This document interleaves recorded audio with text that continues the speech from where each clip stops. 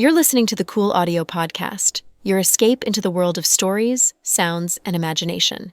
Whether you're driving, chilling at home, or just need a moment to unplug, we've got a story just for you. So sit back, relax, and let the journey begin. After hearing what Max said at the end, the woman didn't say a word and just awkwardly nodded, turned around, and left.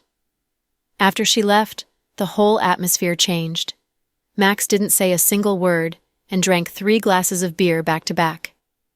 Avery felt that there was something behind this, but because she was not that close to Max, she couldn't ask too much and just drank quietly with him. After a while, Max looked down at his watch for the time and said with a smile, "Ha, it's almost time. I have to get you back. Otherwise, Pudding will kill me. You're a big man. Why would you be afraid of a little kid?" Avery laughed at him. "Stop joking. Pudding is definitely not just a little kid. I really feel like she came back from another life or was even reincarnated. Her IQ is definitely not like someone who's 3 years old. Even adults can't compete with her. You will easily be topped by her." "Haha, are you reading too many novels? Reincarnated? Only you can come up with such crazy things." Avery kept laughing hard. Because both of them had been drinking, Max decided to call a car to pick them up. Max's chauffeur came with his black Bentley. Max and Avery were sitting in the back while they headed towards South Hill Manor. Ever since the conversation with the woman, Max had been feeling down. In the back seat, Avery turned around and asked, "Are you okay?" "I'm fine. Just this little bit of alcohol is no big deal." "I'm not talking about alcohol. I'm talking about your mood," Avery corrected. "Mood? I'm feeling fine. It's my pleasure to be able to invite a beauty out for food before she goes back," laughed Max. "Stop it. No one believes you." Avery smiled. On the way home, they didn't talk much. But after they got to South Hill Manor, the car parked at the front. Max walked Avery to the door like a gentleman. They talked while walking. I'm sorry. I had booked the plane ticket ahead of time. Otherwise, I would have loved to stay longer for your birthday party." Avery felt sorry. After spending this night with him, she found that Max wasn't as annoying as she thought. He wasn't someone who kept pursuing nonstop. She even thought that he had a likable personality. "So? Are you going to make it up to me? Are you going to give me my birthday present ahead of time?" Max was teasing her. "Let me give you a red envelope on Snap." Afterward, she took out her phone and directly transferred $8,888 to Max. "It's not that much money, but it's a lucky number. I'm wishing you a happy birthday ahead of time," said Avery with a smile. However, Max hit refuse on the transaction. You think it's too little?" Avery pretended to argue with him. Yes, I think it's too little. Why don't you just give me the rest of the balance on your bank account? You wish." Avery rolled her eyes at him. "The red envelope. I have to turn it down. But tomorrow, if there's any reason that you can't leave, please be sure to come to my birthday party." Why does something sound a bit off? Avery was a bit confused. Haha, nothing. "Go home and sleep early. It's cold outside, so get back in quickly," said Max with a smile while waving at her. Avery turned around and said goodbye to him. "Okay, then you be careful getting home. And also sleep early." When Avery came home, she was actually worried that someone might be in the living room, which would make her embarrassed. What if her cousin and sister-in-law asked what was going on between her and Max? She wouldn't even know how to explain. Luckily, when she came home, everyone seemed to be asleep already. Just as she was trying to sneak back to her own room on her tiptoes, she heard a voice from behind her. "Auntie, you're back." "What the? You scared me, Pudding!" Even after turning around and saw the little girl, Avery still felt startled. "It's exactly 11:25 p.m. right now, so you came back home on time. It seems like Uncle Cruz is pretty reliable since he's punctual with time," Pudding said as she checked the time with the phone in her hand. "Haha, are you serious?"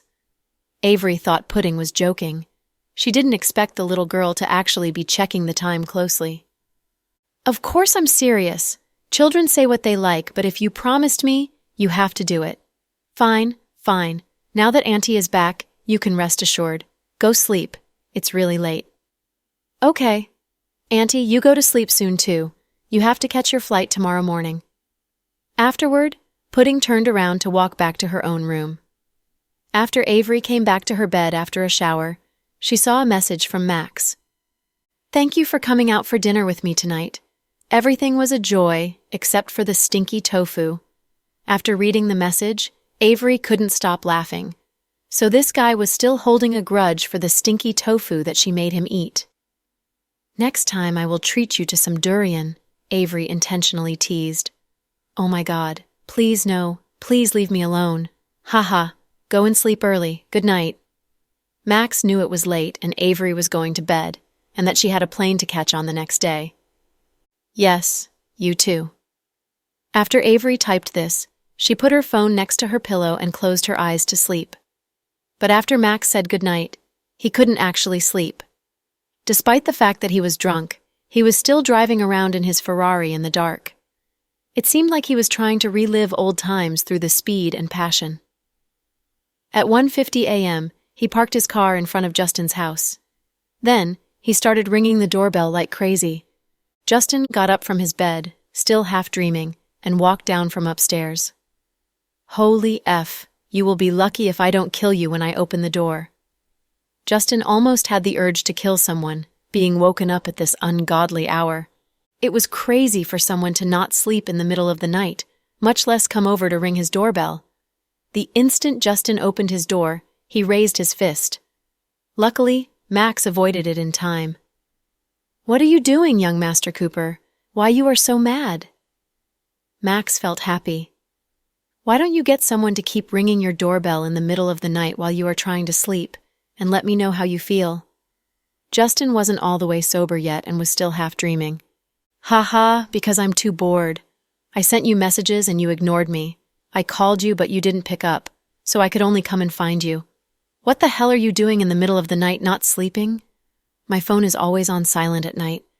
Justin scratched his head, opened up his fridge, and took out a bottle of Coke to drink while still being only half awake. Young Master Cooper, I can't fall asleep. If you can't fall asleep, then go to the red light district. Isn't that your favorite? You can play 2P, 3P, and even, said Justin slowly, after rolling his eyes at him. F. Justin, I didn't know you were so dirty now. You even know about, said Max with an evil laugh while pointing at Justin. One takes on the attributes of one's associates.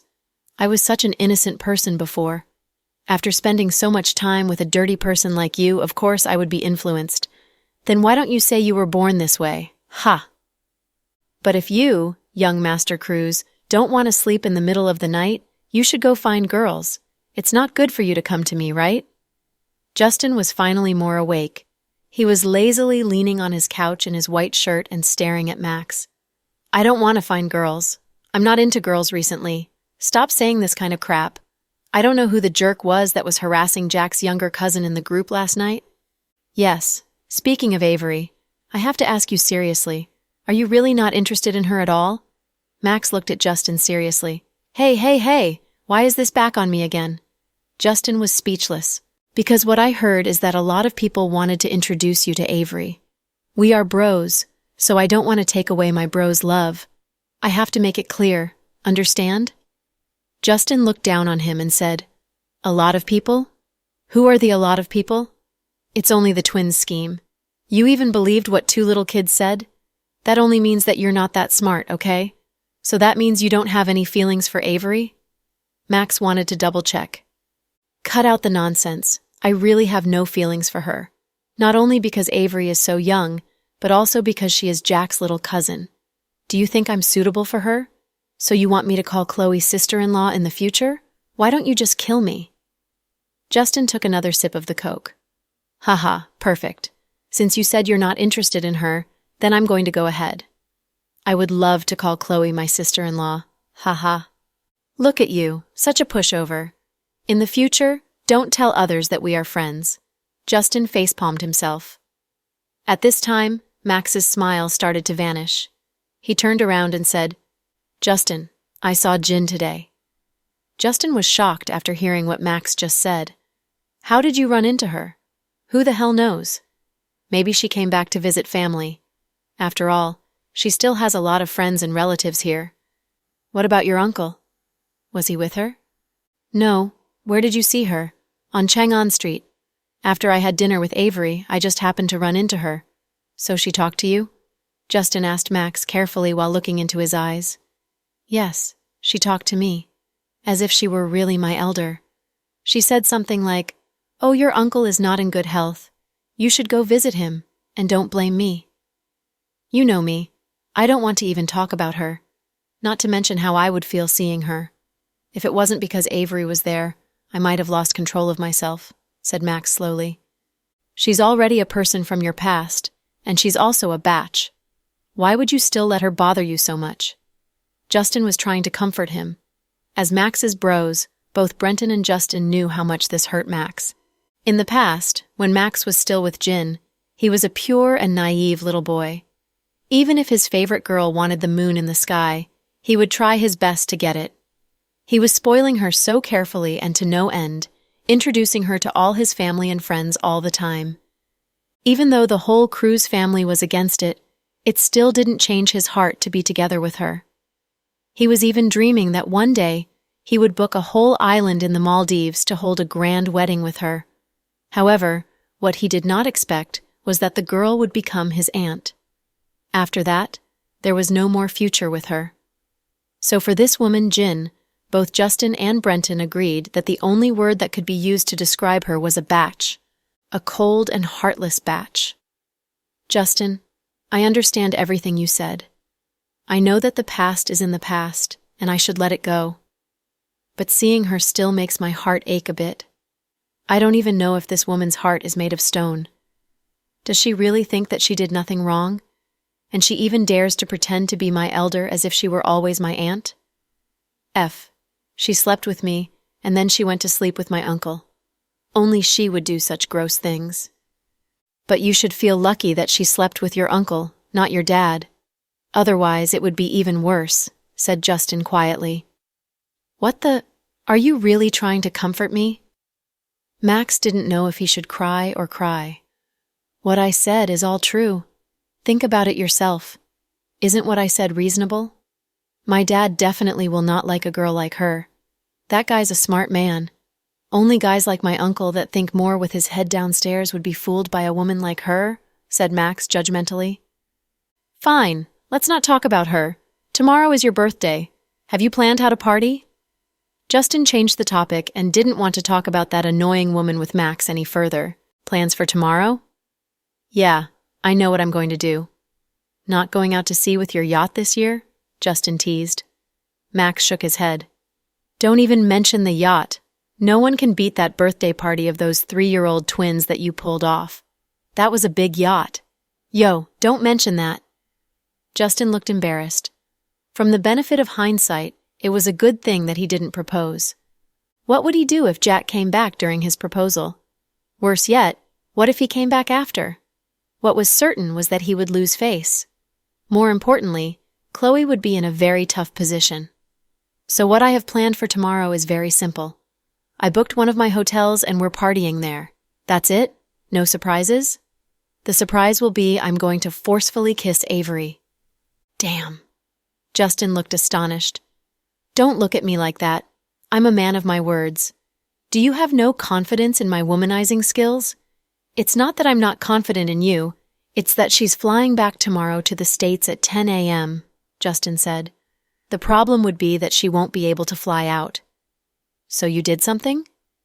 Justin finally realized what was happening. Yeah, but there's also a factor that comes to play, and that's how good my friends are. Haha, Max sounded very excited when he talked about plans for tomorrow. You could see no hints of sadness from his broken relationship with Jin. Just like that, Max stayed over at Justin's place for the night. The next morning at 9:30, Jack, Chloe, and their twins went to the airport with Avery. What happened to Uncle Cruz? Isn't he pursuing Auntie? Why isn't he here? Little Bean complained. People are very realistic, you know. After all, Auntie is leaving the country, so she'd be tens of thousands of miles away from Uncle Cruz. There's plenty of women closer, So why would he have the time to say goodbye to Auntie? Pudding grumbled. Both of you quit whining and get over here. Chloe had told those two to talk less and to stop pretending to be adults. Avery was fine, though. She acted very calmly. After all, her trip this time was a last-minute decision.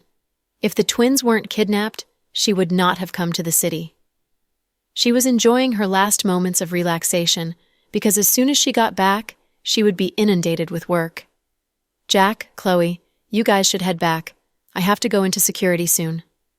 Okay, but take care of yourself, Jack said. Message us when you arrive. We're going to be worried about you, Chloe said. She was holding on to Avery's hands and looked like she was going to miss her dearly. Okay, don't worry about me. I'm an adult now.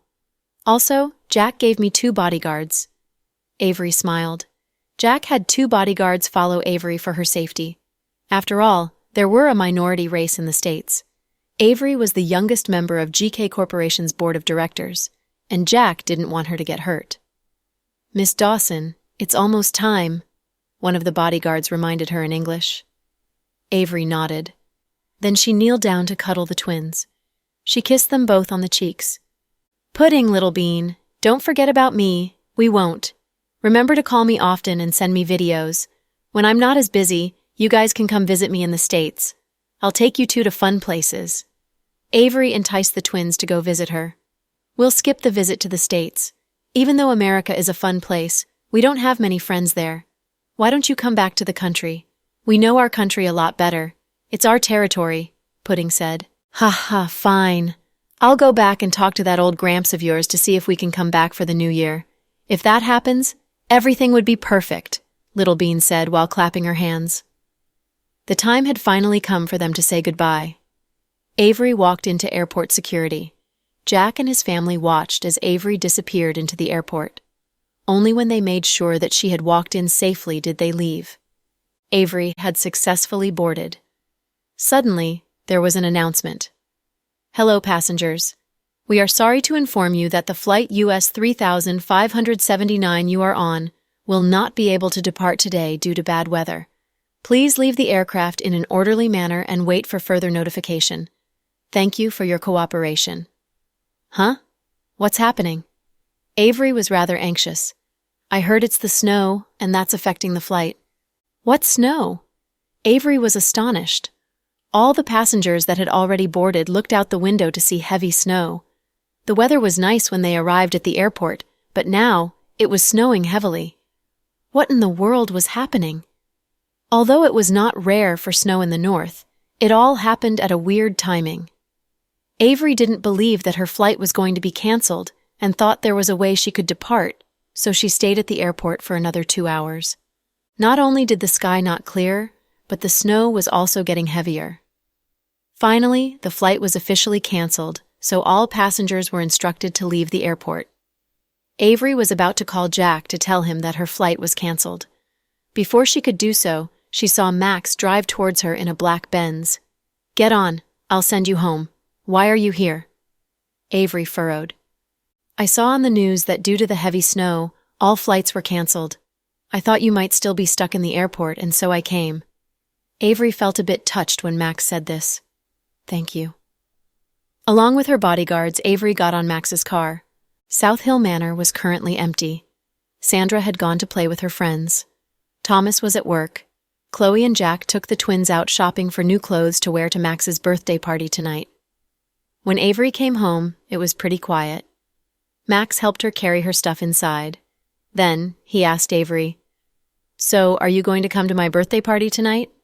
You can say no. That's fine with me. I don't like forcing people into things. Max was trying to act innocent, which was his method of guilt-tripping Avery into his ways. I guess I'll go tonight since I couldn't fly out. Perfect. Let's go then. I'll take you to get a nice dress and shoes. Max was delighted inside. It's okay. I can get them myself. I'm not used to having a guy go shopping with me. I think it's a bit weird. Also, aren't you busy today? I'll just see you tonight. Avery tried to talk her way out of it. Max nodded and said, Okay, that sounds good. Then I'll see you tonight. Remember, though, I'll ask you for a birthday present. Max grinned. Then he turned and walked away. When Max drove back, he put on his Bluetooth earphones and said proudly, "Hey bro, great job on the artificial snow today. F you. I really gave you all this time. The Meteorological Administration called my dad about the snow, and now he's super mad at me. He's trying to dig me out, so I have to run away and hide for a bit." The rich friend of Max on the other side of the phone sounded like he was in a tough situation. "Ha ha ha, thanks man. I'll remember what you did for me," Max chuckled and hung up. He was very happy with the outcome. If anyone knew that the flights were canceled because of artificial snow, people would probably flip. If Avery found out, she might want to kill Max. To him, though, all that wasn't important. What was most important to Max was that Avery could come to his birthday party tonight. Brenton had found out via Snap messages about Max's big scheme. He said with a smile, "Mr. Cruz, if you wanted Avery to stay, you could have just bribed the security. It would have been cheaper. They could have accused her of carrying something that is forbidden on flights. Then, she'd have to stay at the airport.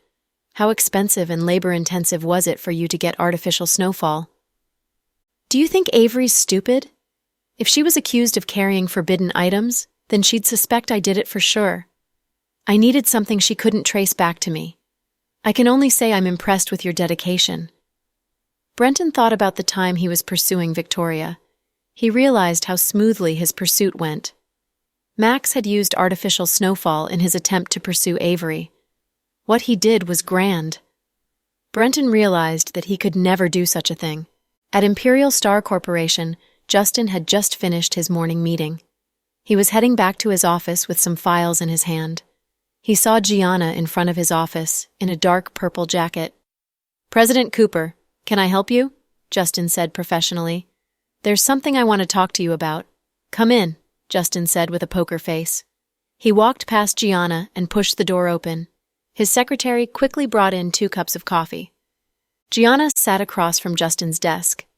With a sweet smile, she asked, "President Cooper, it's Mr. Cruz's birthday today, right?" "Yeah. So there's going to be a huge birthday party tonight, right?"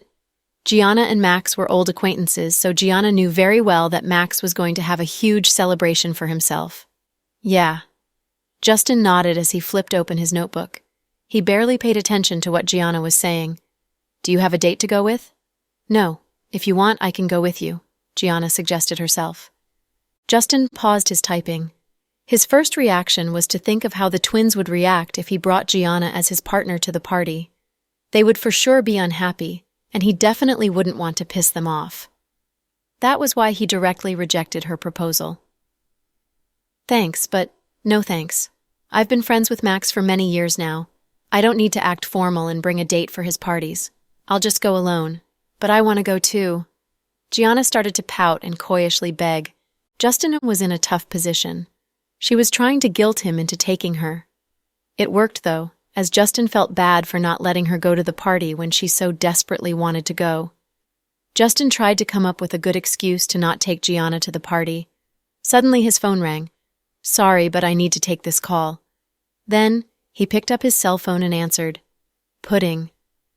Yes, I know. Be good. I'll see you tonight." When Justin spoke to Little Bean and Pudding, he sounded very gentle. Other than Chloe, no one else got that treatment from him. Even though Gianna knew very clearly that he was speaking to children, she still felt extreme jealousy towards them. "Are Pudding and Little Bean going too?" she carefully asked. "Yeah, their whole family will be there." When Justin said this, he did feel a little upset. "President Cooper, Before Gianna could finish her sentence, Justin said, "Gianna, I still have a lot of work to do.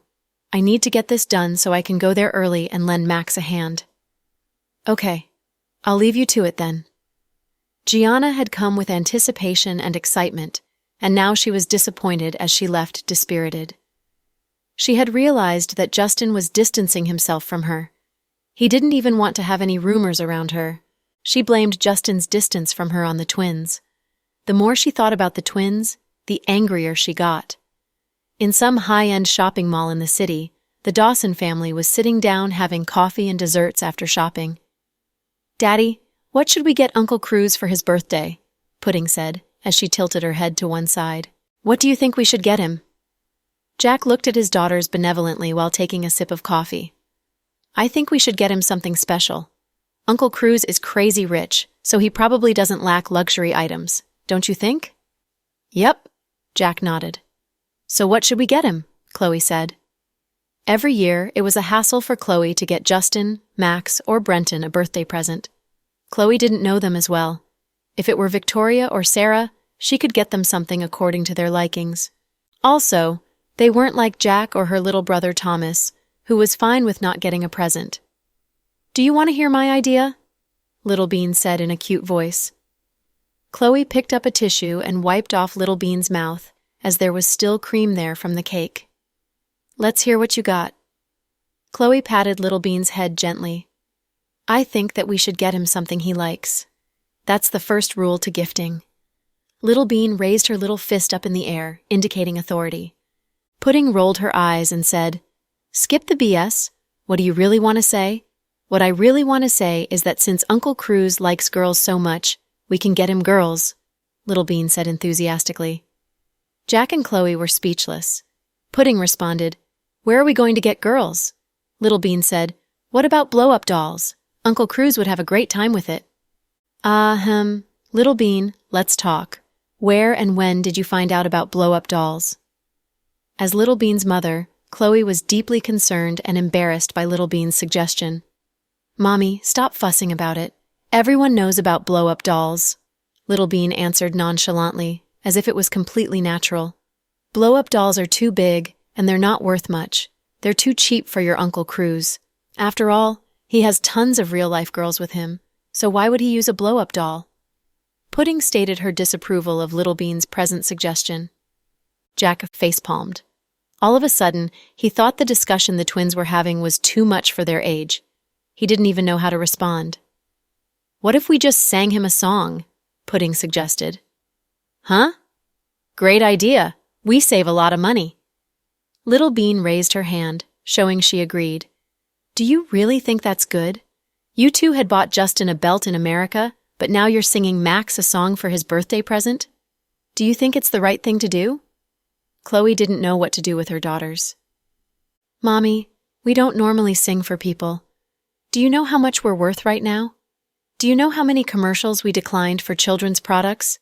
Any one of them would have earned us thousands of dollars, so at the end of the day, if we sing for Uncle Cruz, it'd be worth thousands. He should be happy, Pudding said proudly.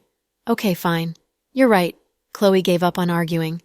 She had discovered that Pudding's debating skills were terrifyingly good. Pudding was sometimes capable of making both Jack and her speechless. At 6 p.m. sharp, Jack drove up to the hotel with his family in a white Maybach. All the media outlets went up to interview and take pictures of them. Jack was in a good mood today. He and Chloe each held onto one of their daughters' hands and walked towards the main entrance. They didn't try to attract any additional attention. Good evening, everyone. We are live at Mr. Cruz's birthday party tonight. Here we have GK Corporation's CEO, Mr. Jack, and his wife, Miss Chloe. With them are their twin daughters who rarely appear in public, the MC said excitedly. The Dawson family walked in. Suddenly, Pudding looked to her side as she recognized a familiar face. Look, don't you think that person looks like Auntie? Pudding gave a slight frown and said, if Pudding didn't mention it, they wouldn't have noticed. Jack and Chloe immediately looked over to the direction Pudding pointed at. It was Avery. She was in a short black cocktail dress with red heels, and she held a luxury brand purse in her hand. Her makeup was light and elegant. She looked like a queen, distant yet beautiful. Yeah, she does look like Avery, Chloe said. Just then, Avery saw them as well, so she quickly walked over. Big brother, sis-in-law, hey you two. Ha, good evening. Auntie, shouldn't you be in the air right now? Little Bean asked curiously. Haven't you guys heard the news yet? Due to heavy snowfall, the flight was canceled. It got delayed to the day after tomorrow, Avery said helplessly. Nope. We were in the mall the whole day, so we didn't notice the snow, Chloe said. So that's why Auntie came to Uncle Cruz's birthday all dressed up? Pudding said while giggling. Did you call your dad to tell him that your flight got canceled yet? Jack asked as he was worried about the American side of the business. Yeah, I told him that my flight got canceled because of the weather. He understands. Avery nodded. That's weird, though. The sky was so clear earlier. Well, it worked out great because you can stay for 2 more days. Let's go in together, Chloe said. Then, she held onto Avery's arm so they could go together. Max was surprisingly low-key today. He wore a deep blue suit with a bracelet-length shirt. His pants were also 7/8 pants, the type currently in style. At the end of the day, he was young and dressed like it. Also, young people can wear anything, and they'll manage to pull it off. As 6 p.m. approached, the hotel started to get crowded as more guests arrived. Max even said he was going to go low-key this time, but it still turned out to be pretty huge. The media was there, and so was the celebrity circle. Many of his family members were also there. This was in no sense the low-key that Max had promised. Other than Max's father and second uncle, his other relatives all came as well. Max was busy greeting his guests. Then, he suddenly saw Jack and his group. Max immediately walked over to greet them. "Welcome, President Dawson, Dr. Green." "Oh, the twins are as adorable as always. You two also look especially pretty." Max kneeled down and gently pinched Little Bean and Pudding's cheeks. Then he looked over at Avery with a smile and said, "You look very pretty in that dress." "Thank you." Avery never enjoyed small talk. Just like many of her family members, she was a proud and cool character. "Come in, everyone. The shows are about to get started. Then, dinner will start at 8. Justin and Brenton are already inside. Victoria is almost here." "She's just picking up Kenneth," Max said with a smile. Chloe nodded. The whole family but Avery walked in. Max had pulled her so she'd stay behind. "Avery, don't go. Wait. There's something I need your help with." "What's the matter?" Avery asked, looking very confused. So as you know, my English isn't that great, but there are some foreigner friends here. Can you be my translator tonight?" "I'll thank you when the party's over," Max began sucking up to her. "Are you trying to take advantage of me? I know you've studied in the States for 6 years. There's no way you can't speak English when you were there for so long. I'm not as stupid as you know. Pick your targets more carefully when you are trying to scam people," Avery said with disdain. "So which son of a batch told you I studied abroad?" Max looked at Avery with despair. "Do you think I'm too dumb to investigate you myself?" Avery flung Max's hand away and walked away proudly. Max facepalmed himself hard. From the looks of it, he had underestimated Avery. Moreover, he was even humiliated by Avery. It seemed like he had to switch to another tactic. Jack and his family were led to the first row. When the twins saw Justin, they ran over and clung on to him. Pudding took the left and Little Bean on the right, each sitting on one side of Justin's lap. "Handsome Cooper, did you miss me?" Little Bean said in her standard cute voice. "Of course. How much did you miss me?" "Very, very much. I missed you to the extent that I was incurable," Justin said with a smile. I don't believe you. If you missed me that much, why didn't you call me or send me snap messages?" "Liar." Little Bean was not satisfied with Justin's response. Before Little Bean could finish her statement, Pudding wrapped her arms around Justin's neck and said, "Why did you come here before us? Why didn't you come to pick us up? Didn't you two come with your mommy and daddy? What do you think of my dress?" Pudding pointed at her new dress. Pudding's was black, while Little Bean's was white. Black and white. Simple, yet elegant. "It's great." Justin gave her a big thumbs up. "What about my auntie's dress? Do you like it?" Pudding intentionally made it tough for Justin. "Your auntie?" Justin suddenly realized that there was another person standing behind them. "Huh? Didn't she go back to the States today?" Justin asked. If he remembered correctly, Avery said in the Snap group that she couldn't make it to the party today because of her flight. Her flight got canceled, so her trip back got delayed, Little Bean explained. "Oh, Justin seemed to have something in mind. So what do you think of Auntie's dress?" Pudding wouldn't let Justin off the hook that easily. "It's pretty." Justin was still rather uncomfortable in such a situation. Just then, Avery walked over. There was an empty seat by Justin. The twins were also nearby, so sat right next to him. Then she greeted him naturally. "Hi." "Hi." Justin greeted back politely. Then, the two diverged into silence. Victoria and Sarah finally made it. They were a bit late as the opening dance had already finished. Kenneth was with Victoria, but Ethan was not with Sarah. "Where's Ethan?" Chloe looked around and asked. "He's not here. He's with my in-laws. Apparently some relatives are here and they want to see the kid," Sarah said in a low voice. "Wow, you've got it easy there. No one to look after today at the party." When Chloe, Victoria, and Sarah sat together, they had endless topics to chat about. On the other hand, Jack and Brenton looked at their phones. The two sat there in perfect synchronization with their phones. Chloe had thought that the twins were only joking when they said they were going to sing. However, soon after the show started, the twins really went on stage. Pudding had told Justin about her plan, and Justin arranged for the twins to go on stage with the party staff. There were at least 800 people in the hotel, and many of them were powerful and well-known figures. The twins held each other's hand and got on stage, not showing any signs of anxiety. The audience immediately burst into a loud round of applause. "Wow, whose kids are those? They're so cute. They're twins. They look identical. They're such adorable children. I think they're President Dawson's daughters. The power of genetics is truly unbelievable." "A children's show? That's so cute. I can't wait to watch them perform." The audience was discussing the twins. Max had just settled down by Justin. First, he looked over at Avery and asked, "Are you hungry?" Avery smiled and shook her head. "Are you cold?" "If you're cold, I can get you a jacket," Max asked. "Thank you, but I'm not cold," Avery said. Justin finally couldn't stand Max and said, "Hey, you pig! Can you keep your voice down and watch the show? Pudding and Little Bean are about to perform. Show them some respect, okay?" "Fine, fine, fine. Who dares to not listen to Mr. Cooper?" Max didn't even dare to look at Avery after Justin shouted at him. Instead, he turned towards the stage and watched the twins. The twins were standing on the center of the stage. Very calmly, they introduced themselves. "Hello, we are the daughters of the GK Corporation's CEO, Jack, and his wife, Chloe. My name is Dina, and I'm 3 years old." "Hello, my name is Delcy, and I'm also 3 years old.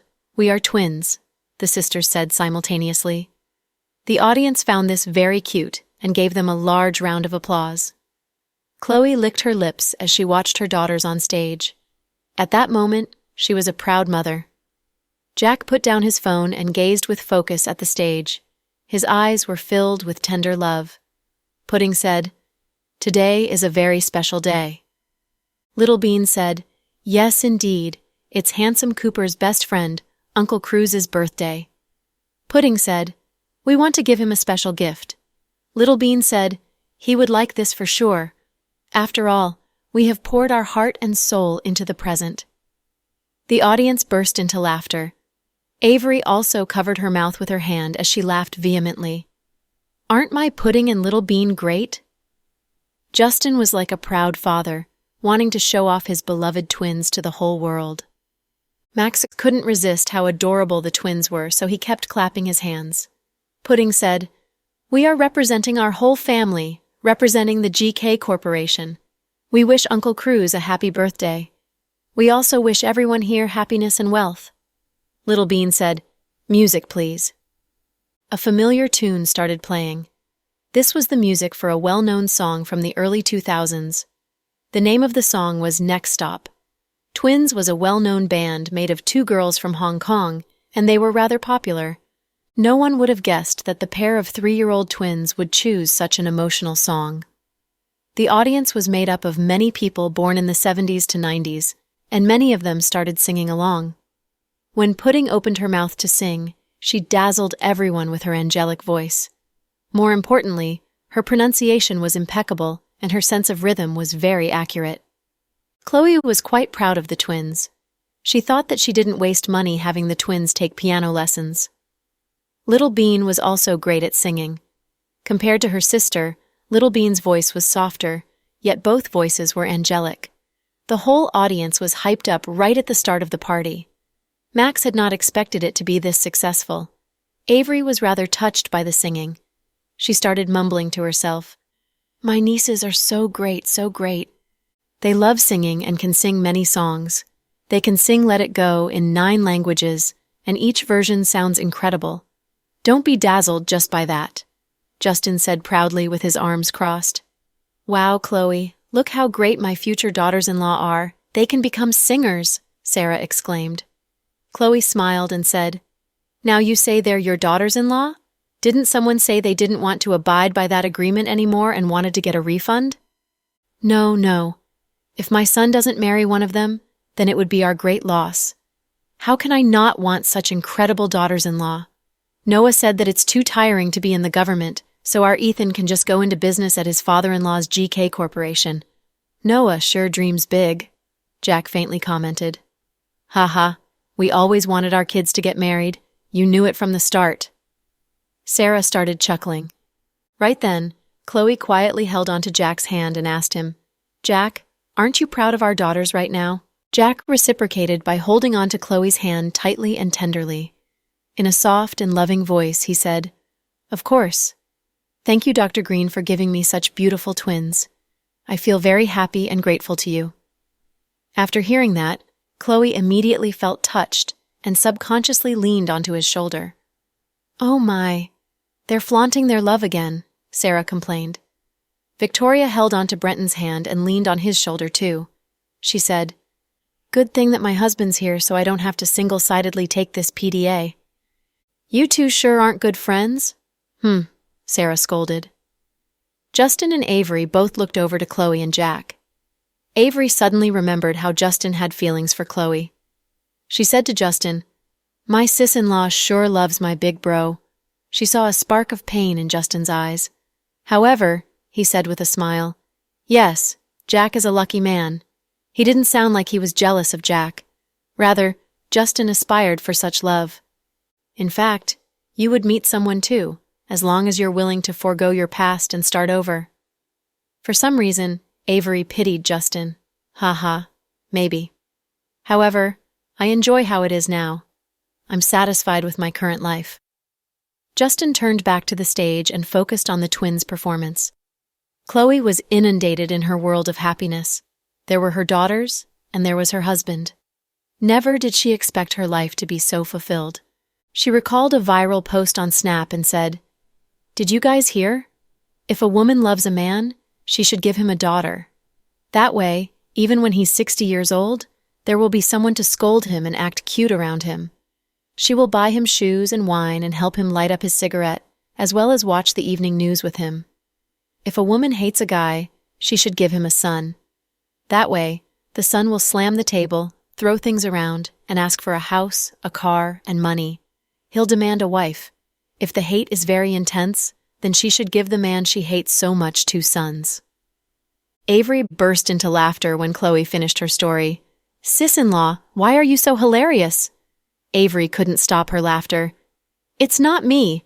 This is from a viral post. You're just bullying me. How dare you? I only have a son. Victoria pretended to be mad. Oh my.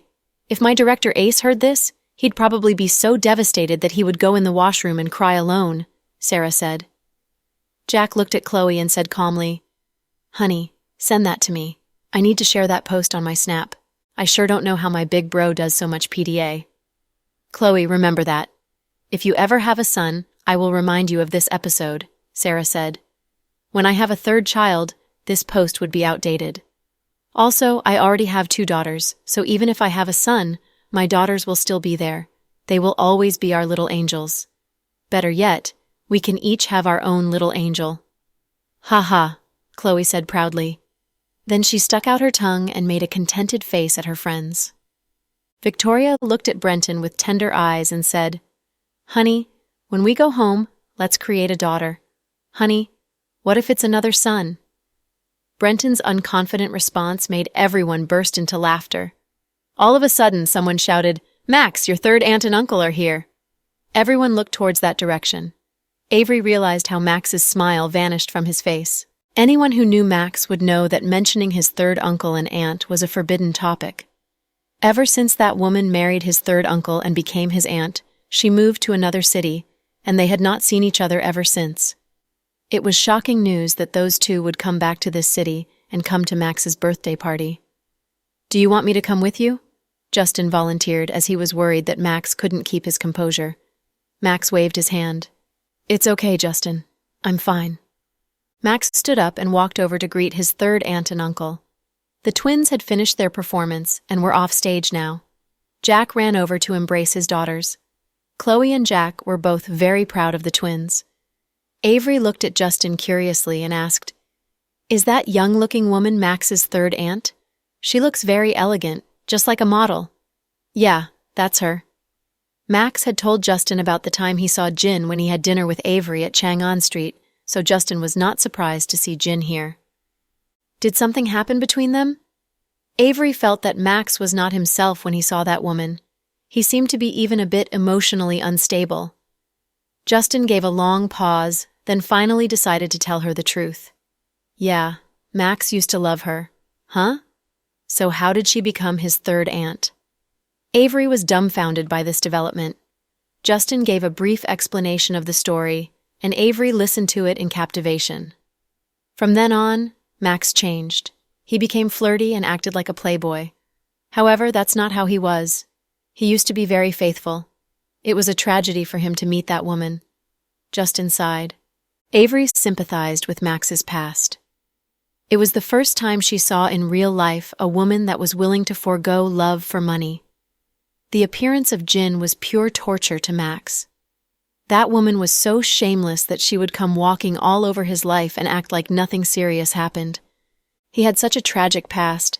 It's no wonder why he always looks so giddy. He's just trying to hide his pain. Thank you, Justin. I understand now. Avery thanked Justin sincerely. You're welcome. Max isn't just playing with you. He's serious about you. Even though it was love at first sight for you, he would never do anything to hurt you. After all, there's your brother and Chloe standing behind you too. I never worried. You guys are the ones that worried too much. After finding out about Max's backstory, Avery suddenly grew a sense of compassion for this man who hid his pain behind a smile. Maybe she was even pitying him. At the end of the day, Max's story was about him loving unconditionally, but being betrayed.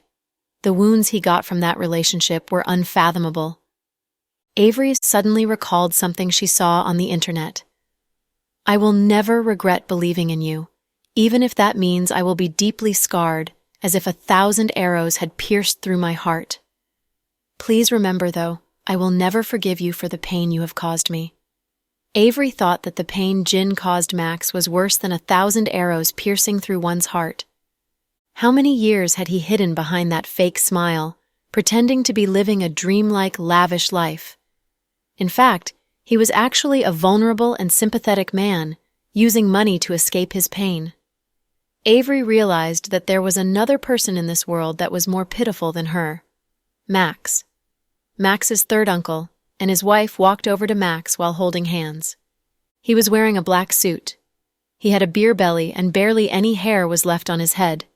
He was indeed a middle-aged man that was nowhere attractive. On the other hand, Jin was around the same age as Max. She was not even 30 yet. She was still in her prime, wearing a red cheongsam with embroidery. She wore it well as she was slim, and her body was sexy. She also wore white fox fur to show off her dignified identity. Happy birthday, Max. Max's third uncle felt a bit guilty for stealing Max's love of his life from him, so he always felt too guilty to talk to Max's father. Even when he had to do business with Max's father, he would simply greet him and have no further conversations. He wouldn't go to family gatherings either, because he felt it would be very awkward. You're here, third uncle.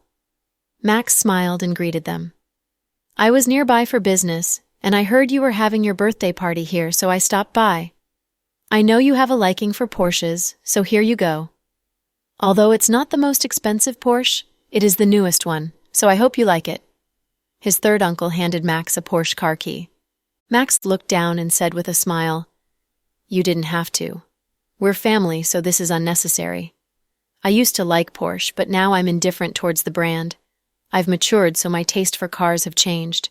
You can just leave this car for your wife, but I thank you for the thought. Max intentionally glanced over at Jin with a smile. His uncle and his wife looked at each other.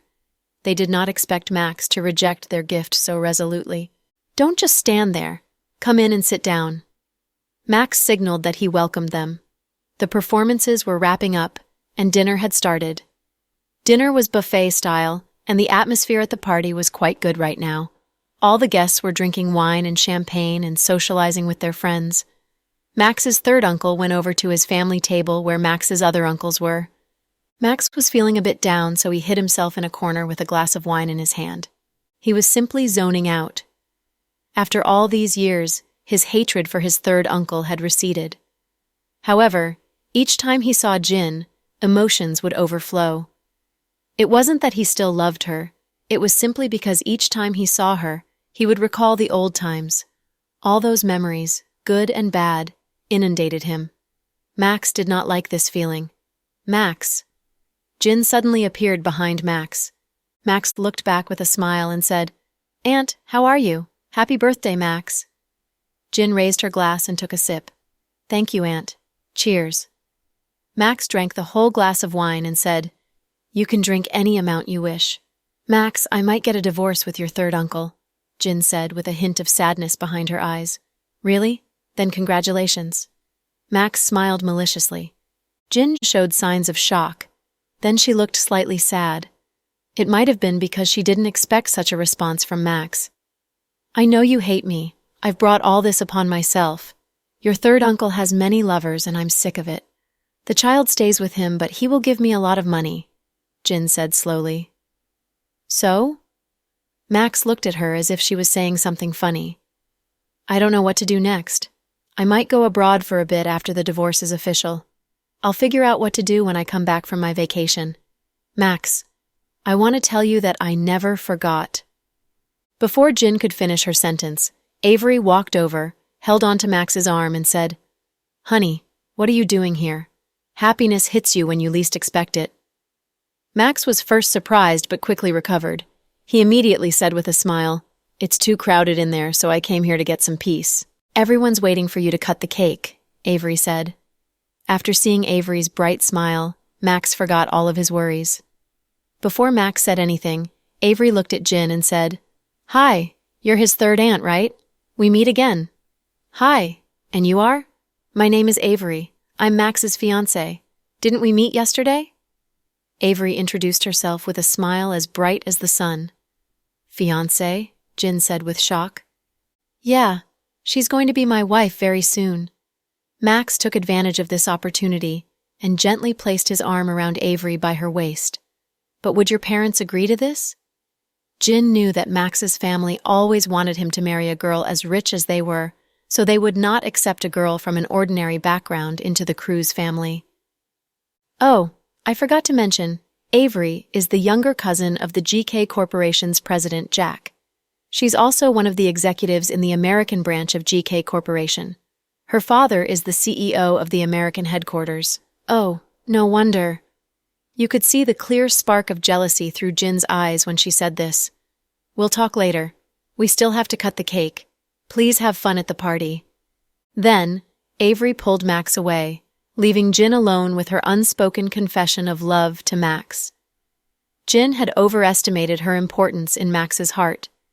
She tightly gripped onto her wineglass, thinking that Max would accept her back into his life after her divorce with his third uncle went through. Even if she couldn't be his wife, she could be his lover. However, from the looks of it now, her plan would not succeed. That girl called Avery was too overbearingly brilliant. She was beautiful and came from a strong and powerful family. The rarest of all was the look in Max's eyes when he looked at her. After walking a far distance away from Jin, Avery quickly let go of Max's hand. "What's the matter, fiancé?" Max said delightfully. "Who's your fiancé?" Avery rolled her eyes. "Weren't you the one that just said you were my fiancé? I was trying to save you, you know." "Save me?" Max responded in a surprised. "I know about you and Jin," Avery looked down and said slowly. The look on Max's face changed. However, he quickly said with a smile, "Oh, you mean that. It's a long time ago. I hope you don't misunderstand. Right now, she's just my third aunt." "I know, but I don't want to see her taking advantage of you and acting all wonderful whatsoever. She betrayed you, but now she's pretending to be innocent. She's the Queen of Batches. Queen of Batches. Haha, I'm sure she'd love that nickname. Max chuckled. Stop laughing like that. You act like you're a tough guy, but why are you letting them walk all over you like that, huh? This is your birthday party. How dare that pathetic couple come in and try to ruin your party? If I were you, I'd kick them right out. Avery had a tough personality, so she couldn't take it when Max's third aunt and uncle came here and acted as if they were so great. They aren't here to flaunt their relationship. Third uncle's business isn't doing that great, so he's trying to get my dad to help. That woman said she was going to divorce him, so she's probably come to regret her actions and try to get me to take her back. All that has nothing to do with me now. She is only a person that lives in past pictures now. Avery burst into laughter after hearing Max's explanation. What are you laughing about? Max asked, looking very confused. She lives in your photos? You're making her sound like she's dead. Avery laughed. I'm only speaking the truth. She's dead to me. Although I like women, I have no intention to sleep with my uncle's wife. Most importantly, I don't have the tendency to take back thrown-away used stuff. Okay, I'm glad to see you with such a good attitude towards this. Then, Avery turned around to leave, but Max grabbed her. What? Cut the cake with me. Before Avery could say anything, Max held her hand and led her towards the center of the crowd. It was a 7-layer cream cake decorated with light blue frosting. It was very pretty. There were words on it that made the cake a bit less pretty. Young Master Cruz, happy forever birthday. One of his rich friends had spent a fortune making him this cake. Young Master Cruz, make a wish, the crowd shouted. I'm not going to make a wish. My wish has already come true. Then Max held onto Avery's hand, and together they cut the cake. The crowd burst into applause. Then, Max grabbed some cream off the cake and wiped it on Avery's face by surprise. Uncle Cruz is trying to get himself killed. Little Bean covered her eyes. He's gone too far. Auntie is going to kill him now, Little Bean exclaimed.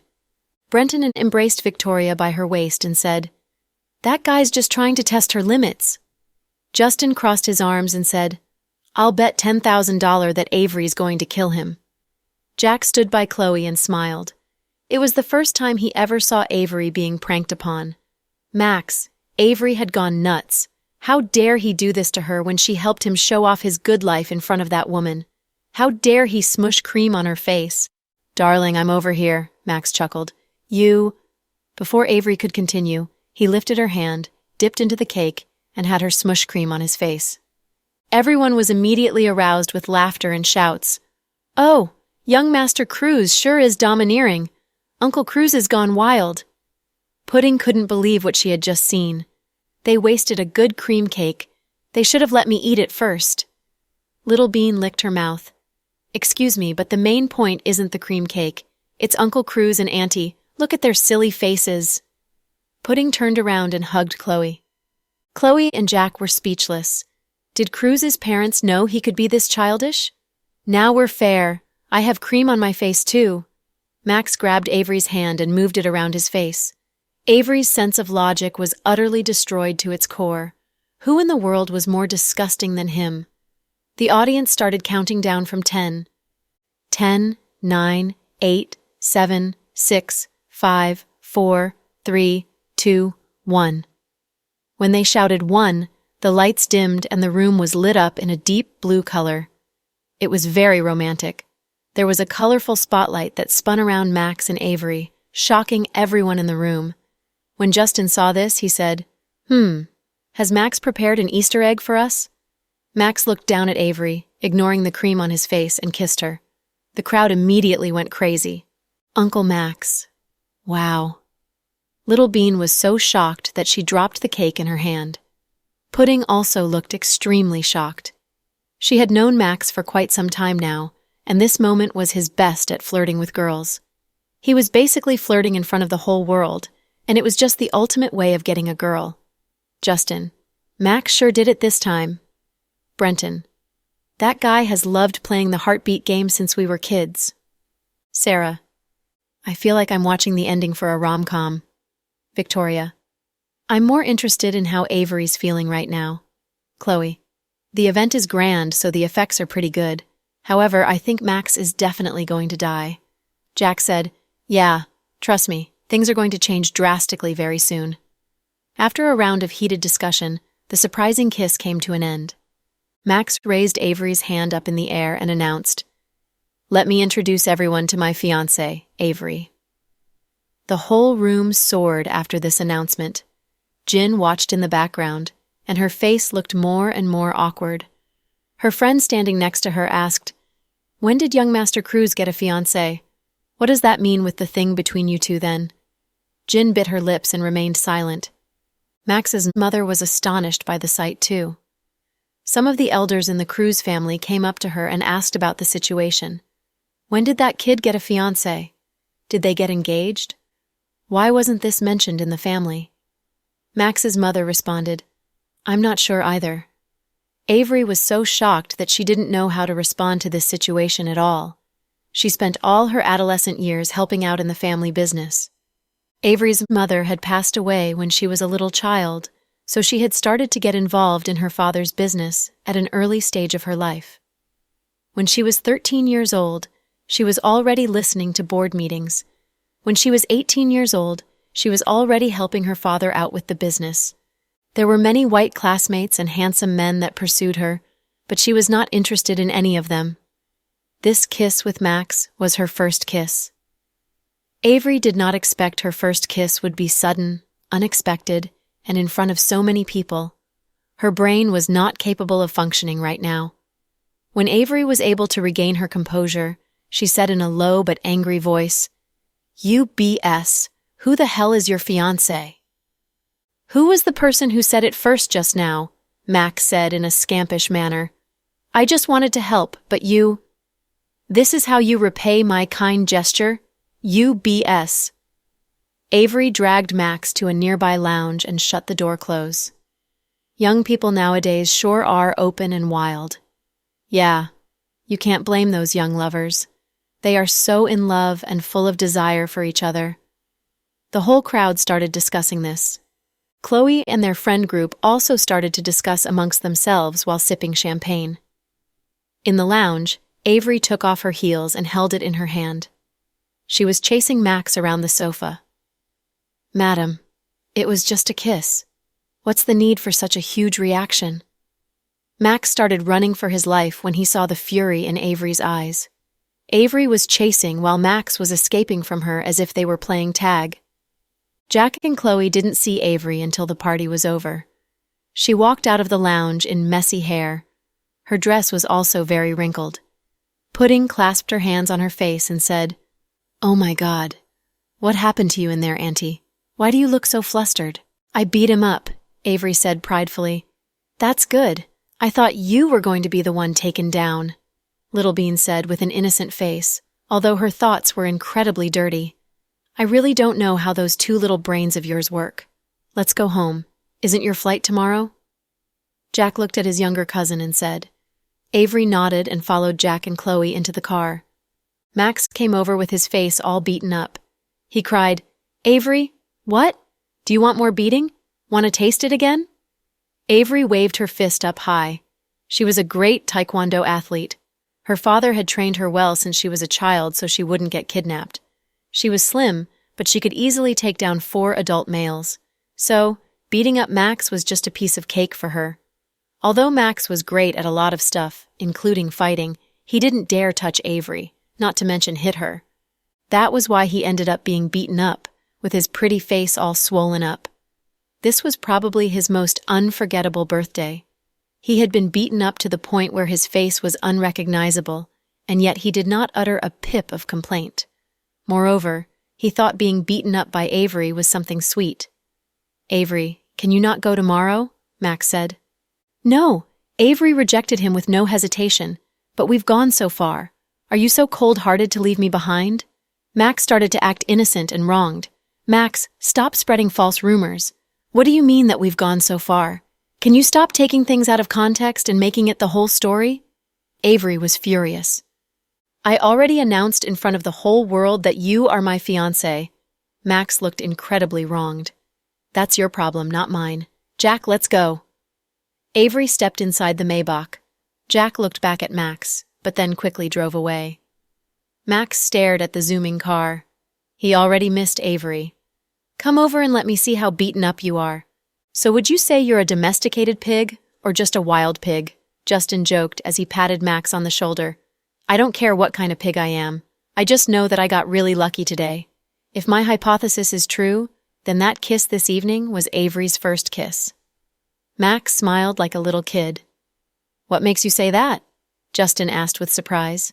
"She's stupid. She literally had no reaction, as if she was some dead fish. That can only mean she doesn't know how to kiss someone. Haha, I'm probably the first man that touched her like that." "And your head's all swollen." Justin reminded Max of reality. "That's not the main point. The main point is that I kissed her. Isn't the trade-off too expensive? If we extrapolate, then if you were to F her, she'd cut your dick off," Justin joked. "Damn it, that's not going to happen. I'm looking forward to her to give me pleasure." "Okay, we shouldn't go so deep. Let's go to another place for my after party." "What is there to celebrate? You already look so beaten up. What's going on in your head to make you so forgiving?" Justin teased him. Brenton and Victoria had left a long time ago because they missed their son. Only Justin, who was still single, would stay behind and deal with Max's craziness. "I'm very happy today. Brenton has a son, but we're still bachelors. We can have all the fun for ourselves." Max hung on to Justin and led him towards his sports car. Suddenly, someone called him. "Max," it was a familiar voice. "Mom." Max looked back with a bright smile. "Oh my God, what happened to your face?" Max's mother saw her son wounded. She was worried sick. I just had too much to drink and bumped into a wall by accident," Max explained. "Why were you so careless?" "So what's up, Mom?" "I was just about to get a drink with Justin. I'll talk to you when I get home." Then, Max turned around and was about to leave. "No, you must come home tonight. We need to talk about your engagement." Max's mother was normally a loving and amiable person, but this time, she sounded very resolute. Auntie's calling you home. We can drink another day." Justin saw the situation, so he immediately backed out and ran. Then, Max followed his mother. They got into a Bentley to go back to the Cruz residence. In the Cruz residence, the whole family was surrounding Max and questioning him. "So the situation is like this, and Avery's background is like this," Max explained to the family, as he saw there was nothing he could hide. When Max's mother heard the whole story, she said, "She comes from a good family. GK Corporation is huge. Regardless of it being in the States or in the country, it's a great company. The problem is, how long can you last with this girl? She's still young, isn't she? Does she want to settle down?" "Mom, you're thinking too much. We're in love, and we haven't considered that yet. Also, I love her because she has good looks, a nice body, character, and temper, not because of the fact that she's one of the successors of the GK Corporation. I told you everything so you won't have to worry about me. Can you just leave everything else to me?" "I just thought you acted brazenly because you wanted to show off to that batch Jin," Max's mother said seriously. "I felt terrible when Jin and Uncle came, but I was absolutely sober. Time heals all wounds. She's not that important to me anymore. Mom, can you not underestimate your son?" "It's best if you weren't," Max's mother nodded. "I heard from your third uncle that they're getting divorced. Although my brother isn't the best guy in the world and he's been cheating on Jin, Jin isn't a simple woman either. Max, you should stay as far away from her as possible," Max's aunt warned him. "I know. You guys don't have to worry about me. I don't even want to deal with my third uncle, regardless of being personal or business. I'll leave whatever is related to you guys." "Okay, I'm tired. I'm going to bed," Max said. Then, he turned around and walked away. Max was different from Justin. Justin would go home frequently, but Max doesn't go home often. After he moved out, he didn't even go home during the New Year. He was already used to being independent. Max drove home to his mansion. The first thing he did when he got in was to take out his phone and send a message to Avery on Snap. Max wrote, "Hello, my fiancé, are you asleep?" Avery wrote back, "Get lost." Max wrote, "If you tell me to get lost, I will get lost. But if you regret that, I'll come running back immediately, no matter how far I went." Max responded, "Okay, No more jokes. I really wanted to thank you for what you did for me in front of Jin. Avery said, So, a thank you is enough? How about an apology? Avery was clearly referring to the forced kiss. Max said, Apology? For what? What's wrong with kissing my fiancé? Avery said, This again? Who is your fiancé? Stop thinking so highly of yourself. Max responded, We need to be responsible for our promises. Young Madam Dawson, you were the one that admitted you were my fiancé. Are you eating your words now? Well, I don't care. From now on, you're my fiancé. Avery said, You wish. Max said, So Avery, can you stay? I'll miss you if you go back to the States. Avery didn't respond. After a while, she suddenly asked, So now, are you completely over that woman? Since Avery was so deadly serious, Max decided to respond seriously this time as well. He pulled down his necktie and took off his shirt to lie on his sofa. He was leaning in a corner and gave a lot of thought into the answer. Then he responded, The past is something that built me, and I value it. Yet, I don't want to go back in time. This answer had somewhat surprised Avery, but she was very satisfied with it. She suddenly admired Max's state of mind. If he said he had forgotten about Jin as if she was a stranger to him now, she would not believe him. After all, she had wounded him deeply. From earlier tonight, Max had a big reaction when he saw Jin, and everyone was there to witness that. If he said he hadn't forgotten about her, Avery might have felt used because he had kissed her tonight. Max had not really missed Jin all this time.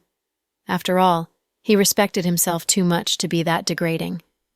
Max's answer was a bit romantic. It inferred that he really did love her when they were together. However, he emphasized that it was all in the past. He wasn't holding on to the past, and he would never forgive what she had done to him or go back to her. Avery suddenly thought Max's answer was rather manly. Max asked Avery after she didn't respond, Young Madam Dawson, are you satisfied with my answer? It's okay.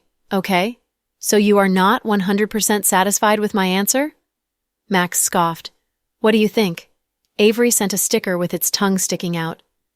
Max suddenly realized something, so he sent her a voice message asking, Where's my birthday present? Oh no. Crap.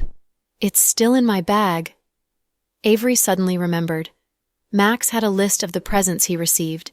He had someone count and list out what he had received and from whom. Max profited from his birthday parties. Even with a lavish lifestyle, he wouldn't be able to use up his gifts in a year. His family would give him luxury cars and houses because they wanted his father to like them. Celebrities who worked with the Cruise Corporation would gift him jewelry. Max's friends would also get him a lot of expensive stuff that could pile into a mountain. The things that Justin, Brenton, and Jack gave him were all worth over $5 million. If an ordinary person saw these things, it would blow them out of their minds. When Max came home, he was holding on to the list of presents. However, no matter how hard he looked, he couldn't see Avery's name. So this girl came empty-handed? He was a little disappointed.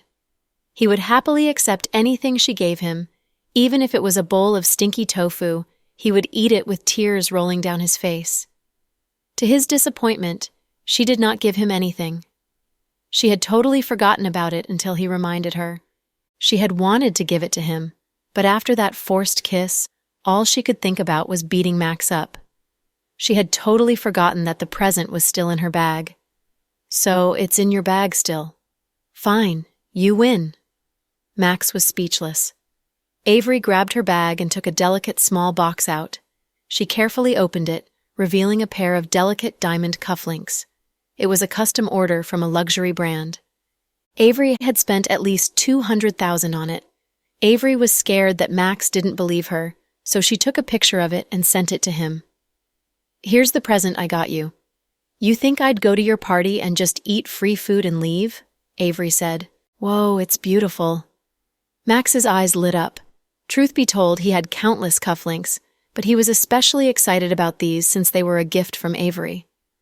How about I go and pick them up now? Max asked, half jokingly. Right now? Forget it. It's too late for you to come, and it'll wake up my big brother and sis-in-law. How's this? I'm heading to the airport tomorrow, and the twins and Jack are dropping me off. I'll give the cufflinks to Pudding to give to you. After all, they hang out with Justin a lot. That sounds like a hassle. How about I pick them up in the States sometime? Max offered.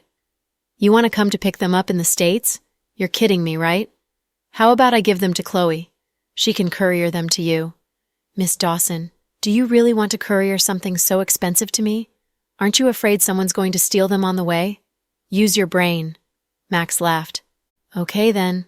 Anyways, I'm going to leave them at my big brother's house for them to give to you. I said I didn't want that. Keep them with you. I always go to the States, so I'll pick them up in person, Max insisted. In the end, Avery compromised. Okay then, I'll keep them with me. Call me when you come to the States. I live in Los Angeles and usually travel between Los Angeles and New York. Call me when you get here. I'm going to bed now. It's been a long day. I might not be able to wake up in time to send you off tomorrow. Okay. Although Avery and Max didn't have anything extra going on, she was still a bit disappointed to hear that he wouldn't be sending her off at the airport. Avery wondered if men were all so fickle. He stopped courting her as soon as he kissed her. Avery placed down her phone and pulled up the corners of her comforter. However, she wasn't sleepy at all. After the twins came home, their grandma took them upstairs for a bath, and then they went to bed. Chloe could therefore relax, and after she and Jack showered, the two of them climbed into bed. Honey, what in the world do you think happened today? Chloe was still bewildered by the events of the day. You mean Max and Avery? Jack asked as he placed his arm around her. Chloe nodded. It's really weird. It's fine for Max to mess around with us, but was it a good idea for him to call Avery his fiancée in front of all those people? What if other people think they're getting married for the family business? So what if they do? It's not a bad thing for us since the Cruise Corporation has a lot of assets. I actually want us to cooperate. As for their personal business, I still think they should see how things go. Why? Do you have anything against Max? Jack traced a finger down Chloe's face with a smile, trying to guess what his wife was thinking. To his surprise, Chloe said in all seriousness, I really don't. Although Max can sometimes be really liberal with his words, and he even accused me of being heartless with Justin, I understand his actions and even appreciate him for doing that. He's best buddies with Justin, so it's natural for him to stand up for his friend. It just means he's someone who values his personal relationships. Plus, Max and I never fought about anything else, and he even helped our family when GK was in a crisis. I owe him a lot, so I really don't have anything against him. I've always treated him like a good friend, and I always call him over when we have gatherings. He also sends me red pocket money during the holidays.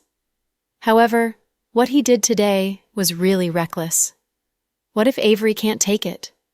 Plus, if they're really dating, it will be full-on long distance. From what I see right now, Avery's not coming back to the country, and her dad still needs her help around the company. How long do you think they'd even last? Chloe said worriedly, but Jack chuckled at her remarks. Why are you laughing? This is a serious conversation. Chloe glanced at Jack with a confused look on her face. Honey, I just think you're thinking too much at this point. From how I see it, they're not even dating. I know Avery, and I also know that she's not one to easily date another person, so you really don't have to worry about long distance and all that. It's really not necessary. It's all in the future. What we have to do now, though, is go to bed. Then, Jack reached out to turn off the lights and tightly hugged Chloe from behind. The next morning, Chloe had an early breakfast and went straight to work at Southside, while Jack drove Avery and the twins to the airport. Pudding. Auntie, you're really leaving this time, right? Avery. Why? Are you bored of me now? Pudding. Of course not. I want you to live with us forever. Avery. Forever? You sure are greedy. Little Bean. Wrong. We're not as greedy as Uncle Cruz. He was the one who kissed you in front of all those people. Avery. Can we not talk about this? I'm leaving. Can't you guys leave me something else to think about? Little Bean. Fine. We'll let you off the hook. We promise not to tell Granduncle about this. Avery was speechless. Thanks, I guess, Pudding said as she pointed at the VIP entrance. Auntie, it's almost boarding time, You should line up for security. I'll be off them. Why isn't Uncle Cruz here to send you off? What a jerk. I can't believe he would run away right after kissing you, Pudding complained. Ahem. I'm glad he's not here. I might not be able to control myself and beat him up again if I saw him. Avery laughed awkwardly. Just then, Jack walked up and handed Avery her carry-on. You should go in now. Call me when you get there. I will, big brother. You should leave with the twins. I'll be fine. I have all my bodyguards. Then, Avery waved goodbye and once again boarded the plane with her bodyguards, while Jack left the airport with the twins in his Maybach. Before driving off, Pudding looked up at the sky. Today's a nice day, blue sky and white clouds. There's not going to be a snowstorm today. Auntie's going to arrive home smoothly. Daddy needs to go to work. Do you guys want to go home or come with me to the office? Jack looked lovingly at the twins. Daddy, I have somewhere I want to go, but I'll only tell you if you promise not to get mad, Little Bean said as she licked her lips. So, you want permission before the fact? Did you learn this from your mom? Jack smiled. Chloe used to use this tactic against him. She would ask for forgiveness before making a mistake. Say yes first, Little Bean demanded coyishly. You know I would say yes to anything you guys want. Mr. Dawson was a head-to-toe daughter spoiler. Pudding and I want to go play at Imperial Star, Little Bean said vaguely, testing out the waters. Jack was speechless. You guys want to go see Justin? Yeah, we haven't seen him in days and want to go play with him at Imperial Star. Can we? Although Jack was a little jealous, he couldn't help but say yes to his loving daughter's request. In the end, he clenched his jaw. Sure, I'll drop you guys off. Then, he and the twins headed towards Imperial Star. On their way there, Pudding excitedly sent Justin a snap message. We'll be outside your company in 40 minutes. Come greet us? Justin replied almost immediately, Yes, ma'am. As soon as Avery boarded the plane and sat down on a first-class seat, she heard a familiar voice. Hey, Avery, what a coincidence. Avery turned to the side and almost went crazy when she saw who it was. Why are you here? Avery stuttered out of surprise. What in the world? Never in her right mind would she have expected to see Max sitting next to her on an airplane headed for the United States. I'm here for my birthday present. Max copied Avery's stutter. Seriously? You could have just come to the airport. Why board the plane? Avery was completely flabbergasted by Max's actions.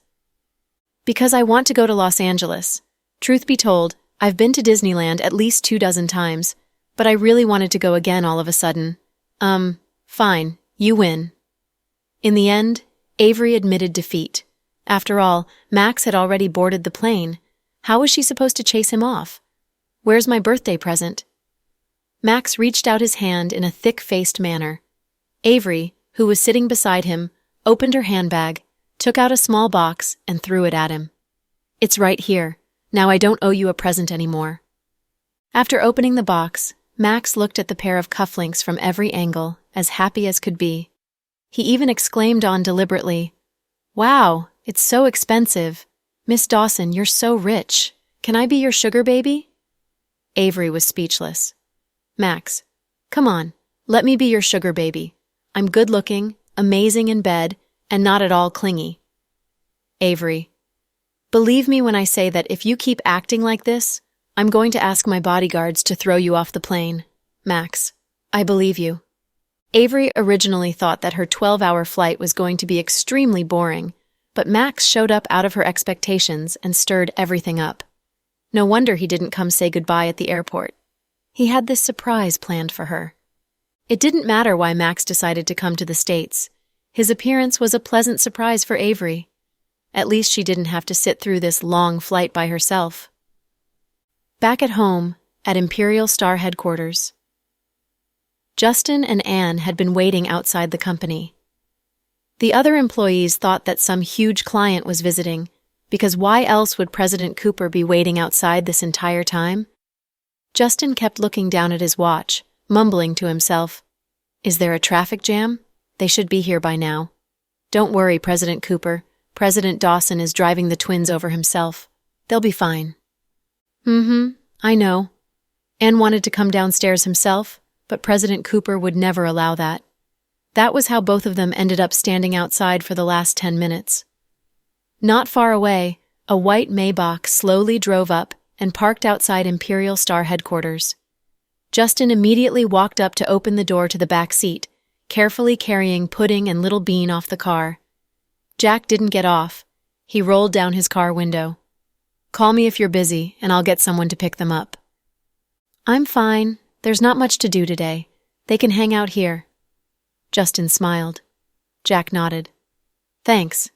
It was normal for this man to speak as few words as possible. It's not a problem." After a polite exchange, Justin led the twins into his company. Pudding and Little Bean were wearing identical outfits today: black leggings, white snow boots, and red capes with tassels. Their hair was down, and they were each wearing a black beret. The twins sure looked cute. Almost everyone in the company knew that the twins were like daughters to Justin. The newer employees who didn't know who they were even thought that the twins were here to film some sort of commercial. Justin took the twins straight to his office. As soon as they went in, Little Bean began acting cute. "Handsome Cooper, I want macarons." "But your mommy said to not always let you eat sweet things." Justin hesitated. "But I love macarons. Plus, Mommy's not here, is she?" "If you don't say anything, she'll never know," Little Bean said as she tried to tear down Justin's will to refuse her. "You can only have one, okay? I'll take you guys out for something even better at lunch." "Deal." Little Bean immediately nodded. "Pudding, which flavor macaron do you want?" Justin turned around to ask. Pudding, who was sitting with her back against Justin's leather couch, replied proudly as she played on her phone. "I don't want any. I'm trying to maintain my figure." Justin gave Pudding a thumbs up. "Good girl. I plan to maintain my figure in about 20 years. Little Bean cut in matter-of-factly. In 20 years? Won't it be too late by then?" Justin laughed. "Of course it won't be. I don't plan on dating anyone during this time anyways." Little Bean responded resolutely. Justin was just about to shoot Little Bean a compliment, but she added, "I'm going to eat all there is on this planet during these 20 years. So, Handsome Cooper, where's my macaron?" Little Bean proceeded to ask Justin with big puppy eyes. "Ann." Justin wanted to give orders, but Ann immediately knew what his boss wanted. He asked, "I'll go buy them at that shop they always like to eat at. Little Bean likes the pink ones, right?" "Thanks, Uncle Ann. I love you." Little Bean immediately winked at Ann. Pudding saw how much of a slave Little Bean was in front of food, and she couldn't help but sigh at her sister's little to none willpower. "I really didn't have a choice when God made us twins, did I?" "Come on, don't sigh. Only if I'm chubbier will you appear to be the skinnier one. When we meet cute guys in the future, you can take your pick first, and I'll settle with the less handsome one," Little Bean offered generously. "Thanks, but no thanks." Pudding went back to playing on her phone after rolling her eyes at her twin sister. Justin sat down behind his desk and went back to work, while Pudding played with her phone, and Little Bean enjoyed her macaron. Ann, on the other hand, waited quietly by the door. The four of them didn't say anything to each other, but the atmosphere was as harmonious as could be. At about 11:30 a.m., Justin looked down at his watch and stopped what he was doing. "Are you too hungry? What do you feel like eating?" "I want soybean paste soup, kimchi, and Korean-style sushi." Pudding put down her phone and answered in all seriousness. "I agree." Little Bean nodded almost immediately. She never argued against food. "Deal. I'll take you guys to a nearby Korean restaurant. Let's go." Justin responded excitedly, as ushered Pudding and Little Bean towards the door of his office. Before they even left, Gianna pushed open Justin's office door. She was wearing a long leather jacket and a pair of sunglasses. With a big smile, she greeted the twins. "Pudding, Little Bean, when did you guys come?" "A long time ago," Pudding replied distantly. "I was doing a commercial in the studio and had no idea. Why didn't you tell me? I could have prepared some gifts for you two. We're going out for lunch. Did you need something?" Justin looked up and asked without much interest. "Oh, I wanted to ask you if you wanted to have lunch together, President Cooper. I wanted to talk to you about work. How about we chat over lunch?" Gianna tried to use work as an excuse to ask Justin out. However, Pudding snapped back before Justin could respond. Handsome Cooper has his own life. He's busy enough every day. Can't you let him enjoy lunch in peace? Talk to him after lunch. He needs to be able to eat without thinking about work. Upon hearing this, Gianna froze for a second. She felt a bit awkward and was obviously unhappy. So, are you sure you want to have lunch with us? After all, we really don't want you to come. Little Bean looked at Gianna with her round, innocent-looking eyes and added insult to injury. Everyone knew that Pudding and Little Bean didn't like Gianna. The latter, on the other hand, felt embarrassed, since the twins were downright rejecting her in front of Justin. Therefore, she smiled awkwardly. Oh, if that's the case, you guys should go eat. President Cooper, let's talk later. Upon hearing this, Justin nodded, satisfied with her decision. Then, he and the twins headed towards the elevator, with them following close behind. The four of them went to a Korean tatami-style restaurant. The twins sat on one side while Justin and Anne sat on the other. It was quite a formal setting. After the dishes were served, the four of them chatted as they enjoyed their meal, and talked about work with Justin, while the twins listened carefully without saying a thing. After lunch, Pudding picked up a napkin and wiped off the corners of her lips. Handsome Cooper, I have an important question I want to ask you. Sure, Justin added. I wanted my auntie to end up with you, but Uncle Cruz ended up snatching her. Are you really okay with that? Oh, that's what you want to talk about? Justin smiled. Little Bean added unhappily, Handsome Cooper, I didn't want to say anything, but you suck at picking up girls. Look at Uncle Cruz and then look at yourself. You're a night and day difference. Girls will never fall for a dull guy like you. The problem is that your auntie is not my type.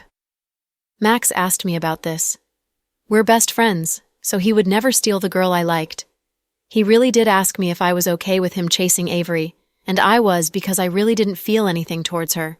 So if Max did, who am I to stop him?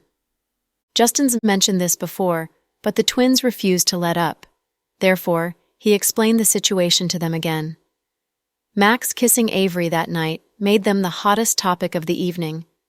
When Justin got home that night, even Brenton messaged him about it, asking how he felt. The truth was, Justin didn't feel anything. That evening, the only thing playing in his mind was Chloe being all lovey-dovey with Jack, and how jealous it made him.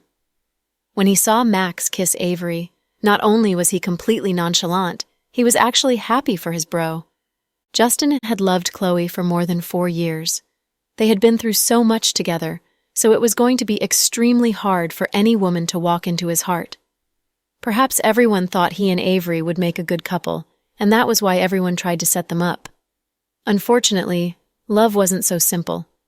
If being a good match meant that two people had to end up together, single men and women would not exist in this world, and it would be peace on earth. Fine then, I guess you really don't like my auntie, Pudding said, a little disappointed. Forget it, sis. Fate is magical. We can't decide who Handsome Cooper likes. It's up to his heart. Back then, when Handsome Cooper fell for Mommy, people probably wondered why a man like him would like an ordinary-looking nurse. But that's love. It can't be explained. Little Bean tried to console her sister. She seemed more open-minded when it came to Justin's relationship status. You're right. Let bygones be bygones. It doesn't matter what happens between Uncle Cruz and Auntie Dawson. The point is, she's not the one for Handsome Cooper. Handsome Cooper, the truth is, we want you to live a happy life. Can you do that for us? Pudding asked as she stared at Justin with a serious expression on her face. The truth is, I'm very happy, Justin said from the bottom of his heart. Although he and Chloe didn't end up together, he had the pleasure of being by Chloe and the twins' side for the past few years. Everyone else might feel bad for him, but to him, he lived an extremely happy life. He even thanked the heavens. If Jack didn't disappear for 3 years, he would never have been able to enjoy that time with Chloe and the twins. Those 3 years were the happiest of his life. He felt like it was stolen time that he would never get back. Humans needed to be satisfied with what they have, because that's how we obtain happiness. The Justin from 4 years ago was a completely different person from the Justin he was today. Back then, he was egotistical, fearless, and dominant. Now, he was a low-key entrepreneur who took care of 2 young girls like they were his own children. Moreover, he agreed to every single one of Chloe's requests. Upon hearing this, Pudding decided to change the subject so Justin wouldn't feel uncomfortable. "Handsome Cooper, can Little Bean and I go to your place tonight?" My place?" Justin asked, a little confused.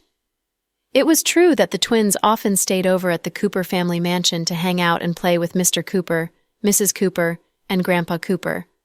However, they had never slept over at Justin's private mansion. After all, he wasn't their dad, so it was weird for them to sleep over at his place. Therefore, Justin wasn't sure what to say. "Why are you hesitating? Don't you want us there?" Pudding asked. "Of course I do, but will your daddy and mommy agree?" Justin hesitated.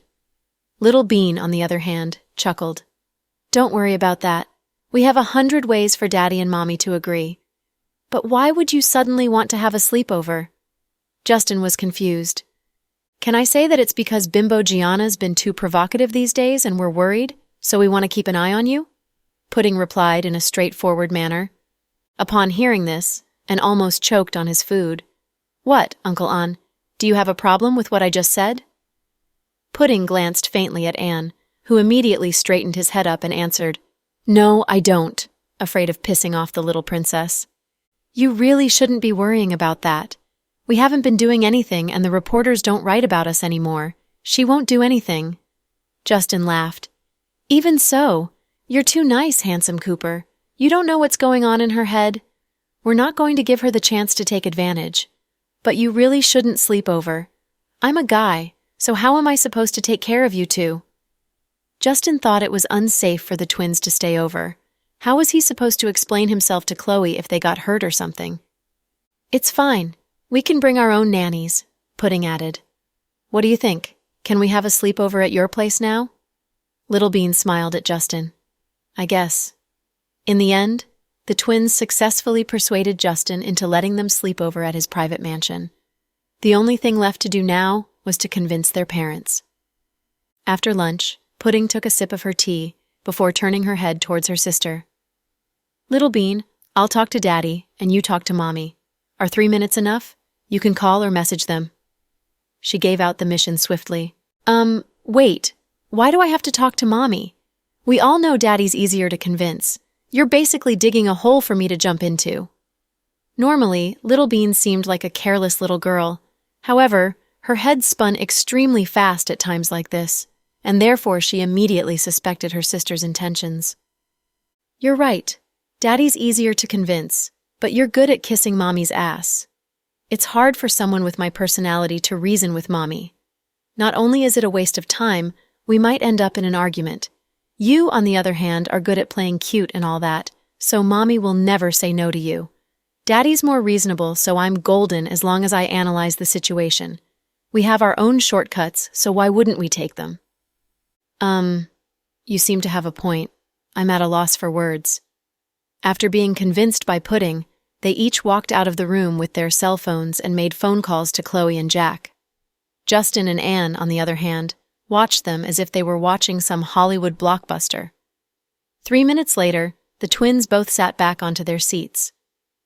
"What did your mommy say?" Justin was a little worried about Chloe's possible reaction, so he asked Little Bean first. Easy as pie. "I told her Uncle Cooper really wants us to stay the night, and that a single guy like him is constantly lonely, so we'll light up his evening. I told her we'll play chess, eat snacks, and watch TV with you. That's about it. Mommy understands your situation and agreed immediately," Little Bean said, obviously proud of what she was able to accomplish. Justin felt like he had been struck by lightning. "But Little Bean, am I really that lonely?" Justin was at a loss for words. The twins were the ones who wanted to stay, but Little Bean here used his loneliness as an excuse to get Chloe to agree. What kind of world was he living in? "Little Bean, you really are a genius." For the first time in a long time, Pudding gave her sister a compliment. "What about you, sis? What did Daddy say?" Little Bean smiled at Pudding. Daddy's a smart guy, he agreed as soon as I asked him. He said he knows I have 100 reasons for him to agree, so he decided to save himself some time. Haha, he really is our dad. His train of thought is exactly like ours. Little Bean clapped triumphantly. Your family of 4 sure are weird, Justin exclaimed. So it's decided then. Daddy said our nannies will come to your mansion tonight. Pudding looked at Justin. Little Bean, on the other hand, suddenly thought of something. She blinked her giant eyes. So, handsome Cooper, what are we having for dinner? Didn't we just finish eating lunch? Justin was speechless. Anne, who was quietly listening to their conversation, was also astonished by how smart and cute the twins were. That afternoon, the twins hung out with Justin in his office the entire time, giving Gianna zero opportunity to talk to him about work. However, the more the twins tried to interfere, the more Gianna wanted to get near Justin. She hoped that one day she would teach these girls a lesson as Justin's girlfriend. To her, Chloe was a batch, but the twins were even bigger batches, 10 p.m. that night. The nannies had bathed the twins and changed them into nightgowns. They were just about to go to bed when Justin's doorbell rang. Justin, who was downstairs drinking beer and watching basketball, stood up to open the door. President Cooper, I couldn't fall asleep, so I made some soup. It smelled really good, and I knew you liked this flavor, so I wanted to bring you some. I drove really fast. The soup should still be hot. Gianna was wearing a thin dress and had delicate makeup on. She held a small pot in her hands. Justin didn't say anything and looked at her with a complicated expression on his face. It was 10 p.m. It was obvious that she wasn't here to bring him soup. It's late. You didn't have to do that. Justin's answer was distant. Gianna, however, obviously wasn't ready to leave. She cutely stuck out her tongue. Can I come in? It's really cold outside. I came here in a hurry and forgot to turn on the heat inside my car. My hands are freezing. Sure. Upon hearing what Gianna said, Justin felt bad for making her stand outside, so he opened his door to let her in. Gianna was always extra excited when she visited Justin's mansion, and she constantly fantasized about herself as the future Mrs. Cooper. After walking inside, she carefully placed the soup on his coffee table. President Cooper, have some while it's hot. Put it here first. I've been drinking beer and feel a little bloated. Justin didn't outright reject her, but he wasn't at all interested in her soup. Gianna went on to a different topic. You like basketball? Who's your favorite player? I love Kobe. Gianna smiled on purpose, leaving Justin speechless. I'm actually watching a game. Upon hearing this, Gianna coughed unnaturally before falling silent. What else can I help you with? Justin asked, wondering why Gianna wasn't leaving. Oh, right. I wanted to talk to you this afternoon about work, but it seemed like the twins really don't like me, so I didn't have a chance. Here's the thing. I was wondering if you could lighten up my schedule and cancel my out-of-town engagements. I don't want to go abroad so often either. I'm not that young anymore, and I want to spend more time with my parents, so I was wondering if I could get your permission on this matter, Gianna said slowly, as she closely observed Justin's expression. Justin's response was calm. Sure, it's not a problem. Imperial Star has a lot of female artists, so if you want to take a break, I can always give other rookies a chance. Plus, you've worked hard over the last few years, so I'm okay with you taking some time off. The company won't cut back your salary, and the company's fine with it, as long as you know that this is your own choice and that the company's not trying to bury you. Of course, I would never think that. You've taken such great care of me, President Cooper, and thank you so much for giving me time off, Gianna beamed. Is that all? Justin asked. Oh, there's another thing. I heard Kira knee injuries are pretty serious, so I was wondering if I could take over some of her makeup advertisement gigs. The rookies at the company can't handle something so big yet, so if she can't go back to work anytime soon, I can take over. What do you think? I talked to her. She's almost fully healed, so it won't affect her work. So I can't agree to this. Plus, you have a lot of endorsement deals under your belt already, and she doesn't, so if I give her work to you, she might be unhappy. Take a step back where you can. I don't care what happens between you guys, but I hope you guys can be professional. President Cooper, nothing happened between us. After all, we're not on the same level, and she was just a waitress pouring tea when I was already a big celebrity. Haha, I just really like the brand she signed with, Gianna immediately explained. Justin didn't respond. He picked up a can of beer from the coffee table and went back to watching TV.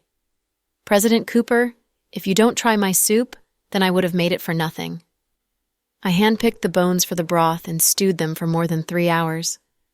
Gianna looked sadly down at her soup with puppy dog eyes. To make her shut up and leave, Justin was just about to bend forward and take a sip of her soup when they heard a voice behind them. Handsome Cooper. Little Bean, why aren't you asleep yet? Justin looked at the little girl standing at the bottom of the stairs. Little Bean was wearing a top-quality white pajama shirt with lace hems. My sister's not feeling well. I think she might have a fever. Can you come to take a look? A fever? That serious? Let me go check, Justin said, immediately putting down the spoon in his hand and heading upstairs, completely forgetting that Gianna was sitting in his living room. As soon as Justin went upstairs, Little Bean walked up to Gianna, glanced at her, and demanded, "Why are you here?" Since Justin wasn't around, Gianna put away her mask and sneered. "Why are you here? My sister and I have always been close with Handsome Cooper. Not only do we sleep here, we also sleep over at the Cooper family mansion. You can't compare to us." Little Bean's tone was a little rude, since she really didn't like Gianna. Her tummy filled with a burning fury when she saw Gianna show up at Justin's mansion in the middle of the night, dressed like a hooker off the streets. "Of course I can't compare to you guys. No matter how close you are with him, you're still children, but I'm not. I'm a woman, a grown woman. I can help him in ways you can't," Gianna said vaguely, but her intent was clear. Little Bean looked at Gianna scornfully. "So you're basically giving yourself to him in the middle of the night. I wonder, have you no shame? Do you think you're really capable of seducing Handsome Cooper? You want to be the next Mrs. Cooper, don't you? Let me tell you, don't even think about it. Grandma Cooper said their family will never let you in. You don't even have the right to be his mistress, because you're too manipulative, and there's not a good bone in your body." Little Bean, "I'll never be as manipulative as your mommy. She's the real batch here. On one hand, she and your daddy are crazy in love, but on the other hand, she flirts with Justin every chance she gets. I heard she also has Cody on the side. Oh, Andrew as well. He's even your mommy's brother. She's the shameless one, and who are you here to lecture me? Shouldn't you keep a good eye on your mommy first? Oh, and you're too young to have such a sharp tongue. Trust me when I say men don't like girls like you. Aren't you worried that you'd end up an old maid?" For the first time, Gianna expressed her true feelings. She fought back against Little Bean without any hesitation. "Ha, we're not pretending anymore, are we? Your mask came off as soon as Handsome Cooper left the room? Why would you say all those bad things about my mommy? You're just jealous, aren't you? She might not be as pretty as you are and as curvy as you are, but she has pride and wields respect. She would never come knocking at a man's door close to midnight. Plus, Pudding and I are here, so put away those nasty thoughts of yours. Trust me when I say that Handsome Cooper won't touch you even if you strip naked in front of him. You're just going to make a fool out of yourself. We're going to be seeing each other a lot in the future, so you really should leave this place with some face. What do you think?" Little Bean's mouth was every bit as vicious as her sister, but she spent most of her time eating, so no one really realized this. Gianna finally understood what a fierce enemy meant. Little Bean uttered no swear words, but every sentence cut like a knife. "I brought President Cooper some soup. This is his home. Why can't I come?" Gianna raised her chin provocatively. Little Bean looked down at the soup and picked up a spoon. "Handsome Cooper's not interested in food, but I am." Then she brought a spoonful of soup towards her mouth. Upon seeing this, Gianna's expression changed drastically, because she had put a large amount of aphrodisiac in the soup. When she first saw what was going on, Gianna wanted to stop Little Bean, or at least knock over that bowl of soup. After all, her original intention was to get Justin to drink it and find a chance to trick him into bed. She never thought that the twins would be sleeping over, and that Little Bean was going to take a sip of her spiked soup. Gianna really should have stopped her, but at that very moment, she hesitated. She even wanted to do them harm. Gianna had always detested Little Bean and Pudding. Moreover, she thought of that pretentious mother of theirs, Chloe, and her head filled with even more hatred. Chloe seemed to have everything without needing to work for it. Gianna, however, had been working hard for years, but her only wish of dating Justin was as far as could be. In the past, Chloe stood before them, and now the twins kept blocking her way. At this thought, Gianna felt like she was going to burst into anger, so she hesitated. However, at that moment, Little Bean had already swallowed that spoonful of soup. The truth was, Gianna's hours of hard work paid off because the soup actually tasted really good. But would Little Bean still be Little Bean if she admitted that it was good? With a giant frown on her face, Little Bean complained, "It's disgusting. This isn't soup, this is warm water." By then, Gianna began to panic, and she didn't say a word. She was only thinking about revenge a few seconds ago, but she forgot about an important thing. If something really happened to Little Bean, not only would Justin kill her, so would Chloe and Jack. Therefore, she quickly snapped back to reality and carefully observed Little Bean. "How are you feeling? Are you okay?" "Of course I'm not okay. Your soup is disgusting, and I just want to puke. Just leave. Handsome Cooper would never drink it, and will never leave you alone with him. Just give up." Out of sheer fear, Gianna immediately stood up and picked up her bag. Little Bean was right. Their presence guaranteed that her plan will fail, no matter what she did. "Wait, take your soup home with you," Little Bean pointed at the soup and added. Gianna quickly turned around, picked up her pot of soup, and ran out of the mansion without even saying goodbye to Justin. She was petrified. Upstairs, Pudding was talking to Justin. Truth be told, she didn't have a fever. Just now, one of the nannies heard a noise downstairs, and the twins weren't asleep yet, so they went out of their rooms to see Gianna walk into Justin's mansion. Therefore, the twins decided to lie about Pudding being sick, which was supposed to stall Justin, giving Little Bean time to chase Gianna away. In Pudding's mind, this was an extremely easy mission, but the fact that Little Bean drank that soup caused so much unnecessary trouble. "Handsome Cooper, did you ask Bimbo Gianna to come at this hour?" "Of course not." Justin denied it immediately. "But how big are her guts to come in the middle of the night, or are you the one that's needing a woman?" Your Uncle Cooper is still a picky guy, okay? Plus, how old am I to want women all the time? Justin hasn't touched any woman in ages. He was so obsessed over Chloe that he lost all lust towards others. Even when he couldn't take it anymore, he would never sleep with anyone. After all, his hands were his best friends. "Good. Stay away from her. She's too manipulative. It's all an act," Pudding reminded. You mentioned that a lot of times, I remember." Justin smiled. "Good. I'm sure Little Bean's already chased her away. You should go get some sleep." Before Justin could get up and say goodnight to Pudding, Little Bean pushed open their bedroom door and stumbled in. She had been feeling dizzy ever since she began climbing the stairs. "Handsome Cooper, I'm burning up," Little Bean mumbled. Her cheeks were flushed and her footsteps were weak. She looked like she was drunk. Justin turned around, dumbfounded by Little Bean's red face. He ran up to her and picked her up. "Little Bean, what's wrong?" Pudding also jumped off the bed, shouting, "Little Bean! Why is your face so red? Don't scare me like that. I don't know. I'm burning and my head is dizzy. I just want to sleep." Little Bean's voice was trembling, and it was as if she was going to faint any second. "Call an ambulance! Call an ambulance!" Justin was also flustered. He couldn't even hold his phone still because his hands were trembling. "No, the ambulance won't make it in time. You drive and we'll go to our hospital." Pudding was very composed and suggested this idea immediately. Justin picked Little Bean out and rushed to his sports car. They drove rapidly towards the hospital. Since Justin's mansion was close to Southside, he drove there. In the emergency room, Justin and Pudding were very worried. "Handsome Cooper, should we call Mommy and Daddy?"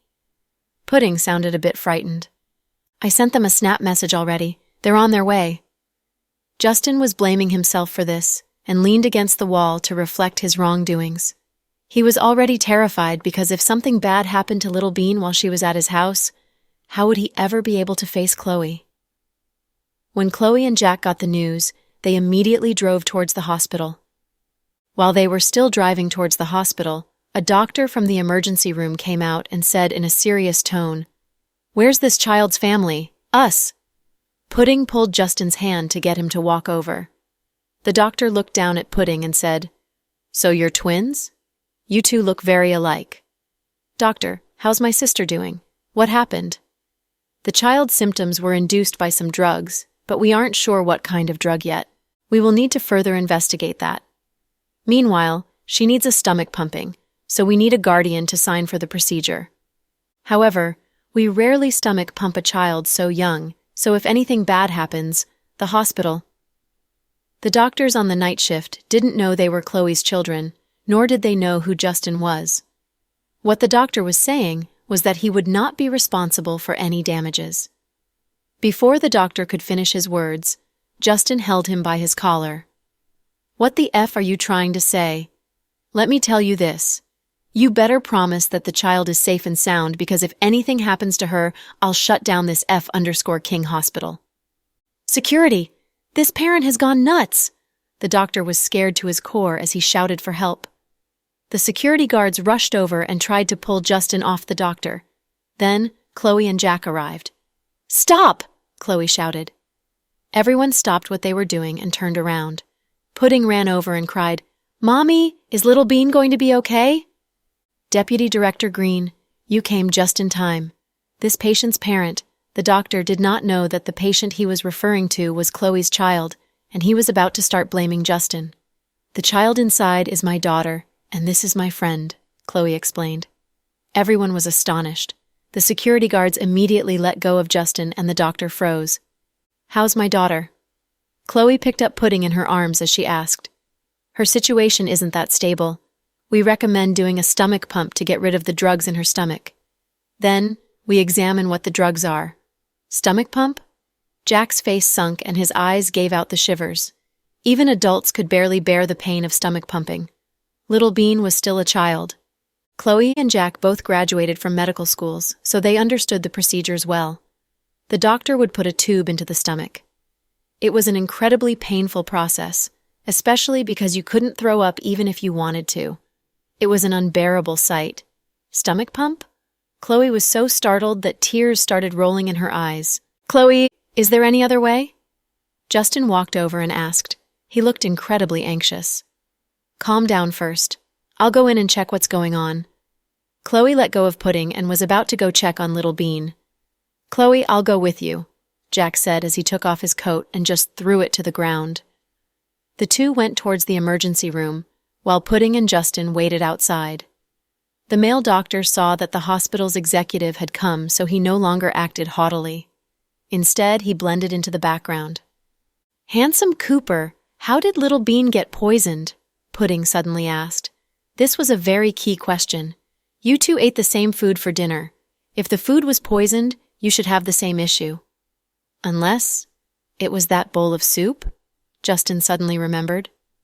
"What soup?" Pudding asked with a cold face. "Gianna had given me this bowl of soup and told me to drink it while it was still hot. Before I could drink it, Little Bean said you had a fever, so I went upstairs to check on you." "Do you think Little Bean was being voracious and drank it?" Justin postulated. "Do you think Gianna is audacious enough to poison you? That soup was supposed to be for you after all," Pudding analyzed. "Do you think—" Justin had thought of something but didn't finish his thoughts. "What came to your mind?" Pudding asked. "Let's wait for your mommy and daddy first. They're the best doctors around." Justin thought that as long as Chloe and Jack were there, Little Bean would be safe and sound. If it was really a drug from the soup, her life would not be in danger. After all, he and Gianna were not enemies, so she probably wouldn't poison him. Unless it might be some other kind of drug. If my little sister was poisoned by that batch's soup, I'll torture that batch to death. It was the first time that Pudding hated someone so much. She did not even have such intense hatred towards Andrew. She held her little fist tightly, and it was as if she was getting ready to beat Gianna up. Tick-tock, tick-tock. Time slowly passed by as Pudding and Justin waited outside the emergency room. Chloe and Jack were sterilized, and they went into the emergency room. They decided to personally conduct the stomach pumping for their daughter. Tears immediately fell when Chloe saw Little Bean in the emergency room. It was probably the drugs. Little Bean was red, unconscious, and uttering nonsense. "Mommy, I'm so hot. I want ice cream. I want an ice cream cake and cola. My head hurts. It hurts so much. Mommy, am I going to die? Daddy, save me." The child was very unconscious and her words made no sense at all. Jack had to hold it together because if both of them collapsed, there would be no one there for Little Bean. "Honey, do you know if your hospital has painless stomach pumping?" "Yes, but you would need to give her a huge amount of anesthetics. She's still young. The anesthetics would leave effects on her. I don't want that for her," Chloe said, as tears rolled down her face. The nurses around them watched silently as they felt bad for Little Bean. "Get the anesthetics ready. I'll do it. I'll find the perfect place to insert so she feels the least amount of pain. Don't worry, I will make sure it doesn't have any after effects." "Really?" Chloe asked in shock. "Do you not believe me?" Jack looked back at Chloe with a serious demeanor. Chloe paused for 3 full seconds. Then, she bit her lip and said to the nurses, "Get the anesthetics ready. Deputy Director Green, she's still young. If we use anesthetics, just go and get it." Before the nurse could finish her sentence, Chloe toughened up and commanded. Chloe leaned over on Little Bean's face. Her face was burning so hot that it was unbelievable. Her temperature was too high. "Little Bean, don't be scared. Mommy and Daddy are here for you. Hang in there," Chloe said as tears continued rolling down her face and onto Little Bean's nightgown. Jack felt his heart all tangled up. Saving one's own daughter was still a terrifying thing, even for the best doctor. "Deputy Director Green, here's the anesthetics." The nurse handed it over. Jack picked up the long needle. He took a deep breath and said, "Honey, hold Little Bean tightly so she can't move." Chloe's hands were trembling.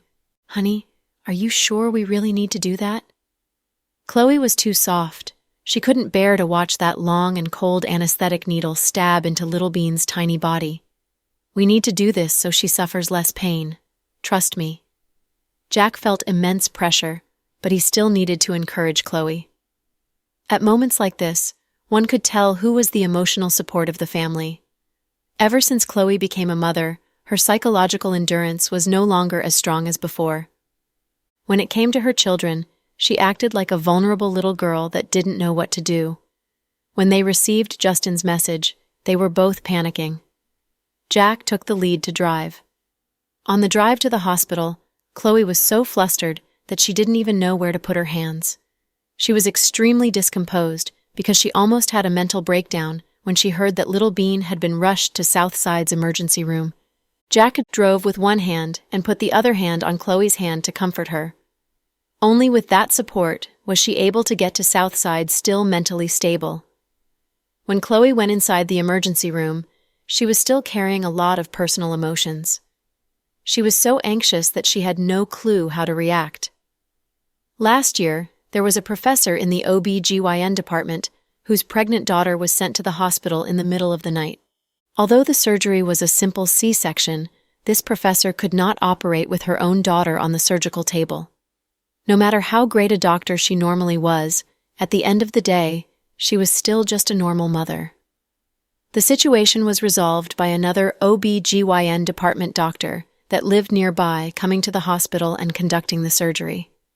Chloe didn't understand that doctor's feelings at that time. She thought that she would be able to treat her family like any ordinary patient. However, she fully recognized how incapable she was to treat her own family. Thank God there was Jack there controlling the situation. While Chloe was frozen, the nurses held Little Bean down. Jack aimed at Little Bean's spine and injected the anesthetic. Although the dosage was not huge, it was a lot to a 3-year-old child. It was a sufficient amount for Little Bean to fall asleep. "Start the stomach pumping immediately," Jack commanded. The emergency room was a messy place. During the whole operation process, Chloe was frozen, with cold sweat dripping down her face. She did not have the courage to do anything. Everything was done by Jack, injecting the anesthetics to the stomach-pumping procedure. All that the nurses did was hand him tools. Chloe stood on the side, witnessing the whole scene. Seconds felt like days to her. She was even having terrifying thoughts crossing her mind. What if little Bean died? How would she be able to live through that? Jack's surgical skills were exceptional. He completed all the procedures perfectly and rapidly. The nurses were all astonished by the sight of his excellence. They did not expect that Deputy Director Green had a cool CEO husband who was also an exceptional doctor. After completing little Bean's stomach pumping, he carefully took out the residual drugs and placed it on a sterilized plate. "Get this to the lab and let me know what this is as quickly as possible. Understood." The nurse quickly ran out to the lab. In less than 10 minutes, the results came out. Chloe and Jack were dumbfounded when they found out what the drugs were. According to the lab results, the drug is some type of date rape drug. The drug effects kick in quickly and are very strong. There are also some hallucinogenic effects to this drug. When Chloe heard the news, her brain felt like it was going to explode. Date rape drug? How? Chloe felt like her world had just collapsed. Who would feed such a sinful drug to a little child? Jack looked terrible. However, he was still rational enough to prioritize saving his child. He was actually somewhat relieved to find out it was just aphrodisiac, because it wasn't as poisonous as other drugs, and her life was not in danger. If it was rat poison or some sort of bug killer, little Bean's organs would probably be damaged. Jack ordered the nurses to prepare the antidote and nutrients. Little Bean was extremely pale and weak after the stomach pumping. Only after the antidote and nutrients were administered did she look a bit better. Chloe stayed by little Bean the whole time. She just kept crying and crying. When Jack finished dealing with everything, he went over and cuddled Chloe. "Honey, it's all right. Little Bean is all right. After the stomach pumping, she's not in danger anymore. The residual drugs will naturally dissolve with the antidotes and nutrients. When she wakes up tomorrow morning, she will be able to eat congee." "Okay," Chloe nodded. The couple pushed little Bean out in her hospital bed. Then, Jack gave orders to some hospital staff. "Send my daughter to the number 1 VIP room. We still have things to deal with." "Okay, I understand." A few nurses went over and carefully pushed little Bean towards the patient's rooms. When Justin saw little Bean, he immediately ran over. "What happened? How is little Bean?" Justin was incredibly anxious. However, before Justin was able to get to little Bean's bed, he was grabbed by the collar by Jack. Jack punched him without saying anything. "Daddy, what are you doing? Why are you hitting Handsome Cooper?" Pudding rushed over and held onto Jack's leg. "Pudding, let go. This is the adult's problem." Jack looked down and said to his daughter in a serious tone. Jack's punch was so strong that Justin was hit to the ground and almost couldn't stand up. But Justin showed no intention of hitting back because he was feeling guilty. In no world did he want little Bean to get hurt, but yet she got hurt in his house.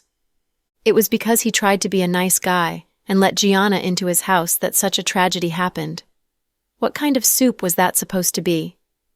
"Justin, Chloe and I trusted you with the kids, and look what happened? How can you let this happen to little Bean?" Jack was so mad that he yelled at Justin and seemed to want to punch him even more. "Honey, it's not a good time to fight. We need to figure out what happened." Chloe pulled Jack back so he wouldn't hit Justin. "Chloe, how is little Bean? Is she fine? What's going on right now?" Justin asked nervously. "Little Bean is all right now after the stomach pumping." "I just want to ask how she ate aphrodisiac," Chloe asked with a frown. Aphrodisiac? So I was right. That batch? Justin's heart sank when he realized that his guess was true. Now he hated Gianna to his core. Pudding reacted fast and said, "Mommy, Daddy, you can't blame Handsome Cooper for this. It's not his fault. He's great to us. Why would he hurt me and Little Bean? From what I know, it must be that batch, Gianna. Gianna, why would she be at your place so late at night?" Chloe asked Justin with a confused look. Justin raised his hand to wipe the blood stain on the corner of his mouth and said calmly, "Gianna came tonight and wanted to give me some soup, but I didn't drink it. She talked about some things related to work, and as I was anxious to send her away, Little Bean came downstairs and told me Pudding had a fever. I didn't think much and went upstairs right away. I didn't expect Little Bean would drink the soup when she was downstairs, and I definitely didn't think that there would be aphrodisiacs in the soup. I didn't think Gianna would have the guts. I wouldn't have let Little Bean be alone with her if I knew. Justin was full of regrets at this moment. He wished that time could rewind so that he could kick Gianna out so that the tragedy wouldn't happen. I see. Where's the soup? Is the evidence still there? Chloe asked. It's not there anymore. I didn't see it when I went downstairs, nor was Gianna still at my house. It seemed like she took it away. For specific details of whether Gianna tricked Little Bean into drinking it, or if Little Bean drank it herself, I don't have a clue. I can only wait for Little Bean to wake up tomorrow, Justin explained. Where does that woman live? Jack asked with a darkened face. Justin and Chloe were both stunned after Jack asked the question. Tell me that woman's address. Jack looked at Justin coldly. Don't worry, Jack. I won't have Little Bean suffer in vain. I won't forgive Gianna even though she's a celebrity under my company. Justin knew what Jack wanted to do immediately and promised. I don't need your promise. I'll deal with my family business myself. Jack turned his head and softly stroked Chloe's cheek. Honey, stay and take care of our daughter. I'll be back. Darling, don't be impulsive. Chloe was also worried about Jack's condition. Don't worry, I know what I'm doing. Jack walked outside right away. He made a phone call as he walked outside. I want Gianna's home address in 5 minutes. Get it for me immediately. Noah was still half asleep, but he was immediately awakened when he heard Jack's words. Why do you need Gianna's address? Are you into her? Noah was still joking. I'm not in the mood to joke around with you. Send it to my phone in 5 minutes. Bye now. Jack hung up quickly right after. Noah immediately made a call back in the bureau, had the Household Registration Division investigate Gianna's home address, and sent it to Jack. At this moment, Gianna was panicking in the private villa.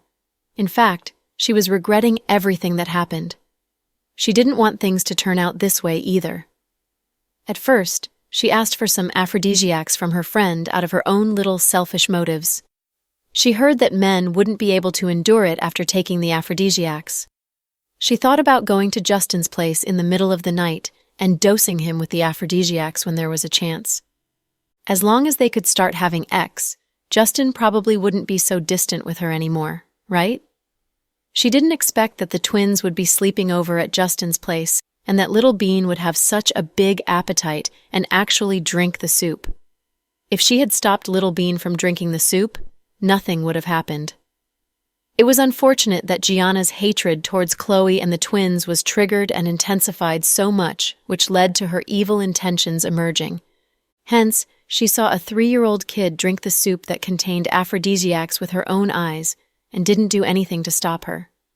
Thankfully, Little Bean didn't drink much. She only drank a spoonful of soup, or else Gianna couldn't even imagine what would have happened. Gianna started feeling uneasy after she got home because she sensed something might be happening. She didn't even know how a kid would react towards aphrodisiacs. Would Justin make her accountable for this? Would Jack and Chloe forgive her? 1:30 a.m. Gianna wasn't sleepy at all. She thought for a while and finally decided to give her assistant a call. Help me look for a ticket to Thailand. I must leave right away. Miss Gianna, all of a sudden? Don't you have to be a guest on a show tomorrow? The assistant was confused. I'm not feeling well and don't want to do anything. Help me check if you can get me a first-class seat. The sooner the better.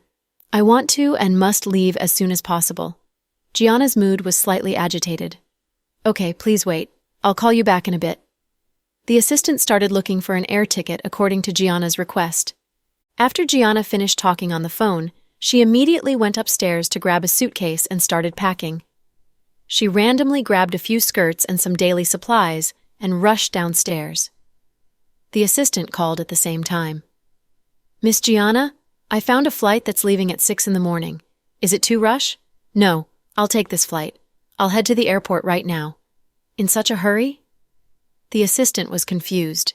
It was indeed a journey without a plan at midnight. The assistant booked a first-class seat for Gianna hastily and sent the itinerary to her snap. Gianna dragged her luggage and left her place at midnight, hopping onto her white Lamborghini. After driving her sports car out of the community shortly, she saw strong headlights piercing from across her. Jack drove towards the villa after he received the address. Upon arriving outside of Gianna's villa, he saw a white Lamborghini. Because Gianna's cell phone number, home address, and license plate were within the information Noah passed on to him, Jack was capable of distinguishing Gianna's car. "You want to run?" "Humph." Jack's face darkened as he accelerated and rushed over. Gianna didn't even see the person and the car model on the other end and heard an explosive sound. The two cars collided with each other ferociously and made a loud noise. The force impact was very strong because Jack was the one that rammed actively. Both parties' safety airbags sprang out, but because Gianna was on the passive side, at the moment the car was destroyed, she felt her body was stinging, as if her internal organs were being flipped around before she passed out. Jack also suffered from internal injuries. He endured the sharp pain and got out of the car. He spat out a gulp of blood before walking over to check on Gianna's condition. The Lamborghini was smashed into pieces in a terrible and unrecognizable condition. The woman on the driver's seat was covered with fragments of glass and was bleeding. Jack looked at the surroundings coldly. He should have struck again and sent Gianna to hell directly. Yet, he thought that would let her off lightly. It might be a better option that she could neither live nor die. After all, this woman was malicious enough to poison his little bean with aphrodisiacs. It was a matter that could not be forgiven. Because they were in a rich community, police officers and an ambulance immediately rushed over after the accident happened. Jack and Gianna were both sent to the nearby south side. Chloe was very worried when she heard Jack was also injured. She ran quickly to the emergency room. "Darling, how do you feel?" Chloe's face was pale when she saw Jack being so exhausted. Many things had happened tonight, and she really couldn't take any more bad news. "I'm fine. I avenged little Bean," Jack said wearily. Chloe was overcome by sadness and hugged Jack tightly. "Honey, you scared me." The words were followed by Chloe's heartbreaking weep. "I'm fine. Don't cry." Jack held Chloe gently with his bloody hand and soothed her. Chloe notified the family, and Mother and Thomas came over. One took care of little Bean and Pudding, and the other took care of the injured Jack. After everything was settled down, the sun had already risen. Chloe came out from the ward with red eyes and an exhausted body. Justin was waiting in the corridor, and he looked at Chloe with guilt and said softly, "I'm sorry, Chloe. I can't blame you on this either." Chloe's eyes were unfocused and her voice was hoarse. She walked beside Justin and leaned against the wall with him as she spoke. Then, she took out a cigarette from her white coat and held it in her mouth. Before she could ignite the cigarette, Justin snatched it, threw it on the ground, and stepped on top of it fiercely. "I beg you, Chloe, don't do this. I know that you are really upset and worried right now. You can hit me or yell at me, but please don't hurt yourself."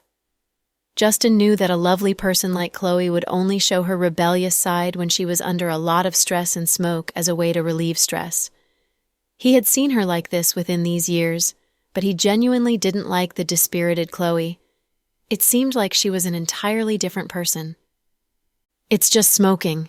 Don't be so surprised." Chloe reached out to the pocket of her white coat as she spoke and wanted to take out another cigarette, but Justin stopped her firmly. "I beg you, please don't do this. You're killing me." Justin was already feeling guilty and sad. When he saw Chloe being depressed because of what happened, he felt someone with a knife was torturing him. "Okay, fine. I won't smoke." Chloe smiled bitterly. "I didn't expect this to happen tonight. I wonder if am I being too benevolent recently. I am too tolerating towards Gianna. It's useless to regret something that happened. We can only face it. It's not your problem.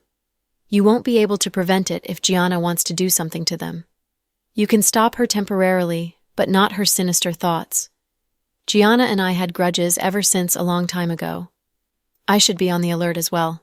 I was too careless as well and didn't tell the kids. Chloe started blaming herself as well. Gianna and you had grudges from a long time ago? Justin never knew that Gianna and Chloe were in such a bad relationship because Gianna always showed her elegant and considerate side in Justin's presence. Justin always thought Gianna was one of those relatively more considerate and nice celebrities under his wing, but it turned out that she was just a good actress. That was why he was more lenient towards her compared to other people, but he didn't expect her to cause such a big disaster. Chloe turned her head and looked at Justin. You're not that foolish of a person either. Tell me, how does Gianna treat you? She's very nice to me. She's probably the female celebrity that treats me the best, and the person who stayed within the company the longest. We dated before. I always thought Gianna was smart and rational compared to those bimbos like Zoe and Cotton Candy. Justin answered. If I say she loves you very much, would you believe it? Chloe asked quietly. It's hard to tell because it's difficult to define love. First of all, I need to see what intention she has. If it's because I'm the only child of the Cooper family, the president of Imperial Star, and the mighty young Master Cooper, this love is too snobbish. If she loves me because of who I am, this love might be purer. With his head facing down, Justin slowly answered. No matter what her purpose is, she loves you regardless. At least she thinks she loves you very much, and you've been spending your time on me for the past few years. What do you think Gianna's attitude will be towards me? Chloe questioned. Chloe's words caught Justin speechless. Gianna warned and even taunted me more than once in private. Of course, you wouldn't be able to see it because she's a different person in front of you. I can somewhat understand her feelings. She thinks I am the biggest obstacle in her pursuit of happiness and a future with you. Pudding and Little Bean were also hostile towards her. After a while of the accumulative hatred, it exploded. Maybe Gianna wanted something to happen between you guys when she made you the soup, and she didn't expect my girls to be at your place. In the end, she suddenly had an evil intention. She coaxed, tricked, or even just watched as Little Bean drank the soup that contained aphrodisiacs. No matter what reason it was, she knew what was inside the soup, but still watched Little Bean drink it. I can't forgive her for that, and won't be benevolent either. You might think Jack is cruel for crashing the car into her, but in my eyes, my husband was mighty at that moment. He's just a father who wants to protect his daughter and a father who demands justice, Chloe said slowly, one word at a time. I don't think Jack is cruel. Even if he didn't do that, I would have made her pay for what she did. You are right that her crime was unforgivable. A woman who can poison a child truly has a vicious nature. I think that there was no need for Jack to get himself implicated in the car accident by crashing into her, even though he wasn't too seriously injured from it. You're already tired from Little Bean getting poisoned, and now Jack got injured too. How do you get through all these things? Justin felt sorry for Chloe at the moment. I am fine, really. As long as they are out of danger, I can keep up. Being extremely worn out, Chloe nodded. Two people chatted for a long time in the hallway. Justin was filled with guilt and kept on blaming himself for being so careless that he allowed Gianna to poison Little Bean. He also blamed himself for not dealing with Gianna earlier, allowing her to get to the point where she was able to cause all the chaos. 6 a.m. Victoria, Brenton, Noah, and Sarah arrived Southside. Noah gave Jack a call. Chloe picked up and described the situation briefly. Then, the four of them came immediately. Oh God, so many things happened in one night. How's Little Bean? Sarah was horrified. She's fine. My mom's taking care of her. She's not awake yet. How about Mr. Dawson? How's the condition of his injury? It's not severe, just some internal injuries. He also didn't sleep much last night and fell asleep just now. Thomas is taking care of him. You also didn't sleep last night? Victoria looked at Chloe worriedly. Chloe nodded. Mr. Cooper, why did you make such a mistake? It's not like you... Brenton looked at Justin in disbelief. It was truly unbelievable that the kid had an accident in Justin's house. Justin treated the twins as if he was their dad and took care of them meticulously. If the twins wanted the moon, he wouldn't fetch them the stars. Yet, the tragic thing was that the incident not only happened at Justin's house, but also happened because of Justin. It's my fault, completely mine. If anything happens to Little Bean, I really wouldn't be able to face Chloe anymore. It happened already. It's not the time to find out who's accountable for this. Don't take it in too harshly, Mr. Cooper. It's fortunate that the kids are fine. Victoria understood this type of feeling and didn't want to give Justin burdens anymore because she was an expert in psychology. Jack is too reckless this time. How could he crash his car into someone? He should have found someone else to do it. Noah frowned and asked Chloe, "How's Gianna? Is she dead or not?" "Is she dead or she's not dead?" "She's in the ICU right now," Chloe said indifferently. "What do you guys plan to do next? Are you going to kill her?" Noah knew that it wouldn't be a pity if Bach Gianna died more than 10,000 times for what she dared to do to Little Bean. "To be honest with you, I don't know. My husband will deal with it." Chloe also had no idea regarding this matter. Even though she also wanted Bach Gianna to die, she wouldn't act so recklessly. Besides, after being hit by Mr. Dawson, she was at least half dead, if not dead. Great. The important thing now is to take care of Little Bean. You guys really scared the hell out of us. Sarah had still not recovered from the fright. Everybody went to Southside to visit the kid and Jack, only leaving when they saw that they hadn't suffered significant injuries. Although Justin didn't sleep last night and looked emaciated, he refused to leave. "Go back and sleep. Little Bean is fine now." Chloe rushed him. "I'm not sleepy. I want to go and accompany her." Justin's voice was hoarse. "Follow me then." Chloe hesitated for a bit and led Justin inside the ward. Chloe's mother left quietly. Little Bean had just woken up, and the flush on her face had faded. "Mommy, handsome Cooper." Her voice was still soft and fairly easy on the ear. "How do you feel now, Little Bean?" Justin went up, leaned against the bed, and held Little Bean's tiny hands. "My stomach doesn't feel nice. My back also hurts." Little Bean touched her back while talking. Chloe stopped her by grabbing her hands and soothed her. "Don't be afraid, baby. Your back hurts because Daddy gave you a shot.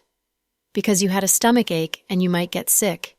You need to get an injection and take some medicine later for your own good. Stay strong. I ate something bad. It must have been Bimbo Gianna's soup." Little Bean recalled her memories carefully. Chloe asked, "Little Bean, did you drink it yourself, or did she make you drink it? What was the situation at that time?" Little Bean widened her pretty eyes as she recalled the scene. She slowly talked about what happened. Chloe and Justin's faces darkened after hearing the situation.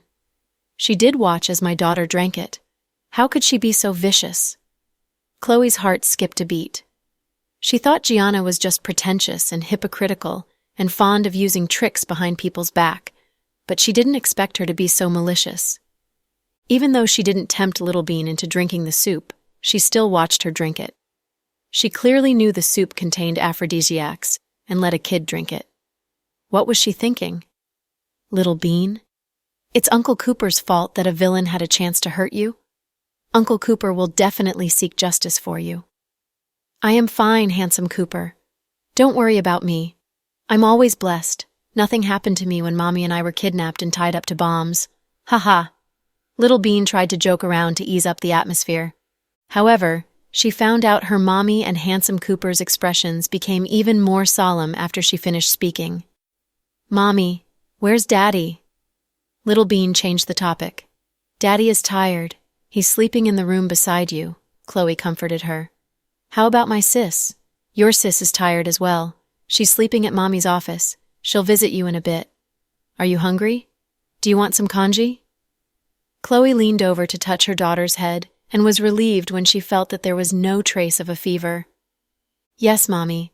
I want to eat minced pork congee with preserved egg and beef xiaolongbao." "Baby, you can't eat things that are too oily. You can only eat congee, but you can choose between rice or millet," Chloe told her. Congee tastes the same. Is there a difference between rice or millet? Are you joking with me, Mommy?" Little Bean seemed dissatisfied. Seeing her being active again, Chloe was finally relieved. "I'll go buy congee for Little Bean." Justin got up and walked away. Chloe saw that his face was dark, and it seemed to be carrying a hint of anger as well. in front of the entrance of the ICU. When Justin went over, he found Gianna's agent and family members were there as well. A lot of people were in front of the entrance. President Cooper is here. Everybody was respectful to Justin. "What's going on?" Justin asked coldly. "President Cooper, you're here at the perfect timing. I called you so many times." Gianna's agent looked at Justin as if she saw a savior. When she was about to continue talking, the entrance of the ICU opened up. A doctor and a nurse walked out. "How's my daughter, doctor?" Gianna's mom cried sorrowfully. "Miss Gianna is heavily injured. Her internal organs suffered serious damage, and her ribs were fractured. We have operated on her. In addition, when she got into a car accident, the glass shattered and caused fragments of glass to prick through her body and face. Even though we've already done the repair surgery, she might still have scars on her face. Moreover, the patient's emotion is unstable. We have already injected her with a tranquilizer, and we suggest visiting her after 24 hours. That'll be everything." Gianna's parents and family members burst into tears after hearing the doctor's words. The agent also wailed piteously. "Poor Gianna. Why did she encounter this? She had her assistant book the plane tickets for a vacation in Thailand and got into a car accident. By the way, President Cooper, do you know that the person who collided into Miss Gianna is—" Before the agent finished talking, Justin cut her words off ruthlessly. "I know who he is. You don't need to tell me." Seeing Justin's attitude, the agent paused out of terror and then continued crying, "President Cooper, you have to help Gianna. Even if the GK Corporation is rich, powerful, and influential, they can't bully people like that. It's a crime to attempt to murder someone. Don't speak nonsense if you don't know the truth." "Were you at the scene?" Justin asked, furious. The agent was caught speechless. "I will deal with this matter. If you guys accept an interview from the mass media and say nonsense before this, you will take responsibility for the consequences. Understood?" Justin warned angrily. "President Cooper, is there any insider information?" After Gianna's parents heard Justin's words, they ceased crying and looked at Justin in confusion. "Haha, why don't you ask your precious daughter what she has done after she wakes up?"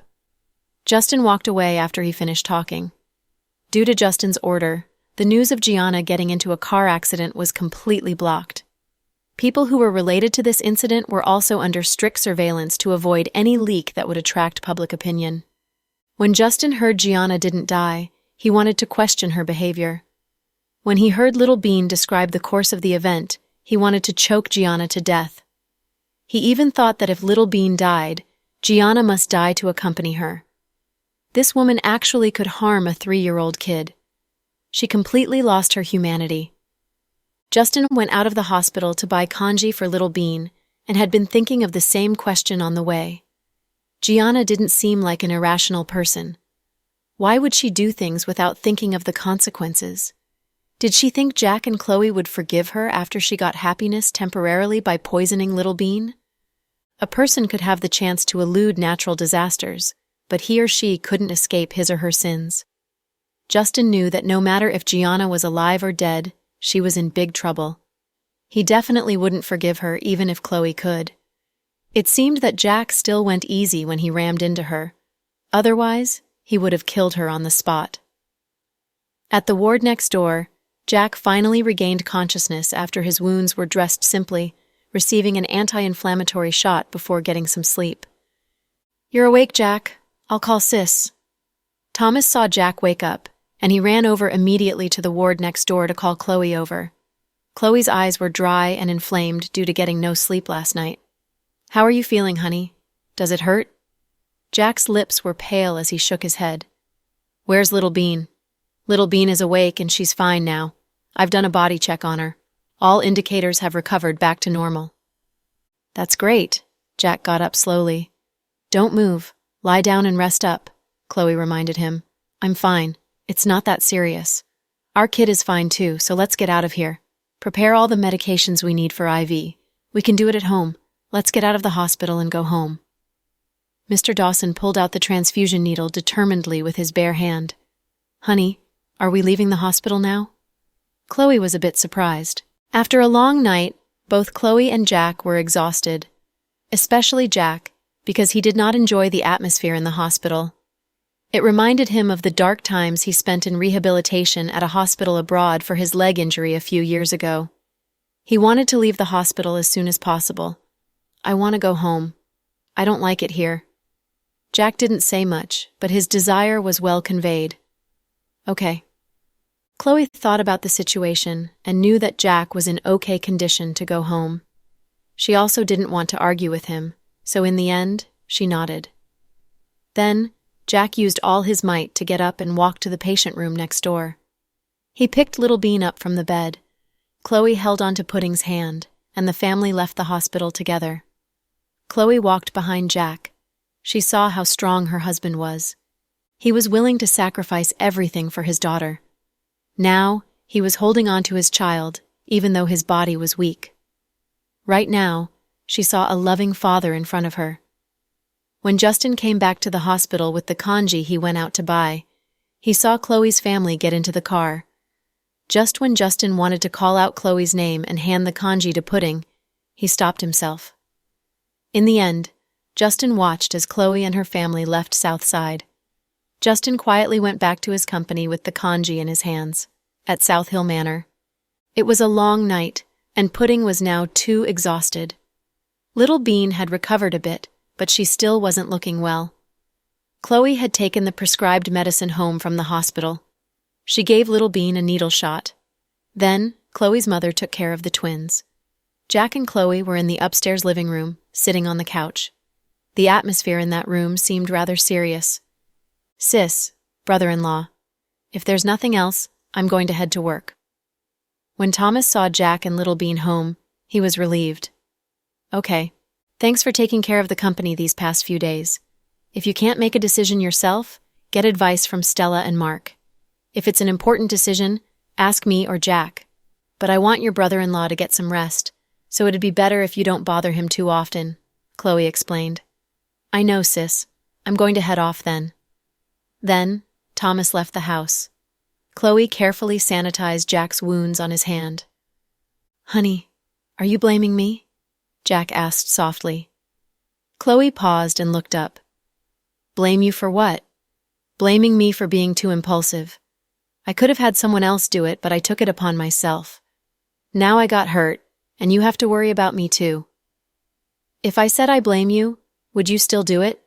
Chloe asked calmly. "Yeah, I probably will do it all over again." Jack was firm on his stance. Chloe nodded. She lightly tapped Jack's wounds with her alcohol scrubs and said, "There's no use blaming you. I know you will take on that responsibility. When you knew Little Bean was hurt, you suppressed your anger up till the point you found Gianna was the one to blame. You could no longer suppress your anger, and you exploded. We are just calmer than most people, but at the end of the day, we too are just humans. We have our emotions, and when the ones we love get hurt, we will also get angry. When we are very angry, we too will take it upon ourselves to deal with the problem. Only then will we feel relief.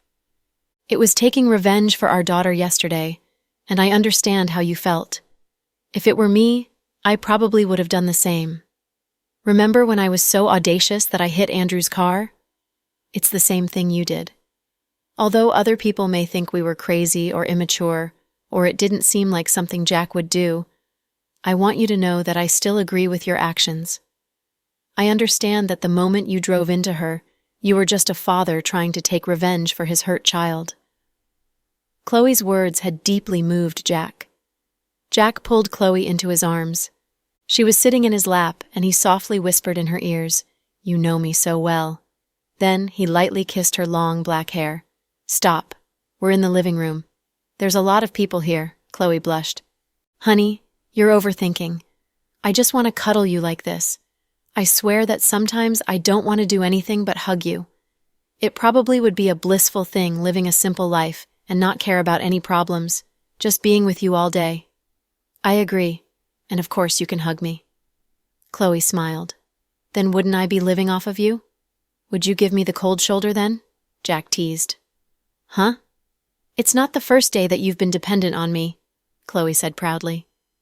"Ever since you've become deputy director, you've become a lot more arrogant, and my status at home has been diminishing," Jack teased again. So you should be glad I'm still deputy director. Wait until Director Richard retires in a few years and I become director. Haha.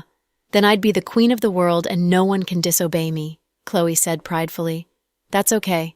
I don't care if you're in hell or heaven. I will always be by your side, walking the same pace as you. When Chloe heard Jack's words, she smiled blissfully. Okay. Then I'll try to slow down so you don't fall behind. Chloe wasn't able to sleep the whole night. Now that she knew her child and husband were safe, she was able to sleep peacefully in Jack's arms. Jack saw that she was sleeping so peacefully, he didn't want to wake her up, so he carried her down to the sofa on the first floor. Then, he got Uncle George to get a blanket to cover Chloe. Young master, should we carry young madam to her room? Uncle George thought it was a bit inappropriate for her to sleep in the living room. Jack shook his head and said, There's no need for that. It's great she's sleeping so peacefully. You guys can leave the room, but before you do, put some soft music and incense so she could sleep a bit longer. Yes, young master. Just like how he was ordered, Uncle George had all the servants in the house leave the room so Chloe could sleep on the sofa. The music box in the living room played old English songs.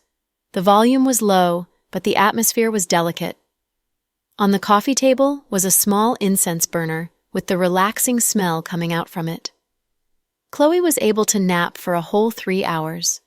She even dreamt of when she was small and went to the countryside with Thomas to play. There was a clear river and little yellow wide flowers everywhere. In the sky were kites and there were also green paddy fields around. Jack wasn't sleepy at all, so after seeing Chloe fall asleep, he went upstairs. Jack, is your hand all right? Sandra saw Jack come in, so she asked amiably, I'm okay, Mom. You didn't sleep well last night.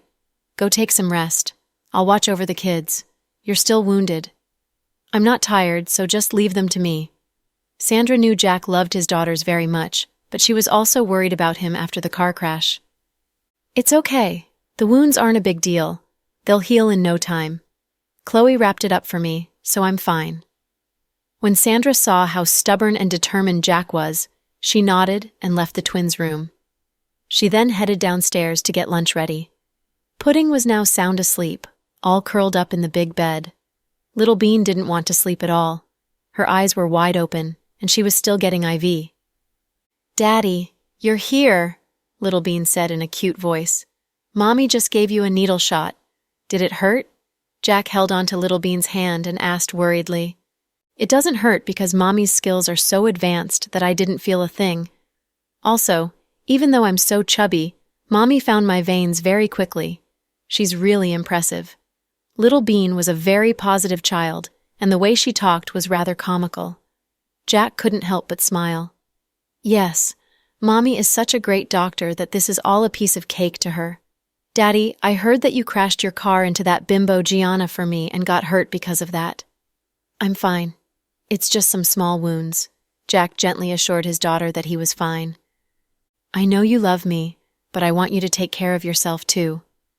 Please don't let your emotions drive you to make rash decisions that would hurt yourself. Little Bean acted like an adult, lecturing Jack. Jack listened patiently and responded, Daddy wasn't acting rashly. She had done something that hurt you, and I had to teach her a lesson. Then, Little Bean asked, Daddy, did you really hit Handsome Cooper? Yeah. Little Bean, are you upset because Daddy hit Justin? Jack asked carefully, as he was a bit scared. He knew that the twins loved Justin very much too, so when it came to Justin, he was not that confident. What if she said that she was unhappy? What would he say then? First of all, I won't be upset because Daddy hit Handsome Cooper, because I understand that Daddy did it out of his love for me. Everything came so sudden. You and Mommy must have been worried sick about me. Also, I was poisoned in Handsome Cooper's house, so your first reaction was to blame Handsome Cooper. I think that's very understandable, so I won't be mad because of that. Really? When Jack heard that his daughter didn't blame him for his actions, he was a bit relieved. Of course it's real. I don't lie. I just sometimes lick people's boots. Little Bean stuck out her tongue adorably. Jack laughed. Daddy, can you not blame Handsome Cooper? We know who was really behind everything now, so we can't blame Handsome Cooper for something he didn't do. That bimbo Gianna did terrible things, and Handsome Cooper is probably blaming himself for everything. Although his love for me isn't as deep as yours, he still loves me dearly. He really has treated me and Pudding like his own children all these years, and we all know it. I don't want there to be any misunderstandings between Mommy and Daddy and Handsome Cooper because of this. I understand. I won't blame him. Everything is over now. When I heard you were poisoned, I punched him because I was very anxious. However, when I found out what had really happened, I wasn't mad at him. Jack was the type that appealed to facts.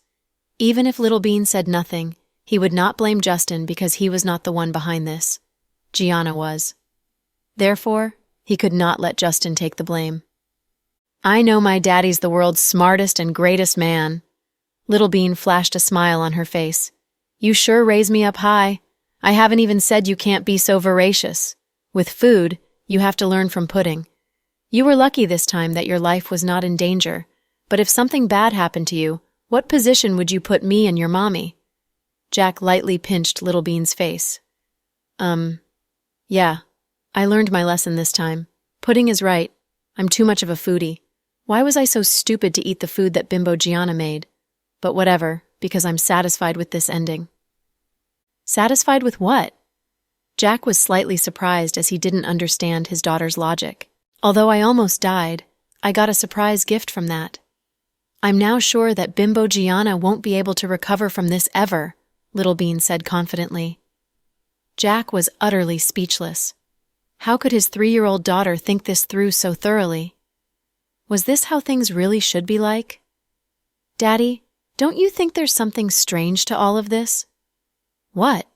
Jack asked curiously. Handsome Cooper has been in the entertainment industry for so many years, so he should have been able to see through everything. Yet he wasn't able to see through that Bimbo Gianna, Little Bean said slowly. Jack paused and thought for a few seconds. Then, he looked at Little Bean and explained seriously. Justin did see through everything, including Gianna, but he used her as a shield. They were just using each other to meet their own needs. Gianna wanted money and power, while Justin wanted a woman, so he didn't have to face reality. That's why even though she's a manipulative woman, he let her scheme. Gianna had not done anything extremely evil in the past, so Justin let everything slide. However, Justin just didn't expect that she would step this much out of line this time. Jack calmly analyzed Justin's real intentions with empirical evidence and elucidated the truth behind Gianna and Justin's relationship. Justin was not a retard. Instead, he understood how things were. However, he didn't want things to be awkward between him and Chloe, so he chose to act as Gianna's boyfriend. Whether it was Justin using Gianna for his personal reasons, or Gianna using Justin to gain exposure, she indeed put on a good act as a nice and understanding girl. Justin was a man, and he felt guilty for using her, so he would try to use money and power to redeem his guilt to her. Gianna was also the #1 female artist at Imperial Star Entertainment all these years, so Justin thought she knew where the line was. What happened last night was something Justin did not expect, so it would be unfair to blame it on Justin. No one really understood what Justin was going through because they weren't in his shoes. Daddy, only a wise person can say those words, so you are a wise person. You didn't look at Handsome Cooper like a love rival, nor did you blame him for this. Now I finally understand why Mommy loves you so much, Little Bean said, as she looked at Jack like he was her idol. Why? Jack suddenly thought Little Bean was just trying to flatter him. Just as he expected, Little Bean raised up her thumb and said, Daddy is a forgiving and great person. You can always figure out problems calmly and accurately. I think if Handsome Cooper was in your shoes today, he wouldn't be as fair and unbiased. I suddenly realized what an honor and privilege it is to be your daughter. So you two probably saved the world during your last reincarnation, Jack laughed. Daddy, who saved the world? Pudding woke up hazily and said. She was finally woken up by the conversation between her daddy and sister. Daddy saved the world during last life, so that's why I could meet your mommy and the two of you, Jack said. Ah, Daddy. You saw that Pudding woke up and immediately changed your tone. Isn't that too smart? Little Bean smiled. Pudding climbed up. First, She looked at Little Bean's IV drip. She said, "Daddy, Little Bean's medicine is almost finished. Should we change a new one? Don't worry, honey. I'm watching carefully." Jack felt very warm when he saw the twins were not fighting or arguing. Justin tried to look as well put as possible as he went to work after a long, sleepless night. However, he was not in the mood for work. He left Anne with orders. Then he drove to Brenton's company. "Is President Blake in his office?" Justin lethargically asked the reception at the Blake Corporation. "President Blake is here. President Cooper, you can go upstairs," the reception said politely. Justin would have gone to Max's place and they could drink together. However, Max was not a very responsible adult. He would rather go all the way to the States after Avery. Apparently, he was freeloading at Avery's home right now. He would follow Avery to work and was doing random chores at the GK Corporation. What was surprising was that Avery's father, who was Jack's uncle, didn't kick him out. Avery's father treated him with ardor, which was a very rare thing. Brenton was usually very busy at work. However, no matter how busy he would go home and spend time with his wife and child. He would not attend any events after work. After seeing Justin not in great shape, Brenton said, a bit heartachingly. The two were drinking whiskey in Brenton's office. "Yeah, I didn't sleep last night. Why don't you go home and rest? Why come here to drink? I don't feel that great. It's like there's a rock pressing against my heart." Justin pointed to his heart with one hand while holding a glass of whiskey in the other. "Are you feeling guilty towards Chloe after what happened to Little Bean? Or are you afraid that there would be a barrier between you and the twins after this?" Brenton asked the key question. Justin didn't respond. Instead, he gulped down the whiskey. Then, he gave a deep sigh. "Both, I guess. I wasn't afraid of anything when I was young. You know right, that when people grow old, they become less courageous." "Did Chloe blame you?" Brenton probed. Justin smiled bitterly. "It'd be great if she did. You know how she is. She won't open up to anyone and just keeps everything to herself. She didn't blame me, but I know she's suffering. When I see her like that, I blame myself for being so stupid. Why couldn't I even take care of the kids? It was the first time Little Bean and Pudding stayed over at my place, and Little Bean got poisoned. How can I face them again?" Justin wanted to see Little Bean and talk to her, but he was terrified, so he never got the courage to face her. He seemed to be blaming himself a lot, depriving his courage to face his heart. He was afraid that he'd lose the twins, afraid that they won't ever be as close to him as before, afraid that Chloe would distance herself from him. After all, what he had was so rare and fragile. Realistically speaking, he didn't have an appropriate or suitable identity to Chloe and the twins. Although they called him Uncle Cooper, he wasn't truly their uncle. So Justin was faced with a lot of stress, and he began to sink into a spiral of negativity. "Justin, to be honest, this doesn't sound like you at all anymore," Brenton exclaimed. "Ever since I met Chloe 4 years ago, I've been starting to become less and less like me." Brenton remained silent. Justin viewed love too seriously. He was willing to do anything for Chloe. For the past 4 years he had done so much for her but was still single. Yet, he had no regrets. Now, he was protecting Chloe's daughters. How many men could be like Justin for love? "You eventually need to get married and have kids. Are you sure you want to continue your stubbornness?" Brenton normally wouldn't urge Justin to give up Chloe because he didn't have a brash and direct personality like Max. That was why Brenton tried to put it softly. He wanted Justin to face reality, and the reality was that no matter how hard Justin tried, Chloe would not choose to be with him. Before Justin could respond, his phone rang and he picked it up. "President Cooper, Miss Gianna woke up," someone from the hospital reported. "I got it. I'll come over now." Then, Justin put his empty whiskey glass on the table and went to get his jacket. "I'm going to the hospital," he said. "Did Gianna wake up?" Brenton asked. Justin nodded. "What are you planning to do with her?" Brenton was rather curious about what Justin would do. "Just like always." Justin didn't quite answer the question and left the Blake Corporation. Justin parked his black Lamborghini by the side entrance of Southside and quietly walked into the hospital. Gianna was a public figure, so the details of her hospitalization were kept a secret. Justin had locked the related news from all publication. He also forbade anyone from mentioning that it was Jack that hit Gianna with his car. Gianna's family was very unhappy with this treatment. However, they were afraid of Justin, so they remained quiet. Inside the VIP room at Southside. When Gianna's manager saw Justin walking over, she immediately ran over to greet him. "President Cooper, it's great to see you here." Gianna woke up, but she's very emotionally unstable. She can't stand her face like this. "Can you go talk to her?" Justin's face was cold, and he didn't say anything. He directly walked past the manager and into the patient's room. "Gianna, calm down. President Cooper is here. You guys can chat." When Gianna's mother saw Justin walked in, she thought that her savior had come. She knew that her daughter loved Justin, so she would listen to whatever Justin had to say. She turned around and left the room, so Justin and Gianna could talk in private. Gianna was crying and screaming just a minute ago, but she immediately stopped when she saw Justin. "President Cooper," Gianna said. She didn't dare to say anything else when she realized how scary Justin looked. The room was dead silent. "So you put aphrodisiac in the soup. Not strange for a female actress, as most of you would do anything to climb up, even using sex. However, how dare you stand by and watch as Little Bean drank it? Are you trying to get yourself killed?"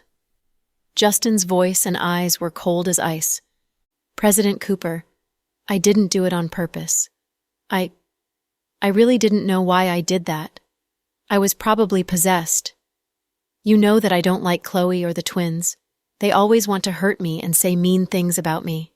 They won't even allow me to be alone with you." "So you poisoned a 3-year-old child?"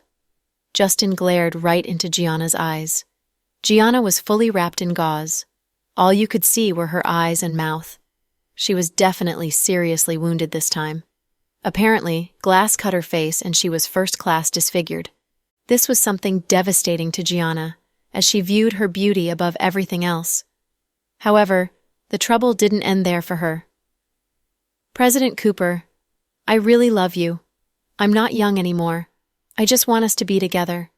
I knew you loved Chloe, so I gave you my blessings. However, when Jack came back, she ditched you and went running towards Jack, leaving you all alone. She's such a selfish woman who isn't worthy to fill your heart. I hate her, so when this incident happened, for a split second I lost it and got stupid and did something wrong. I really didn't mean to hurt Little Bean. Also, it's just an aphrodisiac. Her life wouldn't have been in danger." "If her life was in danger, do you think you'd still be alive?" Justin glared. "President Cooper, look at me. I'm already so hideous. Can you please forgive me? I know it's my fault, but Jack crashed into me with his car and destroyed my career. I understand he did it to avenge his daughter, so can you please let me live?" Gianna was rather calm and sober right now. By the looks of Justin, she knew she was done for. That was why she didn't throw a tantrum, but instead begged for mercy. "There's no way I would let you off the hook, but if you can do this one thing, I can let your family go," Justin said as he looked bleakly at her. "What? Is it?" Gianna was petrified. Gianna had a bad feeling about this, so when she uttered her words, she was shivering with fear. Justin looked at her with an icy cold glare filled with hatred. "Kill yourself, and everything will be over," Justin said in a bitter, cold tone. Gianna felt like her soul had sunk into the abyss when she heard Justin's words. "President Cooper, do you want me to die?" Gianna said in a whimpering voice. Never did she expect Justin to actually say those words to her. She had followed Justin many years, and she knew that he was a man of his words. He wasn't threatening her. Instead, he was commanding her. This was something terrifying about Justin. "Don't you think you deserve to die after what you've done?" Justin interrogated. "But I already apologized and I didn't mean it. Sorry isn't something you need to say to me. Even if you say it to Little Bean, it's useless. Maybe you can apologize to God instead." "President Cooper, how can you do this to me? Think about how much I've done for you and the Imperial Star Corporation all these years." Gianna had been very popular these years after Emery lost her status. As the #1 female artist in the country, she indeed held a high status in the entertainment circle and had earned a lot of money for the Imperial Star Corporation. Can you please think of what came first? Imperial Star created you so you could earn money for Imperial Star. You did not make Imperial Star. We don't lack female artists, so even if you didn't exist, I could make someone else popular. However, what would you become if it wasn't for me and Imperial Star? Justin did not hold back his words. Gianna now was terrified and regretted her actions. She knew that there was nothing she could say to make him forgive her. President Cooper, you can't just make me die. You should give me a chance. I will never do anything like this again. I will never hurt the twins or Chloe. I really won't. I promise. Gianna now found out that she was nothing to Justin. Even if Chloe lost a strand of hair because of her, Justin would make her pay 1,000,000 times for it. This was how unfair it was. She realized she was nothing and had no position. The only thing left of her was to beg for mercy. I've let you off the hook for many things these years because I thought you knew your stance. I never expected you to be so stupid. If it were some other mistake, maybe I will forgive you. However, you almost killed Little Bean, so you must die. Justin was rather determined.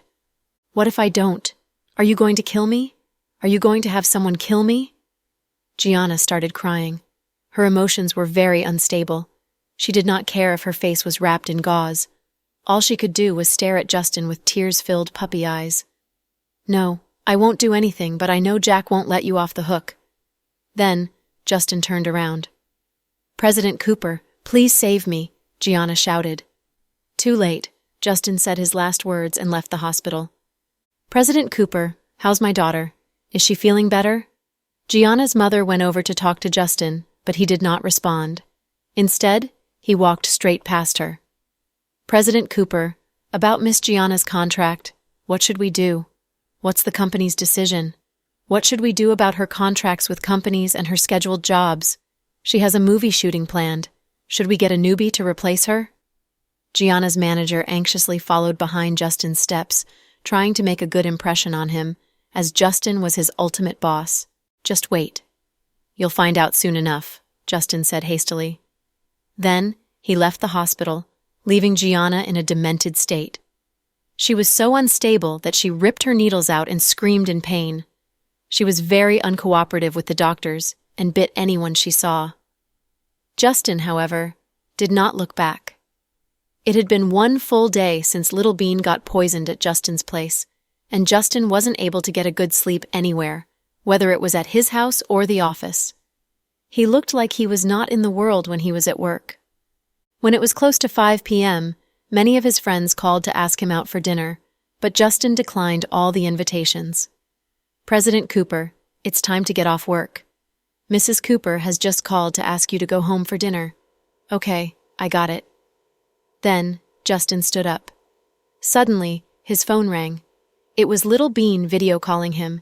Because it was Little Bean, Justin became rather excited. It was the first time she called him after leaving the hospital. Justin immediately picked up the phone. Little Bean, he said slowly. Hello, handsome Cooper. What are you doing?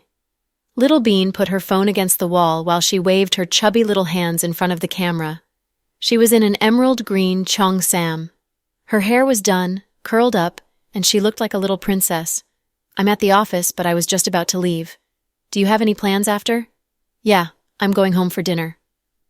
Oh, so you're heading to Grandpa Cooper and Grandma Cooper's place. Aw, how boring is it to eat with old people? Why don't you come to my place instead? Little Bean invited him with a smile. Before Justin could say anything, Pudding came up. She was in the exact outfit as Little Bean. Handsome Cooper, come. We have a bet going on. If you come in your Lamborghini, it'll only take you at most 20 minutes, Pudding said. Pudding, back off. I'm talking to Handsome Cooper. Why do you need to be like this?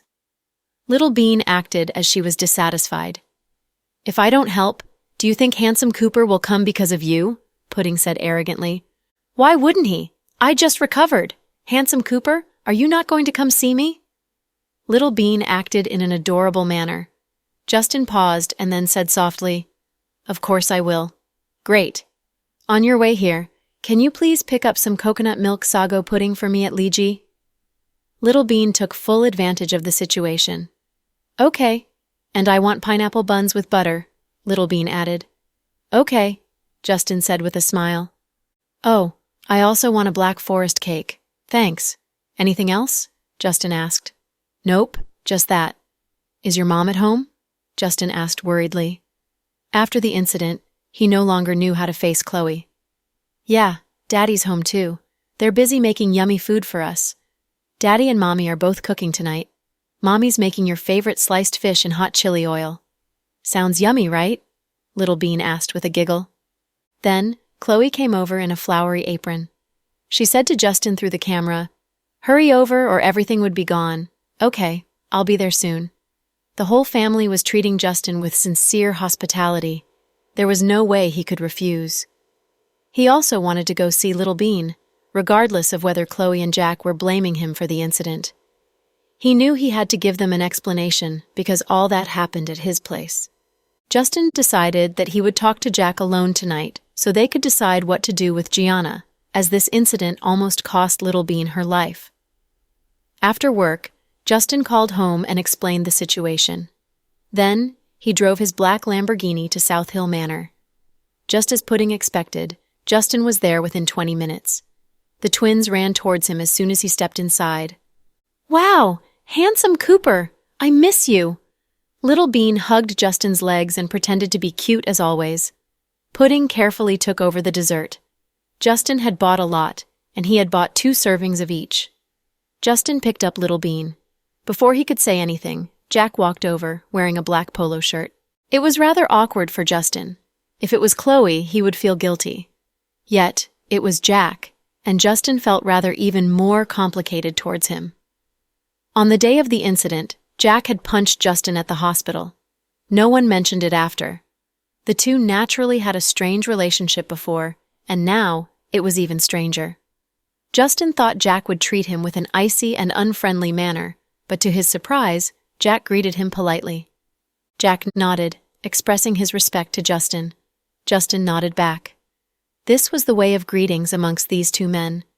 "Handsome Cooper, how come you didn't come visit me earlier? Do you still like me?" Little Bean was in Justin's arms. She reached out and pinched Justin's face. "I wanted to come earlier, but I was afraid that your mommy would kick me out," Justin joked. No, my mommy isn't that type of person."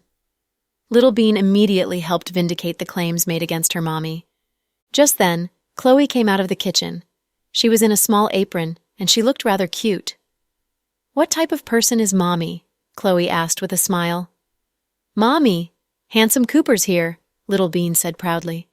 She seemed to be showing off while Justin was holding her. "Great timing. Go wash your hands. Dinner will start in 5. Chloe smiled at Justin. The family didn't seem to blame Justin for what happened to Little Bean, nor did they seem to distance themselves from him. The twins still adored him, and Chloe and Jack's attitudes towards him remained the same. It might be because they had Justin over for dinner that Thomas and his mother went to visit their old neighbor. There was only Chloe, Jack, and the kids. They even sent away the butler and maids. In this big living room, there were only 5 of them. The dinner was filled with delicious dishes. Justin asked with surprise, "Did you guys make all this?" "I made 6 dishes while Jack made 4. Chloe sounded a bit proud. "Jack can cook Chinese?" Justin asked in a very surprised voice. "I learned it recently. The taste should be okay," Jack responded calmly. "Handsome Cooper, taste it and you'll find out. Hurry." Little Bean and Pudding each sat on one side of Justin. Little Bean was particularly happy to see Justin, so she started to put food in his bowl. Justin felt at home and started to eat in silence. It was a casual atmosphere at the dinner table. When dinner was almost over, Chloe looked at Pudding and said, "Pudding, take Little Bean upstairs to get changed. We want to talk to your Uncle Cooper." "Okay, Mommy." Pudding was especially good today. She followed Chloe's orders and led Little Bean upstairs. Before going up, Little Bean turned around as she was worried. She said, "Mommy, Daddy, you can't bully handsome Cooper, or else I'd be mad. Don't worry, We won't bully him. Miss Littlebean, you're worrying too much. Chloe couldn't help but laughed. When the twins went upstairs, there were only Jack, Chloe, and Justin left at the dinner table. It was a rather awkward atmosphere. Justin, we invited you over for dinner because we actually wanted to talk to you about something, Chloe slowly said, sounding very serious. I know. It's about Little Bean. I'm prepared, Justin responded. Chloe nodded. Then she looked over at Jack and said, Honey, you start. Jack had put down his chopsticks and looked at Justin. Sorry about the way I acted. I was really worried about Little Bean's safety. Don't say that. It was my fault after all. I wasn't vigilant enough. I wouldn't have hit back even if you punched me a couple more times. Justin was very sincere. All right, the two of you, stop apologizing to each other. Look, it's like this. Little Bean's accident was just that, an accident. We couldn't have predicted it, and neither could you. We didn't know that they would run into Gianna, and we wouldn't have known that she wanted to drug you, and that the drug was eventually ingested by Little Bean. None of this was foreseeable, so we cannot blame you for any of it. If we're talking about blame, the only culprit here is Gianna, so we really want you to stop feeling guilty about this. After all, Little Bean's completely fine now and everything's past. Plus, we're not going to look at you differently because of this. Everyone knows how you've taken care of me and my children in the past couple of years. We're not going to ignore everything you have done for us just because of a small mistake. So, Justin, don't be so pressured. Don't be so sad. Chloe was definitely a logical woman, and every one of her words touched Justin deeply. Before coming here, Justin was worried about the conversation they were going to have. He had been worried that Chloe would ban him from seeing the twins. Now? It looked as though he had been worried for nothing. Chloe was a sensible woman. She totally understood the guilt and the anxiety Justin felt in his heart, so her words were incredibly comforting. After Chloe finished, Jack nodded and concluded, Yes, it's over. Nothing will change. Everything will remain the same as before. Justin knew what Jack meant by nothing will change. It was to tell him that he was still their most trusted friend. This was especially true for his close relationship with the twins. They were more than family. Justin was moved by Chloe and Jack's words. Even his eyes began to well up. He had so much to say, but in the end, he could only say the words, Thank God for understanding. Yes, understandings. He could understand the panic and anxiety Chloe and Jack felt when they first learned about their child being in an accident. By the same token, Chloe and Jack could understand Justin's helplessness towards the sudden situation. They could also forgive him for condoning her behavior. After the occurrence of a problem, the important thing was not to put blame onto one another, but to find a way to best handle the situation so that its consequences were minimized. Now that Little Bean had recovered and everything was over, there was only one question left. What were they going to do about Gianna? Justin had already made his position clear to Gianna in the hospital, but Jack and Chloe didn't know about this. What do you think should happen to Gianna? Chloe asked. After a moment of pause, Justin said, I saw her already. I told her to take care of herself. If she does, this will end and her family won't get dragged in. Take care of herself? You want her to? Chloe had thought that the most Justin would do was ban Gianna from the entertainment industry, then send her to another country, forbidding her from ever coming back. She didn't expect that, however. Justin wanted Gianna dead. This was more than serious. Yes, she should pay for what she's done.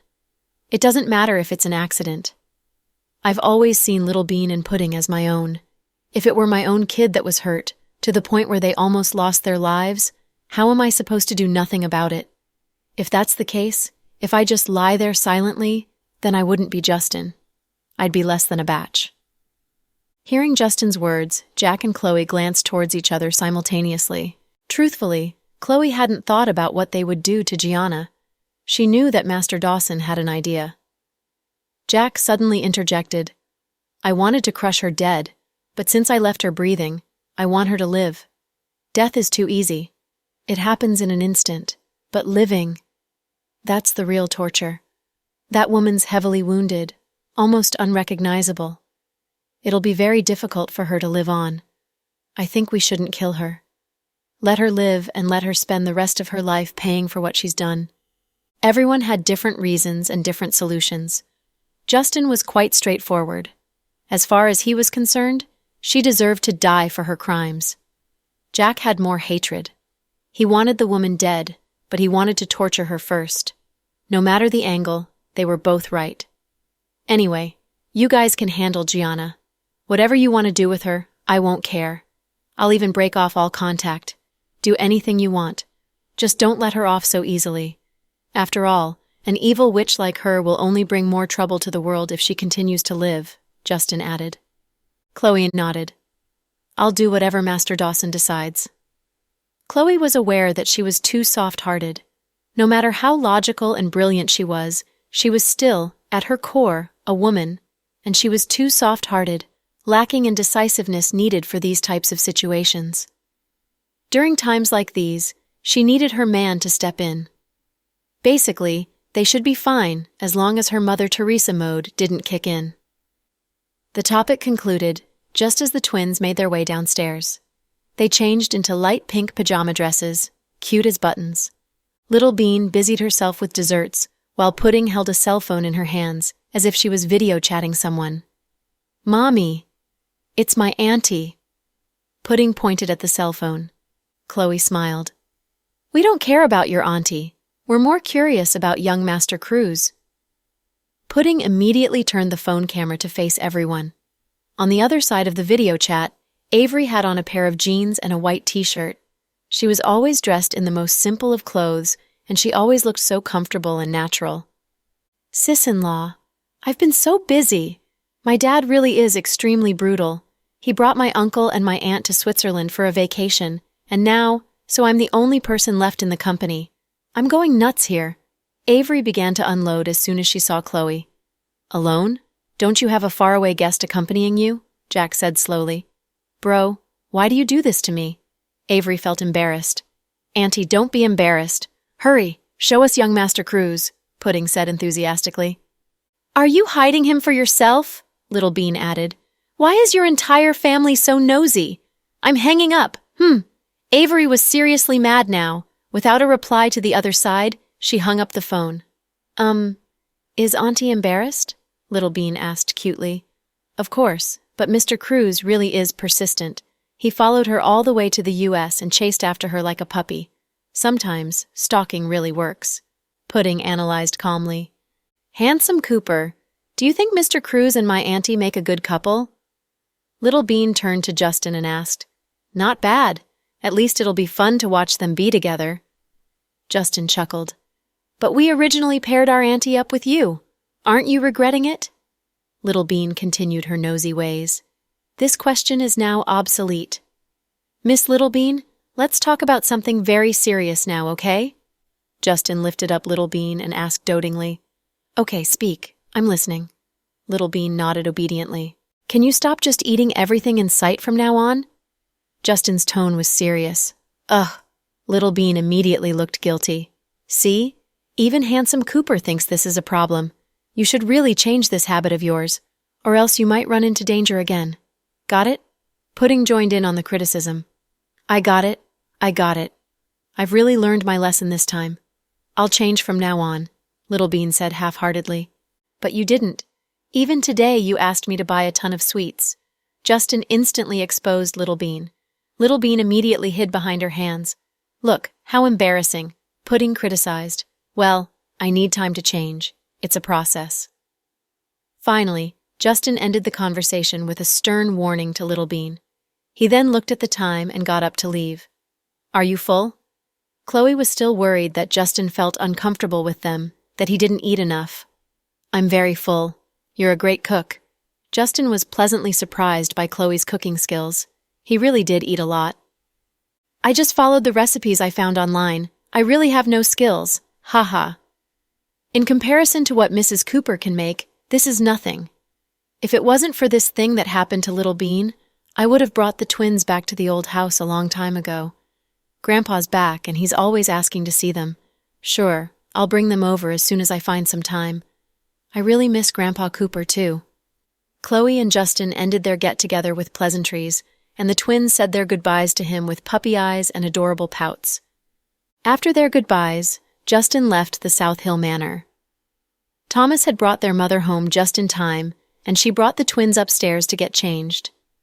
Thomas busied himself with chatting Stella, while Chloe rested her head atop Jack's shoulders, both cozying up next to the fireplace. Biting into the fruits they prepared, it dawned on them that they haven't had a day this peaceful for a very long time. This thing's finally over. I hope that Justin can let go of all that guilt. I hope he doesn't think about it too much, Chloe said quietly. No way. He's a smart man. He should know why we invited him here. He should know that we want to amend this relationship, to eliminate any awkward feelings between us, Jack comforted. Then what about Gianna? Once she's released from the hospital, she'll be banned from the industry by Imperial Star. Will she go abroad? Chloe couldn't believe how sad the woman was. She seemed like a pretty smart woman, yet she left herself with zero options. Leave the country? Go where? How could I let her go? Jack's eyes grew icy at the mention of the vile woman. Didn't you say that you wanted her to suffer for the rest of her life? Chloe turned to Jack, confused. I did say I want her to suffer for the rest of her life, but I never said I'd let her go. Jack looked like he had other plans. Chloe knew exactly what he meant. Seeing Chloe silent, Jack reached out his hand and lifted her chin. Chloe, in this world, not everyone deserves forgiveness. I know. Chloe nodded lightly.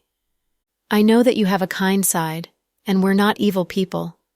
We would never be the first ones to attack, and that's our principle. But if someone attacks us first, they leave us with no choice.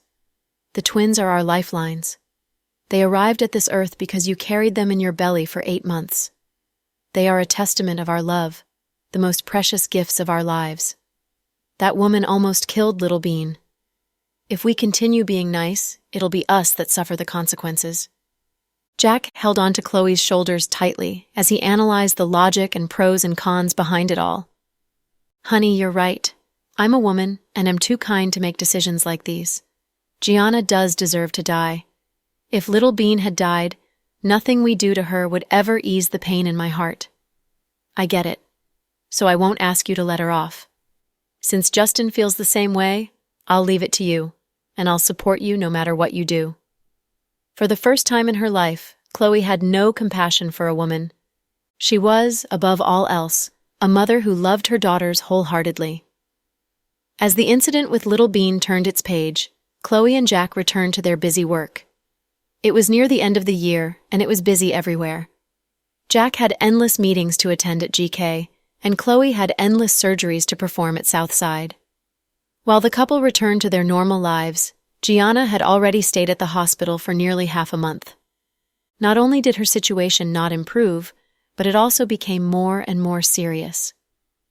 Chloe would often hear the nurses talk about the woman in the VIP room who was injured in a car accident. They would talk about her mental instabilities and how she needed sedatives to fall asleep every night. Justin didn't pay Gianna a single visit after she was hospitalized. He didn't care about her at all. Although Chloe worked at the same hospital, she never went to see Gianna either. She deliberately avoided the latter's room, no matter at or off work, making it very unlikely for her to run into Gianna. There were too many patients at the end of the year. Chloe alone had 3 times the patients to see compared to usual. Sometimes she would be so busy that she wouldn't even have time for lunch. Today was just as busy. It was already 12:40 p.m. when Chloe finished seeing the last patient from the morning. It was almost 1 o'clock, and indeed, she felt hungry. After their trip to Bali, Violet and Cody went straight to Tahiti. As the vice director of the hospital, Chloe approved Violet for a long vacation. The assistant position was temporarily filled by a new nurse. Chief, it's time for lunch. A nurse knocked on the door. How many more in the afternoon? Chloe took off her glasses, putting away her pen in the pocket of her lab coat. 7 more in the afternoon. Do you think you can finish? The nurse sounded a bit worried. Should be okay. If I can't finish, I'll do a bit of overtime. It's nothing. Chief, you've been working too hard. It's the end of the year. You should pay attention to your health. Chloe was a known workaholic at South District. When she had work to do, that was all she would focus on. She would forget about everything else. She was always the first one to come and the last one to leave. President Richard had publicly praised her work ethic more than once, and no one could argue against her current status as the vice director. It's all right, I'm really strong.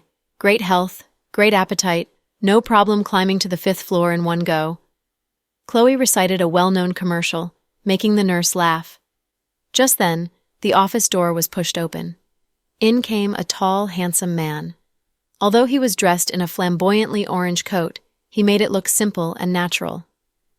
"Little sister Chloe, it's been a while since I've seen you smile like this. Is anything good happening today?" Without permission, Andrew sat down on the patient's seat across from Chloe, close as could be. "What are you doing here?" At the sight of Andrew, Chloe immediately put her relaxed smile away, her eyebrows furrowing, her body tensing up. Andrew was nothing but an unwelcome guest in her eyes. "Chief, you have a visitor. I'll leave you two alone. Remember to eat," the nurse reminded Chloe. Chloe nodded, and the nurse shut the door and left. The bright clinic was suddenly left with only Andrew and Chloe. Chloe was still in her white lab coat, with her hair reaching below her shoulders, falling naturally against her back. Compared to 4 years ago, she looked much more sophisticated. After all, she was already a wife and a mother. Her style had grown more classy as well, and Disney hoodies were a thing of the past. In contrast, Andrew was still the same. He preferred to dazzle and often opted for apparel with bright color schemed. The two of them, one white, one orange, they almost looked picturesque. "I haven't seen you for a long time. I really missed you, so I came over to see you." Andrew was as straightforward as usual. However, Chloe didn't feel awkward or shy about what he said. Instead, she felt her heart sink. "We are not siblings, nor are we friends. You don't have to visit me, because you're not very welcome here," Chloe said impolitely. "Not very welcome here? Does that mean you welcome me a little bit?" Andrew took advantage of Chloe's minor fault in wording and argued about meaningless semantics. Chloe didn't care enough to respond. She changed the topic. "You've been very low-key recently. You haven't begun your attack on Emery? What? Are you hoping that I would do something?" Andrew chuckled. "No, I'm not interested in anything that has to do with you." Chloe simply rejected. "But I've always been interested in everything about you. I heard about Gianna.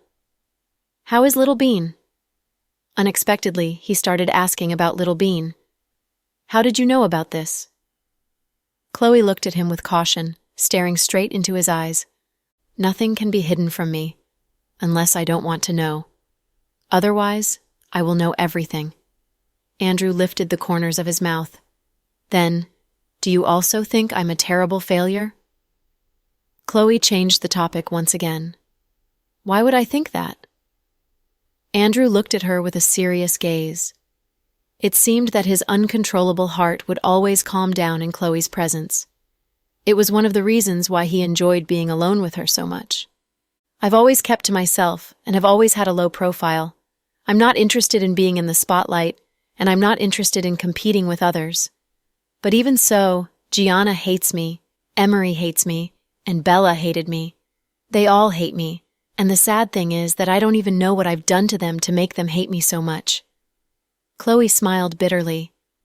"It's because they're envious of what you have, the things that you own.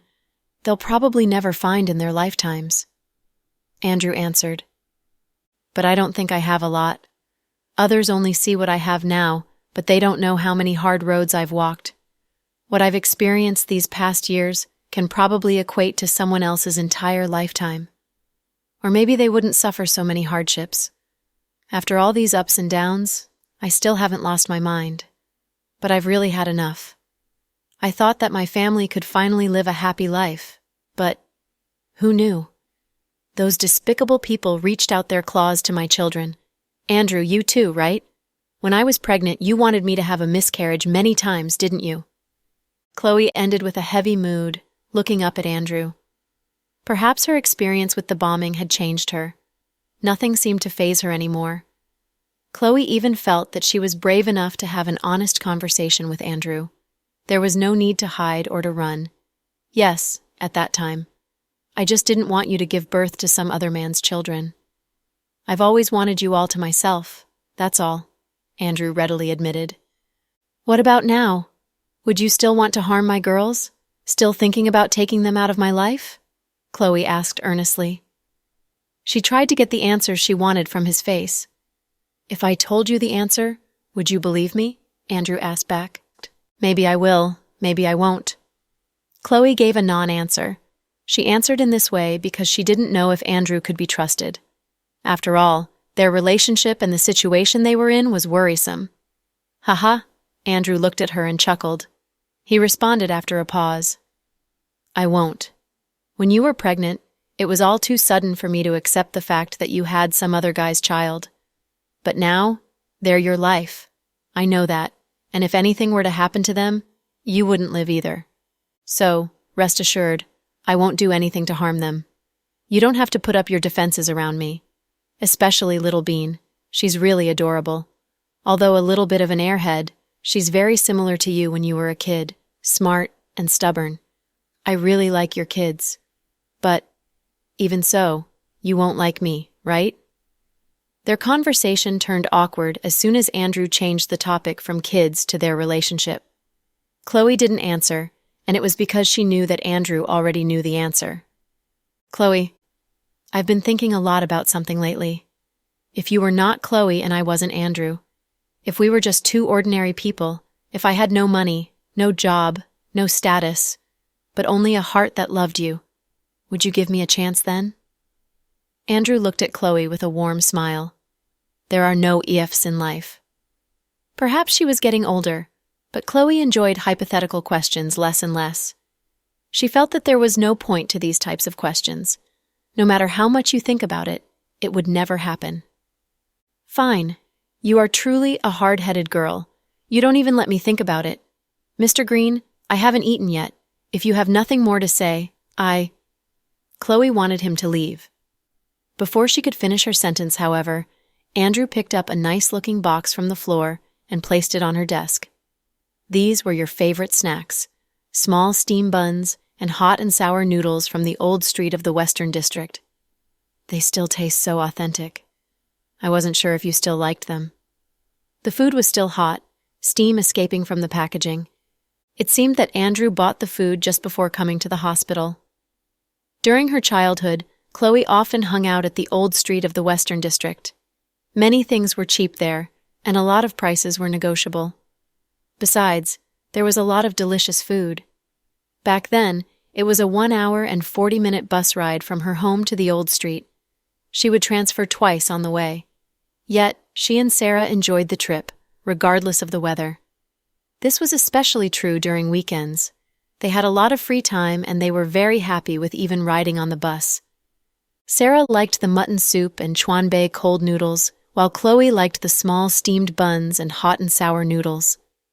Andrew was already a highly regarded member of the Green family at the time, frequently driving in luxury cars around the city.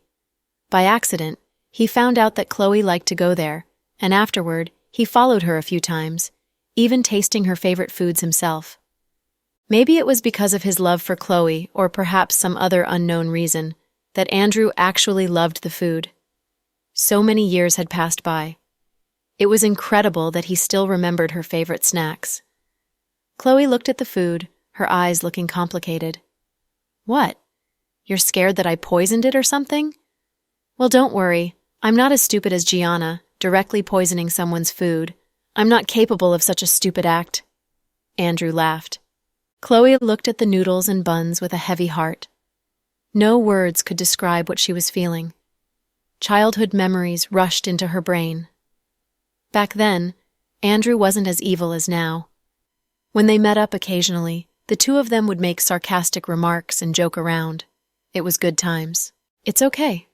If you don't want to eat the snacks because I bought them, just throw them in the garbage bin, Andrew said, feeling a bit sour in his heart. He had to accept the fact that Chloe wasn't about to accept anything from him, no matter if it was facial masks or food. Seeing that she didn't want to speak, Andrew stood up and slipped on his deerskin gloves. All right. I don't want to take up more of your precious time, great doctor. Oh, wait, Vice Director. Since you are busy, I won't bother you anymore. Look after your own health. Otherwise, if you exhaust yourself to death, Jack will marry a younger woman, and she'll spend your money, live in your house, and sleep with your husband.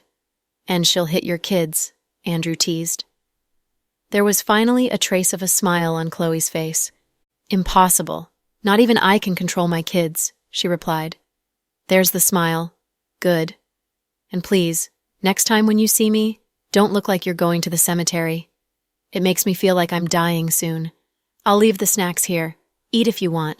I'm leaving. Andrew turned to leave. Suddenly remembering something, he looked back.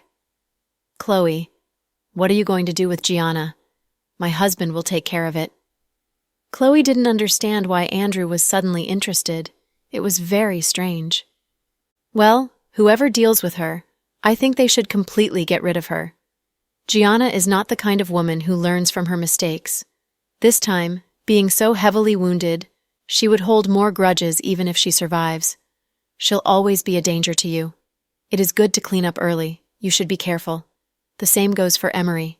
Don't ever meet her alone. With that, Andrew opened the door and left. Chloe sat there for a few minutes more, staring blankly into space. She then slowly opened the package of the snacks Andrew brought her. She picked up one of the small steamed buns and took 2 bites. She suddenly realized that it didn't taste the same as before, or maybe it wasn't the taste that had changed. Maybe she was the change. She was no longer the same Chloe. Andrew's visit chased away Chloe's appetite. She was starving before he came, and after he left, she didn't feel like eating at all. After a couple of small bites, she cleaned up and sank her head back to work. Just then, Cody's call came in. It was a video call. Hey, sis, how are you doing? Cody smiled brightly. Hello, I'm good. Is Tahiti beautiful? Chloe tried to wake herself up. I'll show you. Cody held the cell phone up, pointing its camera toward the blue sea and blue sky behind him. Such a rich kid. You're using data like a vampire drinks blood. Don't you care? Chloe laughed. Why would I care? I'm talking to you, my good sister. Where is Violet? She's swimming over there. Cody pointed to the beach. All right, as long as you're having a good time. What time are you coming back? Maybe a week later. It is near the spring festival, so we're planning to go home earlier. Sis, I have a favor to ask. What is it? When I get back, I want to have a wedding ceremony. Of course, it'll be impossible to have it happen before the festival since there's not enough time. I looked at the calendar. The 8th day of the new lunar year is a good choice. I want the ceremony to be held in a hotel owned by GK, and can you please help me take care of these things? You little brat, finally getting married? Chloe's smile was very warm. She was really happy for Cody. Well, I'm getting old. I don't want to wait any longer. If I meet the right person, I want to get married. Great, I support you. I'll help in any way. Tell me what you want at the wedding, and I'll make sure it's a banger. Sis, this time I want to go to the Chloe Resort on Yundung Mountain. It is quiet there, and it's beautiful. What's most important is that the hotel is named after you. I think Violet and I will have an unforgettable trip there. Okay, I'll cover all the costs. You two have fun. Also, I have a plan that I need to discuss with you. Cody deliberately lowered his voice and whispered. After hearing his plan, Chloe began to stutter from shock. Are you sure that it'll work? Are you sure Violet won't kill you? Don't worry, at least she won't be able to beat me to death so I can still marry her. I've already made up my mind, so can you please help me, sis? Cody said sincerely. After much persuasion, Chloe finally gave in. Okay, fine. I'll try my best, but I can't guarantee anything. Don't worry. I believe in your acting skills, sis. After a delightful conversation with Cody, Chloe went back to her work. At the headquarters of the Imperial Star Corporation. After the dinner at South Hill Manor, Justin was relieved because he knew that Chloe, Jack, and the twins did not blame him. President Cooper, Mrs. Cruz is here. She wants to see you. Anne knocked on his door and reported. Mrs. Cruz? What? Justin had a bad feeling about this. Let her in. Max's mother was a typical rich woman in her 50s. She would spend her day doing facials, playing mahjong, and drinking tea with her fellow rich friends. She was originally from a rich family, so during all her years in the Cruz family, she maintained a high status. When Max's father was young, he had cheated on her quite a lot. However, those women outside of home were just fleeting memories. Mrs. Cruz was his one and only wife. She had a huge sense of pride. Whatever bad attitudes and tempers you could imagine of a rich lady, she had it. She was arrogant, hard to reason with, hard to please, and a bit too traditional. In a way, she was similar to how Jack's mother used to be. From all the rich kids' families, Justin's mother was the kindest amongst them all.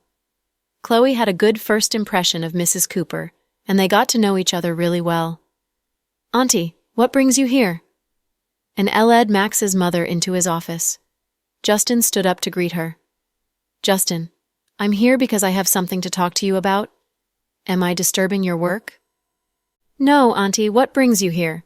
Justin knew Max's mother would not come if she didn't need something from him.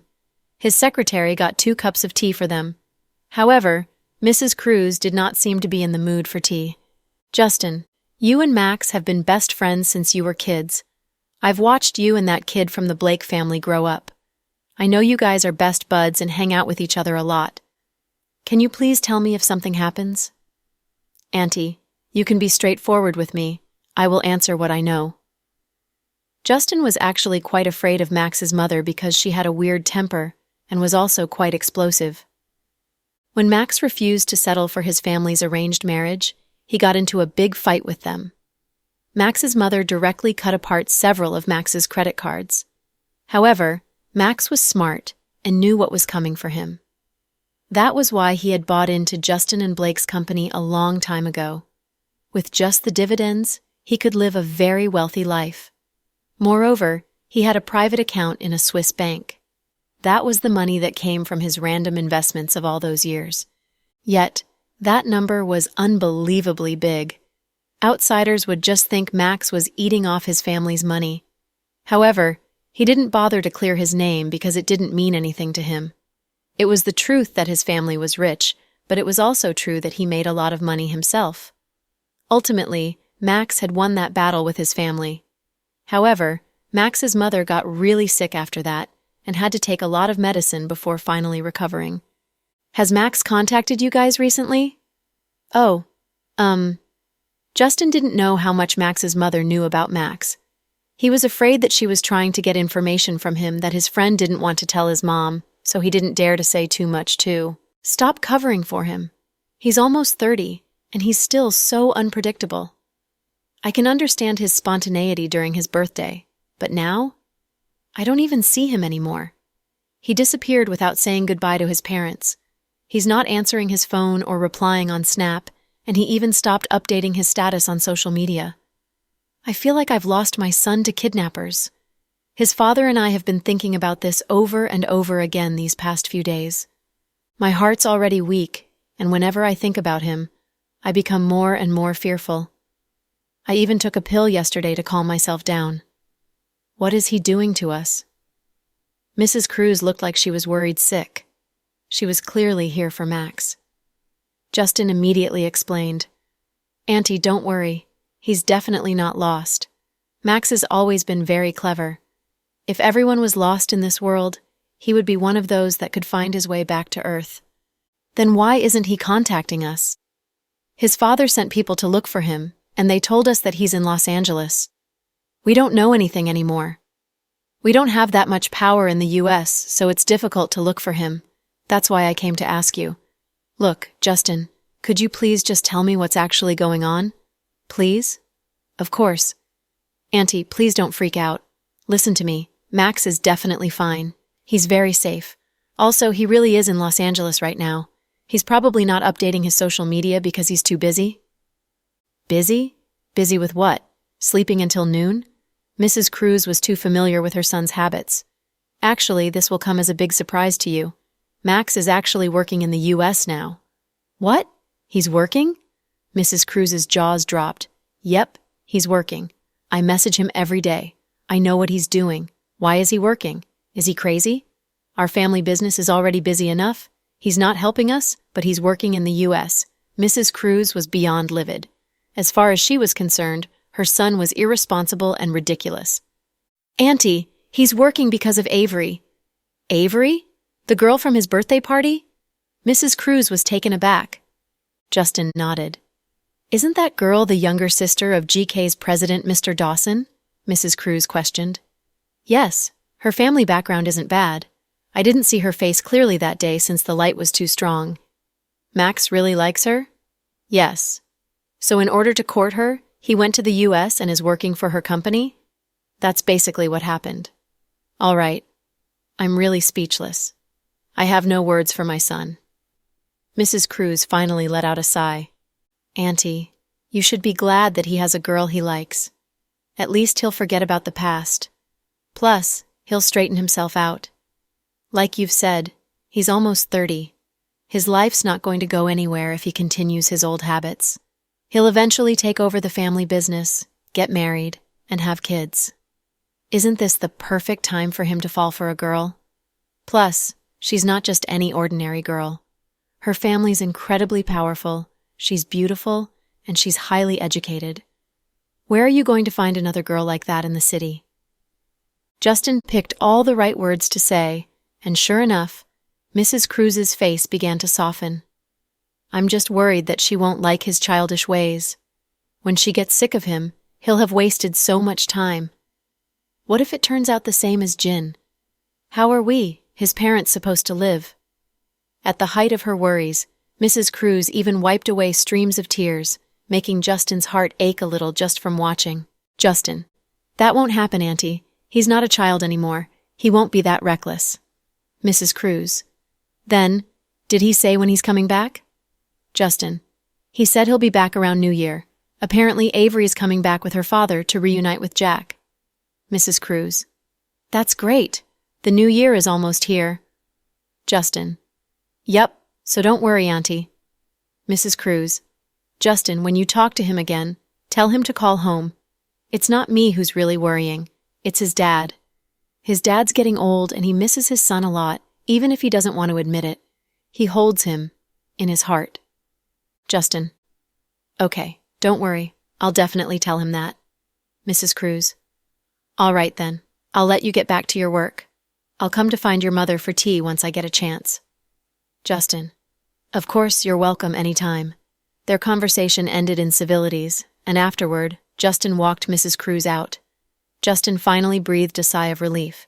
He took out his phone and sent Max a message. Justin. Max, show yourself. Max. Speak. Justin. Acting cool with me? Giving me one-word replies? Max. Haha, I'm cooking. Justin. You? Cooking?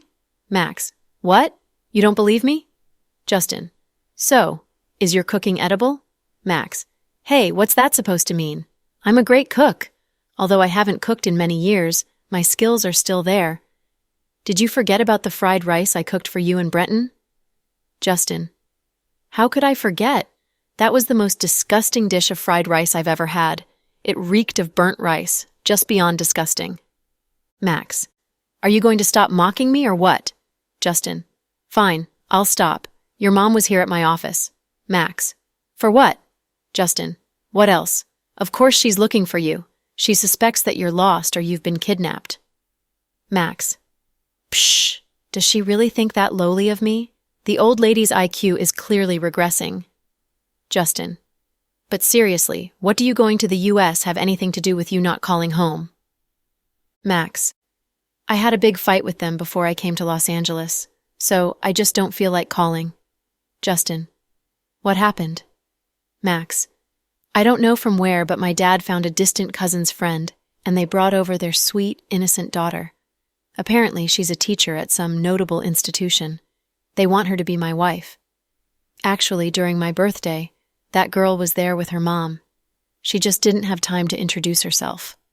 Later on, when she saw me kissing Avery, she started acting crazy, crying and throwing a fit. My dad was really embarrassed about that, but my mom seemed totally fine. She didn't say anything. You know, my mom, once she learned about Avery's family background, she knew that it's good for our family. My dad, though, He's completely focused on that teacher girl. He thinks she's right for me, and he tried to stop me from coming to the US. He said that I was begging for Avery's love and that I was wasting my time. How am I supposed to listen to him? I'm still mad at my dad. Justin. A teacher? Forget it. I don't think she suits you. She probably can't tame you. Max. That's what I said, but my parents really like her. They talk about how she's so pure, that she's never dated before, that she's a virgin, and that she's conservative. My God, I'm so annoyed. To boot, she and her mom are even staying at my home. Apparently, she's taking 2 months of vacation time to stay with me. She wants to get to know me. I mean, seriously? Justin. So then? Max. S.O. From that day on, I've stopped answering their calls. It's a waste of my time. Justin. I don't think that's the main reason. The main reason is that you're completely focused on Avery, right? Max. Ha, I knew you know me well. Justin. You're coming back in a few days, right? What's happening then? Max interrupted before Justin could finish his sentence. I have to go, Justin. My soup's drying up. With that, Max put down his phone to the side. He lifted the lid to check on the soup. Little Max, when are we going to eat? I'm about to die from hunger. Avery walked into the kitchen with a bottle of Coke in her hand, looking high and mighty. Be right there. Give me 3 more minutes, Max immediately replied, giggling. Avery extended her neck and looked at the contents in the pot. A bit skeptical, Avery asked, Are you sure this is edible? Of course. Trust me. But the smell in the kitchen is too strong. Wait outside. It will be ready soon. Fine, then hurry up. Avery grabbed the leftover tomato slices on the cutting board, eating them as she walked away. It had been more than 20 days since Max arrived in Los Angeles. Avery had come a long way from being annoyed by him and wanting to kick him out every day, to now becoming used to his presence. At home, he cooks her breakfast every morning. Although it was simple, mostly milk and toasted bread, Avery was more than satisfied. The U.S. was different from their country. Most Americans were much more independent. They rarely hired nannies. Avery's father flew all over the world, leaving her to spend most of her days alone in their giant mansion, so she would cook most of her meals herself. If she woke up late, she would skip breakfast altogether and eat lunch at work. After Max's arrival, however, she began to eat her meals regularly, even feeling hungry whenever she missed breakfast. Habits really are hard to break. Avery sat in the spacious living room, playing with her cell phone, talking to her employees, and delegating tasks through voice messages. Max came out of the kitchen, carefully holding a pot of soup. He then brought out the fried onion pancakes. He didn't want to make something as difficult as fried onion pancakes, but Avery loved anything made from flour. Whether it's buns, rolls, dumplings, or noodles, she loved them all. Since she grew up in America, however, she was more accustomed to hamburgers and spaghetti. So, in order to show off his caring side, Max downloaded recipes from the internet and grocery shopped at the local town for ingredients. He made Avery fried onion pancakes and paired it with cucumber, tomato, and egg soup. Although the dishes were quite simple, it was still a feat for a young master like Max. Avery, the food is ready. Why does this pancake look so burnt? It's almost black. Avery pursed her lips. Oh, give the burnt one to me. You eat the one underneath it. Max immediately put the burnt pancake into his own bowl. Avery felt guilty seeing him take the burnt pancake, so she quickly took it back. Don't. Actually, I like the slightly burnt parts. Max filled a bowl with soup and passed it over to Avery. The soup should be great. It's been boiling for a long time. We will taste the essence. Avery took the bowl of soup and took a careful sip. How is it? How is it? Does it taste okay? Is it too salty? Max looked nervous. It's okay. I guess it's not that bad. At least it's better than what I expected. Avery showed off her family's unique charm, being so prideful at all times. Heh, I'm satisfied with this review, Max laughed. Well, you're easy to please. Avery glanced up at him. Of course. Happiness is found in the little things, haha. So, I'm more handsome and more vibrant than Justin and your brother, right? Max grew smug. Please don't flatter yourself. Avery's disses had become a part of his daily life. These past days of following Avery around, being her assistant in the company during the day, and being her nanny when they come home, cooking at night, Max had truly gone above and beyond. Avery had also, slowly but surely, changed her opinion of him. Why shouldn't I flatter myself? It might get me a girlfriend. Anyway, Avery, when is my probation period over? When will you stop testing me? Max asked Avery, his eyes hopeful. What probation period? Avery pretended to be dumb. A probation period for becoming your boyfriend. Oh, that. But I think our arrangement right now is great. You're my assistant by day and my nanny by night. I'm pretty happy with how things are right now. Avery laughed. Are you serious? Max was taken aback. Did he give her the wrong impression? But being an assistant and a nanny has its limit. It means we can't do a lot of things. What things? Of course, the innocent Avery didn't know what Max was talking about. Come here, I'll tell you. Max signaled for her to move forward. Avery scrooched over, preparing herself for a long and serious talk from Max. However, when she reached him, the man immediately captured her lips with his own, his force inescapable and powerful. Avery's brain short-circuited once again, just like it did that time on Max's birthday party. The surprising thing was that this time, she actually enjoyed it. Maybe she saw the man differently now. Just then, sounds came from the front door. Avery reacted quickly and immediately pushed Max away. In the next second, she saw her father standing at the entrance with his bags, followed by 2 bodyguards. Daddy, why are you home? Feeling guilty, Avery stood up immediately. Hello, Uncle. Max was completely familiar with Avery's father, feeling absolutely no awkwardness at all. I have an urgent meeting, so I flew back. Are you guys just eating now? Avery's father asked sternly. Oh, Avery wanted pancakes, so I tried to make it. Pancakes? You know how to make pancakes? Avery's dad was clearly shocked. Since you're here, Uncle, join us. Although the taste might be a little off, it's the thought that counts. Haha. Avery's dad didn't hesitate. He left his luggage to the side and sat down at the breakfast table, taking a sip of the soup. It tastes good. You're not bad at cooking, kid. The compliment from his future father-in-law gave Max a small ego boost. Daddy, aren't your standards too low? How could you say that this is good? Look at the fried onion pancake, it's clearly burnt. Avery was unwilling to compliment Max. Avery's dad ignored his daughter and turned his attention to Max. Kid, are you going to continue mooching off of us forever? Papa Dawson's words completely shook Avery and Max to their cores. Luckily for him, Max was very thick-skinned. He brushed off the awkwardness and scratched his head, laughing.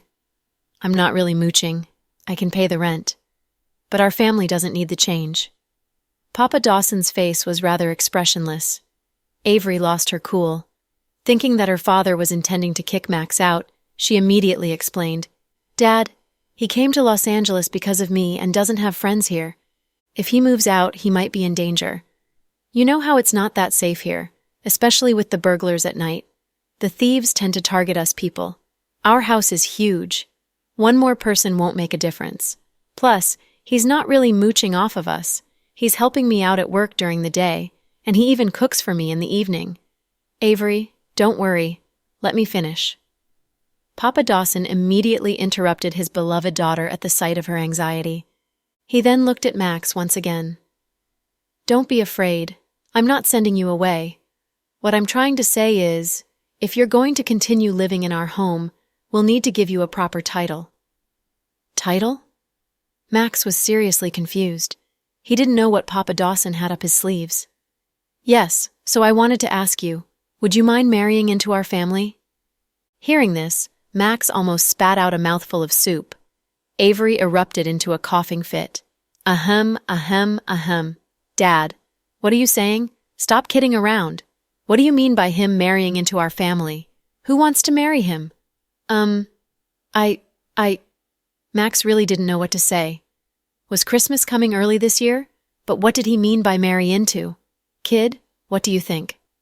Papa Dawson ignored his daughter, keeping all of his attention on Max. Uncle, this This is all too sudden, Max began to stutter. At the sight of Max's reaction, Papa Dawson's expression darkened. So you never plan to marry my daughter? You're only toying with her? No. I'm serious about Avery. God is my witness. Max shook his head and explained immediately. Then isn't marriage the final goal? Papa Dawson asked. That's true. Max nodded. So is there a problem with you marrying into our family? You know that I don't have a son, only a daughter. GK's greatly in need of talent. Ever since my nephew Jack went back to the country, it's been even busier. If you really love Avery, stay and help her. Help her handle our family business. Of course, you might not want to marry into our family and live under our roof. You are, after all, from a very rich family. That'll be your choice. If you agree, you can stay, and I'll pick a time for your wedding.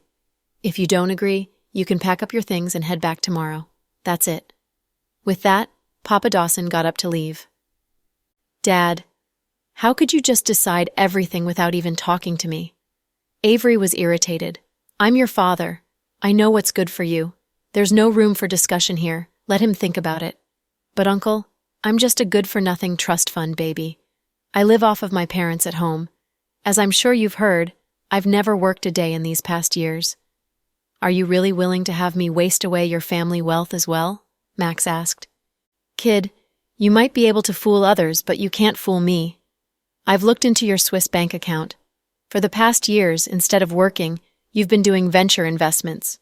Your investments reach almost every major city in the world, and you've earned a sizable amount. I'm sure that this is hidden from most people. Uncle, you investigated me? Max was dumbfounded. He had always kept his investments on the down low. His Swiss bank account was only known to Brenton and Justin. He couldn't believe that Papa Dawson discovered it so easily. Experience really was a powerful thing. Swiss bank account? Hidden money? Avery looked at Max, completely shocked. If it wasn't for her father, she would have seen Max just as a good-for-nothing rich kid. Avery, this kid's not just something ordinary. You're really wasting his talents by making him your assistant and your nanny. I'll give you a night to think about this. Tomorrow, I'm either getting a live-in son-in-law or you're leaving. That's that. Papa Dawson was resolute. He immediately went upstairs afterward, leaving behind Max and Avery in a state of utter helplessness. After a while, Avery finally said quietly, Sorry, my dad is really stubborn. He likes to make decisions by himself. He's exactly like my brother in that sense. Stubborn as a bull. It's so annoying. I didn't know he had been planning this the whole time. Don't say sorry. Your dad's not wrong. I can't stay at your home and freeload forever. Max enunciated every word. Then, I'll go upstairs and help you pack. You can go home tomorrow. Avery knew how important Max was to his family. There was no way his parents would allow their son to be a live-in son-in-law. For rich families, a live-in son-in-law meant that the groom in question was a useless man who uses their woman to claw their way into power and fortune. No one would respect them. The Cruz family wouldn't risk this, and neither would Max. Avery learned a lot about Max during their time together. She knew that he was an independent thinker. He was definitely not going to agree to her father's suggestions. Avery suddenly felt her heart wrench at the thought of him leaving. You're really okay with me leaving? Max looked directly into Avery's eyes. What choice do we have? Are you really going to marry into my family? Avery answered with a question as she felt her heart ached a little. What other choice do we have? Am I supposed to just leave you all alone? You're ridiculously busy at work every day, and when you get home, you can't even have a hot meal to eat? Max laid out his hands, shrugging his shoulders weakly. His words were genuine and touching, and it sent warmth through Avery's heart. After a while, she looked up at him and said, Max, thank you very much for taking care of me during these past days, helping me out at work during the day, and cooking and cleaning for me in the evenings. Really, I've really bullied you a lot, but my dad's suggestion is impossible to agree to. I can't bully you like that. I can't burden you with the name of a live-in son-in-law for my own benefit. So you've never really liked me? You don't want to be with me no matter what, right? Max asked. Avery said nothing. Truthfully speaking, she really did enjoy the days they had spent together. but Avery was still hesitant about handing over her heart. After all, she had never been in a relationship before. She was afraid of being hurt, and she was also scared that she could not play the role of a girlfriend properly. With Justin, she did like him a little bit, but they never reached the dating stage. Avery's silence broke Max's heart. "Avery, I know that I seem like an irresponsible boy, lazy and entitled, but when I'm serious about something, I scare even myself. I can't promise you that I'm this great and magnificent man, but I can promise you that I will never let my woman down. I'm serious about you. Otherwise, I wouldn't have chased you all the way to Los Angeles. I don't mind helping you out at work or taking care of you at home. Because it's you, it's worth it. But if you still cannot understand my feelings for you, I get it. If you don't want to make the leap, I can understand as well. I won't put you in a difficult situation. I've had a lot of fun these past days, so you don't have to thank me. I'll pack up my things and leave tomorrow morning. That's all." With that, Max turned away and went upstairs. Avery was suddenly felt that she was overcome with feelings of emptiness. It was as if she had lost a piece of herself. What a strange feeling. She wanted him to stay, but she couldn't say the words. She wasn't even confident that she really liked him. She also didn't know what to feel about that kiss. Did she forget to push him away because she couldn't react, or did she enjoy it? Avery really didn't know. She wanted to maintain their current dynamic, but the sudden return of her father shattered their patterns. Actually, Papa Dawson liked Max very much. He had been observing him silently for the past 20-something days. Through the surveillance cameras at home, Papa Dawson could see Max's every move. He could see exactly how the young man treated his daughter. His fondness of the young man skyrocketed after the discovery of the latter's venture capitals. Max had made a lot of money through his investments, and instead of wasting it all, he tucked away the money safely in a Swiss bank. This fact made Papa Dawson appreciate Max's economically sensible brain even more. He really wanted to keep the young man by his side to help out his family and to take care of his daughter. Unfortunately, relationships could not be rushed. He forced his way into their relationship and completely disrupted their dynamic. Max never came out again after he went back to his room. Avery returned to her home office, feeling completely out of it. She wanted to continue working, but found it impossible to focus. Just then, Papa Dawson knocked on her door. "Dad?" Avery replied, but her mood was clearly low. "Still working?" Papa Dawson looked at his daughter and asked with a heavy tone. "Yeah, there's still some work I haven't finished." Avery held onto the mouse and stared at the computer screen, her heart pounding erratically. "What did that kid decide with you? We didn't really talk about it. He'll leave tomorrow." Avery tried to hide her disappointment with an expressionless face. "He's leaving tomorrow? He doesn't want to agree to my offer?" Papa Dawson looked surprised. "Daddy, how old are you again? How could you be this naive? Max is from a super-rich family. The Cruz family is incredibly highly regarded domestically, and they're equal to us in terms of capital. His father is the head of the family, a man with a reputation to upkeep. How could he allow his son to be a live-in son-in-law?" Avery tried her best to not leak her disappointed she felt. "Did he say these things himself, or are you speaking for him?" asked Papa Dawson. "What's the difference?" Avery asked in a cavalier tone. "Of course there's a difference. If he said it himself, then he's not that serious about you, and you don't need a man like that. But if you're speaking for him, then you're the one who's making the decision for him. You're not him, after all. You don't know what he's thinking." "Forget it, Dad. Let's stop talking about this. Max and well, I guess this is it for us. Maybe it's better if we stay friends. Please don't give him a hard time. Plus, I'm still young and not in a hurry to get married. If you need more help at the company, just hire more people. Hire more high-level professionals. Stop spending your energy on my marriage." Avery seemed to have frustrations towards her father, so her polite tone sounded forced. "Avery, Dad, I'm tired. I'm going to sleep after I finish this. You should sleep early too." Avery didn't give her father a chance to talk and ended the conversation resolutely. Papa Dawson sighed and said nothing. He then turned and walked away. He had wanted to have a talk with the kid, but decided that it was better not to, as it may complicate things even more. Just like that, the three residents of the gigantic mansion separated, each burdened with their own thoughts. Both Avery and Max couldn't sleep, and the mansion fell into silence. Avery refreshed her page over and over again, waiting for Max to say something to her. Unfortunately, there was no sign of that. Avery wanted to initiate a conversation, but found herself without words.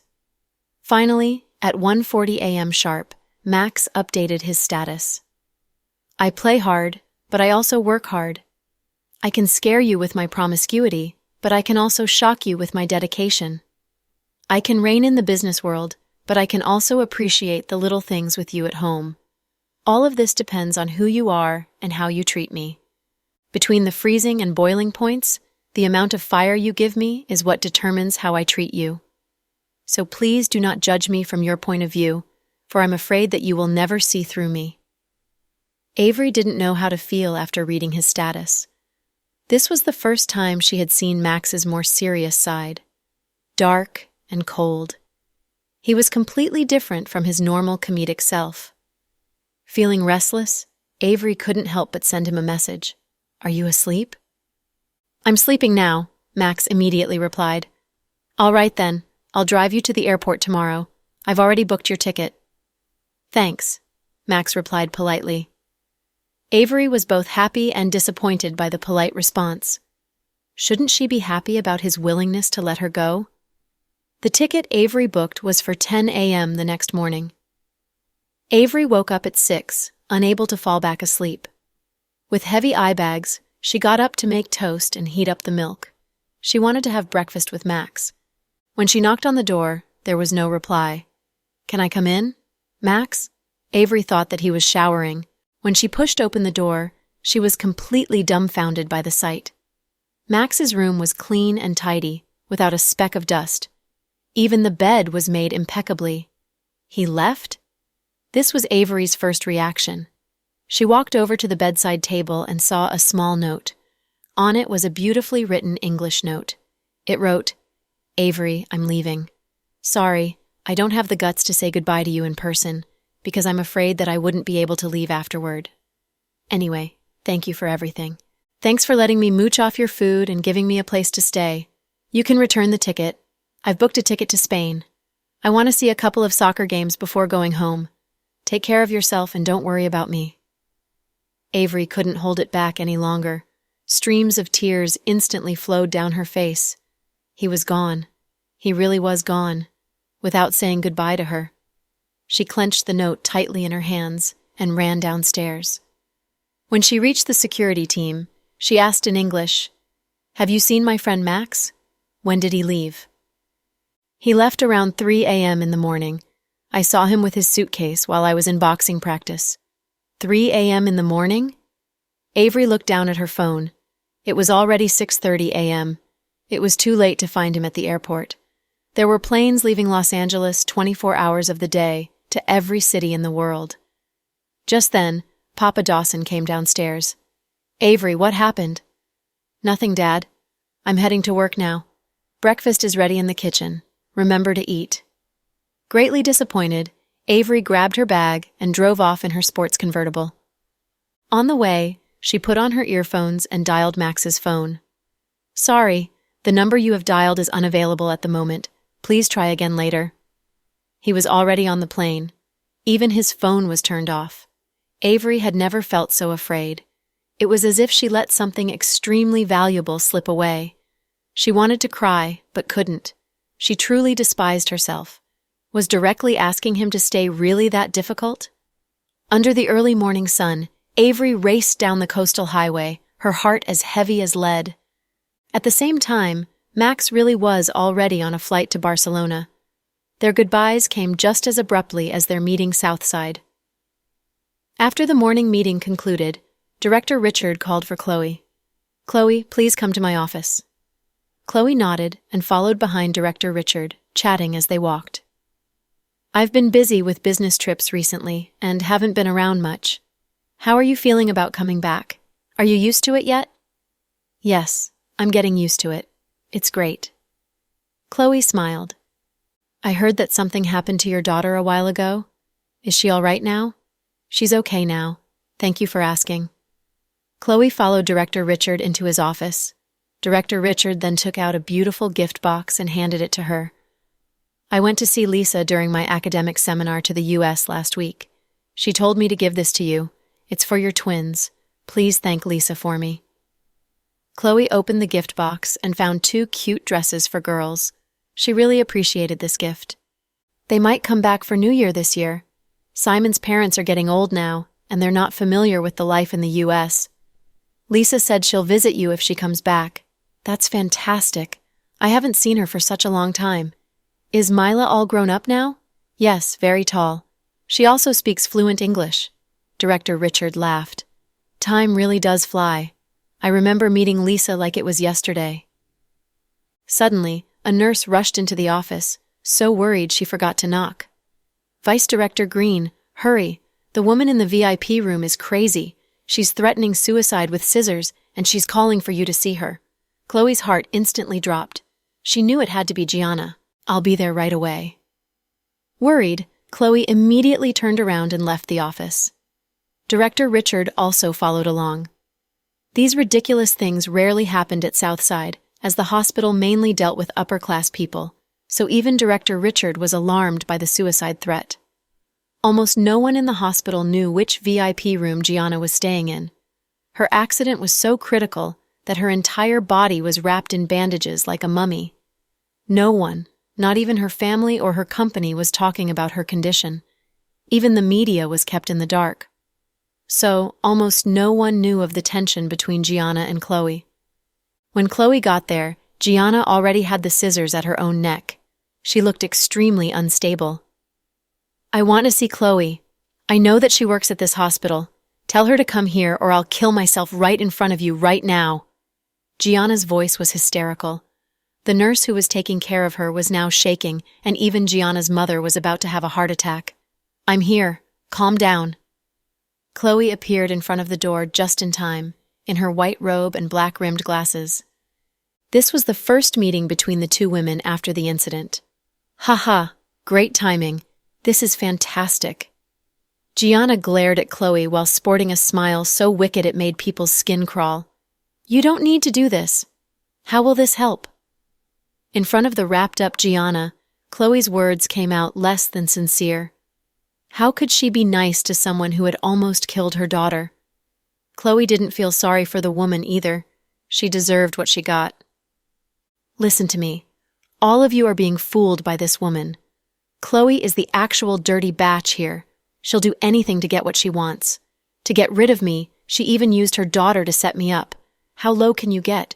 Why are there so many men in love with a woman like you? Ha. Are they all blind? Gianna screamed and yelled, losing all the grace of a famous celebrity.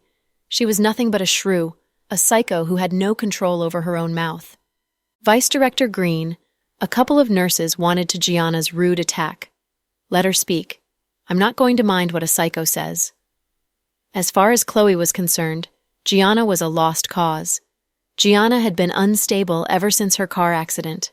With her body injured and her beautiful face destroyed, she lived every day in rage, throwing fits and smashing things on the ground. She couldn't accept what had happened to her, whether bodily or emotionally. Plus, with Justin's colder-than-cold treatment towards her, she wasn't brave enough to kill herself. So Master Dawson had guessed right. She was living in hell every day since that incident. Every day was a new round of torture. It really was worse than dying. Psycho? You're calling me a psycho? Ha. Chloe, let me tell you this. I've never been more lucid. I've been thinking about the same question over and over again for the past couple of days. Why was it so coincidental? I went to President Cooper's mansion and your kids were there just in time. It was all a setup, wasn't it? How vile can you be? You'll do anything just to keep me away from President Cooper. You used your seemingly innocent daughter as bait, feeding her something you knew was poisonous. You then used that to gain everyone's sympathy and to frame me. Chloe, are you still human? Her every word was filled with rage, and other people didn't really understand at all what she was saying. No one else understood what she was screaming about, because no one else knew who she was. Only Chloe knew that she's talking about Little Bean's accident. "You've truly overestimated me. I'm not ruthless enough to use my own child to frame you. Plus, compared to my daughter, you're entirely insignificant. You're not even worth it. Not only you, no one is important enough for me to risk my daughter's safety." Chloe rebutted calmly. "I don't believe you. I will never believe in anything you say ever again. You've won. You've turned me into a monster. Chloe, karma will get you. You'll go to hell after you die," Gianna cursed. "I'm going to live my life well while I'm alive, and anything after that isn't really up to me. I really couldn't care less. You've really thought far." In contrast to Gianna's craziness, Chloe was as calm and collected as ever. This made Gianna even more unstable. He waved the scissors around, and it was as if she was about to hurt herself in any second. "Go and call the police. Let them come and deal with this." Chloe turned and whispered to the nurse next to her. Chloe knew that Gianna was out to cause a scene, and she probably wasn't going to stop until something big happened. "All of you, listen to me. If I die here today, it's because of this woman. She's the one who forced me to kill myself. I'll never forgive you, Chloe. I'll haunt you after I die. I hate you. Bach!" With that, Gianna pointed the scissors toward her neck and slashed. At that moment, Chloe suddenly tensed up. It was still a life, after all. However, right before the scissor grazed her neck, Gianna suddenly fainted to the ground. "Hurry! Someone! Save my daughter! She fainted!" Gianna's mother shouted. As a doctor, Chloe reacted out of instinct, wanting to help Gianna onto the bed to save her. Just as Chloe touched Gianna, however, the latter suddenly pushed a cold knife up against her neck. Gianna opened up her eyes, her lips curved with a malicious smile. "You've been tricked, kind doctor. Let our Vice Director Green go. We can work this out. Don't do anything stupid." Director Richard was completely frightened. He had never been as scared as he was watching Chloe being held hostage. Gianna's scissors pushed against Chloe's pale neck, the sharp iron piercing into her flesh. Droplets of red seeped through her skin, coloring her décolleté cold and leaving the surrounding flesh to sting. "Move back! Everyone, move back, or I'll kill her right now!" Gianna roared. The crowd immediately backed away in fear.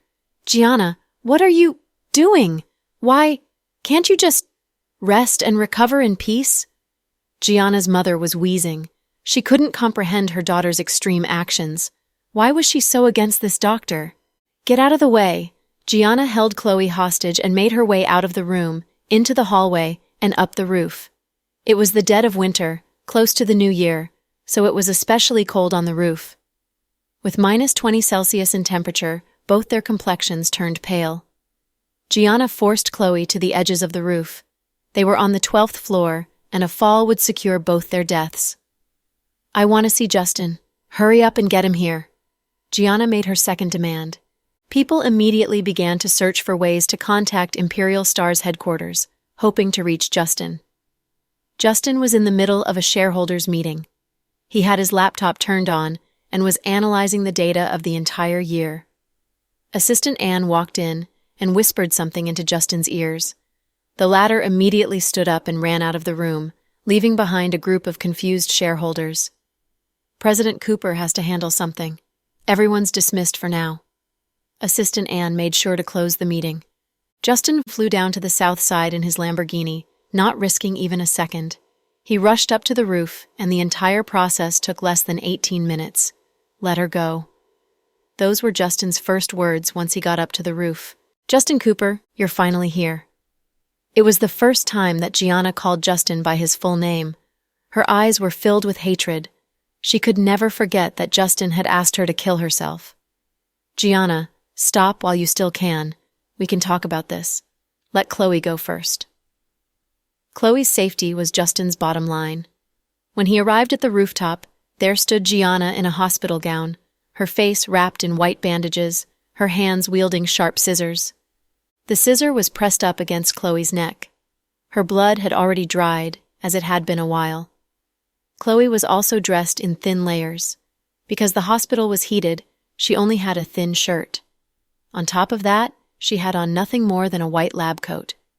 Standing outside for 20-something minutes in biting temperatures, the two women looked like they were freezing to death. Gianna's shivering hands, however, showed no signs of letting go. Plus, no one else dared to walk forward. Behind Gianna was a 12-floor drop. Any movement would send both women to their dooms. Hearing Justin's words, Gianna burst out into a fit of laughter. "Haha, now you want to talk? Isn't it a little bit late? Justin, what did you say to me when I begged you? You were stone cold. You wanted me dead. You wanted me to kill myself, and you even threatened me with my family. How ruthless can you be?" Asking you to kill yourself. He said that because of the heinous things you did. Gianna, stop blaming other people for your own mistakes. In this world, not everyone is your mother and will spoil you wherever you go. When you're wrong, no one's allowed to talk about it, but when someone wrongs you, you remember it for the rest of your life? What kind of logic is that? Chloe couldn't help but interject. "Stupid batch, shut your mouth. Don't make me kill you right now." Agitated, Gianna was now exerting even more force onto the scissors. Chloe felt the sting in her neck. She continued to mock, however. "If you really wanted me dead, you would have killed me already. You wouldn't have waited for Justin to show up. Making him come here is your way of saving yourself. I'm telling you, calm down. You don't want to die either, right? Gianna, every action has a consequence. If you don't want to die, stop what you're doing right now. If you continue, you will suffer immensely." Chloe could tell that Gianna didn't want to die. On the contrary, she did all of this because she wanted to live. Gianna hated the fact that Chloe could read her like a book. She immediately turned hysterical. "Chloe, shut your mouth. I hate your sanctimonious face. It's as if you know everything there is to know. If you're so great, why are you living such a crap life? Your stepfather died because of you. Your husband got into a plane crash because of you. Justin turned from an arrogant man into an idiot because of you. Do you really think you're all that? You're nothing but a whore, a lowlife, a batch." Gianna spewed out every hateful word she knew. Chloe remained calm because she was simply unafraid. Although Gianna had lost her senses, Chloe knew that killing her wasn't Gianna's goal. The woman simply wanted a way out from Justin. "Chloe, stop talking." Justin was afraid for Chloe's life. He didn't want her to continue angering Gianna. Chloe, Justin, how much of a loser can you be? She has a husband. You're not her husband." Gianna glared at Justin. "Gianna, what do you want? Make your demands. Stop wasting time." Justin looked at Gianna calmly. "Simple. I want a $1 billion in traveler's check, my passport, and a helicopter with a pilot. I need to leave here as fast as possible." "No problem. Let her go first," Justin replied quickly. "Justin, do you think I'm a child? Why would I let her go before I see a helicopter and have the money?" Gianna was putting everything on the line. She knew that her relationship with Justin was beyond repair. She just needed to get out of the hospital. If she continued to stay, neither Justin nor Chloe and Jack would let her live. She had no choice but to burn all bridges. "You've known me for so long. You should know that I never lie." Justin looked angry. "That was before. Why should I believe you now? You're willing to kill me for this woman and her kid. So don't tell me to trust your ways. I only believe my own eyes. Money, my passport, and a helicopter. Hurry up. I want to leave here immediately. Otherwise, I'm taking her with me to hell." Gianna was cornered and desperate. Meanwhile, something else was happening on the rooftop of the building across South Side. Next to Noah and Jack was a sniper, his rifle aimed at the target. "Are you in position?" Jack was nervous as could be, but he needed to be calm to save his wife. In order to not further aggravate Gianna's instability, Jack didn't go to the hostage scene. The person that Gianna had asked for was Justin. However, how could Master Dawson remain calm, knowing that his wife was being held hostage? His soul had already left his body from fear.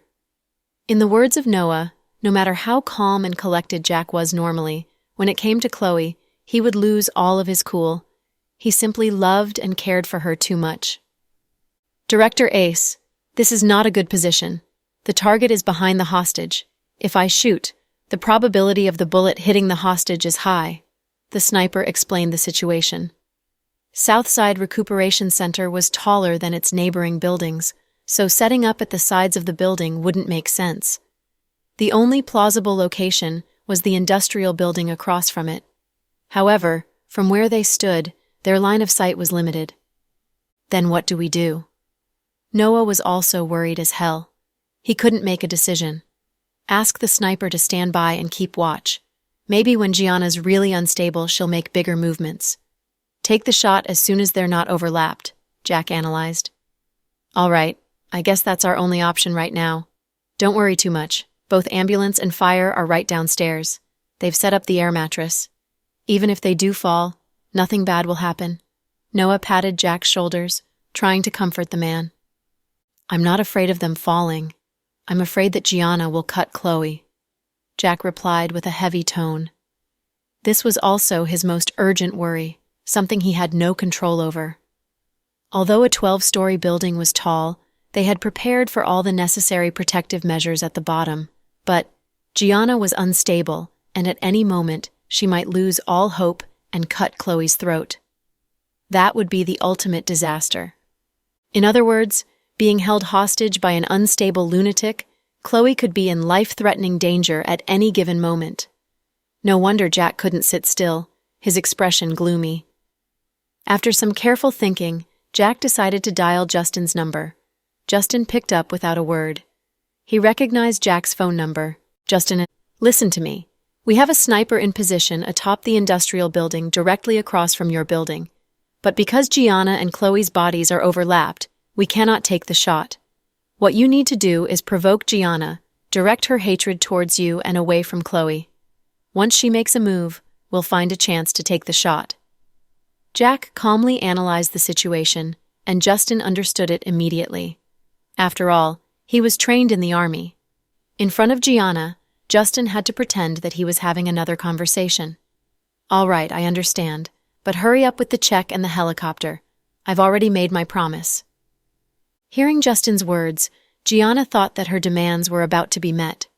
Her eyes lit up with a glimmer of hope. She was impatient. When are my money and my helicopter going to be here? Very soon, so don't do anything stupid. Don't hurt Chloe. Chloe this, Chloe that. Is she the only woman that you can see? Justin, you're nothing but a giant idiot. You've been so great to her, but what has she given you? Other than giving you the cold shoulder and acting innocent, she's never done anything for you.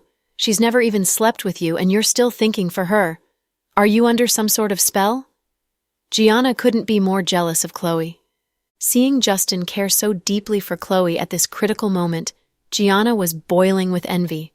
Love should be unconditional.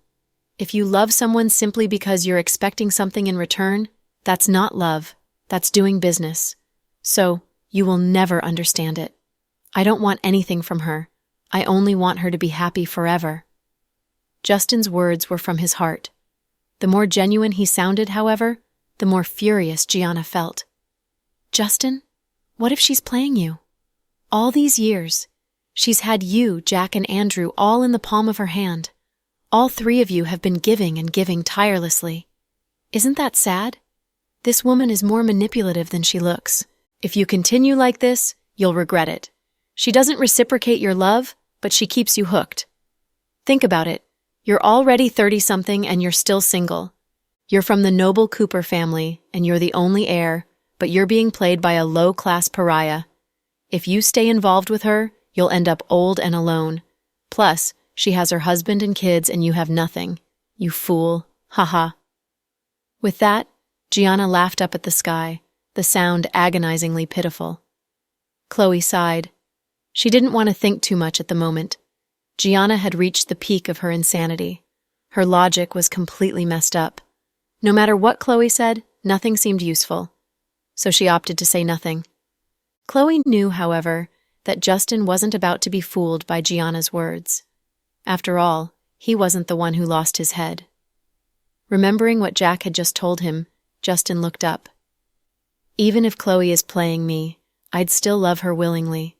But you, I wouldn't want you even if you gave yourself to me.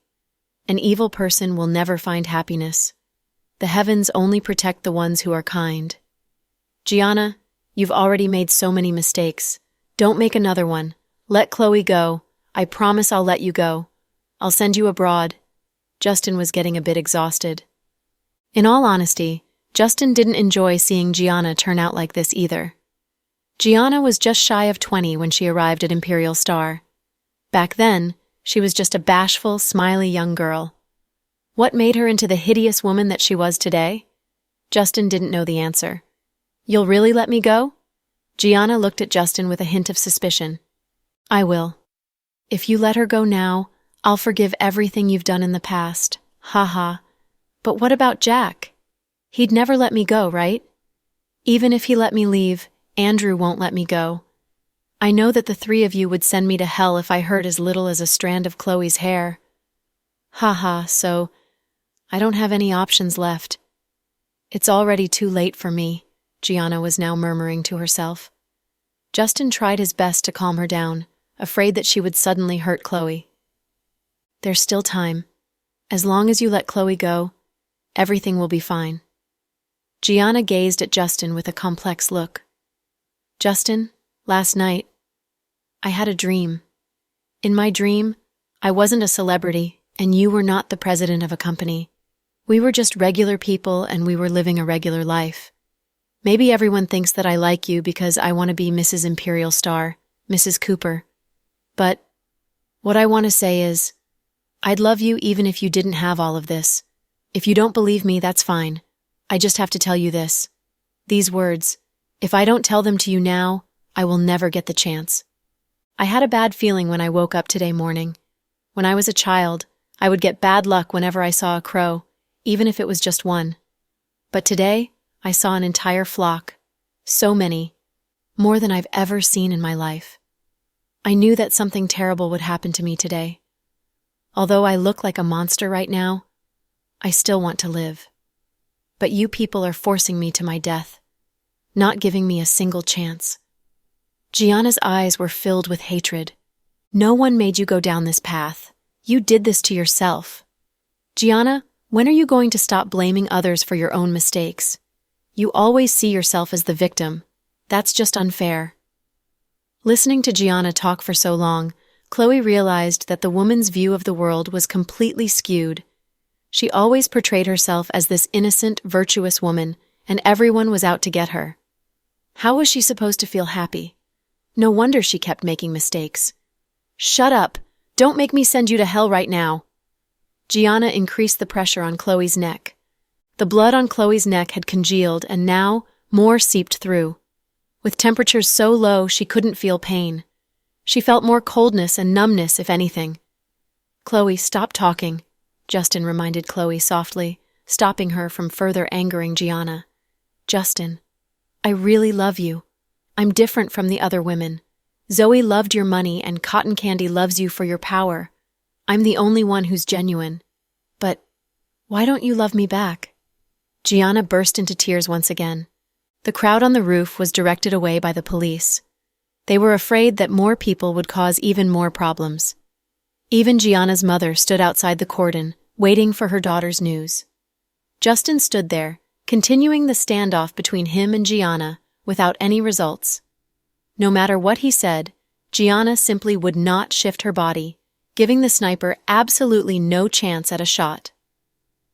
As the minutes passed by, the temperature declined. Noah couldn't stay still. What do we do? Jack, let's just take the shot? No, that's too risky. Jack shook his head. Jack lowered his head, and after a moment of thought, he whispered something in Noah's ears. He then turned and ran downstairs. Jack ran as fast as he could to the hospital roof, making his way next to Justin. At the sight of Jack, Chloe's eyes began to water uncontrollably. Honey, in front of Jack, she immediately became a little girl in need of protection. Jack shook his head slightly, signaling for Chloe not to speak. At the sight of Jack, Gianna became even more irate. Don't push me or else I'll kill her right now. I'm not pushing you to do anything. All of your demands will be met, so don't do anything impulsive. Jack's voice was chilling. I don't believe in anything you say. You're so sly. No, that's it. I'm giving you 10 more minutes and nothing more. If the helicopter's not here by then, I will die with her. Ha ha, at least I won't be alone in hell. With that, Gianna moved further back. Both Justin and Jack's hearts were about to jump out. Chloe felt her body tilt backward, her body teetering on the brink of the hospital roof. Ignoring Gianna, Jack whispered to Chloe, "Honey, don't worry. Let me sing a song for you." Justin was taken aback by Jack's words. He looked at the man funnily, thinking that he was insane. Chloe wasn't surprised, however, as she nodded for him to sing, tears streaming down her face. If these were her last moments on Earth, she didn't mind Jack being the last person she saw. She wanted to tell her husband what to do after she leaves them. She wanted to tell him to take good care of the twins. Before she could speak, however, Jack's singing already sounded, returning to the very starting point. Your innocent face in my memories. We've finally arrived at this day. Those old pictures under the clear table mat. Countless memories were pieced together. Today the boy will go and fulfill his last promise to the girl. The song, Those Bygone Years, was a song cherished by Jack and Chloe. It always reminded them of their high school days and would bring them even closer. They could not stop talking about those beautiful memories. More often than not, Jack would sit atop the long bench on the balcony with Chloe next to him. They would sing along to the song, and Chloe would even rock left and right to the music. So, when Jack sang this song again, Chloe naturally began to sway left and right, moving to the beat of the music. Suddenly, Jack lifted his arms and made Anok hand gesture. Across from them, in the industrial building, Noah watched through his binoculars, not missing even a second. At the sight of Jack's signal, he immediately ordered, "Fire! Shoo!" The bullet flew from behind, piercing Gianna's head. When it exited Gianna's head, Chloe had hers tilted to the side, escaping the metal just in time. The timing was perfect. But because the two women were too close together, Gianna's fallback brought Chloe with her. Chloe also fell backward. "Chloe! Chloe!" Both Justin and Jack rushed forward immediately. With a bullet in her head, Gianna fell from the 12th story, directly into the safety mattress the firefighters placed down below. Gianna, on the other hand, fought for dear life as she held onto the railings on the side of the roof, her entire body hanging in midair. Just then, Jack rushed forward, grabbing Chloe's hands, pulling her up with all his might. "Honey." As soon as they were safe, Chloe sunk into Jack's embrace. All the emotions she had held back suddenly exploded, and she began crying right away. "Wah, it's okay now. Everything's all right. Everything's over. You were great. You did amazing. You know to move your head once I sang. That's how the sniper got the chance to shoot. Baby, you're so brave. I'm very proud of you."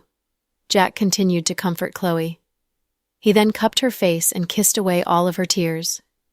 Justin wanted to say something. He also wanted to comfort Chloe, but at the moment, he realized how much of a third wheel he was.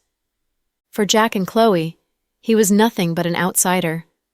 He could watch, but never be involved.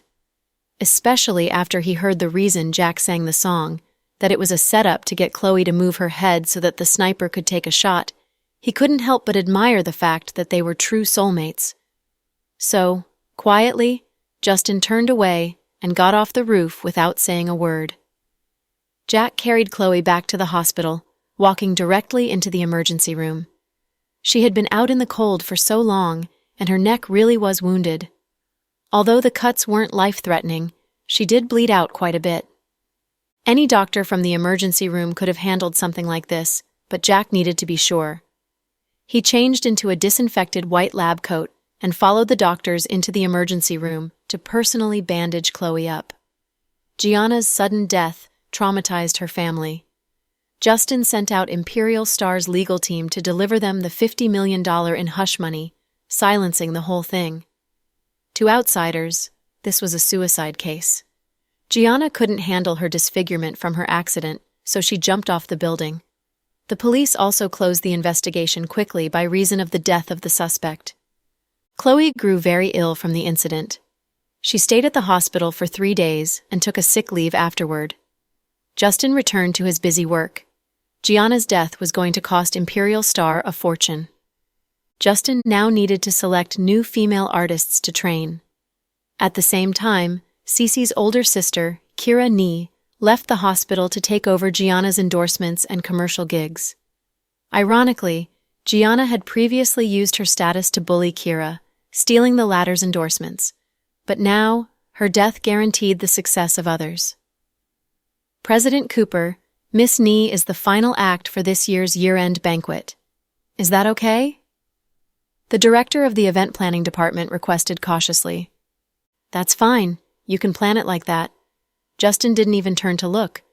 President Cooper, Cody's almost done vacationing. Are there any arrangements for him? Should we organize a concert? We'll need to wait until his return to decide. President Cooper, we've been thinking. Our company is really low on celebrities under our brand right now, especially female artists. Do you think you could persuade Miss Nee's younger sister to sign with us? She's incredibly beautiful, and we've all witnessed her talents when she body doubled for her sister, Nee's agent suggested. We'll need to see what she thinks. We can't make the decision for her. Why don't you arrange a meeting with Kira and her younger sister? Update me once you get something. All right, President Cooper. If that's all, you're all dismissed. After a jam-packed afternoon, Justin was more than annoyed and exhausted. He didn't even have the chance to take a sip of water.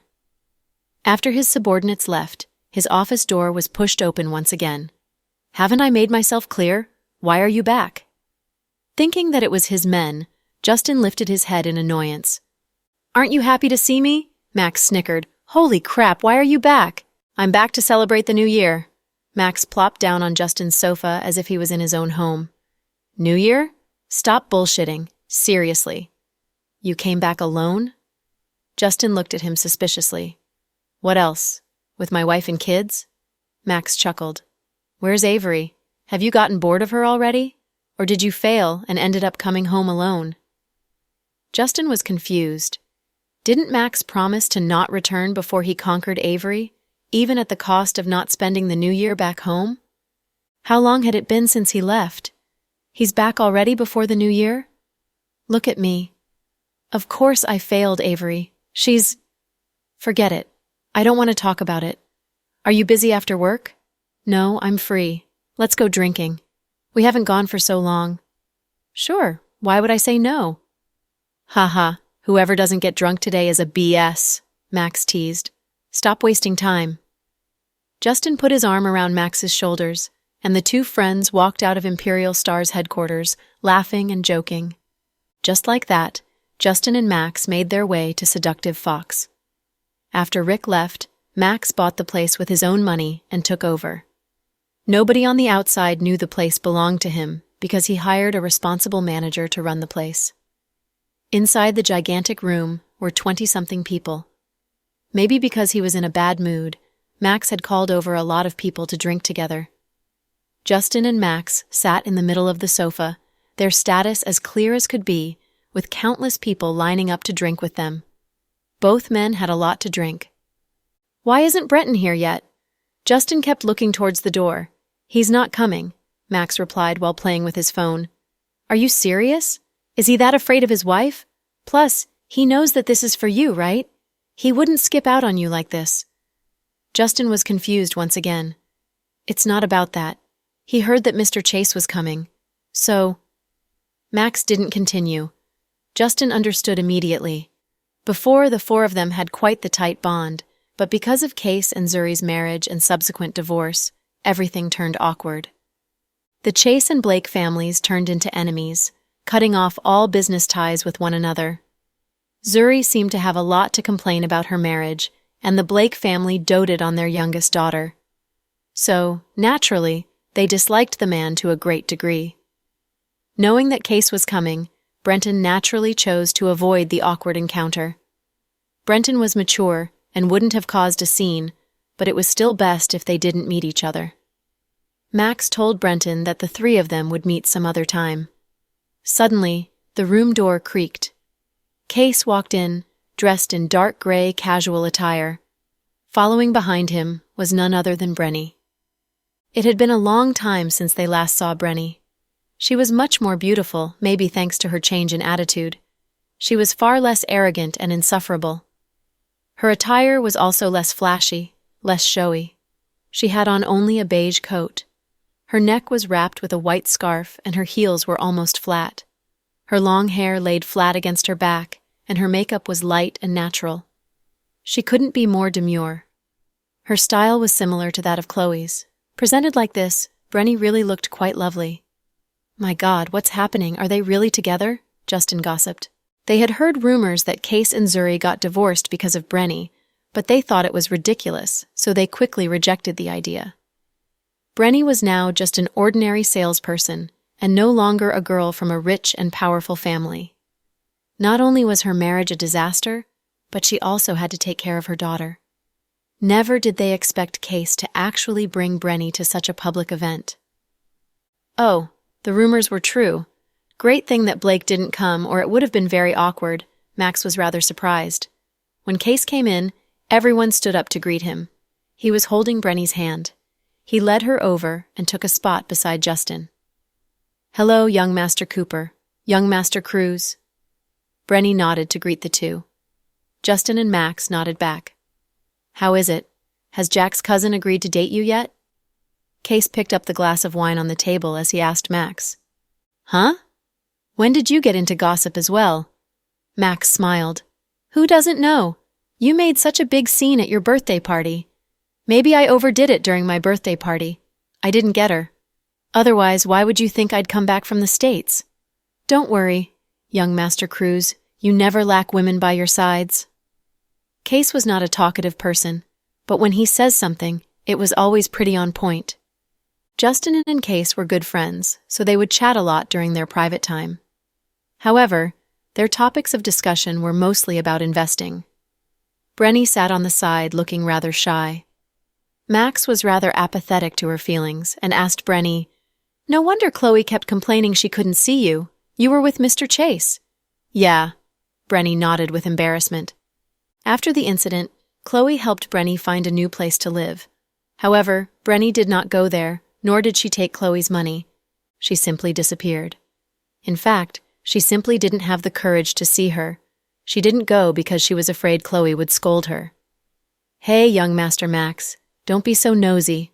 Worry about your own problems first. You're not a teenager anymore, but you don't even have a proper girlfriend." Case also seemed to have changed a little. Justin had observed that he was more talkative now. Brenny might have changed him. Case was now a brighter and happier person. "I never lack women. Thanks for worrying." Max crossed his legs and held his wine glass high. Just then, two models with big breasts came over. They probably were +1s some rich heirs brought over. "Young Master Max, let's play a game, shall we? Let's guess how big our breast sizes are. If you're right, we'll follow you, and you can do whatever you want to us," one of the girls said with a smile. She looked exactly like those girls who were famous on Instagram. The other looked a bit shyer and pure. She simply looked at Max with a tender smile. "What if I'm wrong?" Max asked. "If you're wrong, then you will have to follow us," the woman said shamelessly.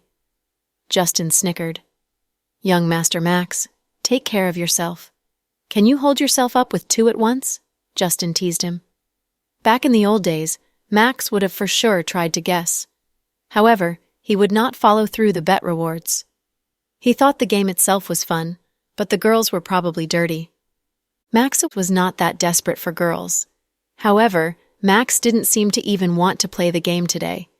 He looked over at Justin and said, "I'll leave such a fun game to you. You see, young Master Cooper here has great eyes. If you two can please him, he might make you two into stars." The two women immediately turned to look at Justin. "Young Master Cooper, One of the models started to physically approach Justin. Justin immediately waved his hands and said, "No, that's too much for me.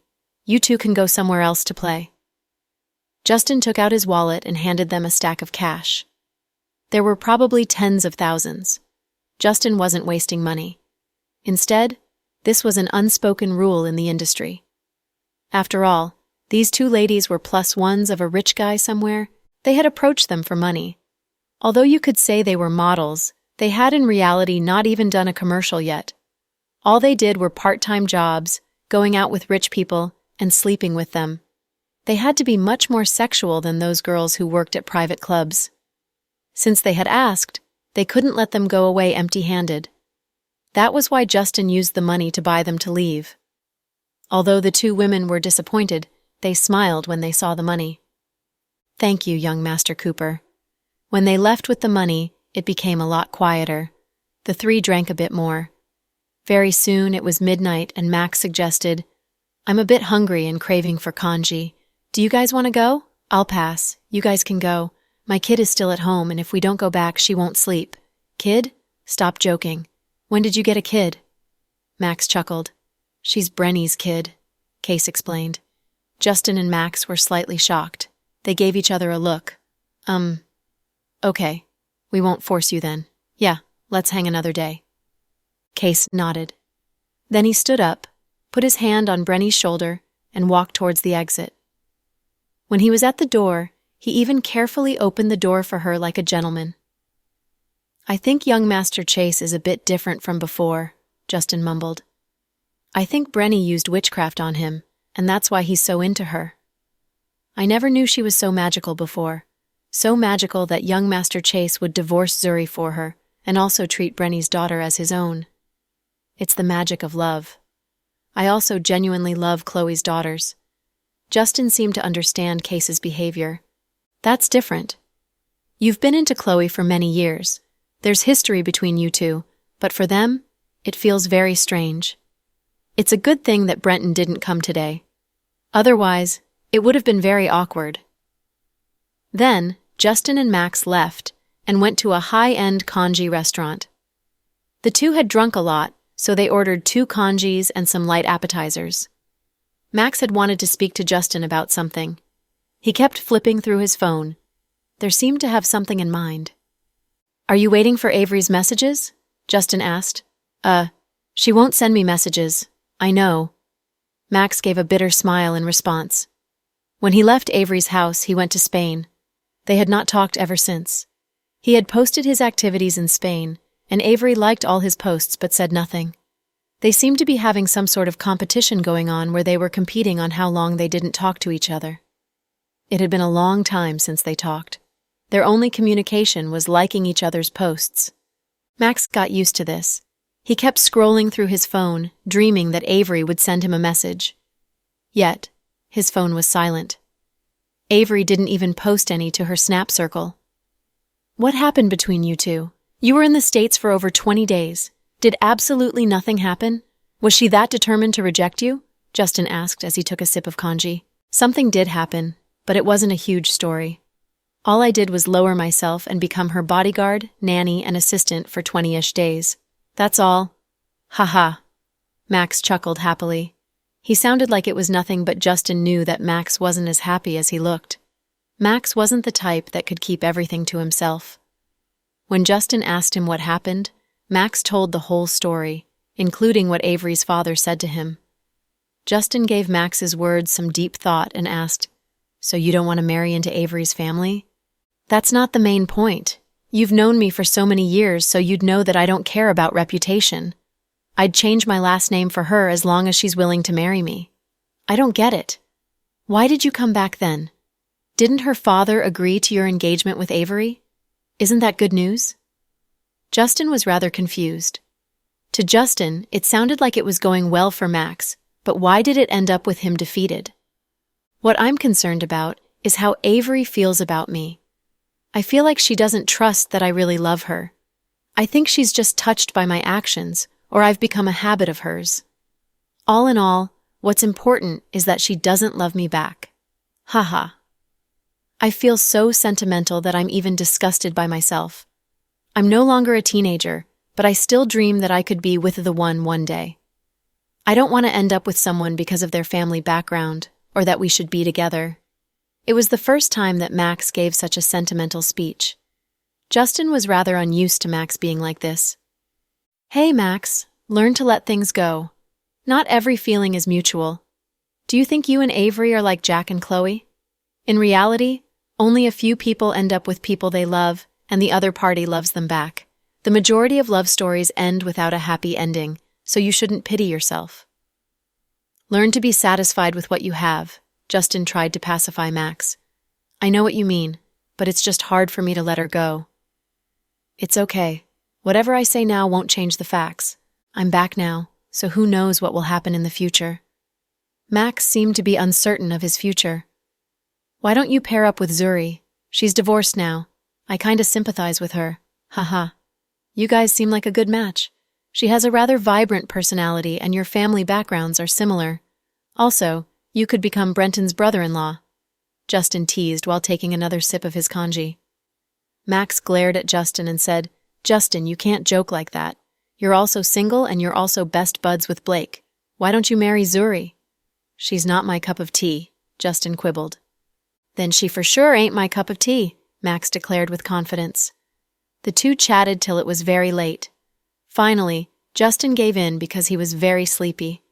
Only then did the two return home. Max was sleepy, but as soon as he came back to his huge empty mansion, he was feeling awake again. Although it was midnight, it was daytime in Los Angeles. He wondered what Avery was doing. Avery normally was busy at GK's headquarters working. She was especially busy when her father wasn't at work. She had to become deputy president for her father and attend meetings and solve problems. No one dared to look down upon her despite her young age and being a woman. Instead, they saw her as a competent and decisive president. When she returned home, she would change from her business clothes to casual homeware and be as easygoing and warm as the little girl next door. During lunchtime, Avery's secretary brought in a cup of coffee and a hamburger. Miss Dawson, here's your lunch. Thank you, without raising her head from her work, Avery said.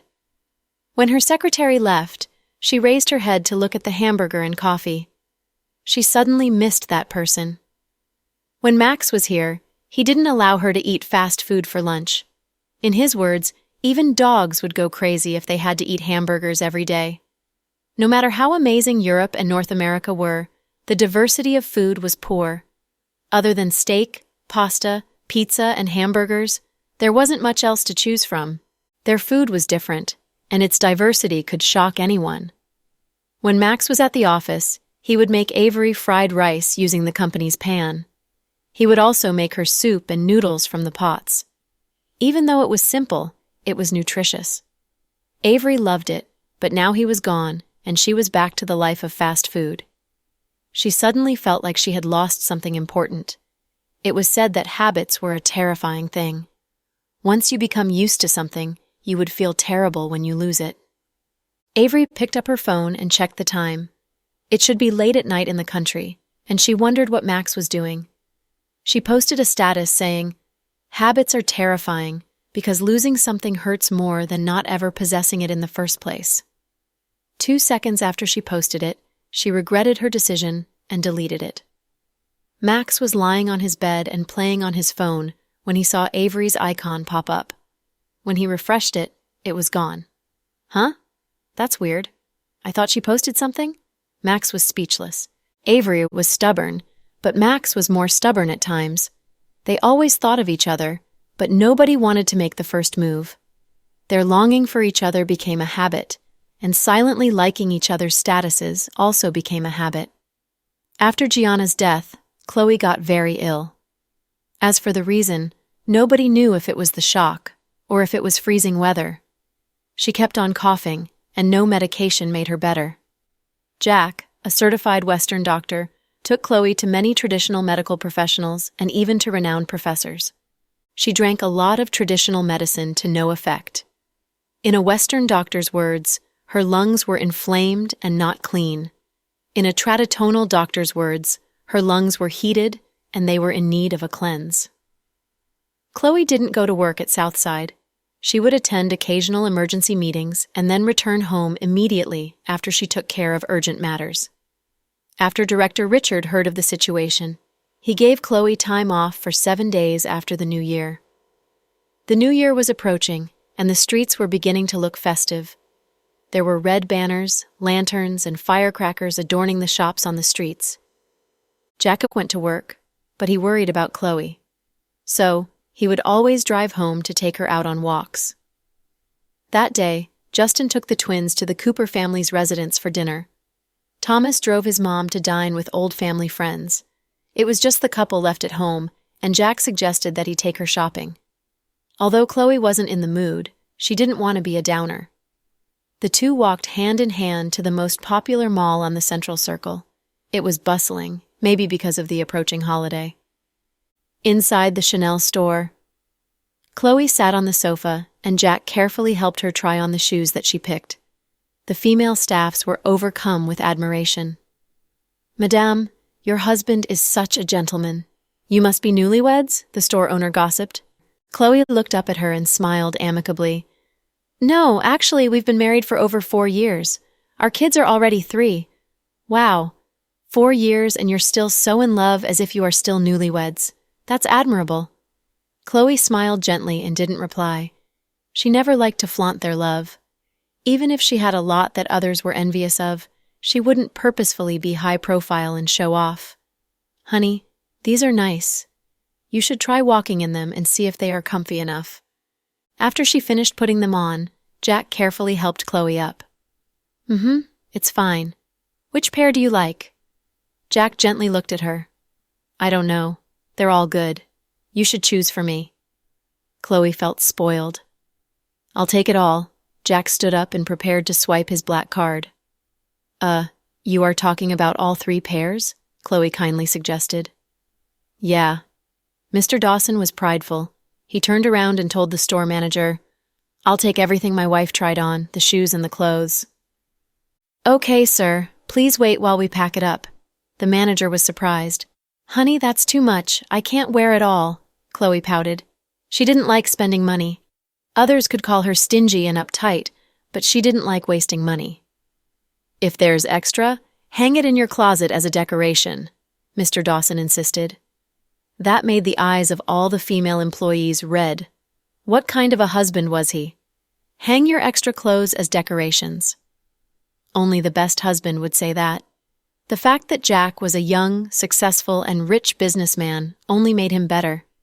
A sweet-looking employee seemed to have recognized Jack as she approached him and coyly asked, "Excuse me, are you Mr. Jack Dawson, the president of GK Corporation?" Jack lightly nodded. "President Dawson, it's really you? I'm a big fan. Last week I saw your interview on the Economics Channel. You're such a talented and capable entrepreneur." The girl looked at Jack with shining eyes. "Thanks." When faced with compliments like this, Jack's answers are always indifferent. Can I have your autograph?" The girl was very excited and a little flustered. No, Jack outright rejected her. The girl felt quite embarrassed. She seemed surprised by the rejection. Honey, don't be like this. Just give her one." Chloe felt a bit awkward. "I'm not a celebrity. I don't do pointless things like this." Jack was adamant. President Dawson, can I take a picture with you? I'm a really big fan." The girl didn't seem to want to give up. She scooted closer to Jack with her phone. After Jack swiped his card and signed the receipt, he walked towards Chloe without giving the girl a second look. He heartlessly denied her request. "I never take pictures with women other than my wife." Chloe dry coughed. Her husband's pridefulness was really. "Please send my things to my residence, thank you." "Okay, Mr. and Mrs. Dawson, have a nice day." Seeing Jack and Chloe leave the store hand in hand made the girl stomp her feet. "What's wrong with him? Jack has no taste. His wife isn't beautiful at all. She's too average. She doesn't even have 1/10 of my looks. What do you think?" The girl thought she was beautiful and felt superior. She actually felt a little happy when she saw Chloe. She thought Chloe wasn't outstanding. The girl thought she looked good, so she wanted to get close to Jack. She didn't expect the embarrassing result. After she was rejected, she refused to accept his decision and took her anger out on Chloe, attributing everything to Chloe's looks. It was as if she could feel superior in that regard at least. The female manager looked at her and sighed. "You're still young and too naive. A woman with only looks is useless, and what's more important is her personality and intellect. Only those with a good character, good education, and a charming personality can attract outstanding men. Beauty comes easily. Look around. There are so many beautiful mistresses who can never marry into rich families. Why can athletes marry into the best families? They're not that beautiful. All of the affluent families care very little about appearance. Think about it. How many female celebrities end up happily married into excellent families? The manager's words left the girl red-faced and speechless. Even though Mrs. Dawson isn't stunning, there's a unique charm about her that I like. She's not bratty, and she's very well educated. Today was the first time I met her, and she left me with a good opinion. So, don't judge others based on their appearance. Beauty won't last, as it's bound to fade eventually. She's a winner at life to be able to make a man fall for her wholeheartedly and love her forever. Maybe it was because the manager was older and more experienced than her, she could come up with such a conclusion. After leaving the store, Chloe leaned into Jack's arms. "You were being too difficult. Honey, she was just a big admirer of yours. I don't need her admiration." "Okay, haha. You're still so prideful and cold, like how you were when you were a teenager." "I like it," Chloe laughed coyly. Jack was scared that she would get cold and pulled her scarf up. "Don't act weird and walk properly. Otherwise, you'll get a cold and your cough will get worse. Sweetie, I want to eat pizza." When they passed by a pizzeria, Chloe felt the craving for fast food. Normally, Jack advised her against eating food like this. After all, it was fried and unhealthy. Since she wanted it, he had to fulfill her request. Since today was a rest day for her. "Let's go and eat." Jack walked in with Chloe in his arms. After they ordered, Jack took a phone call and walked to a secluded hallway to take care of business. Chloe happily sat by the window and ate fries. She didn't even notice when Emery walked in and sat opposite of her. "You're having a great day." Emery looked at Chloe and gave her an eerie smile. Chloe raised her head, and when she saw Emery, her vibrant smile disappeared. "I didn't think that you'd take care of Gianna so quickly and cruelly." "Chloe, you're getting better, and your methods. They're getting crueler," Emery laughed arrogantly. "What is that supposed to mean?" Chloe's face dropped as she stared at Emery. "You're so smart. Don't pretend to be dumb." "You know," Emery laughed mysteriously, "Gianna deserved her death, and I'm not taking the blame for it. Miss Emery, you're an interesting person. No matter what tragedies occur around me, you can always find a way to blame it on me. Do you happen to be an attorney?" Chloe impolitely insulted. "Ha ha ha, you're good with words as always, but isn't that because you have different men supporting you?" "Do you really think you're that great?" Emery said with spite. It seemed like she still hated Chloe. "Even if there wasn't a man behind me, my life would be great, thank you. Please don't speak as if we are similar. I am not a woman that cannot live without men. You, on the other hand, well, I'll let you interpret the rest. So, have you heard anything from Andrew?" The look on Emery's face changed slightly. "Heh, are you scared?" Emery did not respond, but you could see her eyes trembling. "Don't go mocking Gianna, 'cause your ending is probably going to be similar to hers. You were doomed to fail ever since you decided to go against Andrew. Now, you're just walking towards your death. If I were you, I would pack my stuff and go as far as I could instead of hiding behind Mr. Lewis. If Andrew wanted you dead, not even God can save you." "You sound like you know Andrew very well," Emery sneered. "Of course I know him better than you. Do you know how many years I've known him for?" Chloe said calmly. "But have you slept with him? No, right? I've slept with him, so you don't know him as I do. Emery, you're truly disgusting." Chloe rarely would directly criticize anyone, especially if the person was female. However, Emery's words really infuriated Chloe. "Haha, stop pretending like you're innocent. We're very much similar. To me, you're equally as disgusting. I have come here today to see you batch. I want to see what you still have up your sleeves. You are the ultimate batch. No one that went against you has ended up well. Chloe, you're incredible in terms of your man seduction skills. In this sense, you are the one I respect the most. Chloe, you're the type who is truly a slut inside but pretends to be the Virgin Mary. That's still better than directly being a shameless batch."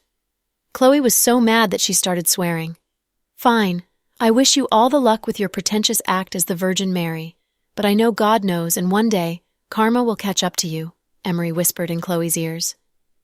If I end up in hell, then it must have been that I wasn't decisive enough. Good and evil will always be rewarded. I believe God is watching us. I await for your ending. I just hope you die painlessly. However, you did infuriate Andrew, the devil, so you're probably going to suffer. Maybe you should start praying for yourself, Chloe warned. Emery was infuriated by Chloe's words. She directly turned around and walked away. She bumped into Jack, who was coming back after taking a call. Jack, your wife's not bad. You should keep an eye on her or else Andrew is going to take her away from you. Ha ha, Emery maliciously cursed. You don't have to worry about me. Worry about yourself if you want to live a little bit longer. It is New Year after all. Jack did not go easy on her. Emery was so infuriated that she turned pale.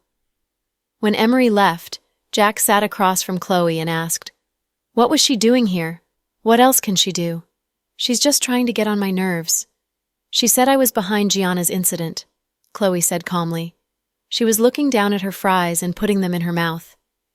"You don't have to mind the words that come out from her mouth," Jack tried to cheer her up. "Of course. If I just take everyone's words to heart, I don't think I would live this happily. After all, I'm not pretty, but Mr. Dawson loves me, and because of that, I already faced a lot of pressure back in school," Chloe chuckled. She didn't realize that she had ketchup on the corners of her lips. Jack saw and took out a tissue to help her gently wipe it away.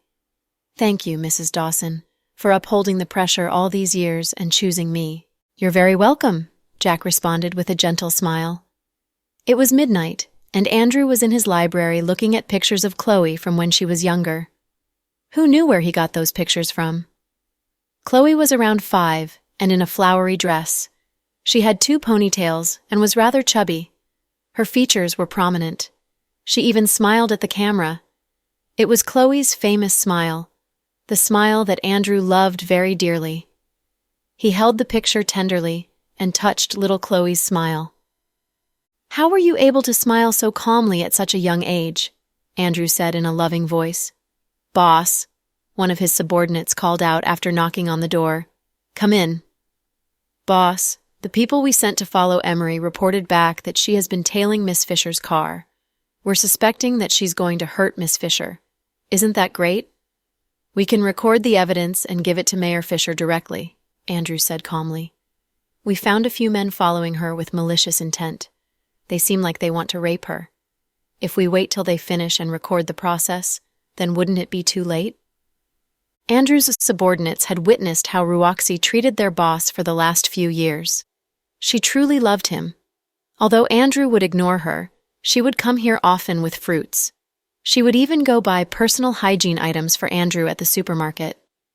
In the past few years, only a few women were close to Andrew: Bella, Ruoxi, and Emery. His subordinates saw Ruoxi the best of them all because she was not like a spoiled brat and that she was nice to them. They were quite worried for her under such circumstances. Isn't that the best outcome? Only then would Mayor Fisher kill that batch. We won't even have to move a finger, Andrew said slowly. Boss, then Miss Fisher would end up so pitifully. Get lost. I know what I'm doing. Do I need you to teach me what to do now? Andrew yelled. Yes, boss. The subordinate was so terrified that he left the room and closed the door shut. The rivalry between Emery and Ruoxi did not suddenly grow overnight. Ruoxi had harshly reprimanded Emery after that car incident where she tried to scheme against Andrew. She had even found people to disperse news online about Emery's dark past. She even prevented her father from granting land to the Lewis family. She had done a lot of things to get into Emery's way, so Emery used terrible methods to get back at Ruoxi. Ruoxi, however, did not know that she was being followed. Only when she was knocked out and brought to a storage facility in the outskirts did she realize that she was really doomed. What do you want? Ruoxi looked at the men in front of her with trembling eyes. Heh. What do you think? You look very pretty. Your skin is smooth as milk. We'll have you climax in no time. Then, a man that looked like a pig touched Ruoxi's chin. Immediately, she wanted to throw up. F off. Don't touch me. Do Do you know who I am? Do you know who my daddy is? Ruoxi screamed. We don't care who's your daddy. We just get paid for the work. As long as you cooperate, we'll treat you gently. It's that Bakch Emery, right? How much is she paying you guys? I'll pay double. No, triple that, Ruoxi shouted rather anxiously. It doesn't have to do with the amount of money. Trust is an important factor for us. You can just blame God for your destiny. You two, go take off her clothes. You there, record it. Don't forget to give that tape to our employer, the leader of the gang ordered. Ruoxi was devastated. Don't touch me. I'll bite my tongue to commit suicide. Whatever. Even if you kill yourself, we'll still rape your dead body. If you cooperate with us, we won't need to kill you. Even using her life as a threat was useless. Ruoxi was in utter despair. She cried, Andrew, please save me. She knew that that was impossible. She wasn't in a movie where the hero would come save the damsel in distress. Her coat was ripped off her, and her shirt was unbuttoned. Ruoxi cried with despair. She hated Emery to her core.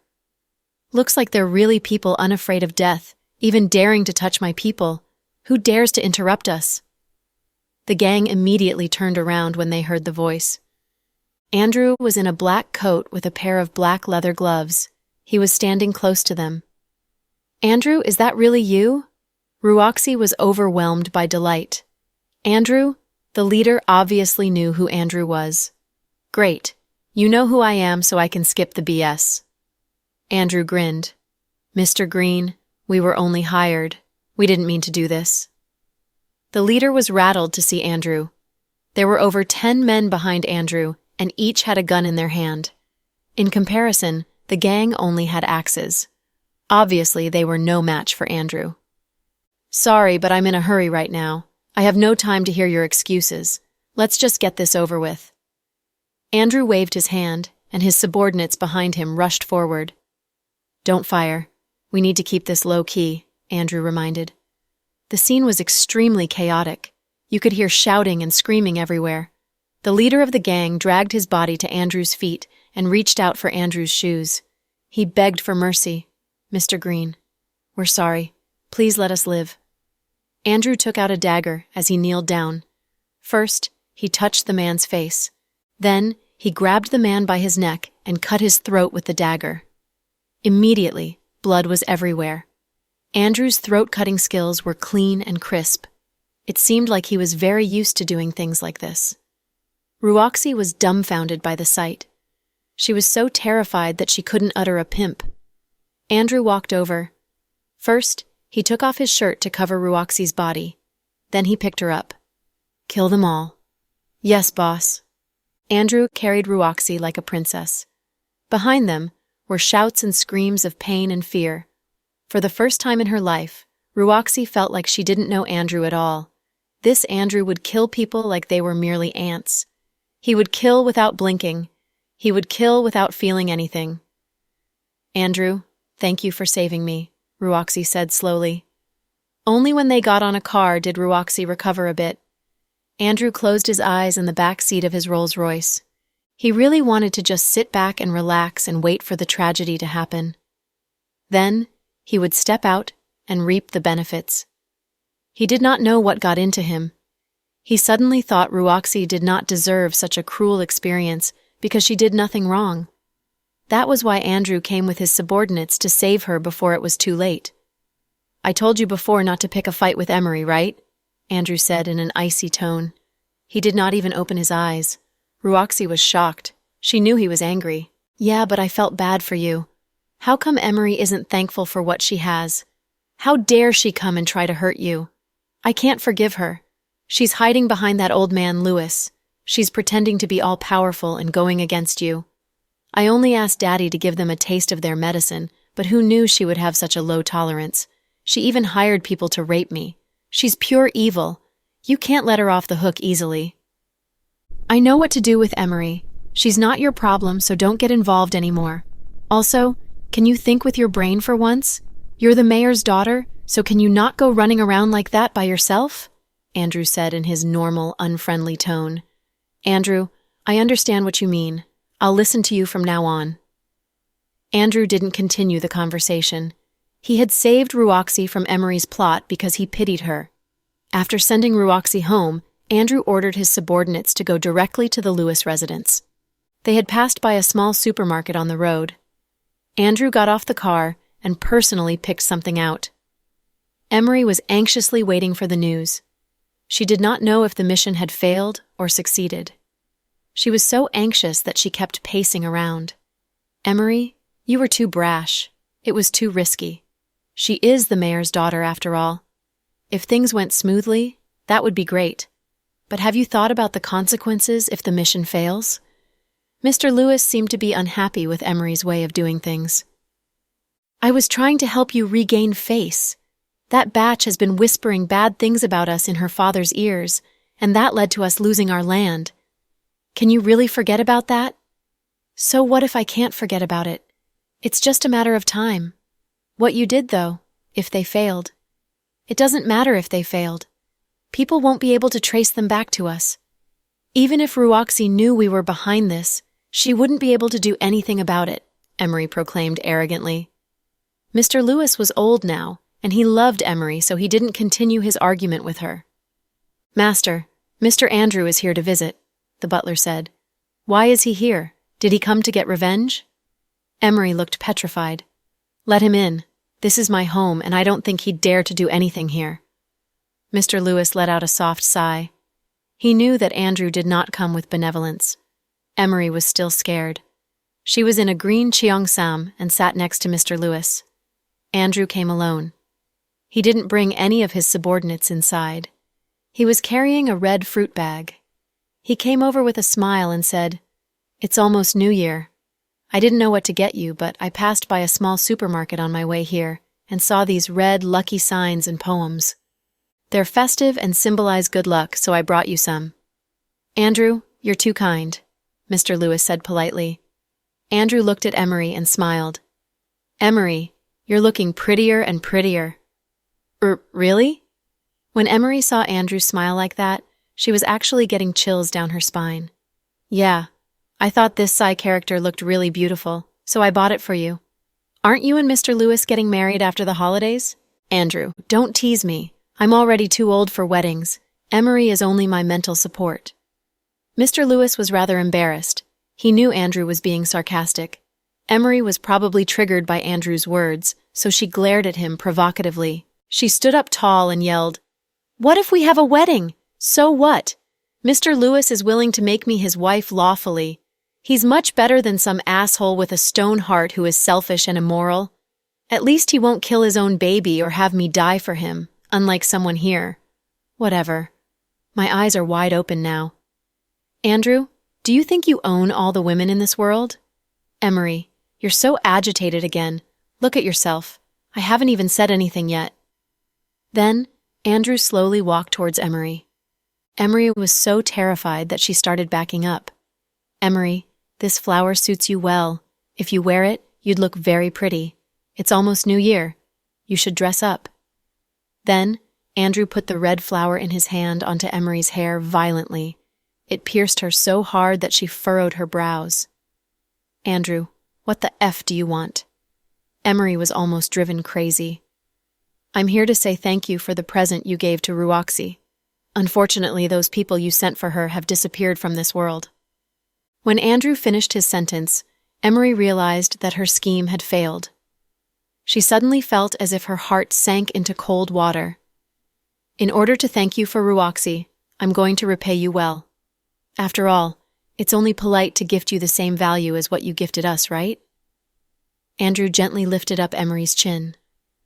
Emery felt that behind Andrew's gentle touch was his urge to rip her into a billion pieces. If you were a man, then just stab me to death and finish me. Emery was terrified of Andrew, especially when he was acting disingenuously. She would much rather know what he would do to her. No, your death will be more painful than Bella's, that's for sure. Andrew stroked Emery's hair and whispered by her ears. Suddenly, Emery felt that every atom in her was trembling. No one in this world was more terrifying than Andrew. Okay. Well, I won't disturb you two lovebirds. I still need to go to the supermarket and buy some stuff for New Year so that everyone will have a happy New Year. After all, We're running out of time in this world, right?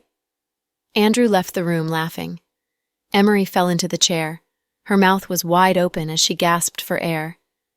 Emery, are you okay? Mr. Lewis came over when he saw she didn't look that well. Emery waved her hand, but couldn't utter a word out. In South Hill Manor, the twins had just woke up from their afternoon nap. Chloe came downstairs to the kitchen to see what was for dinner. Suddenly, her phone rang. Sis, we're coming home, Cody said with excitement. Already? Do you want to come over for dinner? Yeah, we miss our food so much. Can we have, please? I want spicy food. No problem. Go home and get changed. Then come over directly. Dinner will start at 6 p.m. sharp. Okay. Sis, do you remember that thing I told you about? Cody asked worriedly. Of course.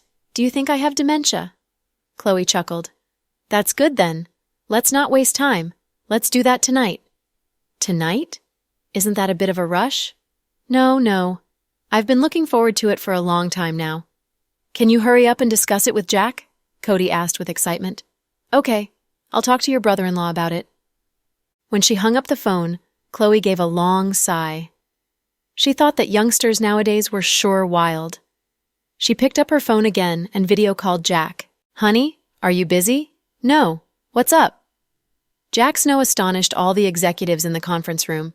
They had just finished 1/3 of their year-end meeting. Chloe called Jack in the midst of their meeting. But that was fine too, because all of GK's tenured staff knew that Jack loved his wife. As long as Chloe asked, he would do anything for her. No matter how busy he was free for his wife. Chloe was his world. Cody came back, and he's coming over for dinner. Remember the plan I told you last time? Well, we need to help him tonight. Okay. Jack nodded. You still remember the plan, right? Chloe had recited the plan to him every night before bed a while ago. Yet time had passed, and she didn't know if he still remembered. Yes, I remember, honey. Jack's voice was extremely gentle. Okay. Can you come home earlier today to help get ready? No problem. Then I'll let you get back to work. Bye. See you in a bit. Jack looked at her with tenderness and love. All the female executives looked extremely envious. They envied how Chloe had a husband that loved her so much, and yet they knew what miracles Chloe created in the 3 years when she was president of the company. To the public, though, they only saw how rich and handsome Jack was, but rarely were they able to see what a great person Chloe was. Most people did not understand that only the best can be with the best. Jack came home at 5:30 p.m. sharp. The twins ran flying towards Jack. Daddy, welcome home. Work must have been rough. I want a hug. Little Bean was a people-pleaser as always. Thank you, Little Bean. Also, Daddy doesn't think work is rough, Jack said lovingly. Daddy, your shirt looks really good today. I'll give you 100 likes. Pudding looked at her daddy's shirt and realized that the black and white striped shirt was the same as the one Yang wore in Love 020. It was from a famous luxury leisure brand. Jack wore it nicely. He looked very young in it. You could not tell that Jack was in his 30s. Mommy chose it for me, Jack smiled. Huh? Looks like Mommy's taste has been improving. Pudding sounded a bit shocked. Little Bean laughed with her hands over her mouth. Yep. Mommy's taste used to be like those ones from the countryside. The clothes she used to pick out for Daddy looked hilarious. They looked like some uniform from a factory. Who's bad-mouthing me? Chloe pretended to be mad. She came out from the kitchen with her hands over her hips. Mommy, Pudding and I are praising your taste. How are you able to make Daddy look so handsome? You were able to make a dad figure look like a young man. Aren't you worried that Daddy would be taken away from you, though? Little Bean teased. Of course not. I believe in my husband, Chloe said confidently. Mommy, I'll give you a big thumbs up for showing off your love, but can we eat yet? I'm hungry. Little Bean rubbed her chubby tummy. Someone's being too much of a foodie again. Didn't that incident with Handsome Cooper teach you a lesson? Pudding glared at Little Bean. Handsome Cooper said I shouldn't eat random food, but he didn't say I can't have dinner. Sis, don't you think you're being too harsh? The twins were fighting about food again. Suddenly, the doorbell sounded, and the maid opened the door. Violet was in a red, wine-colored coat. She was standing outside with a lot of presents. "Hello, Auntie Violet. You are finally here." The twins immediately ran over and held Violet's hand ardently. Violet was a low-key person like Chloe, so she normally didn't put much effort into what she wore.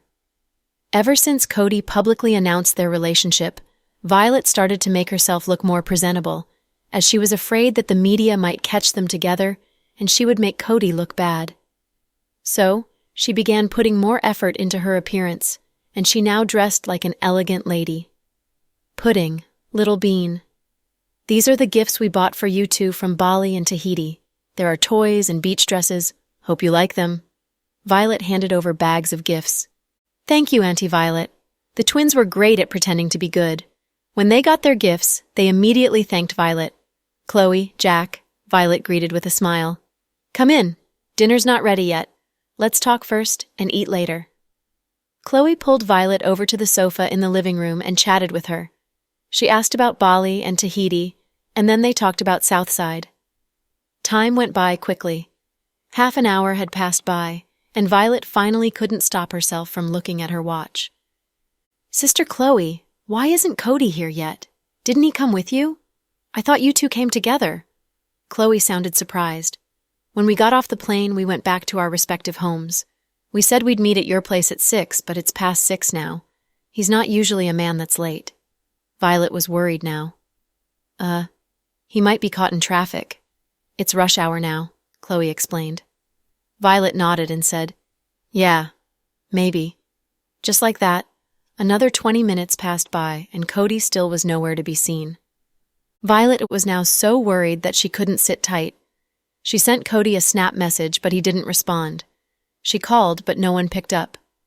Suddenly, Chloe's phone rang. "Hello? What? Say that again? What? Where is he now?" When Chloe hung up the phone, she looked pale and anxious. "What is it, Sister Chloe?"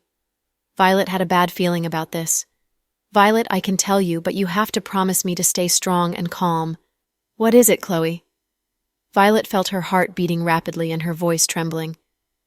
"I just got a call from Southside, and they said that Cody got into a car accident on his way here. He's in the ER right now." "What?"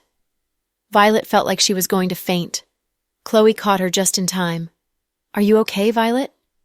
Violet tried to be strong and waved her hand. "Don't worry about me. Let's go to the hospital now. Honey, I'm scared to drive. Can you take us there?" Chloe looked at Jack innocently. "Okay, let's go." "Daddy, we have to go see Uncle Cody now." The twins let go of their toys and ran over. Just like that, Jack drove Chloe, the twins, and Violet to Southside in his black Bentley. Violet was crying all the way, with her hands over her face. Chloe and Jack looked extremely solemn. The twins tried to calm Violet. "Auntie Violet, don't cry. Uncle is going to be all right. Chloe, I can't believe it. How could this happen to him? Violet, you have to stay strong. We don't know what the situation is yet. We'll find out more when we get to the hospital." Chloe pacified Violet and patted her shoulder. Jack drove quickly. In less than 20 minutes, they arrived at Southside. They rushed to the ER. "Doctor, how's Cody? Is he badly hurt?" Chloe asked. "He was declared dead 4 minutes ago." "What?" Violet felt like her heart was put into an ice cave. The twins started to cry in pain. "Violet, you're his fiancé. You should go say your farewell to him," Doctor said to Violet. "No, I don't believe it. It's not true. It's not. He won't die." Violet was so shocked she couldn't cry. At the height of sadness, the body forgets to produce tears. "Calm down, Violet." Pained, Chloe tried to console Violet. "Chloe, I don't believe it. Cody, he wouldn't leave me. In Bali, he swore to me before the temple. He promised that he would take care of me for the rest of my life, in sickness, in health. I can't believe that he'd break his word. Violet, nobody could have guessed that this would happen. Why don't you go to him first? Be strong." Just like that, Violet made her way to the ICU room, numbed and with heavy steps. As she walked into the ICU, Chloe guiltily leaned into Jack's chest. "Honey, do you think that we went a little bit overboard? If Violet finds out the truth, she's going to hate us." "I think so too.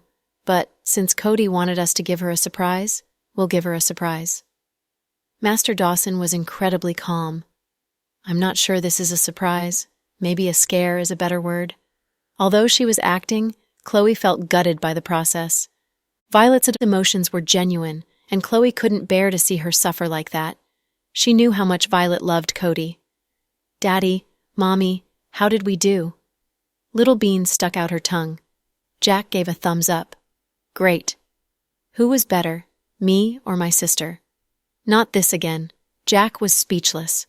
The only downside to having two daughters was the constant competition between the two girls.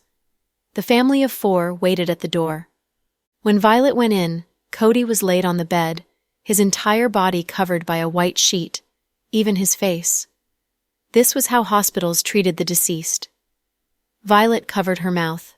She tried her best not to cry, but she couldn't hold back her tears. She walked over slowly and fell down beside him. Liar, you big liar. You said you'd take care of me for the rest of my life. How could you lie to me? As her words sounded, Violet began to cry quietly. On the hospital bed, Cody's insides twisted and turned. It was just supposed to be a prank, a build-up to a surprise proposal. Now that it came to this, seeing Violet so incredibly sad, he was gutted. However, during the time that they had dated, he had never heard her confess her feelings. Violet wasn't good at sweet talk. She wasn't very lovey-dovey even during the honeymoon phase of their relationship. So, Cody decided to stick to it. He wanted to know what he meant to her. Sure enough, after some crying, Violet uttered slowly, I came from an ordinary family. I'm not beautiful, and I don't have the best personality. I don't have the best grades, and not a single thing about me is impressive. So, I work harder than others, hoping to get the same opportunities as everyone else. My biggest accomplishment in life is having a steady job. I've never dared to dream of other things. I've even thought about going on blind dates, getting married and having children. That was going to be my life. Until I met you.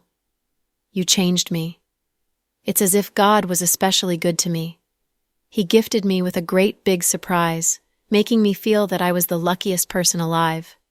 It took me 4 long years to turn from a confused and insecure girl to the brave one that stands before you today. Chloe and her husband spent 4 years apart while we enjoyed every second of it together. I really thought that I've become a lucky girl. It turns out, everything's fake. It's like a dream, and now it's time to wake up. So Cody, don't be scared. You said that you wanted to be with me forever, that we'd only be separated by death. But now I'm telling you that no one in this world knows how much I love you. Even if it's just a dream, I'm still happy. Even death cannot separate us. I'm coming to find you. With that, Violet stood up and grabbed a pair of scissors from the tray. She aimed it at her heart and stabbed. Fortunately, Cody got up in time, snatching her wrist. Violet, have you gone crazy? How did you? Violet was in utter shock. In the midst of being completely heartbroken, she never thought that Cody would suddenly come back to life. What kind of magic trick was this? I'm not dead. I was just playing a prank on you. I didn't think you'd do something like this. You're not dead? Violet was taken aback once again. She couldn't believe what she was hearing. I'm not dead. I'm sorry. We were all in on it. I just wanted to give you a surprise, and I also wanted to hear your true feelings for me. I really didn't expect that you would. At the thought of her aiming a pair of scissors towards herself, Cody felt his heart wrench. This silly girl. She was always so quiet about her feelings. Even when the two of them were sharing a bed in Bali and Tahiti, she would rarely confess her love or show her feelings, making Cody more and more insecure. That was why he thought of this joke out of the blue. But the results? Not only did he hear the confession he so craved for, he also almost killed the love of his life. You pranked me? Violet looked furious. Violet, I just wanted to know your true feelings. Cody could finish. Violet slapped his face with all her might. Pa! Cody, you've gone too far. You can't do this, even if you're a huge celebrity. Do you know how worried I was about you? I can't believe you lied to me. You used such a low prank to test my feelings for you. I don't ever want to see you again. Utterly infuriated, Violet opened the door and ran out. Violet, listen to me. Knowing that he had screwed up, Cody ran out after her. Violet. At the sight of Violet running out in anger, Chloe knew that things had gone bad. It was normal for the girl to react this way. After all, Chloe opposed to all of this when it was first suggested to her. She knew that Violet wouldn't appreciate it. Unfortunately, the little brat that was Cody wouldn't listen to her. He definitely dug his own grave. Violet, listen to me. Don't run so fast. Be careful. Cody followed behind Violet. They ran out of the door one after the other. Little Bean. So, Uncle Cody screwed up big time, right? Pudding. Auntie Violet's reaction was expected, but, in my opinion, it is only temporary. With Uncle Cody's personality, she'll come around, eventually. Little Bean. Let's guess how long it'll take this time, Pudding. Shall we make a bet? I'm betting no more than an hour. Little Bean. I think it'll take longer. Auntie Violet's really angry this time. I think it'll take at least a night. Pudding. If you lose, you can't eat ice cream and cake for the next week. Little Bean. Can we change to a different wager? Pudding. No. Little Bean. Then what if you're wrong? Pudding. If I lose, I'll give you $10,000 with which you can buy whatever you want to eat. Little Bean. Really? You promise? Pudding. When have I ever lied to you? Little Bean. Deal. In the end, Little Bean gave in to the temptation, making a bet with her sister. Next to the twins, a worried Chloe leaned onto Jack's shoulders. Honey, you don't think that this is going to turn out badly, right? Violet won't break up with him over this, would she? I don't think she'll break up with him, but anger is unavoidable. No one would appreciate this. It's just a proposal. Why did he have to make it so dramatic? Jack felt that Cody had crossed the line this time. The twins and the Dawson couple waited at the hospital, hoping to get the final news. After all, Cody had begged them to help him plan this big surprise for quite some time. The surprise seemed to have gone in the opposite direction, however, as it infuriated Violet. At the hospital entrance, Violet rushed out of the building, with Cody following closely behind. Violet wasn't going to listen no matter what he said. She didn't even give him the chance to speak. Cody began to regret what he had done. Just then, a van appeared out of nowhere. Still angry, Violet was running with her head down, so she didn't see what was coming. With lightning-fast speed, Cody ran to Violet, grabbing her. Violet, be careful! He held Violet tightly in his arms as they fell toward the side of the road. Because everything happened too quickly, they lost their balance and fell onto the edge of the sidewalk. Cody's head bumped into the ground with a bang, and blood instantly rushed out. Cody! Violet was truly scared silly. Cody felt a bit dizzy. Cody! Don't scare me. Are you okay? This time, Violet witnessed what had happened with her own eyes. She couldn't stay mad at him anymore. She wasn't in the mood to do that. Violet, marry me. Despite the blood on his head, Cody reached into his pocket and took out a small box. Inside was there a 3-carat diamond ring. Although not very big or flashy, the cut was beautiful. Let's go. I'll take you to the hospital first. Violet used all of her might to help Cody up. Say yes to me or else I won't get up. This is not the time. You'll die. Violet was in tears. I don't care. If you don't say yes, I'd rather die, Cody said through gritted teeth, his head in piercing pain. All right. Geez, why are you like this? Are celebrities allowed to bully others? I'll say yes. I'll say yes to anything you want. Hurry up and go to the hospital with me. Violet really couldn't say no to the man. Even though he heard her answer, Cody wasn't in a hurry to get to the hospital. Instead, he opened the box and took out the ring. He put the ring onto Violet's finger. Because he had previously measured her finger size in secret, the fit was perfect. Cody held Violet's hand up to his mouth and kissed it gently. Violet, I'll make you happy. I won't disappoint you, trust me. Hurry, let's go to the hospital. Stop talking. Violet was scared half to death. She tried her best to help Cody walk back to the hospital. At the sight of them, the medical professionals immediately rushed over to help. 30 minutes later, at the ICU entrance, "How is he?" Violet, Chloe, and the others stood in the doorway, asking anxiously. "The patient is fine. It's mostly scrapes and a slight concussion. He'll be fine after he rests." Hearing the doctor's words, everyone breathed out a sigh of relief. Just then, the ICU door opened. Cody had already changed out of the hospital gown. Somehow, he was dressed in a suave black tux. Chloe had made earlier arrangements for the public speakers in Southside to be playing background music. Cody walked out with a microphone in hand, step by step. He turned to Violet and began to sing, "I've always wanted to say to you, you give me unexpected joy, like an oasis in the desert. Say you will love me forever, become my roots and my wings.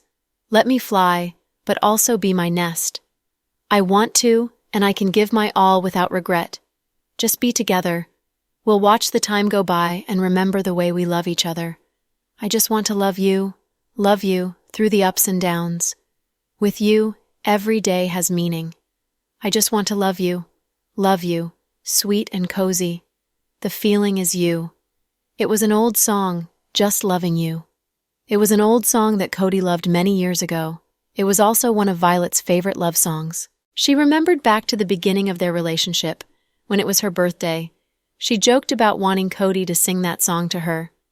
However, Cody serenaded her with the classic instead, because he was too shy to sing that song with such lyrics. Violet wanted to laugh and weep all at once. She thought that Cody had forgotten about all of this. So, she was more than surprised to hear Cody sing a very romantic song several years later.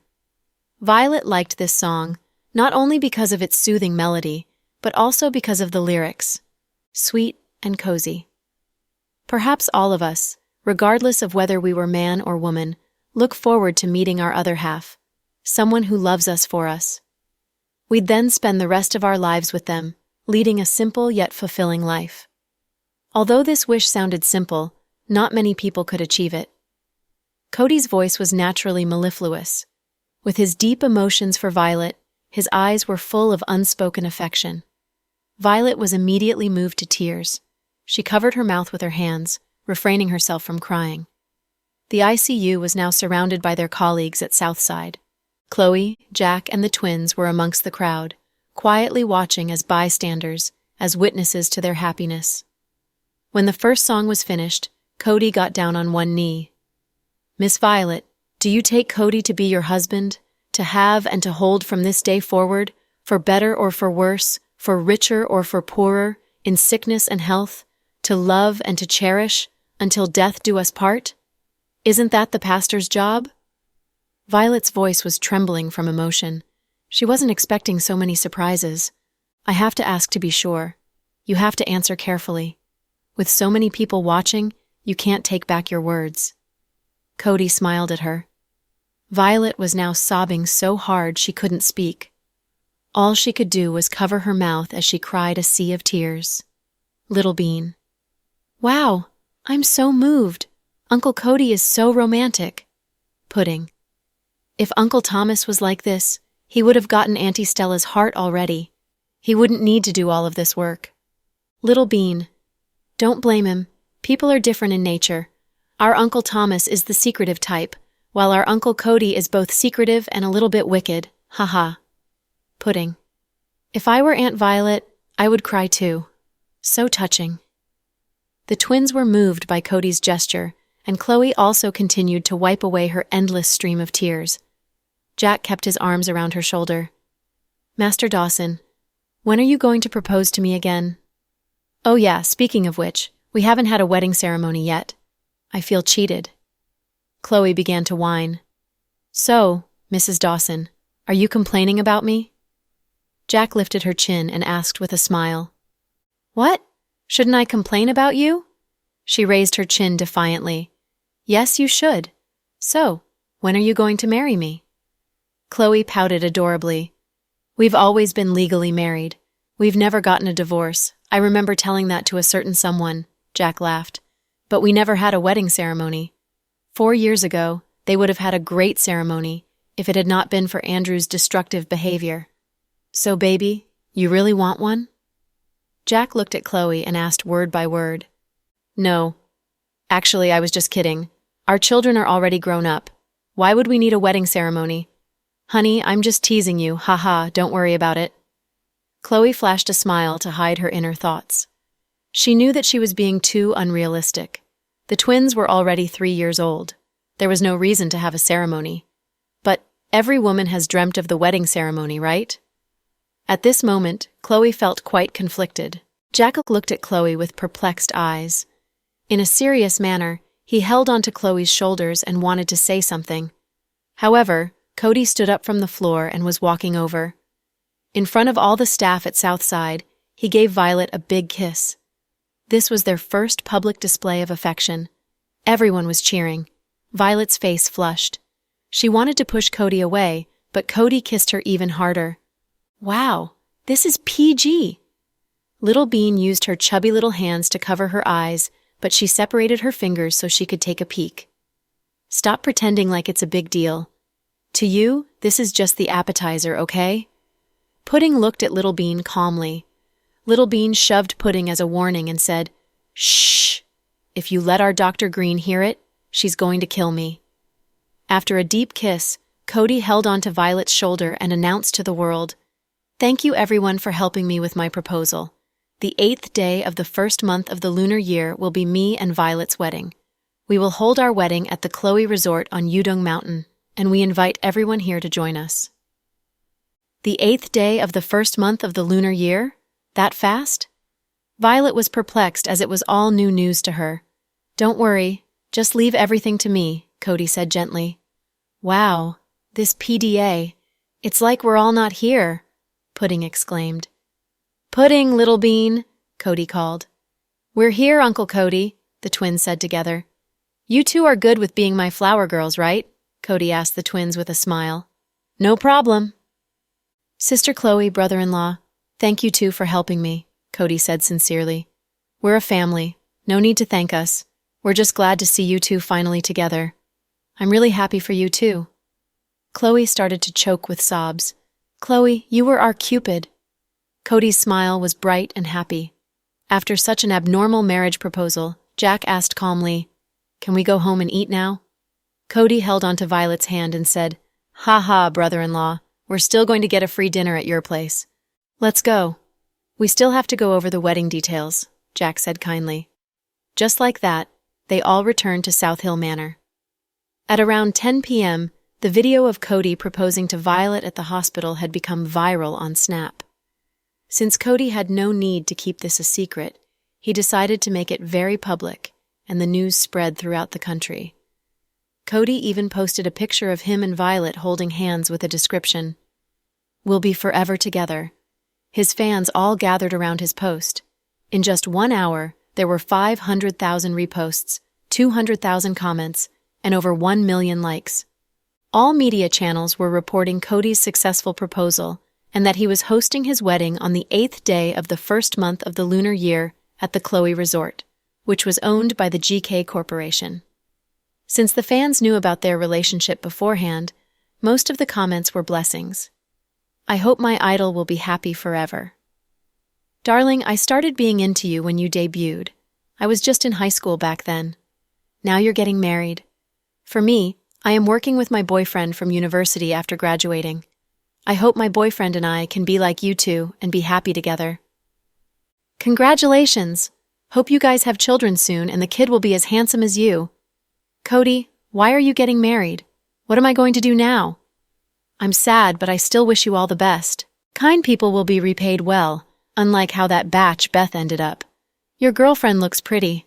Although she's not in the entertainment industry, you two are a great match. She looks very mature and elegant." That night, Justin went on Weibo, reposted Cody's post, and said generously, "I heard that President Dawson is paying for the wedding. What should I gift?" It was a rather humorous thing for him to say, so the netizens were all stirred up by his comment. "President Cooper, will you be willing to give up your black Sixth Element Lamborghini?" "President Cooper, I suggest you get Cody more wives so he can practice polygamy. Wouldn't that be great?" "President Cooper, you could gift mansions or sports cars. After all, you are filthy rich. I heard Dr. Green treats Cody just like a little brother. If you like Dr. Green, shouldn't you make her little brother happy? The idiot who just spoke, can you please mind your words? Dr. Green is Jack's wife. Please don't spread rumors. President Cooper, when are you going to announce your good news? If you don't get married soon, you'll be single forever, and that's sad. President Cooper, why don't you marry me? I can do chores and cook. I can also warm your bed for you. Haha. Then, Jack, Chloe, Victoria, Brenton, and the rest of their friends all reposted Cody's post. Cody's wedding was huge news. Since it was almost New Year's, the atmosphere was rather nice. Ever since Max came back from the States, he had been more low-key in his actions. He barely showed up in public. Chloe didn't even know he was back. When Avery called Chloe, she was rather surprised that Avery asked about Max. Since Chloe was on holiday, she had driven out to buy snacks for the twins. Avery suddenly called Chloe. Sis-in-law. Hi, Avery. Are you busy? No, I'm on holiday. I haven't been to Southside recently. I'm thinking of going back after New Year's, Chloe said as she pushed her shopping cart in the supermarket. Oh, okay. What's the matter, Avery? Do you need something from me? Sis-in-law, have you seen Max recently? Avery probingly asked. Max? I thought he was in the States with you. Chloe's radar was not sharp. However, it wasn't completely her fault, because only Brenton and Justin knew that Max was back. It had been a bit awkward with her and Justin, so she naturally would not ask too many questions. He went back to the country a long time ago. Really? I haven't seen him. Oh. Avery sounded disappointed. Avery, what's the matter? Did you two get into a fight? Why did he suddenly come back and not contact you? Chloe asked many questions all at once. Avery thought for a bit and slowly answered, Something happened between us, but it's not what you think. Well, the conclusion is that we haven't been in contact for a long time now. I'm actually quite worried about him. Now that I reflect on my past, I realize that I said some hurtful words before he left. I think he hates me now. Is it that serious? I don't think young Master Cruz is a person who holds grudges. Chloe tried to comfort Avery. Avery remained silent. Avery, say what's on your mind. Your secrets are safe with me. I'm a woman too, so maybe I can help you come up with some ideas, Chloe said as she noticed that Avery was feeling a bit blue. Sis-in-law, I'm going to come back to celebrate New Year with Uncle Dawson in a few days. Really? That's great. What about your dad? Chloe asked. Dad is going to the South Pole with a few of his friends. Isn't it crazy that they're doing such extreme sports when they're already so old? I tried to stop him, but he wouldn't listen, so I'm out of options. When are you guys going to arrive? My flight is in 3 days. That's so fast. Sounds great. If Pudding and Little Bean knew that you and their grandparents were coming back, they would for sure be delighted, Chloe said happily. I'm rather perplexed, sis-in-law. I'm scared that when I go back for New Year, I'll bump into Max. I'm afraid that when we see each other, our relationship would get more complicated. But I also want to see how he is. I'm so conflicted right now. Avery never dated anyone, so she didn't know what to do. She was very confused about her emotions. When Chloe heard Avery's confession, she smiled and said, Avery, how about when you come back, we chat in person? Chloe sounded like she knew everything about a woman's internal emotional struggles. Yet Avery was sold. To Avery, Chloe was basically a wisdom goddess-like existence. Great. Then, that's decided. Chloe, when I come back, let's have a good long chat. It's been really bad for me recently. Okay, I'm at the supermarket right now. Tell me what you want to eat and I'll buy it. Chloe loved it when her household was lively. Including her in-laws, Avery, Thomas, and her mom, there were 9 people in the family. Chloe passed by the GK Corporation's headquarters on her way home from the hospital, and she felt like stopping by. She headed towards Jack's office. President Green, Mark immediately greeted Chloe at the door. Is my husband here? Yes, President Dawson is here, but what? When Chloe saw how Mark hesitated in his words, Chloe joked and said, Is there a mistress in there? No. President Green, President Dawson isn't that type of man. Please don't destroy his reputation. Mark was dumbfounded. Then who is it? Why are you making this sound so mysterious? Chloe thought that not many people could go into Jack's office, so she was rather curious who was inside. Before Mark could answer, Chloe pushed open the door and went inside. Jack was sitting on the sofa and there was someone next to him. When Chloe saw that person, she was astonished. Honey, why are you here? When Jack saw Chloe, he immediately smiled. I was at the supermarket buying stuff for the new year. I passed by, so I thought I'd come up and say hi. Hey, Chloe, the man calmly greeted. There was a guy in a black leather jacket. His eyes were deep. Rick, what brings you here all of a sudden? Chloe had asked Rick if he had any plans to come back to the country during their last visit to New Orleans, and Rick said he didn't plan on coming back to the country anytime soon. That was why Chloe was shocked when she saw Rick chatting with Jack in Jack's office. Yeah, I have some business here. Rick was still very uncommunicative, as if uttering any more words would cause him to lose something. Does it have anything to do with Cece? Chloe couldn't help but ask. It was because Chloe believed that Rick and Cece deeply loved each other, and she always felt that there might still be a chance for them to be together. No, Rick denied rather resolutely. Oh, Rick, why don't you come over to our place for dinner tonight? My daughters would be delighted to see you. Jack thought it was a special occasion to see Rick, so he invited Rick to his place for dinner. Also, his daughters would love to see their Uncle Rick. I can't tonight. I still have to deal with business. I'll try to find time in a few days to visit you guys. Okay, just call us when you are free. Rick nodded. Then he stood up and said goodbye to Chloe and Jack. When Rick left, Chloe sat by Jack and whispered, Honey, do you really think that Rick suddenly coming back has nothing to do with Cece? Honey, why are you still so concerned about them? It's been a very long time since they separated. Jack chuckled. It's not that I'm concerned about them. How should I put this? I just think that Rick and Cece haven't moved on. Chloe didn't know how to articulate it, but she wholeheartedly hoped that Rick and Cece could be together again. Do you think you're a fortune teller in the streets, or are you Cupid? Jack gently caressed Chloe's hair. Chloe W. was rather embarrassed. She covered her face with her hands and buried her head in Jack's chest. It's almost New Year. Everyone is coming back. I feel like a lot is going to happen, Chloe exclaimed while lying on Jack's legs. Like what? Jack looked at her with curiosity. For instance, Avery is coming back. It seems like a lot had happened between her and Max.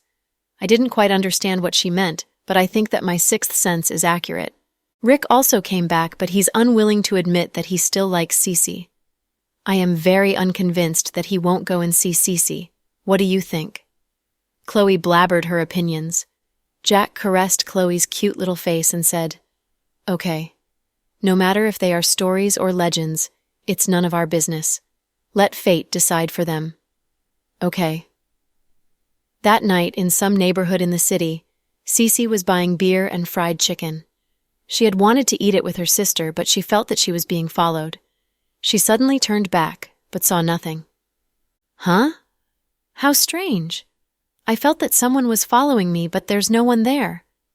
Cece was scaring herself. She hurried her footsteps and entered into her apartment.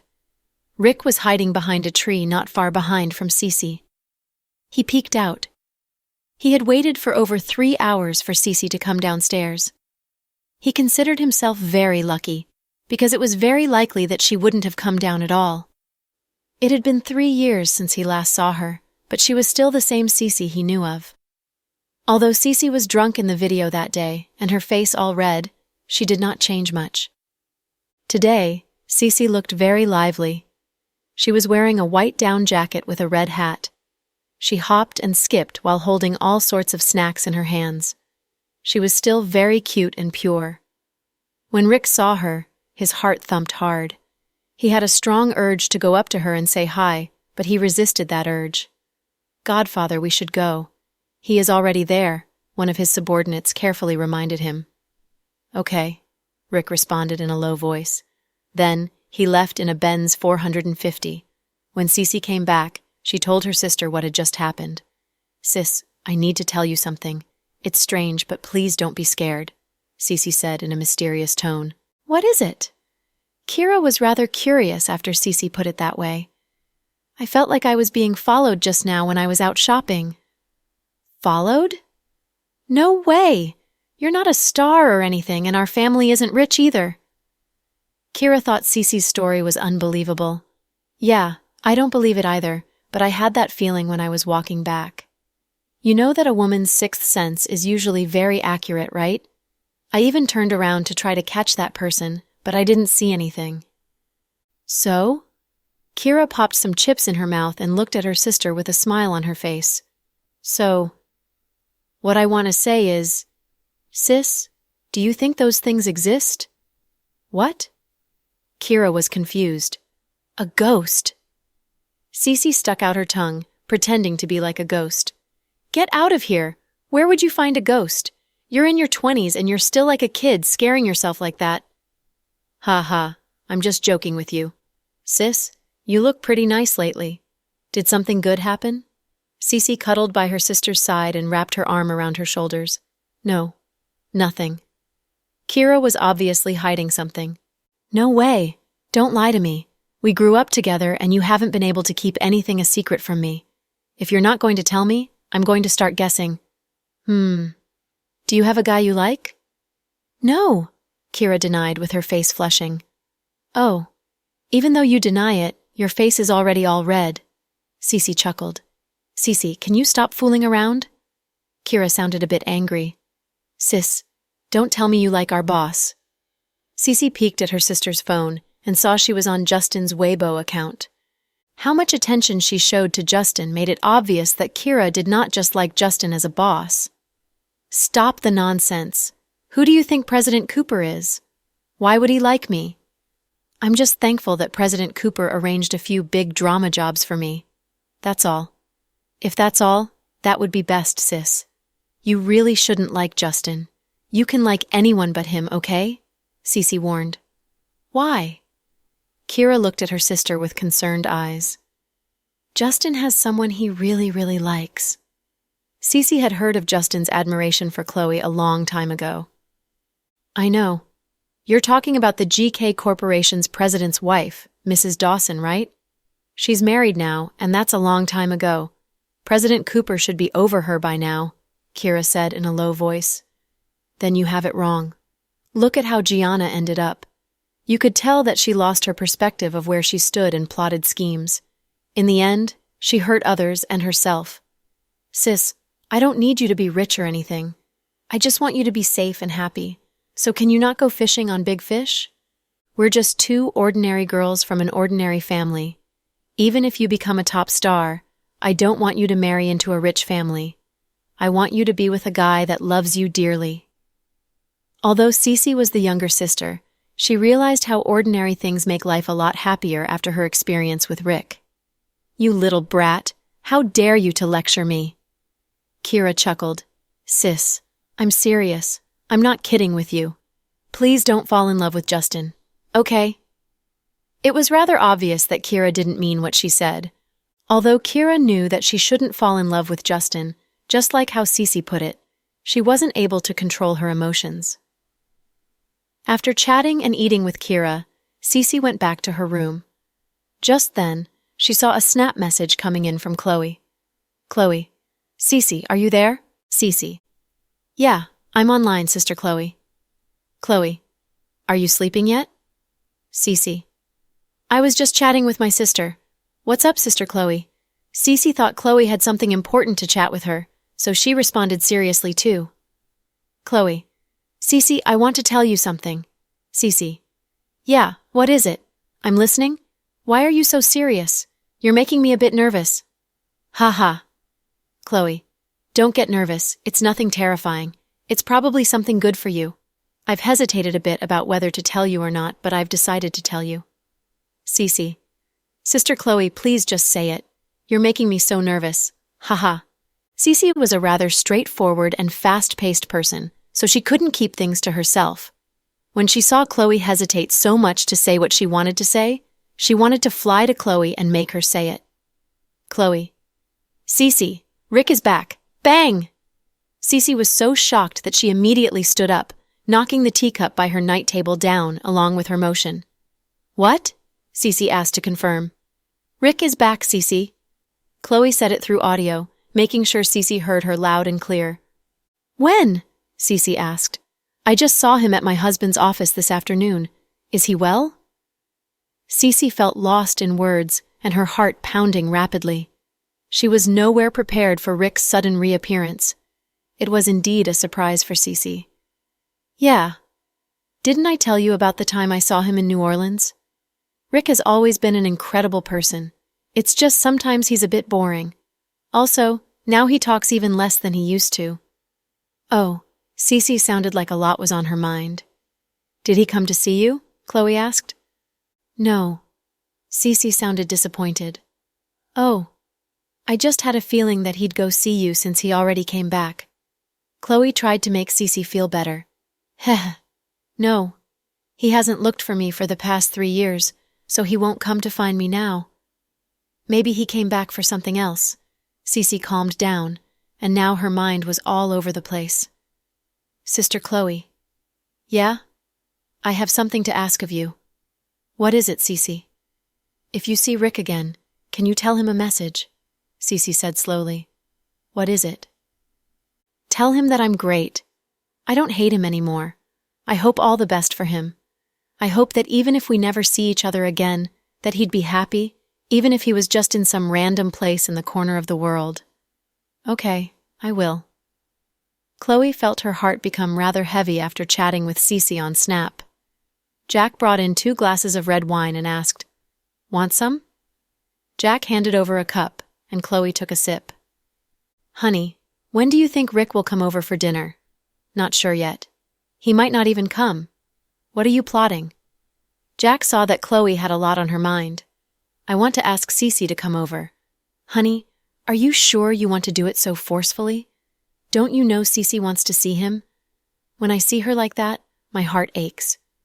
Honey, you need to know that Cece would be even sadder if she sees Rick, and nothing between them will change. Rick also isn't in a better position. He's the godfather of a gang, and the higher up someone is, the less freedom he would have. Jack actually didn't really agree with Chloe on getting those 2 back together. I don't care. I want them to see each other one last time. It's not even about them getting back together anymore. I just want Cece to see Rick one last time. I feel so sad for him. It was the first time Chloe let her emotions overrule her logic. Jack held the glass and remained silent. Honey, how about it? One last time, Chloe started to beg adorably after seeing Jack not reacting to her. Okay. Although Jack did not agree with Chloe's way, he was still persuaded by her to do what she wanted. Chloe happily put out her 2-finger victory sign and kissed Jack on the cheeks. Time quickly went by. Before Rick came over for dinner, Avery and Jack's parents came back. The twins were so happy that they were dancing around the house. After dinner, the twins played with their grandparents in the living room. Avery looked like a lot was on her mind. She went upstairs to sort her luggage and Chloe followed her. Avery, Chloe. Avery looked back. What's wrong? Nothing. It's just the flight was too long and I'm tired from it. Okay, if that's the case, get some rest. Tell me what you want to eat. Your brother got a car ready for you. It's just outside, so if you want to go out, you can use it. The gas tank is already full, too. Thanks, big brother and sis-in-law. We're a family. No need to be so polite. Chloe patted Avery's shoulder and left the room. Chloe wanted to ask about what happened between Avery and Max, but when she saw Avery so tired, she didn't have the nerve to bring up the topic. After Chloe left her room, Avery went on tidying her luggage. She was as low-key as always, not posting about her coming back to the country for New Year on her moments. It was the same as usual. Very calm. Little Bean was playing, and suddenly, she wanted to video chat with Justin. Justin was having tea at a tea restaurant with Max and Brenton. Little Bean. Justin smiled gently. Handsome Cooper, what are you doing? I'm having tea. Tea? With who? A guy or a girl? Is he short or fat? Little Bean got a bit nosy. Before Justin could say anything, Max said with a smile, Little Bean, you sure are nosy. Do you want to be a reporter when you grow up? Oh, so Uncle Cruz is there. Little Bean nodded, acting like she was an adult. Also your Uncle Blake, Justin added. Your future father-in-law. Ha ha. Max suddenly remembered that joke of Brenton's child marrying one of the twins. Brenton was speechless. Uncle Cruz, are you so old that you have dementia? You remembered wrong. Uncle Blake is my sister's future father-in-law, not mine. My future father-in-law is Uncle Ace, Little Bean corrected. Brenton and Justin laughed hysterically.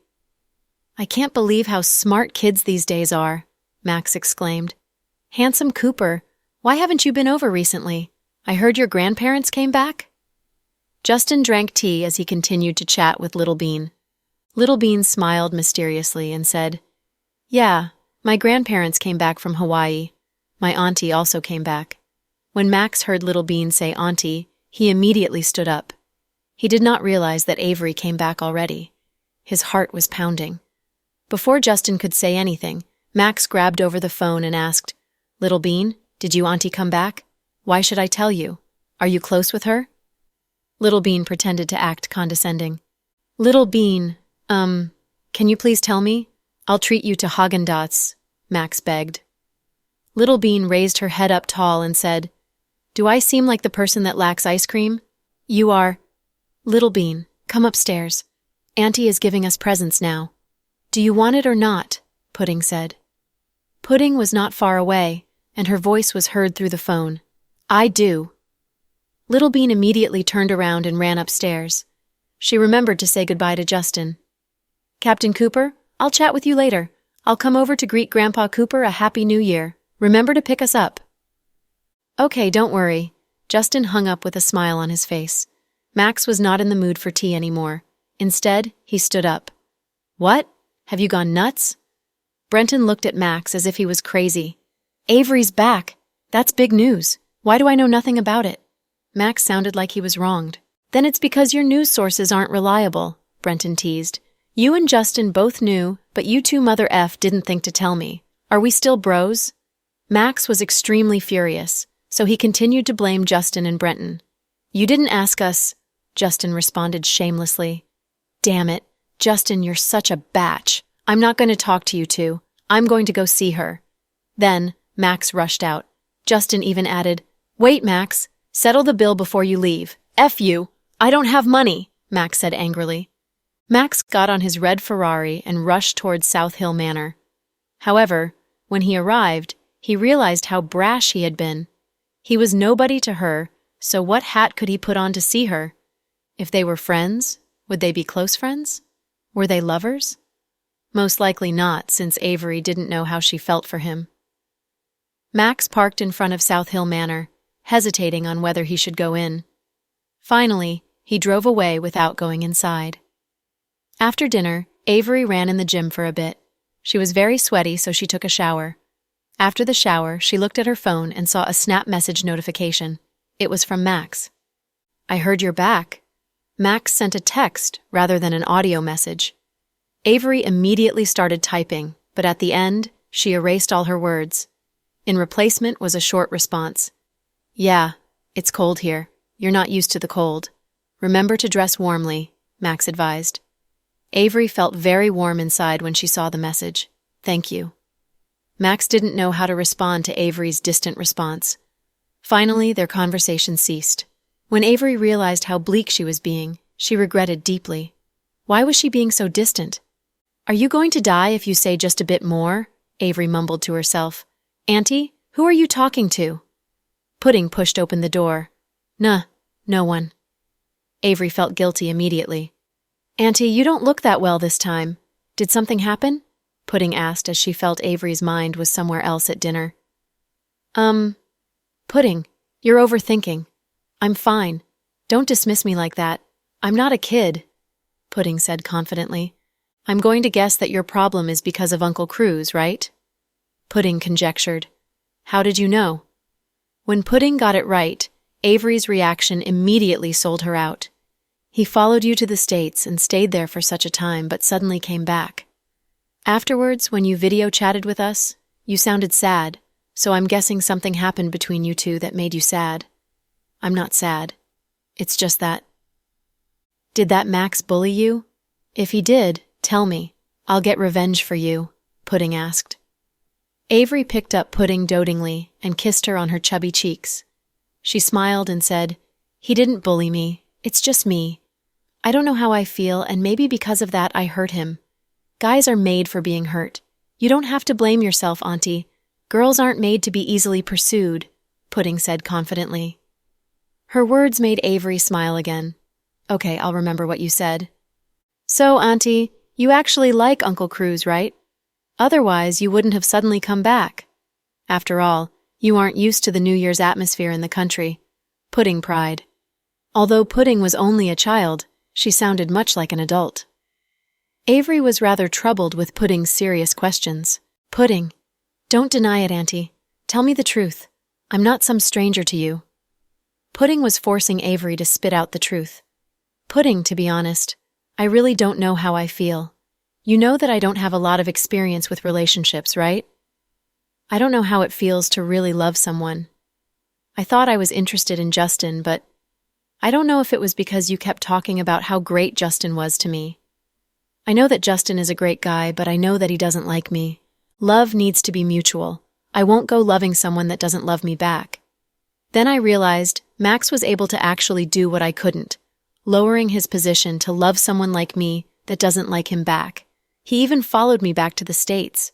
I don't know if I just got used to him being there or if I actually have feelings for him. I'm in such a dilemma. So you came back to confirm your feelings this time, right? "I don't know. I just want to see him," Avery said, looking very perplexed.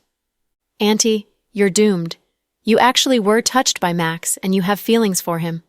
When Pudding saw how perplexed Avery was, she conjectured that Avery grew feelings for Max. "Huh, really?" Avery didn't even know how she felt. "What about this? I'll help you confirm your feelings later. Right now, stop overthinking things. You're going to help me?" "It's okay, Pudding. Auntie, I know what to do. Don't worry." Pudding tapped Avery's shoulders, making Avery feel very complicated. Jack's parents' health conditions weren't that great, especially Jack's father. After his surgery, his immune system had worsened. It was almost New Year, but the temperature in northern side had hit a record low. Jack ordered his bodyguards to drive his parents, the twins, and Avery to Yundong Mountain, as it was warmer there. He even thought about spending New Year there. That was why before Pudding could help Avery confirm with Max, the family left the city. Even Sandra and Thomas went to Yundong Mountain too. Chloe and Jack stayed behind at South Hill Manor. Jack was busy with work while Chloe had to go shop for the new year. She had let the maids and servants go on vacation for the new year. Even Uncle George went back to his hometown. Chloe sat in the living room. Their servants lined up in a straight line. Chloe had prepared red pockets and scattered them on the coffee table. "These are red pockets for everyone. I wrote your names on it. The amount of money in each one is the same except Uncle George's, since he does a lot of work and is older than the rest of you, so he deserves a bit more. Young madam, it's all right. You already treat us very well. You always give us bonuses every holiday already." Uncle George looked at Chloe and said, he was very touched. After having the twins, everyone had to take on more responsibility and work. "It's been a year already. Go home and enjoy yourself. Come and get your red pockets. Oh, there's also your flight or train tickets inside too." Chloe had prepared everything very well for her servants. She treated them well. Everyone was overjoyed and took their red pockets. Just like that, 2 days before New Year, the servants of the Dawson family all went home. Chloe took on the responsibility of cooking for herself and Jack. However, since she rarely did it, she enjoyed it. She was able to use all the ingredients she bought from the supermarket earlier on. At 7 p.m., Jack parked outside and went home.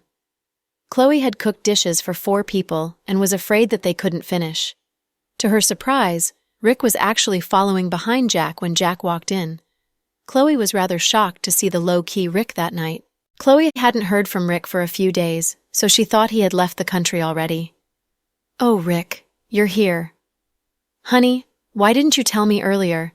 I didn't prepare anything," Chloe said in a surprised tone. "He can eat whatever we have at home. Rick's in a rush. He's leaving in his helicopter in 2 hours." 2 hours? "Why the rush?" Chloe said in astonishment. Rick nodded. Then he took off his black coat and sat silently at the dinner table. When he saw the 4 dishes on the table, Rick smiled and said, "Chloe, did you make all these?" "Yeah." "You don't believe me?" Chloe joked. "No, I believe you. Jack said your cooking skills were impressive. I can tell my stomach will be very satisfied tonight." Rick was very casual in front of them. Chloe, however, felt a bit awkward seeing Rick. It's such a shame Pudding and Little Bean aren't home. "Yeah, you can save on their New Year presents," Jack joked. "You're putting it like I'm lacking money." Chloe was surprised to see Rick joke around. "You two can dig in first. I'm going to get the soup." "It's all right. Chloe, sit down and relax." "It's all right. It's not that much work. I'll be right back." Then, Chloe quickly rushed into the kitchen. She was using the soup as an excuse to call Cece. When Chloe picked up her phone to dial Cece's number, someone stopped her from behind. She turned back in shock. "You scared me to death." Chloe was a bit relieved to see Jack, as she was scared Rick would find out about her plan. "Are you planning to call Cece?" Jack asked Chloe with a complicated look on his face. "Yeah. Didn't you promise me that day to help them see each other for one last time?" Chloe nodded. "When Rick and I were coming home, he begged me multiple times not to create an opportunity for them to see each other. I don't want to lose this friend." "Why did he say that?" Chloe was confused. "I'm not sure. I just think Rick is pretty against it. Since he doesn't want to see Cece, I don't think we should try to force it. Even though I promised you to help, Rick would still be unhappy if he found out what we were up to. We shouldn't alter fate," Jack tried to persuade Chloe. "But what about Cece?" Chloe pitied Cece. She was not able to let go, and now she couldn't even see Rick for the last time. "Honey, it's fate. Some people are meant to be together, while some are only passers-by. We shouldn't force Rick. Even if they were to see each other, nothing would change. Maybe Cece would be hurt even more. Why don't we just go with the flow?" Jack knew Chloe was a thoughtful person, so she would know when to stop.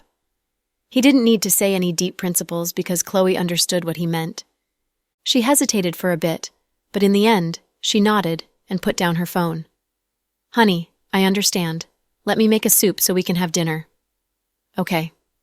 Jack nodded. Chloe quickly made a seaweed and egg soup. Since it was New Year and all the servants went home, Chloe had to do everything by herself. It had been a long time since the 3 could sit together and eat peacefully. They were chatting during dinner. Suddenly, Chloe asked, "Rick, how often do you eat traditional food in the States?" "Sometimes, but the food there isn't that authentic." "How's my wife's cooking?" Jack said with a proud voice. "Quite good indeed." Rick nodded and praised. "Are you flying back to the States tonight?" Chloe asked. "No, I'm going to take the helicopter to another city and take a private jet from there to Thailand." "Why can't you leave from here? Isn't it closer to fly to Thailand from our city than from that city?" Chloe asked. "I have business to deal with there," Rick briefly gave a response. He obviously did not like talking about himself. Chloe knew that Rick's family's territory was enormous. Although Jack didn't tell her the details, she was smart enough to figure it out. Just then, Jack's phone rang. It was a video chat call from the twins. "Daddy, what are you doing?" Pudding asked. "I'm eating dinner. Why are you and Mommy eating dinner so late? What's for dinner?" "Mommy made all the dishes tonight," Jack said with a gentle smile on his face. "Oh, Daddy sure is lucky. Once we left, Mommy makes him good food. Pudding, how's it over there? Is it cold?" Chloe leaned against Jack and asked. "It's not cold. It's very comfortable here at the hotel. What about your grandparents? How are they doing?" Chloe asked. "They're well. Auntie loves that outdoor hot spring." "It's very pretty," Pudding mumbled. "That's good. You guys stay there for a bit. Be good. Daddy and I will drive over tomorrow night." "Okay, we'll be good. Don't worry, Mommy." "Pudding talks with clear logic," Rick commented. Just when they were about to hang the phone up, Pudding heard Rick's voice. "Who's speaking?" She could tell it wasn't her father's voice, so she asked. "Uncle Rick is over here," Jack said calmly. "What? Uncle Rick is there? Why didn't you tell me?" Pudding immediately raised her voice. Then, Little Bean came running over too. "Daddy, I want to see Uncle Rick. Move the camera over." Jack helplessly aimed his phone's camera at Rick. The twins greeted Rick together. "Hello, Uncle Rick." "Uncle Rick, you're getting even more handsome." "Thank you, Little Bean," Rick said with a smile. "How do you know I'm Little Bean?"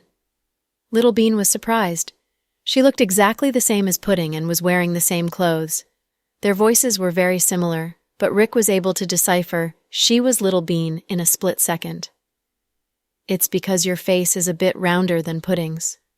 Pudding laughed and said, "Ha ha ha, Uncle Rick, you're so smart." "Uncle Rick, why didn't you tell us you were coming? We could have stayed at home and waited for you," Little Bean exclaimed. "It was a sudden decision and I'm under some time constraints. Next time.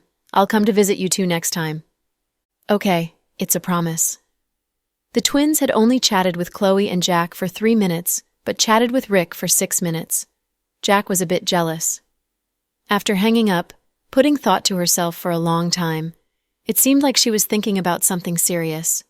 "Sis, what are you thinking about?" Little Bean peeled a mandarin and asked Pudding. "I'm thinking about Uncle Rick." "Huh? What about Uncle Rick?" Little Bean asked with confusion. "Even if I tell you, you wouldn't understand." Pudding did not elaborate and continued to play with her iPad in their hotel suite. Dinner was almost over at South Hill Manor. Rick looked at the time and decided it was about time. He stood up and bade Chloe and Jack goodbye. "It's time for me to leave." "Okay. When you come next time, you should stay longer. Let us know if you need anything." Jack and Rick were really good friends, especially because when he was in trouble, Rick's family helped him a lot. "Okay, we'll keep in contact." Rick nodded as a sign of farewell. Then he left. Jack and Chloe walked him out. Suddenly, they heard a loud car vrooming noise. A white Audi A4 stopped in front of South Hill Manor. The three were very surprised when they saw Cece step out of the car. Rick was especially surprised. He never expected to see Cece. Jack looked at Chloe, who was by his side. Before he said anything, Chloe explained herself. "It's not me. I didn't tell Cece." Rick and Jack knew Chloe doesn't lie, so when Chloe denied telling Cece, they chose to believe her.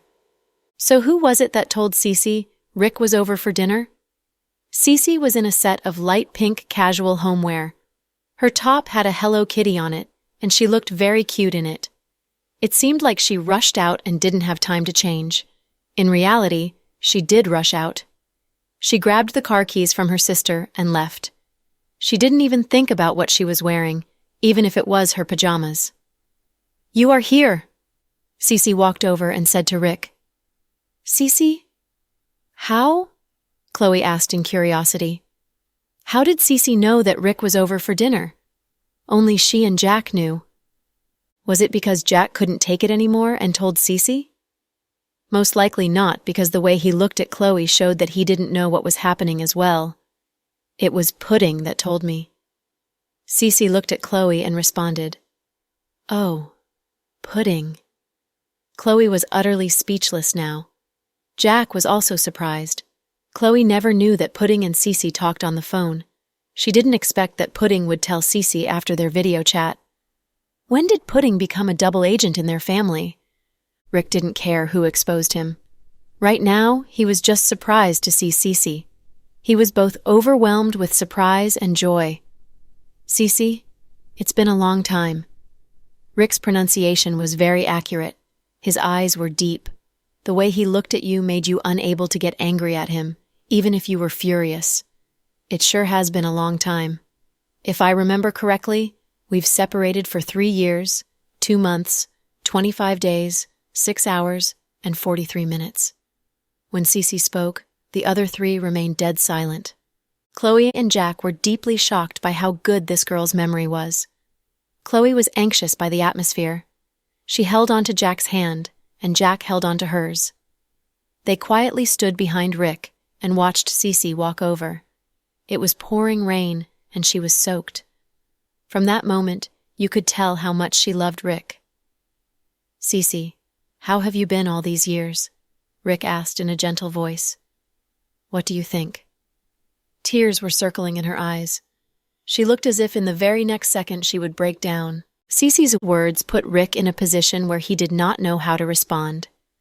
Cece sounded frustrated, but she looked very lamentable. Under the winter sky, the four stood there silently. Cece was still in her pajamas, so Chloe said, "Cece, I'm going to get you a coat," because she was afraid that Cece would catch a cold. Cece, however, shook her head and said, "It's okay, Sister Chloe. I'm not cold. But can I ask you and President Dawson a favor?" Chloe and Jack looked at each other and nodded. "What is it, Cece?" "Can you let us talk in private for a bit?" Chloe and Jack immediately realized that they were not needed in this situation. Jack cuddled Chloe on the shoulder, and they walked back into the house. "It's cold outside, Rick. Why don't you and Cece come in and chat?" Chloe asked, as she did not want the two to be stuck outside on such a cold winter night. "It's okay. He probably doesn't want to see me, so it won't be long." "We'll talk here," Cece said with determination. Rick did not say anything. Instead, he took off his jacket and put it on Cece. Cece looked at this man in front of her. Just like before, his way of care was different from normal people. She was so frustrated that she threw his jacket to the ground. "I don't need your fake care," Cece exclaimed. "It's not fake. I'm really afraid that you'd catch a cold," Rick explained calmly. "Then just let me freeze to death," Cece shouted. Chloe and Jack stood at the door and watched the awkward situation. Rick didn't respond. He kneeled down and picked up the black jacket Cece threw to the ground. Once again, he put it on Cece. "I already told you that I don't need your pity or fake care." Cece pulled off the jacket and threw it to the ground heartlessly. She did not show any gratefulness towards Rick's action, infuriating Rick's bodyguards, who were watching from a distance. They wanted to run over and beat this arrogant woman up, but Rick raised his hand to stop them in place. "Get out of here. No one come over," Rick said in fluent English. When his bodyguards heard his command, no one dared to move. "Cece, between us." Rick seemed to want to say something, but Cece would not allow him to finish. When he opened his lips, she already threw herself into his arms. She wrapped her hands tightly against his neck. It had been a long time since Rick smelled Cece's warm and peaceful scent. All of a sudden, Rick's eyes became watery. How could this girl always bring him such unbelievable feelings? Only when she was with him would he feel that he's a human being with a heart instead of a killer or some godfather of a gang. "Cece." He gently called her name. "Shh. Don't say anything. Let me tell you what I think, okay?" Cece said in a trembling voice. "Okay." Rick wanted to embrace this woman in front of him, but his mind told him that he couldn't do that. He had to withstand the temptation, because he and Cece have long been people from different worlds. There was nothing he could do about that. He held his fists tight and did not budge an inch. "Rick, you're so cruel. How could you not come see me or talk to me for 3 years? I thought you would never forget about me, but in reality, I was the one that couldn't forget about you. You're so cruel that you didn't even come and see me even after you came back to the country. If it wasn't for Pudding telling me, I probably wouldn't have even seen you, right? I just want to ask you what I did wrong. Why are you so cruel to me?" Cece cried and pleaded while she cuddled Rick. Her words and tears really made people's hearts ache for her. "Sorry, Cece." All Rick could do at that moment was apologize. "I don't want to hear you say sorry to me," Cece cried in his chest so hard that she could barely speak clearly. Seeing Cece cry like that, Rick did not know where to put his hands. Finally, he cuddled her, and at that moment, the world became peacefully silent. It was -20 degrees Celsius that night. The two quietly cuddled each other in silence. Chloe, who was standing by the door inside, was rather anxious. "Honey, do you think they'll end up like before, with both not opening up to each other?" "I'm not worried about Cece, but rather Rick, because he has such a stubborn personality," Chloe said worriedly. "Let fate decide. They each have the right to choose their own paths." "I understand what a difficult position Rick is in right now," Jack said with a low voice. "Then what about Cece? She's a girl, and she's going to waste her whole life's happiness because of Rick." Chloe looked at it from a female perspective, viewing Cece as the weaker party. "Honey, before we talk about this, we should ask what Pudding thinks about this." Jack pointed out the important aspect. "Ah, if you didn't remind me, I'd have forgotten about that. Let me call her now." Chloe took out her phone and video called Pudding. "Hello, Mommy." Pudding seemed to be in a very good mood. "Pudding, did you call Auntie Cece?" Chloe went straight to the point. "Yeah," Pudding admitted. "Why did you do that? Do you know how much trouble you caused Uncle Rick?" Chloe said in a serious tone. "Mommy, stop pretending. Didn't you always want them to get back together?" Pudding threw the ball back to Chloe. "Huh? Who told you that?" Chloe said with a lower tone, unconsciously admitting it. "Who needs to tell me? Your face tells me everything." "How did you know Auntie Cece's number?" Chloe asked with curiosity. "When she came to our house last time, I added her on Snap. Auntie Cece sure is a pretty innocent person. Do you think she's a good match for the deep and hard-to-understand Uncle Rick?" "Pudding, we're not talking about whether they're fit for each other right now. The problem we're trying to discuss here is how much trouble you've caused by telling Auntie Cece about Uncle Rick." Jack couldn't help but take the lead after seeing how troubled Chloe looked after she talked to Pudding. "Daddy, calm down. You can't force love. If they're meant for each other, then no matter where they are, they would end up together. If they're not meant to be, then no matter how hard you try to help them, it won't work. I'm sure you understand this principle." "Yeah, you're right." Finally, even Jack was persuaded by Pudding. "Well, if that's all, I'm going to go back to swimming. You two can keep watching. Let me know the results. Bye." Pudding sounded like a well-put-together adult, leaving her parents dumbfounded. "Honey, that phone call had zero value." Chloe finally realized that they wanted to ask their daughter why she called, but they ended up being persuaded by Pudding. "So did Pudding successfully brainwash us?" Jack exclaimed. "Oh my God, that child of ours." Chloe was incredibly astonished. The twins brought them great happiness but also a lot of confusion. Jack and Chloe started to discuss about their daughter by the door. Both the couples inside and outside didn't know what to say. Finally, one of Rick's subordinates came over and advised Rick that it was time to leave. "Godfather, the helicopter is here. We should go." When Cece heard that Rick had to leave, she grabbed onto Rick's clothes tightly. "Cece."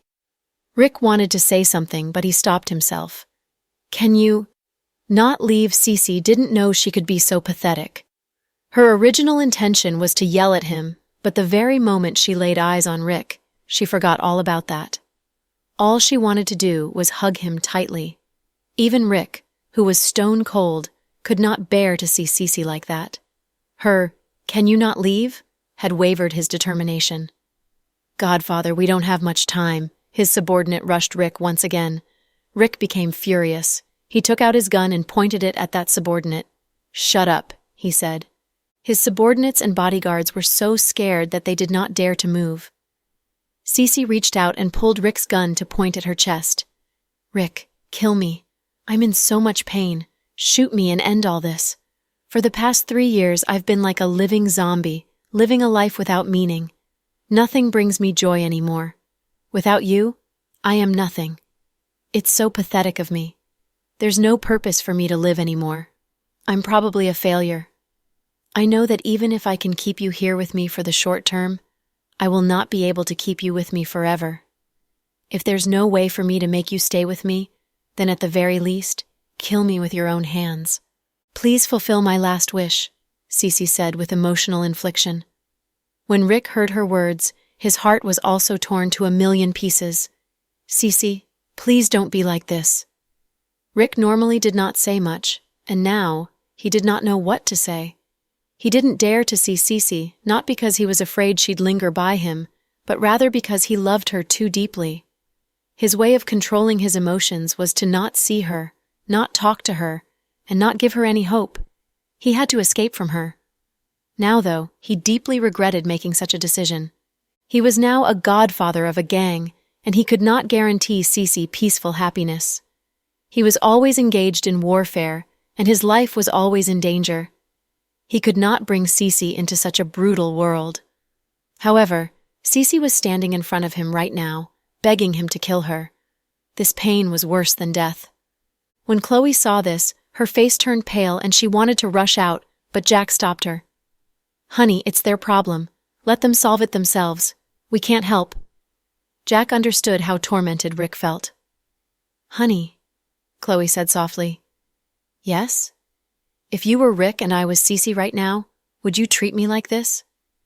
Chloe suddenly became very pessimistic and sad and asked such a hypothetical question. Jack hugged her by her waist and whispered into her ears, "You are my world, so no matter what, I won't leave you." "Then why did you—" Before Chloe could finish her sentence, Jack said, "I left you before so we could have a better future together down the road." Rick, however, left Cece because he wanted her to be safe. That's why he wants to leave her forever. "But that's so cruel to Cece," Chloe exclaimed after listening to Jack's words. "No. I think Rick's the saddest person in this situation. He has to keep all his pain locked up to himself." Jack and Chloe's opinions differed on this topic. Just when the two continued their conversation, the sound of a pulled trigger resonated in the silent night sky. Chloe and Jack immediately pushed the door open and ran outside. They saw Cece holding onto Rick's hand and pulling the trigger herself. The bullet from Rick's black gun shot through Cece's chest and blood started flowing out. "Cece," Rick was devastated.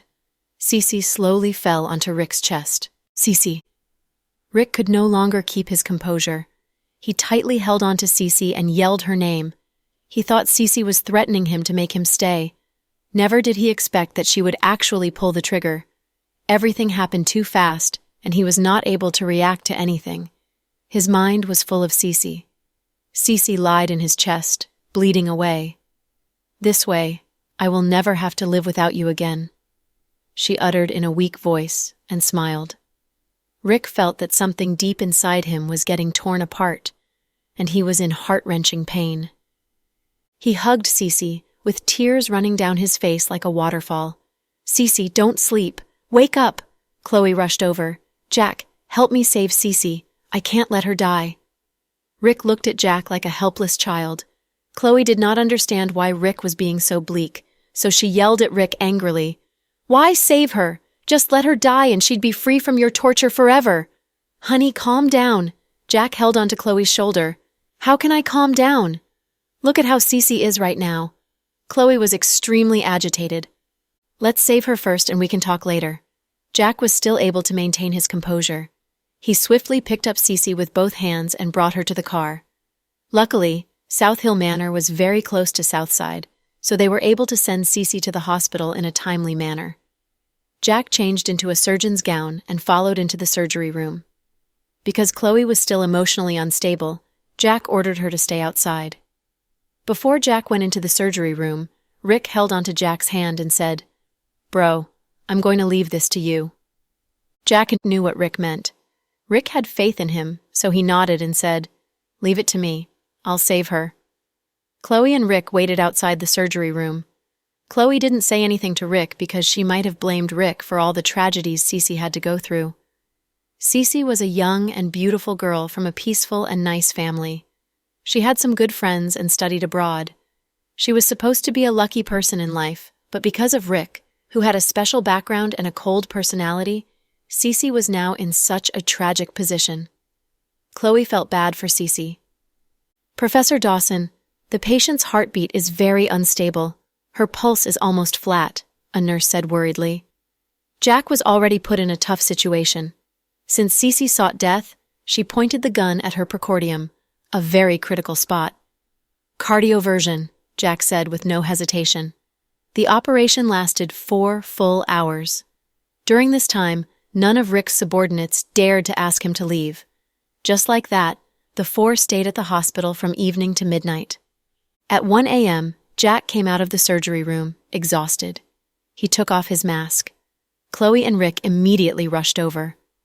"Honey, how's Cece?" Chloe asked before Rick could say anything. "I took out the bullets, but we need to observe her condition for 48 hours before we can say she's safe," Jack responded. Chloe and Rick were finally able to breathe a sigh of relief when they heard that Cece was still alive. "Jack, I want to see her," Rick said in a low voice. You can't now. She's still in critical condition and she must be observed under a clean, bacteria-free environment. You can look at her through the glass, though, Jack suggested. Chloe turned around and looked at Rick angrily. Let me tell you this. Cece's life is still in danger. If she dies like this, you will regret this for the rest of your life. I know, Rick acknowledged that. He did not run away from Chloe's criticism. Honey, I'm hungry. In order to make Chloe back off and not bring on more pain for Rick, Jack changed the topic. Chloe held onto Jack's hand with love and said, Let's go home. I'll make you noodles. Jack nodded. Then he turned around and looked at Rick. He was able to silently convey to Rick that Cece was going to be okay, and he didn't need to worry. Rick nodded and got what Jack meant. On the way back home, Chloe continuously criticized Rick for his bleakness towards Cece. Jack didn't say anything before Chloe finished. Honey, Rick isn't as bleak as you think. Although he's very stubborn and quiet, he probably has been through a lot. He grew up in such a family that his childhood was probably very stressful and painful. He doesn't know how to love or properly protect those he loves. He was taught how to kill. We are not Rick, so we cannot understand it from his perspective. So you're helping your friend now? Chloe pouted. Okay. Let's not fight about this. Didn't you say you were going to cook noodles for me just now? No. Go and make your own instant noodles, Chloe said angrily. Okay. Although someone's husband just finished a big operation and is exhausted, someone still doesn't know how to love her husband. She's telling him to eat instant noodles. Instant noodles are junk food, and constantly eating junk food will hurt one's stomach. If that happens, then the husband will have to rely on his wife to survive, Jack complained. Chloe's heart immediately softened and said, Okay, stop nagging me. I'll make you noodles. Just wait for me patiently. Also, go and take a shower. You reek of formalin. Isn't this your favorite scent? Jack joked. I like it when I'm at work, not when I'm at home. I want my home to always smell like cooked rice. Then, Chloe went into the kitchen to make noodles for Jack. Outside Southside's ICU, Rick watched Cece through a thin layer of glass. He knew that Chloe and Jack were right.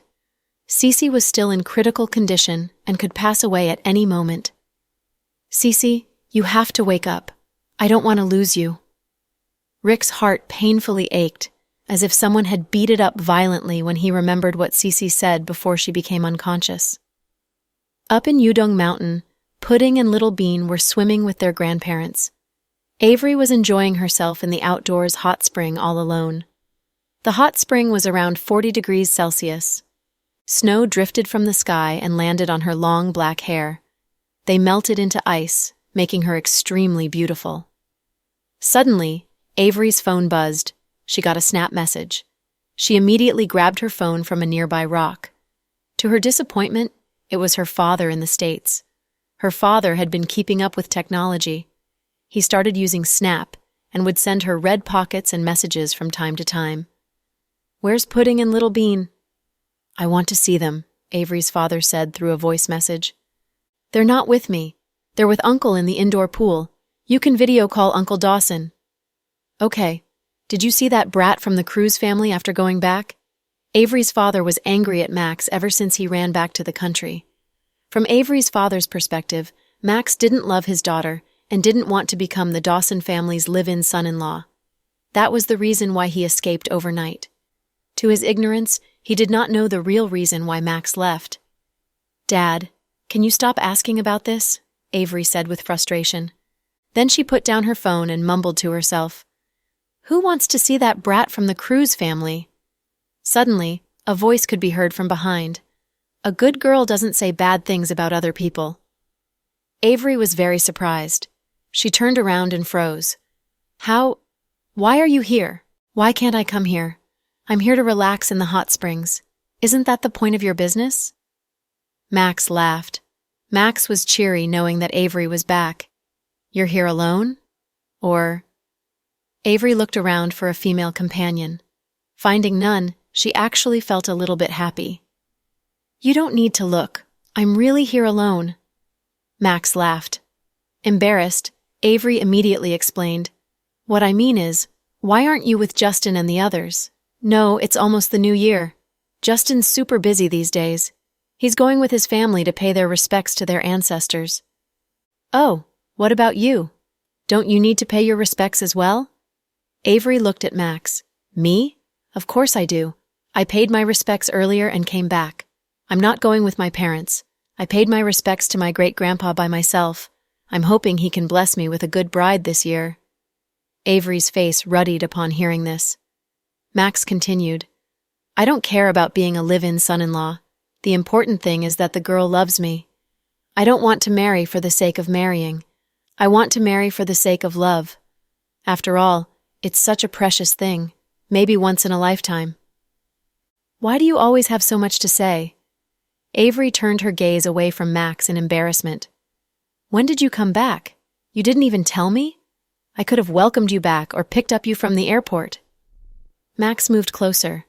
He was about to have a nosebleed at the sight of Avery in a colorful bathing suit. Because it was close to the new year, there were very few people in the spa resort. This was especially true for the outdoor hot springs. Avery was the only person there, so Max decided that this was the perfect spot to talk. Why would I tell you? You didn't say anything to me back when you left. Avery was still angry at Max for not saying goodbye in Los Angeles. No, I didn't. I left behind a will. No, wait, a message. Don't lie. What message? I didn't see anything. Avery acted dumb. Oh, little girl, you really are shameless. Max laughed. Well, I didn't see any message. All I know is a certain someone lived and ate at my house for more than 20 days. Then he just left without saying goodbye. Talk about a bad guest. Avery became more and more smug. Indeed, that is what happened. How about I make it up to you? Max smirked. How? Avery looked at him. Well, let me tell you a little about myself. I've been playing around since I was young and I don't have many skills. I don't want to put myself in a bad spot and hopefully you won't either. I only have one skill and I'll show it to you now. What skill? Avery was really hooked by Max's seriousness. Max inched closer to Avery's ears and lowered his voice. Warming your bed. Max, you pervert. Avery's slap instantly landed on Max's shoulders. Max laughed. Pervert? That's an accurate word. I think I'm a perfect example, haha. What kind of a person are you? Normal people are embarrassed by that word. You really are shameless. Avery was so speechless she couldn't help but laugh. If there was any ice between them before, it was all broken now. Max still looked like the same careless rich kid, and Avery was still the bossy and adorable little girl. All right, Avery, let's stop joking around. I don't want to really anger you. Seriously, I've missed you. I've really missed you. Both Max's gaze and voice grew gentle, stirring up something deep inside Avery's heart. Max's brazen words rendered Avery's face red. So, Avery, did you miss me? Max asked. Only an idiot would miss you. Avery's voice shot up an octave in pitch. You don't? Fine. It looks like I've flattered myself again. I was really excited when I heard you came back. I even thought that maybe you came back because of me. Ha. But I know that you're only back for New Year's. It's okay. I'm really happy just seeing you. Seeing that you're still so beautiful, I'm really happy for you too. Max enunciated every word. Max. Avery had a lot to say to Max, but the words just wouldn't come out. Avery was still lacking experience. She didn't understand that sometimes in love, courage meant more than anything. Sensing her hesitation once again, Max felt slightly dejected. It was good seeing you. It's late. I'm going to leave. Enjoy yourself. With that, Max turned to leave the hot spring. Avery really wanted him to stay, but didn't know the right words to say. Her heart was thumping wild. As she wrestled with her thoughts, she felt sudden warmth wrapping her body. She was in someone's embrace. Her cool lips were then captured by the same person. Max really did want to leave, because he realized that Avery still had the same attitude as before, unclear and confused. He hated the feeling of not knowing. He wanted to understand what she was thinking. He needed to know if he meant anything to her at all. So, he mustered up all his courage, turning back around and swimming back to Avery. Before she could respond, He opened up his arms, embraced her, and went in for a kiss. Having had that previous experience, Avery wasn't as shocked this time around. After the initial seconds of instinctual refusal, she realized that she wasn't strong enough to push the man away. Avery chose to stop struggling and enjoy the moment. Slowly, Max's kiss began to feel different, ticklish and slippery. It was as if a small fish had swum across her heartstrings. It was both comforting and cozy.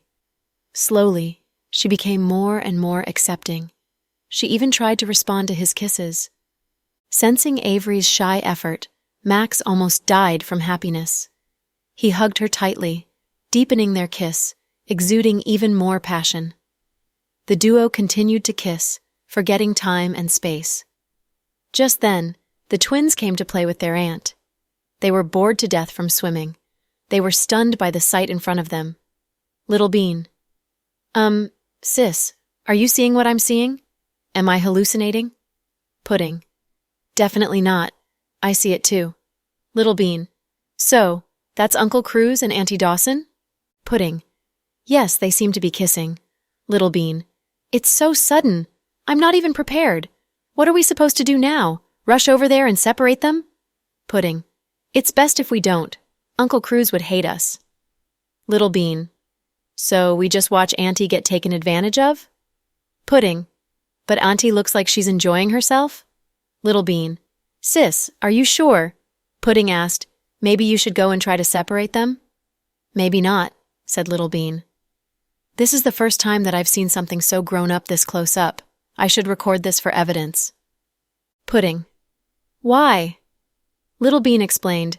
With this clip, I'd be able to get as much Haagen-Dazs from Uncle Cruz as possible. If he doesn't buy them for me, I'll send the video to Grandpa and show him how Uncle Cruz's been messing with his daughter. He'll definitely break Uncle Cruz's legs. Pudding gave a thumbs up and said, You really are willing to do anything for food. The sisters watched calmly. Over at the other end, Avery's eyes glanced around inadvertently. At the sight of the twins, she was mortified. Oh my! Is that Pudding and Little Bean? Avery immediately hid her face, embarrassed as ever. You little rascals, how much did you see? Max was definitely unashamed of anything. You're taking advantage of our auntie and you're being so open about it. How could you? Pudding said domineeringly. Exactly. Just because our auntie is naturally naive and innocent doesn't mean you can take advantage of her. Uncle Cruz, the older you get, the more shameless you are. Little Bean made a shaming gesture with her fingers. Psh! Why would I be afraid of that? What's the point of having shame? Shame won't bring me a wife, Max sighed. Avery immediately reacted and pushed Max away. Who are you calling wife? Hey, you didn't push me away before. You can't suddenly change just because of the two little rascals. Avery. Max made an exaggerated expression, entertaining both Pudding and Little Bean greatly. Pudding, Little Bean. What you just saw? Avery couldn't get the right words out. She was much too embarrassed. Don't worry, I won't tell Daddy and Mommy, Pudding reacted quickly. Good girls, I know you are my good nieces. Hearing Pudding's promise, Avery immediately calmed down. But Auntie, are you really going to date Uncle Cruz? He's a big bad wolf, and you're a little white rabbit. He'll devour you. Little Bean gazed at her auntie worriedly. The latter's cute and innocent demeanor looked so inviting. Little Bean, I've given you so much Haagen-Dazs on the regular. It's all right if you're not on my side during important times like these. But could you at least not go against me? That's not how good children behave, Max reminded. Don't worry, I've never wanted to be a good child. Little Bean was quick with the comebacks. It's so cold outside. I need to go in and change. Avery was already embarrassed from the kiss. Her nieces witnessing the whole thing only mortified her even more. She had to find an excuse to leave. Hey, Avery, I belong to you from now on, Max yelled shamelessly. Avery buried her face in her hands, running away as fast as humanly possible. After Avery went in, Max continued standing in the outdoor springs, his hands on his waist, satisfied as could be. Nieces, from now on, I am your uncle. Quick, call me uncle. Max looked proud. Pudding. There are a lot of people who want to be our uncles. Get in line. Little Bean. That's right. Get in line. Hey, you two rascals shouldn't bully me. I've always treated you two nicely. I've bought you so much food and toys. Shouldn't the two of you be grateful? Max bickered with the twins. Sure, we can also buy you Haagen-Dazs to thank you, Pudding responded quickly. Pudding, can't the two of you let Uncle Cruz live? Max was helpless in front of the two little devils. We've never given you a hard time, thank you very much. Little Bean immediately refuted. Max was truly speechless. One big and two small, they created the most beautiful scenery at the outdoor hot springs. No one had guessed that Max would drive all the way to Yundong Mountain just to find Avery. The entire Cruz family had gone insane looking for him. Jack and Chloe had wanted to join their families at Yundong Mountain at an earlier time, but was held back due to the sudden incident with Cece. On the way to Southside, Chloe received a phone call from Thomas. Hey, Thomas, what is it? Sis, when are you and Jack going to Yundong Mountain? Let's go together. I have to handle something before I can leave. I'll be there a little bit late. Thomas, head over there with Mom first. I have made all the reservations. What happened? Thomas was pretty worried about his sister. Nothing important, don't worry. You guys go first. All right, sis. Be careful then. Thomas hung up the phone and drove to the Yundong Mountain Resort with his mother and their luggage. Chloe and Jack had planned to be there for the new year. They reserved the penthouse for their family. They wanted to soak in the hot springs while gazing out at the snow, relaxingly and comfortably. Chloe was very excited when she heard that Cece had woken up. After Cece's accident, Chloe didn't want the family to worry too much. She called Justin and asked him to tell Cece's sister that she had temporarily gone abroad for a vacation. Otherwise, if Cece's family knew about her current condition, they wouldn't even think about celebrating the new year. It was totally understandable. When Chloe arrived at the hospital room, both Jack and Rick were there. As Cece's surgeon, Jack shouldered a doctor's responsibility, observing her condition closely and tirelessly. At the same time, he also needed to take care of the company. It pained Chloe to see him like this. Sister Chloe? Cece looked at Chloe, her tone weak. Don't speak too much, Cece. You're too weak. Chloe hurried over and took her hand. How do you feel? Asked Chloe. Not too bad. Cece looked gaunt after waking up. Due to severe blood loss and 48 hours of not eating, she was entirely dehydrated. She looked like she had been through hell. Don't worry, you just had a major surgery, so your body will slowly recover. I've asked President Cooper to tell your family that you are with us on a vacation abroad. Thank you, Sister Chloe, Cece said with difficulty. Rick stood by, watching quietly, the sight of Cece gutting him. Jack gave Chloe a look. Baby, let's go for tea. I'm thirsty. Okay. Chloe knew that Cece wanted private time with Rick. That was why Master Dawson was so quick to take her away. He wanted to give them some space. After Jack and Chloe left, Rick walked over to Cece, crouching down by the bed. Cece, I'm not dead. Are you disappointed? Cece smiled bitterly. Looking at her, Rick almost cried again. Why do you say that? Am I that horrible of a man in your heart? Am I wrong? Don't you want to avoid me at all costs? Don't you hate me? Other couples, even after breaking up, are still amicable. They can still be friends. But us, nothing even happened between us, but we treat each other like enemies. There's no contact at all. Cece sounded heartbroken. It's not like that, Cece. You're not right. You can't say that. The two of us, it's not like nothing happened between us. We have a lot of good memories together. A lot of good memories. Then why did you abandon me? Asked Cece. I didn't abandon you. Cece, actually. I left for your own good, really. Rick was afraid to aggravate Cece's injuries, so he used the most gentle tone to comfort her. That's such a low excuse. If that's what you call being good to me, then I don't need you to be good to me. Jack also said that he left for Chloe's own good. Then he didn't come back to see her for 4 years. I thought that he was very cruel, but I didn't think that you'd be like this too. For my sake? You've been avoiding me for 3 years, and if that's for my sake, then... I'm sorry. I don't need you to do that for me anymore. You better see me and contact me. I won't be scared, no matter what dangers you bring to me. I won't be frightened, even if death awaits me. I just can't stand us becoming strangers again. At the height of her emotions, Cece began to wheeze, scaring Rick so much that he immediately grabbed her hands. Cece, slow down. Calm down. I'm not crazy. I mean every word I said. I thought that I'd die under your gun, and maybe then I'd be set free. But now, I'm probably even more of a piece of baggage to you. I'm not dead, but our relationship is... Rick, you don't owe me anything. I blame myself for being too stubborn, too caught up in us. Maybe I forced someone into something he didn't want. If the experience of life or death can't even bring us back together, let's just leave it as is. Otherwise, we'll both be exhausted. Cece broke away from Rick's hand, her eyes dim. Cece, don't think too much. Just rest and take good care of your body, okay? You don't have to worry about me. I know you're very busy, so busy that you don't have the time to talk to me. Maybe it was her young age. Cece's words rung of childlike petulance. No, I'm not busy. Nothing is as important as you. Cece, I know you don't want me to go, so I won't go. I'll stay with you.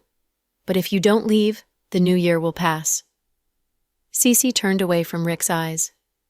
Then I'll stay with you to celebrate the new year. Rick seemed to have made a decision. But only lovers spend the new year together. We have nothing between us. Then let's just start being lovers and spend the new year together. Rick was not good at sweet-talking girls. He was simply replying to Cece. Everything, even jokes, came out serious from his mouth. But we are not lovers. We have broken up for more than 3 years, Cece pouted in a fit of pique. Then let's fall in love again. But I'm not that easy to court. You can't decide whether or not we're together. Cece stuck up her nose. It's all right. I'm patient. I'll keep courting. Until you say yes. Hearing Rick's romantic words, Cece felt a little excited. She suddenly flipped her body. Ah, it hurts. Her large movements affected her gunshot wound. Cece, slow down. Rick's face immediately paled. As he got up to call for a doctor, Cece grabbed onto him with all of her might. Rick, what you just said, does it all count? Which sentence? Rick replied with a sincere tone. Cece really wanted to kill him. Cece was furious. Seeing that she was really angry, Rick immediately comforted. Yes, of course. Calm down. Don't be angry. It'll make your wound worse. Cece, I meant every word of what I've said. I'll get you back, okay? Then, are you going to leave me this time around? Cece asked, worried. I won't. No matter what happens, you won't leave me, right? Cece asked for confirmation. Yes. Do you swear? I swear. This time, no matter what happens, even if the sky falls down on us, I won't leave you. Under Cece's relentless insistence, the iceberg known as Rick finally confessed his feelings. Cece couldn't believe how fast happiness had found her. If not for her gunshot wound, Rick probably wouldn't have been so honest. I'll remember all of this. If you break your promise, I will haunt you forever. Of course. Rick raised the corners of his mouth, his hands tightly gripping hers. But Cece, I have to tell you what the nature of my job is. I am, actually. A Black Society godfather. I know all about it. Cece was very calm. You knew? Rick was slightly startled. He didn't expect Cece to take his profession so lightly. Sister Chloe told me a little bit. Plus, back when you worked at Seductive Fox, I knew that you weren't doing regular business. I mean, everyone knows what Seductive Fox is all about. Rick, you really underestimated my strength. I just wanted to say, if I like you, I like you. It doesn't matter what you do. You are who you are. Whether you're an angel or a devil, I accept all of you. So really, you're worrying too much. That's not what's important. Cece, I have a lot of enemies. I'm afraid of putting you in danger. If you're ever in danger because of me, Relax. I'll try to not be your baggage. I'll stay by your side. I'll never leave. If someone wants us dead, we'll fight back.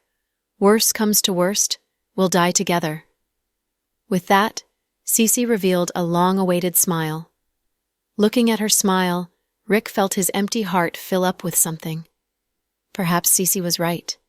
People should live a simpler life. If you always lived concerned about this and worried about that, you might live in fear for your entire life. It might be better to live in the most direct way. Cece's attitude towards love was simple. Couples should stay together when in love, separate when out of love. They should face difficulties together, and if it comes to it, die together. Suddenly, as if struck by lightning, Rick realized that he had made the same cliché mistake as Jack. They were both acting in the interest of their lovers, but little did they know, it wasn't what their lovers wanted. They weren't mind readers after all. Jack thought that he was doing Chloe a favor by leaving, but he forgot to take into account all the sleepless nights and hopeless days she suffered in the 4 years without him. As far as Chloe was concerned, nothing was more important than having Jack next to her. Similar to Jack, Rick was too busy worrying about what his background and family would bring to the innocent Cece. What he failed to see was what he meant to her. He was her greatest happiness, even at the risk of dying. Love was sometimes so insignificant. Some may not even withstand the test of money, not to mention life and death. Some, however, were so great that people are willing to chase it their entire lives. To these people, the feeling of love was tantamount to the air they breathed. Although these girls were few and far between, they existed, as Chloe and as Cece. After almost losing Cece this time, Rick truly couldn't suppress his feelings any longer. After he accompanied Cece until she fell asleep, and then he walked out of the hospital room. "How is she? How's her mood?" Jack asked. "She's fine now. She's asleep already. What are you going to do now? I don't know yet." Rick's tone was still icy cold. Hearing this, Chloe's heart dropped. She thought that Cece and Rick's relationship was irreparable, even if Cece almost traded in her life. "If you have something to do, go." "We will take care of her," Jack said. "No, I want to stay with her for the new year." "New Year?" Jack and Chloe were both stunned by his words. "And I will never leave her again," Rick added. Does this mean you're back together?" Chloe asked in disbelief. "Sure. Are you really sure? Aren't you afraid?" Jack understood Rick's worries, so he cautiously reminded. "In comparison to all that, I'm more afraid of losing her." Rick's answer was simple and straightforward. Chloe was a little moved. Cece's very simple. She simplifies many complicated things. She only knows black and white, right and wrong. There are no gray areas. Honestly, a girl like her is hard to find. Chloe put in a good word for Cece. "I know all about it. Cece has always been great. I was just afraid of putting her in danger." Rick lowered his head in guilt. "What about your fiancé in New Orleans?" Jack was quite worried about this. He knew what kind of a person Luna's father was, and he feared for the trouble he would cause. "Don't worry about Luna. I never agreed to marry her in the first place." The marriage was always wishful thinking on their end. Rick had always acted coldly when it came to women, and anyone that actually knew him would agree. Only towards Cece would he be willing to reveal that gentle and loving side of his. In this aspect, he was actually quite similar to young Master Dawson. There was a slight difference between him and young Master Dawson, however. Not only was young Master Dawson a slave to his wife, he was also a slave to his daughters. In the midst of their conversation, Jack's phone rang. It turned out to be a call from Pudding.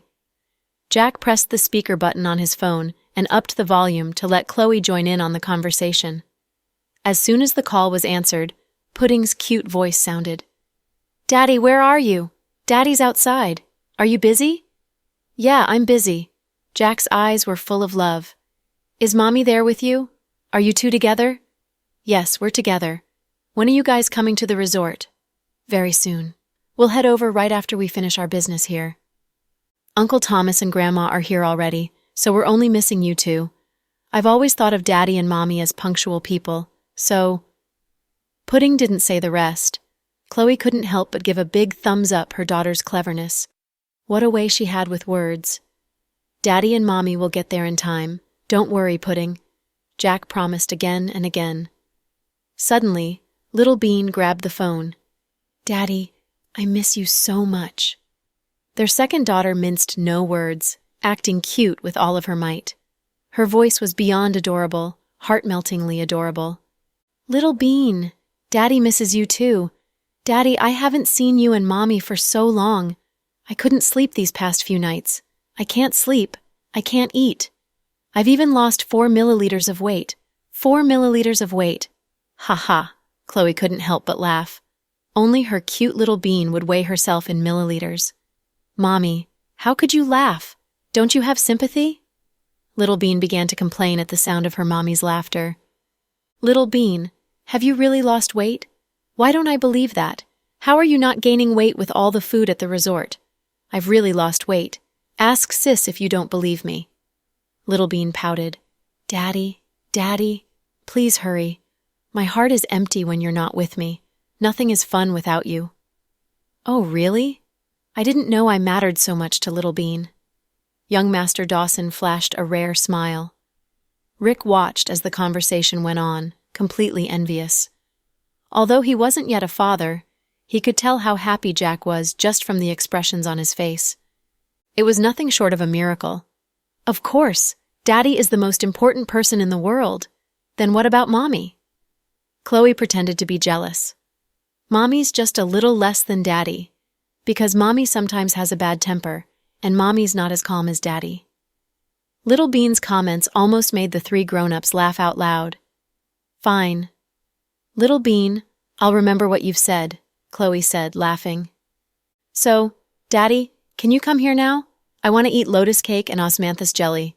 Little Bean finally arrived at the main point of her call. Now? But Daddy needs a few hours to get there. Jack looked at his watch. I still want to eat it. They don't sell that flavor here. But I really want some. Little Bean said with the most heart-wrenching tone ever. Pudding played along. Yeah, Daddy, she's been low on energy since this morning. Even Grandpa and Grandma couldn't get her to smile. She had a dream about hibiscus cakes yesterday night. So, could you bring some over now? All right, wait for me. I'll go and get some now. Without any hesitation, Jack agreed to the twins' wishes instantly. Honey, don't you still have things to handle at work? Chloe was taken aback. You're still here, right? Chloe, stay here and observe Cece for a while. If she's doing fine, go to the company and take care of what's left. Then, head over to the resort, Jack delegated. What about you?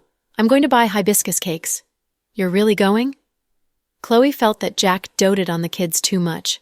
The drive to Yundong Mountain was hundreds of kilometers long. Was he really going to go such a long way just to deliver desserts to their kids? Mr. Dawson had already made up his mind, however. Before he left, he turned to Rick. Cece cannot leave the hospital in the next while.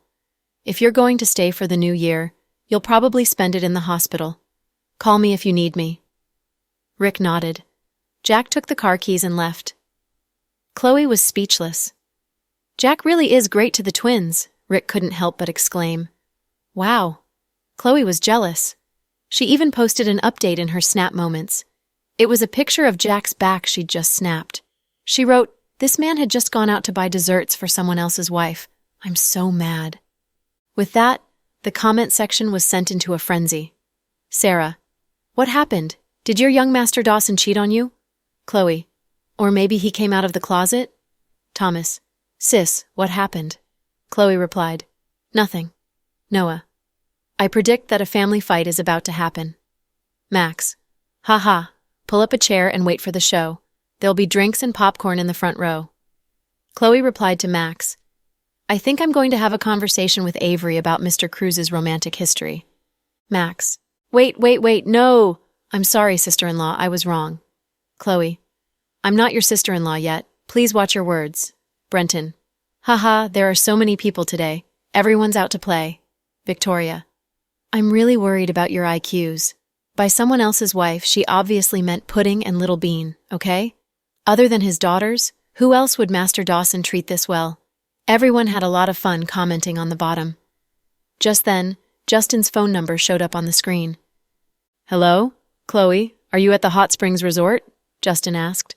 "Not yet. I'm still at work." "Oh, okay. Wait for me then. I'll come to find you later. What is it?" Chloe knew that Justin wouldn't visit her if he didn't have something important. "I have something to give you." Before Chloe could reply, Justin hung up. At the Hot Springs Resort on Yudong Mountain, the twins, Avery and Max, were resting in the cafe on the top floor of the resort. "So, Auntie, how was my performance just now?" Little Bean giggled at Avery.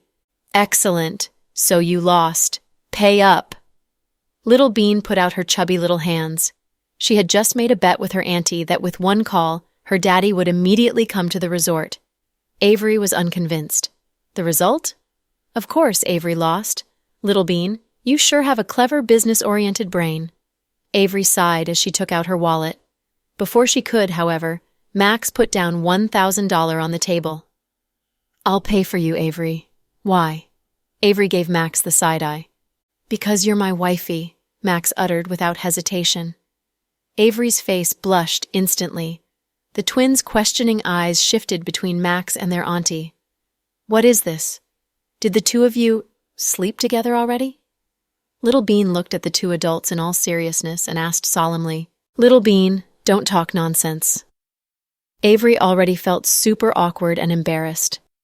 These two girls are both the type that won't die a peaceful death until they shock you with their words. They inherited Brother Jack's excellent genes. "I do want to sleep with her, but the problem is your auntie doesn't approve," Max smirked. Avery slapped Max's shoulder out of anger. "Auntie, you even know how to flirt now?" Pudding glanced at Avery indifferently. Avery was caught speechless. "I won't be able to explain this no matter what I do, right?" Avery felt wronged. "You guys kissed publicly in the outdoor hot spring. What else is there to explain?"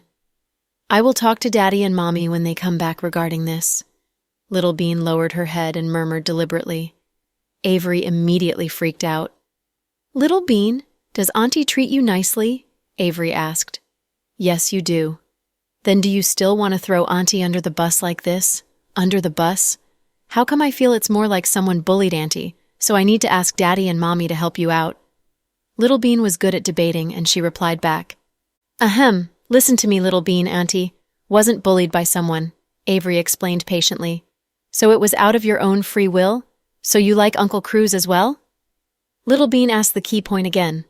Max was all worked up when he heard Little Bean say this because he wanted to hear Avery say it. He didn't expect a dull, cute, and foolish girl like Little Bean to be so sharp at a critical moment like this. "Little Bean," Avery flushed again. "Please answer the question, Auntie. If you admit it was out of your own free will, I won't tell anyone. If not, I will see it as Uncle Cruz bullying you, and I'll tell Daddy and Mommy to help you." Little Bean gave her a tough decision to make.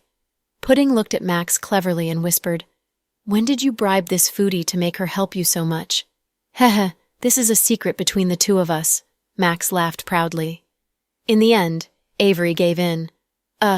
Listen to me, Little Bean. It was out of my free will.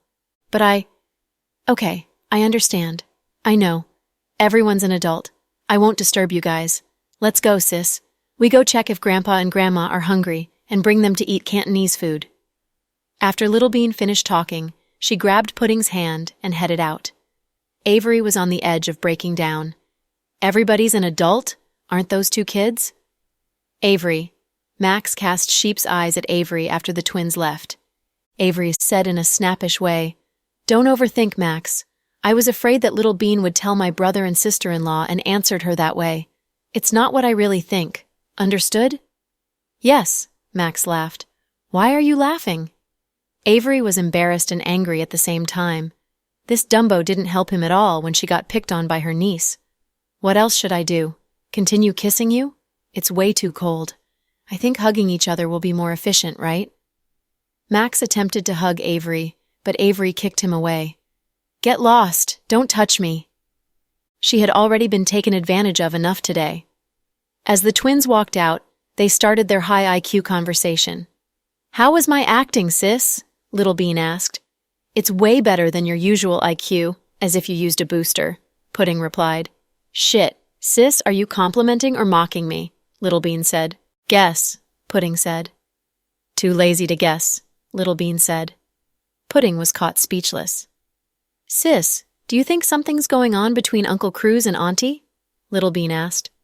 I don't know what's going on between them, but I know that you forced Auntie to say the answer that Uncle Cruz wanted to hear earlier. So can you tell me what agreement did you guys have for you to collude with him? Pudding said. Collude is a harsh word to use. I didn't betray Auntie, Little Bean replied. Cut the crap! What do you get out of this from Uncle Cruz? Pudding asked. There isn't any this time. Sis, I genuinely think those two are taking too long. Auntie clearly likes him and doesn't want to admit, Little Bean said. How do you know Auntie likes him? From where? Pudding asked. Geez, sis, please stop testing my IQ. Even though my IQ is not as high as yours, my EQ is equivalent to yours. Mommy asked Auntie to come home for the new year, but she usually says that she might not have time before. Don't you think it's weird that she came back all of a sudden? Besides, Auntie's temper won't allow it if she didn't like someone forcing a kiss on her. Don't you believe she could have totally drowned Uncle Cruz at the outdoor hot spring earlier? Also, Granduncle Dawson said Auntie is an expert in Taekwondo after all. But she didn't do it. What does this imply? She likes him. Even though Uncle Cruz acts like a playboy, that's just on the outside. Handsome Cooper said Uncle Cruz was hurt by love before, but he's still pure and has a soft spot. Those women were merely just for show. If we talk about real flirting, he may not have any experience. The two of them are just hanging there, and I find it annoying. That's why I'm helping, Little Bean explained. At this moment, you are like a little smart Cupid, Pudding said. Heh, you give me such a high evaluation, sis. You're making me shy, Little Bean laughed. So, can you tell me now? What exactly did Uncle Cruz give you? Pudding asked again. Ahem, sis. How can you expose me like that? Little Bean said. What is it? Pudding asked. An intelligent robot, Little Bean said. Damn. The one that the Cruz Corporation's overseas market launched this year? I heard it's an all-intelligent robot housekeeper. Isn't that the best technology? I randomly mentioned it and he gave it to me. He gave you a robot that's worth more than $1 million. You truly have the honor, Little Bean. If it wasn't because the technology is advanced enough but it hasn't started selling worldwide, why would it be enough to bribe me? The problem is that we can't buy it anywhere right now, but I like it very much. I already gave it a name, Baymax. Hehe, Little Bean said. The girls really liked a Disney movie called Big Hero 6. There was also a smart AI robot, and it was called Baymax. He had an extremely warm personality, and that was why Little Bean had been hooked on robots ever since. There were also many robots at home, yet it was her first time having a robot that was worth more than $1 million. Uncle Cruz really spent a lot of effort and money this time, Pudding sighed with a laugh. Most definitely. Our auntie isn't that easy to pursue. The two little girls chatted with each other while Max and Avery were still talking in the coffee shop. With Max by her side, Avery suddenly felt her monotonous life had become more interesting. Certainly, she still didn't know that this was the feeling of liking someone. She thought it was just because they got to know each other pretty well. Chloe waited for Justin at Southside's office after talking to him on the phone. Shortly after, Justin arrived with his eye-grabbing Lamborghini. Come downstairs, Chloe, Justin typed in snap. Chloe immediately wore her jacket and went downstairs. She was dumbfounded when she got to the entrance. What are you doing? Chloe thought Justin definitely bought the twins some food for the new year and was asking her to bring them with her when she goes to the Hot Spring Hotel. However, when she saw them, she knew that they weren't something as simple as food. A medium-sized white truck was parked behind Justin's black Lamborghini, and there were many boxes on top of the truck. It's commodities for you guys to use over the new year, Justin answered indifferently. We're in the 21st century, bro. Is there a need to prepare New Year commodities like this? We can buy anything we're short of at the supermarket, okay? The hotel is also very well prepared. Chloe didn't know whether she should laugh or cry.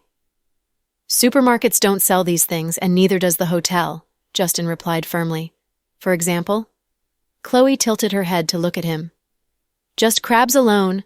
I prepared 6 boxes for you of 6 different species, and those are the ones that you have never tried before. They were transported by air. I put them in the food container because I was afraid they would be frozen to death from the cold weather. You have to finish eating them quickly. There are also all sorts of ice creams and cakes that Little Bean and Pudding like, such as candies, Russian rainbow tiramisu, Turkish tamarinds, and macadamia nuts. Anyhow, you guys won't be able to find these in stores. Okay, you won. At this moment, Chloe was impressed by Justin. How did he get a truck of New Year commodities? They were all delicious food from all over the world. Most importantly, he still remembered that Chloe had a thing for crabs. Don't just stay here. When you drive back to the hotel, drive in the front. I'll have the truck follow you. By the way, I will have him drive behind you and protect you. You don't need to do that. It's just for the new year, Justin laughed. I video chatted with Pudding just now. She said Jack went back earlier, and I'm afraid that you might be in danger if you go by yourself. Justin looked at Chloe earnestly with tenderness in his eyes. Mr. Dawson already arranged someone to protect me. I don't need Anne and don't want to bother him. He has to go home for the new year too. Chloe politely declined Justin's arrangement of Anne. Great. I'm relieved as long as you're not going back by yourself. Justin nodded. I'll accept the New Year commodities then. Thank you very much. Chloe grinned dazzlingly. Those were prepared for you guys anyways. You're welcome. Tell Grandpa Cooper that we'll be visiting him on the 2nd day of New Year and have him prepare the red envelopes, Chloe said jokingly. We don't need to tell him. He prepared the red envelopes half a year ago. My old man only has the twins on his mind. Justin acted jealous deliberately. By the way, how's the condition of the girl named Cece? Is it serious? Justin remembered Cece was injured. She's all right. She's not in a critical condition anymore. Did her family contact you? Chloe asked. Justin nodded. Yes.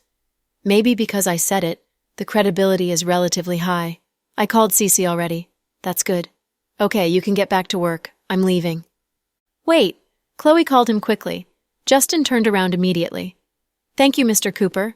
Chloe expressed her appreciation sincerely. Don't mention it, Justin laughed brightly.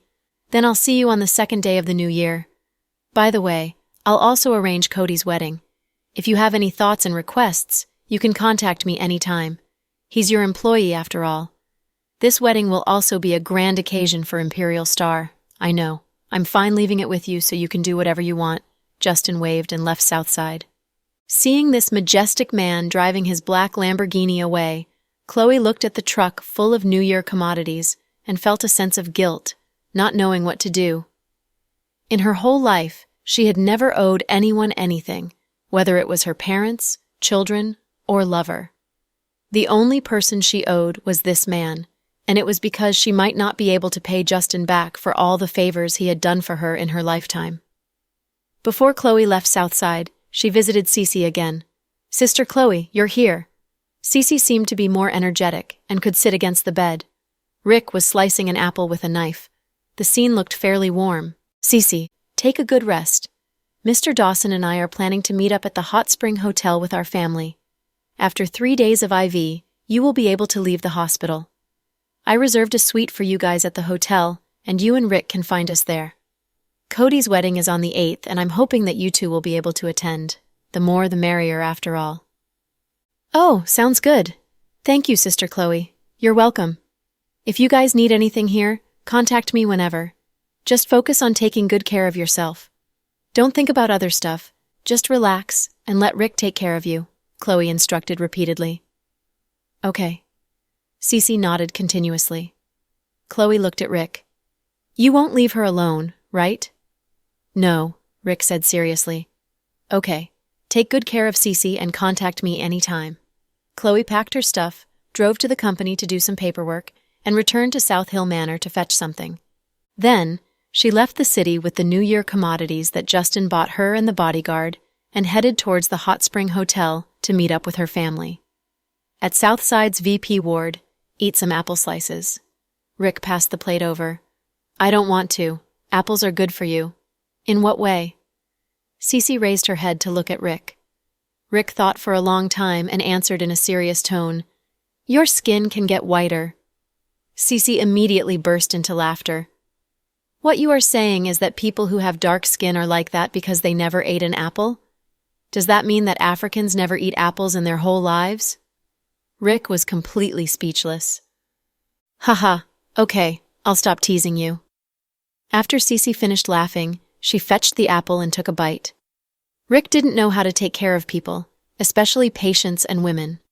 A lot of hilarious incidents had occurred since he started taking care of Cece for the first time. Chloe told Jack worriedly that they should hire a care worker because Rick seemed very unprofessional. Yet, Rick was worried and had to take care of Cece himself. Cece was also unwilling to leave him. "I want to watch TV," Cece ate the apple and said at the same time. Rick turned on the TV, changed the channel to a kids' channel, and found Bonnie Bears. "I don't want Bonnie Bears. I like to watch Peppa Pig now." Cece pouted her lips. Rick was speechless. Even though the hospital was Cece's least favorite place, she felt these days were the happiest days of her life because Rick was accompanying her.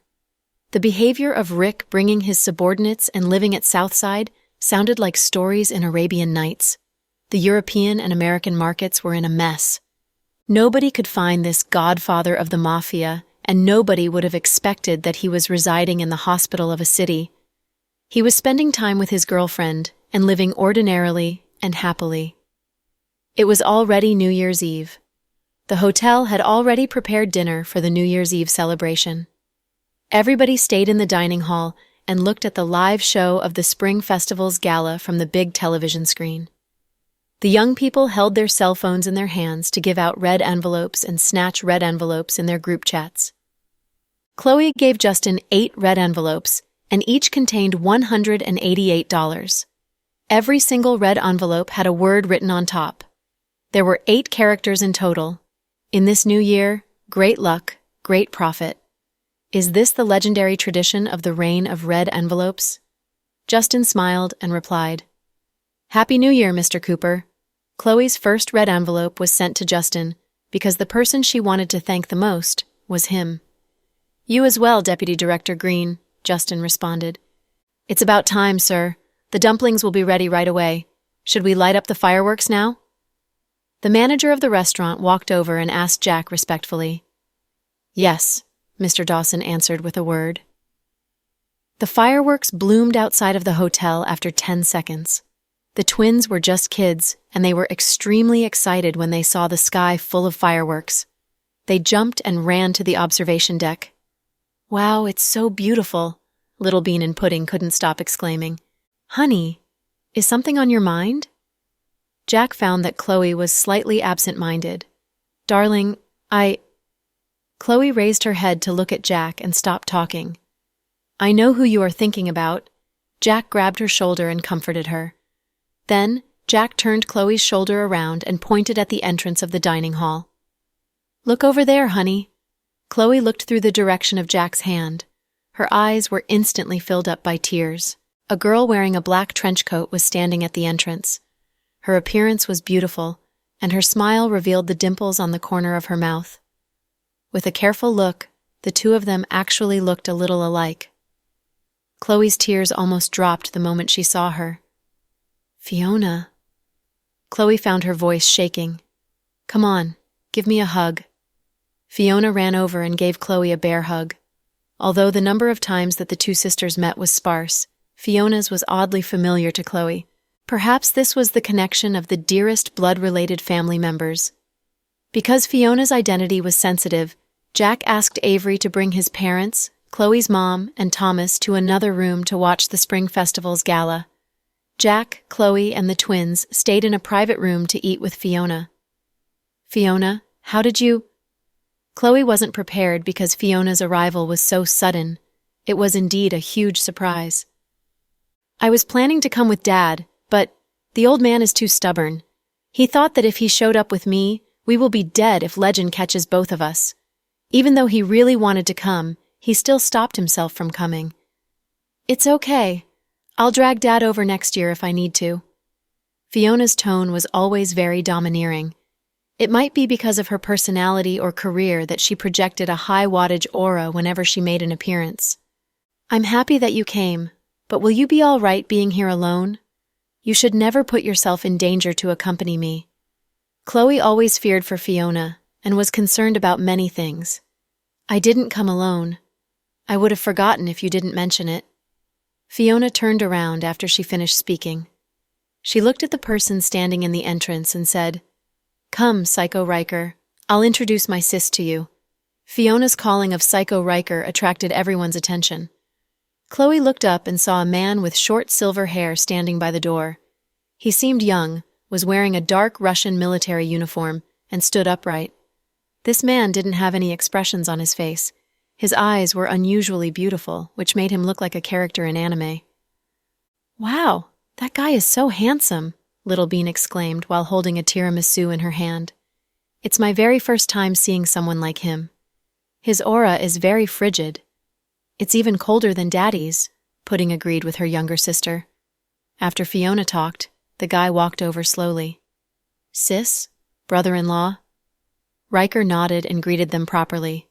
"He is..." Chloe was still perplexed because she had too little of an understanding of Fiona and her dad. Jack was slightly aware of him because he removed the bullet for Riker when he did the surgery in Moscow.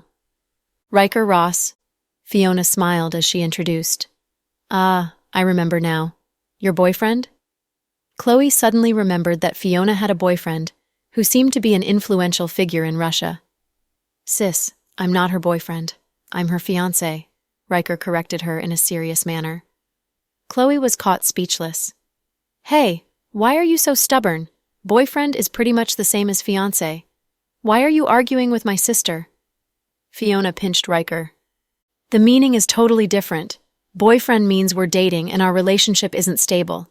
Fiancé means we're almost getting married and we're one marriage certificate away," Riker explained. "It was my bad. Haha. That's right. It should be fiancé. Are you guys getting married?" Chloe thought her sister was still young and she wouldn't get married soon. "No, sis. Don't listen to him. We still don't have the intention of getting married in the foreseeable future. How can we make a family without eliminating Legend?" Fiona shook her head and sighed. Chloe heard Legend's name again. A merciless outlaw like Fiona is afraid of this man. Doesn't he sound like a tough guy? "Sit down, everybody." "Quit standing around," Jack said. 4 people were soon seated. The twins weren't in the mood to watch fireworks anymore. They both ran over to Chloe and Jack and peeked at Fiona. "Mommy, didn't this auntie come to our house last time? Pudding always had a good memory. You still remember me, Pudding?" Fiona was overjoyed. "Doesn't auntie remember I'm Pudding as well?" Fiona laughed and lifted Pudding, who was the closest to her, up into the air instantly with her great strength. "Call me Auntie Pudding. Happy New Year, Auntie," Pudding, who had always prideful, called her obediently. The kiss-ass level was second only to Little Bean. Fiona took out a red envelope from her handbag and tucked it into Pudding's hands. "Take it." "It seems pretty thin." "Auntie, you're a little stingy. Is there only $100 inside?" Pudding, who used to receive cash from the red envelopes, knew there wasn't much inside when she touched it. It seemed like there was only 1 bill. Pudding thought that this auntie wasn't an ordinary person and wouldn't be so stingy in terms of giving out red envelopes. Fiona put Pudding down slowly and waved at Little Bean. "Come, Little Bean, do you want a red envelope?" Yup, check it out. I want it even if it's $100. I can buy ice cream with $100. Little Bean came down from Jack's lap quickly and ran into Fiona's arms. Before Fiona spoke, Little Bean kissed Fiona on the cheek. "Happy New Year, Auntie. I wish you a big fortune and great profit as well as luck and prosperity." Even though Pudding and Little Bean thought these blessings sounded stupid as hell, they still had to say the blessings because adults loved to hear them.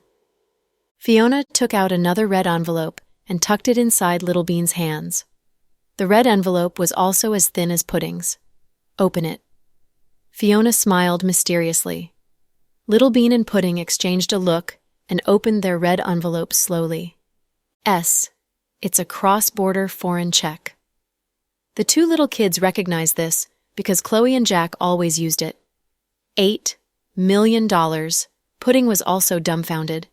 Chloe was shocked and quickly scolded them. "Give them back to Auntie. You can't take them." Chloe thought the red envelopes that Fiona gave the kids would be around $800 or $1,000. If not, $10,000 would be the most. Chloe thought it was too much money when Avery prepared $1,000 when they traveled to the States. After all, they were only 3-year-old kids. They didn't have much control over their spending. Although Pudding loved playing around with stocks, she was only in charge of operating and couldn't cash them out. "Sis, it's for the kids. Don't worry about it. It's way too much." "Fiona, it's $8 million. 2 kids got more than $10 million. Are you crazy?" Chloe opposed strongly, and her attitude was firm. "Take them, sis. Fiona is wealthy," Riker said quietly. "If I spent all the money, I'd ask you for more. Do you think you're watching a show right now?" Fiona was rather agitated by Riker's comment. "That's not a problem. If you marry me, all my money will be yours." Riker could propose anywhere, anytime. Fiona was astonished by his response. "Sis, this is my gift to them. Although Psycho Riker big-mouthed my finances out loud, I am actually very rich. This money is just for the kids. Don't worry, just take it.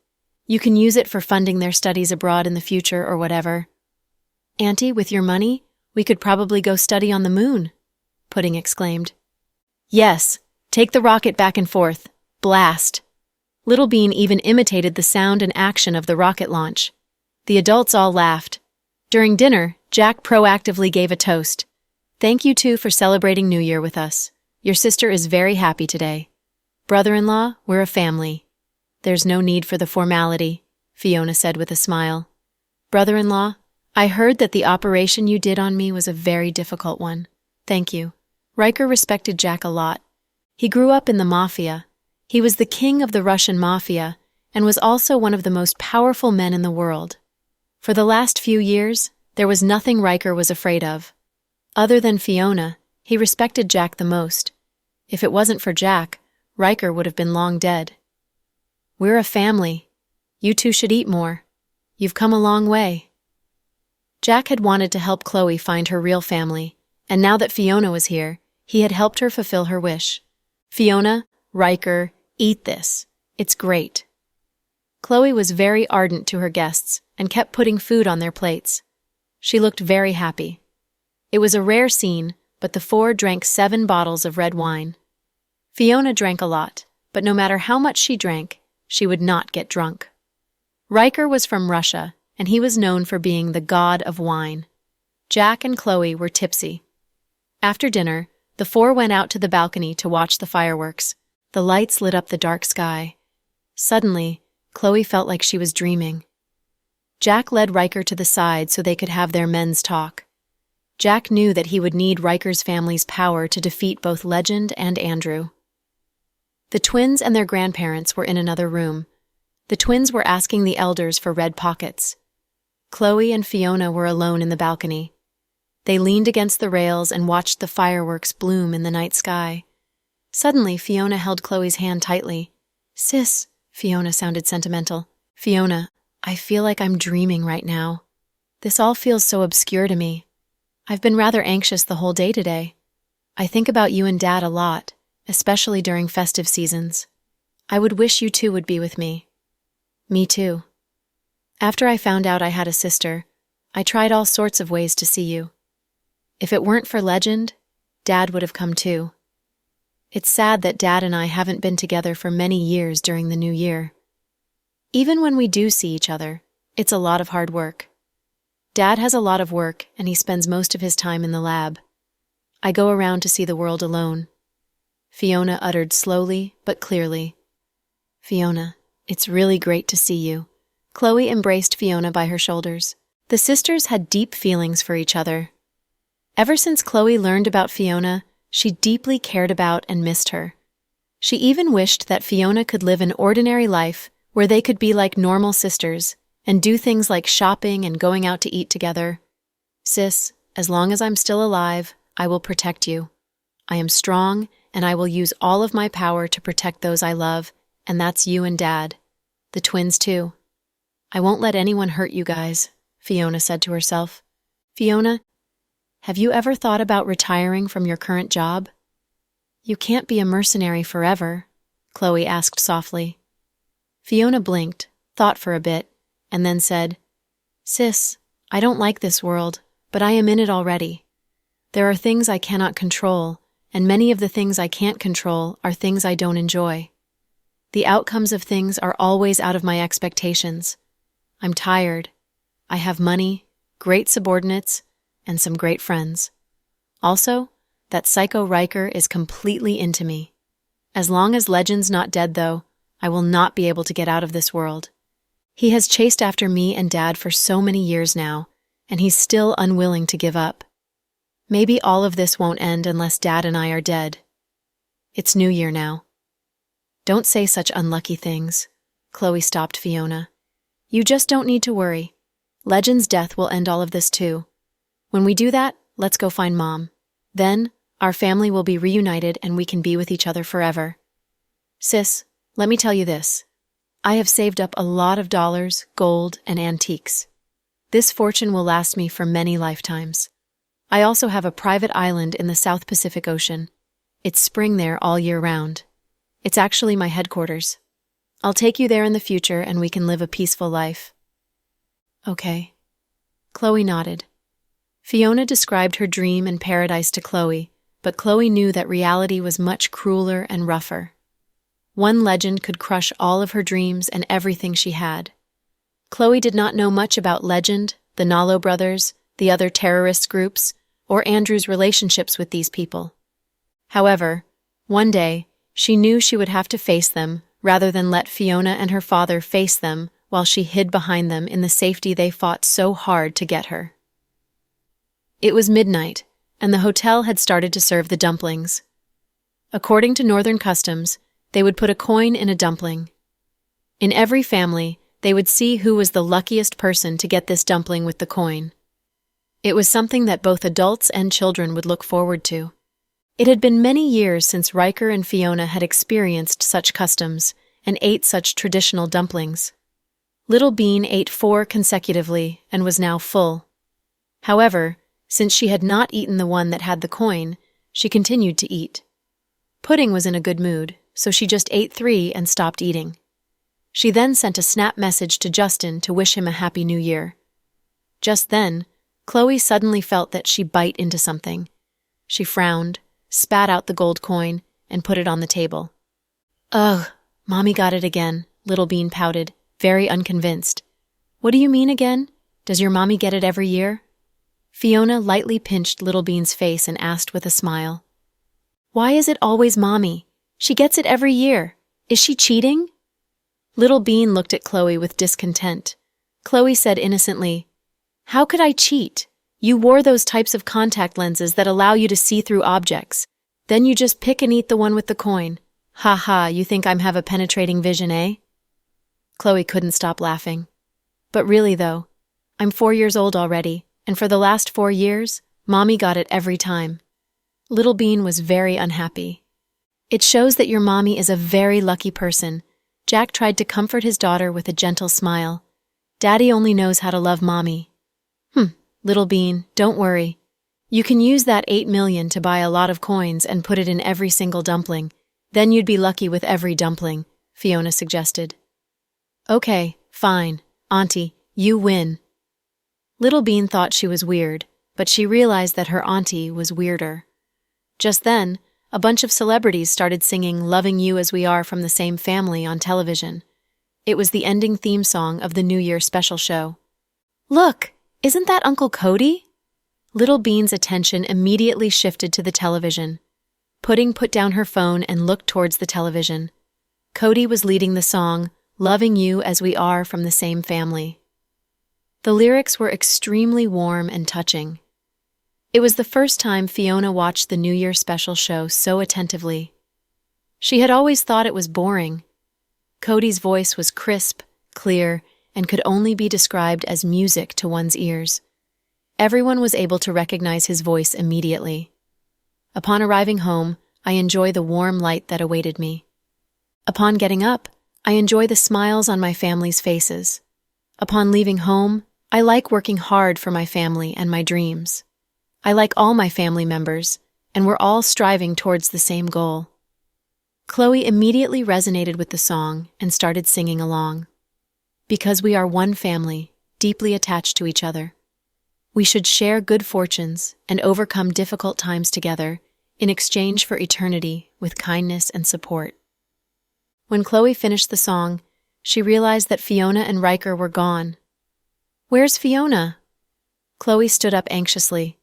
Jack went over immediately and cuddled her. "They left. They didn't want to disturb you, and they were scared you'd cry," he said. When Chloe found out that Fiona left, she started crying like a child. You know that Fiona doesn't feel that warm and fuzzy too. They are in a tough situation and are being chased after.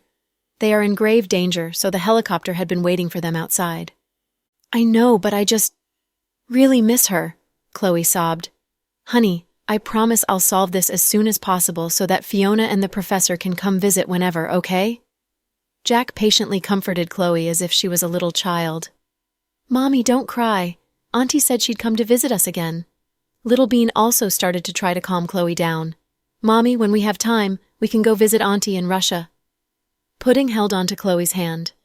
Chloe had tried hard to suppress her unwillingness to see Fiona go and wiped away her tears. It was already past 12 and the twins looked tired. "Honey, can you take them to bed first? I'll clean up and come up later." "Okay, take your time." "Okay." Chloe nodded and went into the washroom. Jack led the twins to bed. There were many Snap Red Pocket notifications on her phone, and a lot of them were from group chats. People would see who could get the most money from the randomized Red Pocket generator. However, Chloe was in no mood to play along. It was the first time she felt so unwilling to let go. She really wanted Fiona to stay with them. She did not expect Fiona to leave without even saying goodbye. Fiona and Riker came and left like the wind. Only Jack's family of 4 saw them there. It was all like a dream. 20 minutes later, Chloe had washed off her makeup and was now heading up in her bathrobe with a glass of wine in her hand. She had bumped into Thomas, who came back from going to watch the fireworks. "Sis, Happy New Year." "Happy New Year." "Huh? Sis, what's the matter? Why are your eyes so red? Did someone bully you?" "No, it's not that. Are those nieces of mine not being good again and made you mad?" Thomas asked with care. "No. It's just that as I age, I feel and understand things so much better. I always recall those sad things in the past." Chloe made up an excuse about Fiona. After all, Thomas did not know about his sister's backstory. "Oh, sis, you really scared me there. I was scared that something bad happened. Come, let me take you out for a drink." Before Chloe said anything, Thomas pulled Chloe out to the balcony. He also poured a glass of wine for himself. It was a rare occasion. "Sis, this is for you." Thomas handed over a small black box. "What is this?" Chloe held the box with curiosity. "Remember that business trip to South Africa the company sent me on a while ago? They're known for their diamonds. Well, I bought this for you." Chloe put down the wine glass and opened the box. Inside was a brooch in the shape of a plum blossom. Each petal was embroidered with a sparkling diamond. "Oh my God, this must be really expensive. Where did you get this money?" Chloe was very surprised. "It's not that expensive. It only cost like $400,000. Just my bonus in the latter year was over $200,000. Sis, don't underestimate me." Chloe was rather touched. She immediately pinned the brooch on her bathrobe. "I really like this New Year's gift," Chloe said with a smile. "Sis, thank you for all you've done for our family. I'll love you and the twins forever." "What about your brother-in-law then?" Chloe chuckled.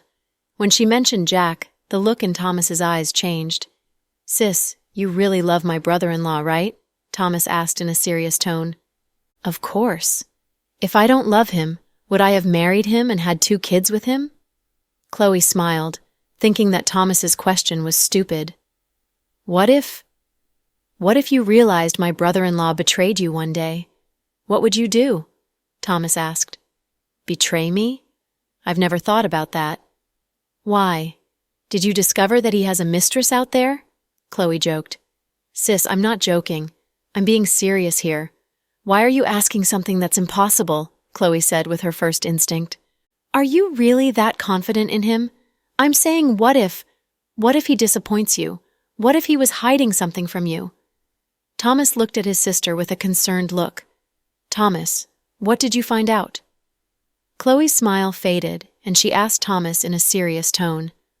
Thomas was not a man to worry about things for no reason, so he must have discovered something to bring this up multiple times. Sis, there's this thing I've kept to myself for a long time, but I was scared to tell you. I'm scared that it would ruin your relationship and you would be very sad after knowing.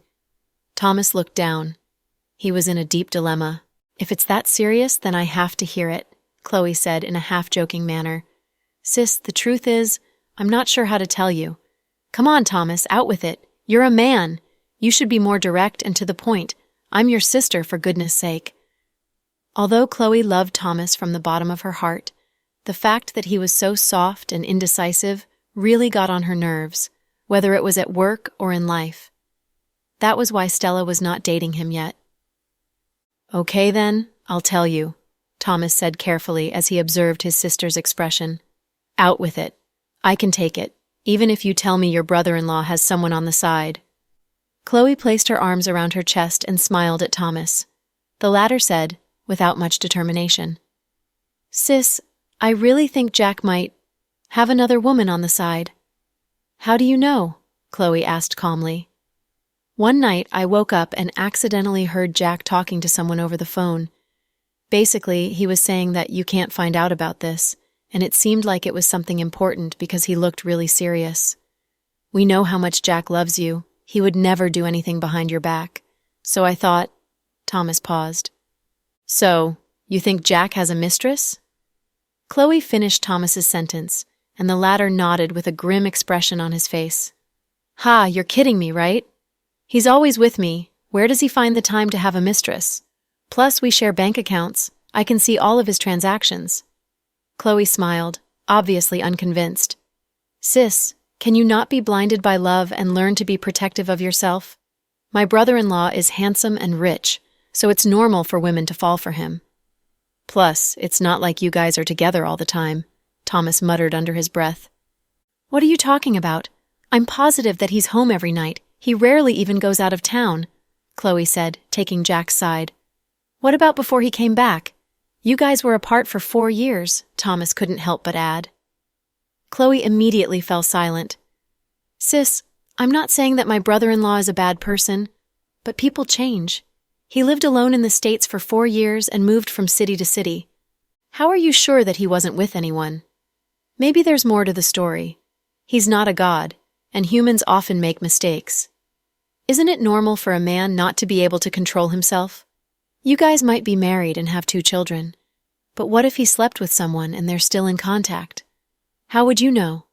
I think, this isn't fair to you. You love him so much.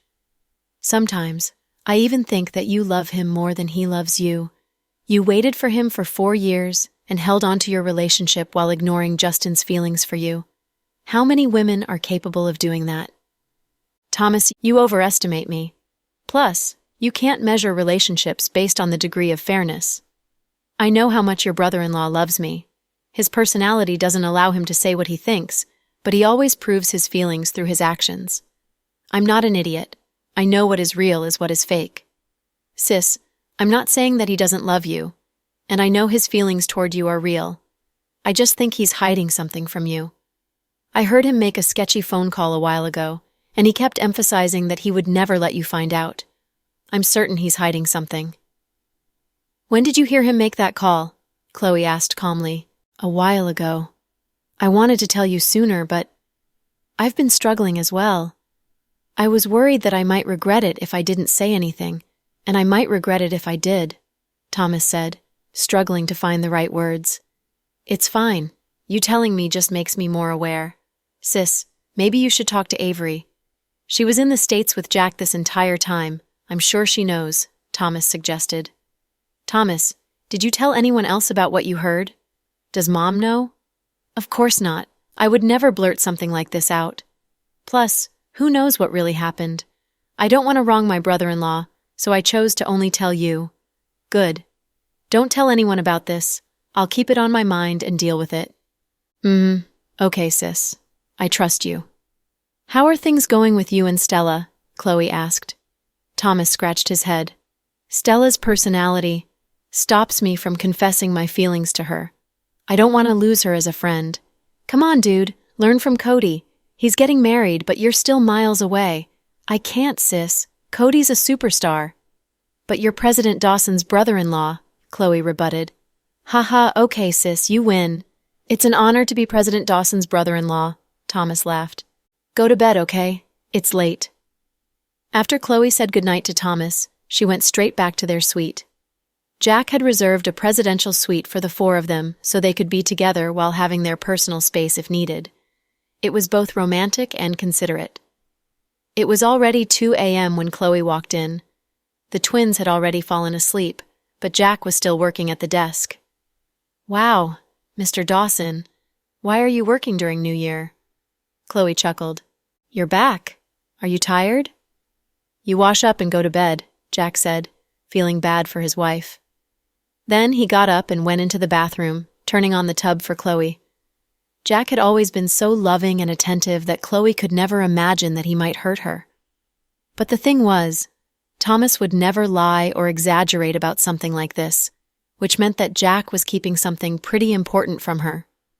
Chloe calmly analyzed the situation, but didn't utter a word of it to Jack. She didn't even plan on asking Avery, because she knew that the latter would immediately tell Jack about this if she were to question her, which would make this whole thing more troublesome. Thus marked the end of New Year. It was one of Chloe's happiest spent holidays, thanks to Fiona's surprise return. However, her sister left in such a hurry that Chloe became depressed. Over the last few years, she finally figured out her true background and found out that her father and sister were still alive. However, she couldn't see her sister whenever and wherever she wanted to. This just proved that money was in fact not omnipotent. Sometimes, Chloe even wondered if she would be happier without her status and wealth. All she wanted to do was live like a normal person and have a normal family like everyone else. Time flew by, and after the new year, Jack and Chloe went back to the city for work, January 8th of the lunar calendar. Today was Cody's wedding, and everyone arrived early in the morning. Max didn't even leave and had been hanging out with Avery for the last week or so. Avery was actually planning on leaving on the 3rd, but she hadn't brought up the topic in a long time. That morning, Jack and Chloe got up early to tend to the guests. Cody's wedding was going to be held at the beginning of the Lunar New Year. Hey, look who's here! Max pointed at the door and shouted. As soon as Max uttered these words, everyone's gazes shot towards the door, where they saw Case walk in with Brenny. He was wearing a black fitted suit, while she was wearing an orange cocktail dress with a splash of makeup on. Chloe had to admit that Brenny was really pretty when she was all dolled up, but she felt distant from the woman standing in front of her. They hadn't seen each other since the kidnapping, and it actually felt like it had been years. Why are they here? Victoria was surprised. Ever since Case and Zuri divorced, the two families' relationship had broken down as well. Brenton and Case's friendship was basically over, and a lot of the times, Justin felt caught in the middle. Young Master Chase here is good friends with young Master Cooper, and Cody is the star of Imperial Star. So of course he's here, Max interrupted. As the host and hostess of the wedding, Jack and Chloe walked up to them as a courtesy. After saying hi to Case, Chloe looked at Brenny with a complicated expression on her face. Brenny, it's been a while. It has. Where are Pudding and Little Bean? Brenny asked with a smile. They're the flower girls for today's wedding and are getting ready in the back. Where's Tiani? Chloe asked back. Tiani didn't come. She had piano lessons. Brenny seemed as confident as could be. Chloe could tell that Case must have treated her well. Brenny's arm was casually and intimately linked with Case's. Their relationship was obvious. After a polite exchange, Chloe invited them in, and Case walked inside with Brenny. They greeted Justin and the others, but Brenton's expression was sour from the very start. He was usually capable of keeping his cool, but this time he couldn't take it any longer. Young Master Chase, you got divorced? What, 2 weeks ago, and you already have a new girlfriend? Brenton snorted. Upon hearing this, Victoria looked at her husband with surprise. She didn't expect to hear something like this from him. Case's expression fell as he looked Brenton in the eye. The length of my divorce isn't important, and I'm not flaunting my new relationship. Brenny is my girlfriend. Isn't it normal for me to take her out? Don't think too much into it, young Master Blake. But your actions are equivalent to slapping the Blake family in the face. How can I not think too much into it? Zuri loved you from the bottom of her heart. If you didn't like her, you didn't have to marry her and then break her heart. What are your intentions behind bring a girlfriend to an event like this? Are you declaring war against our family? Brenton, don't be like that. Max tried to calm Brenton down, but the latter shook his head with a grim expression on his face. This is between our families. Stay out of it. His remarks immediately shut both Max and Justin up. The latter was well aware of Brenton's temper, so he decided not to cut in. Sarah whispered in Victoria's ear, I've never seen your husband angry. Me neither, it's freaky. Victoria and Brenton had been married for years, and their son, Kenneth, was 4 years old. However, she had never seen her husband so mad. Brenton's anger towards Case was evident. Young Master Blake, please don't be like this. It takes 2 people to make a relationship work. Case and your sister weren't meant to be together, so why try to make them work? Brenny refuted. Shut up, you nasty little mistress. You brought shame onto the Green family, Brenton spat at Brenny scornfully. As soon as Brenny heard the word a mistress, her expression changed drastically. After all, it wasn't a nice word to hear. Case wasn't pleased either. Young Master Blake, why attack a woman? It'll only make you seem petty. But you're not petty, are you? Burning your bridges and casting aside your wife to be with your mistress? Brenton shot back. After staring at Brenton for a good 10 seconds, Case finally said something with extreme calmness. My relationship with your sister isn't what it seems from the outside. You should really ask her what she's done at the Chase family after we got married. That's all I want to say now. I'm here to congratulate young Master Cooper and his employee's marriage. I'm not here to cause trouble. Then, he turned around and walked into the ballroom with Brenny. Brenton was so mad that his face became as pale as a sheet of paper. Honey, are you all right? Victoria had never seen her husband like this. She was heartbroken and wanted to help Brenton, but Case was Justin's friend and here for a wedding. If she were to use her machine gun of a mouth to attack Case and Brenny, everyone would feel awkward and it would ruin the wedding. Therefore, she chose to stay silent. I'm fine, honey. Brenton's gaze immediately became tender when it landed on Victoria. Dad, don't be mad. Kenneth reached out and stroked Brenton's face. Justin, I'm going to go back to work. There's stuff at the office I have to deal with.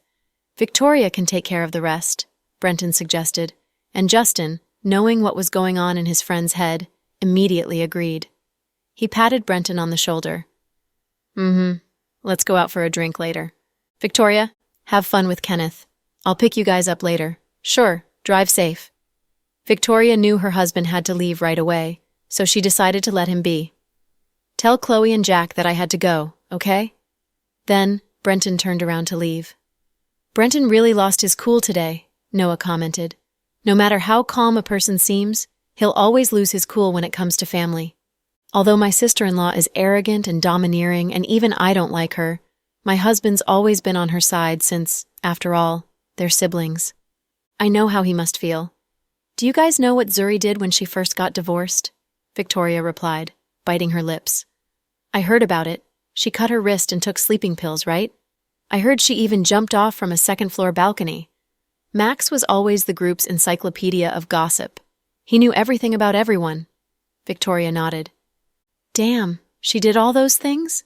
Your sister-in-law is no easy character, Sarah said, dumbfounded. She's had a silver spoon in her mouth ever since she was born, and her family gave her everything she ever wanted. Being cast away by Case really took a toll on her. She was acting like a crazy person, and everyone in her family was heartbroken for her. My in-laws are exhausted by her behavior, and my husband is constantly worried as well, Victoria said with a sigh.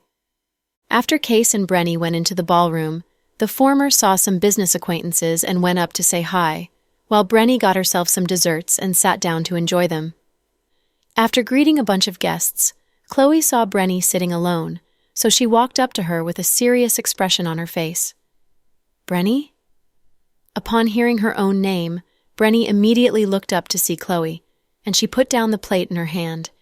She seemed to know what Chloe was here to talk to her about. "I really can't believe you became his mistress," Chloe said, genuinely disappointed by Brenny's choices. "Is that what you think as well?" Brenny's eyes dimmed. She seemed to be disappointed by Chloe's reaction. The two of them were in the corner of the ballroom. It was secluded and a perfect place to talk. Chloe hadn't seen Brenny in a while and wanted to talk to her as soon as she saw her. However, she didn't want Brenny and Case to overthink her intentions, so this was the perfect opportunity for a heart-to-heart. No matter how much they used to detest each other, all that hatred disappeared when Brenny risked herself to save the twins. Now, all Chloe felt towards Brenny was gratitude. After Liam died, Brenny disappeared, and Chloe thought that Brenny hated her. However, her expressions today did not carry a hint of hatred. "Brenny, what happened? Why did you go down this road? If you needed money, I could have helped you. I bought you and Tiani a condo and found a job for you. You don't come across as someone who is driven by money, so don't tell me that you chose Case for money." "I didn't choose him for money," Brenny replied calmly. "Then was it for revenge? Against Zuri?" Chloe asked. "Kind of, but that's not all of it. Don't tell me you—" Chloe suddenly came to a shocking realization. Brenny looked up and smiled bitterly at Chloe. "Aren't I ridiculous? I'm almost 30 and my daughter's 4 years old. Who would think that I still believe in love?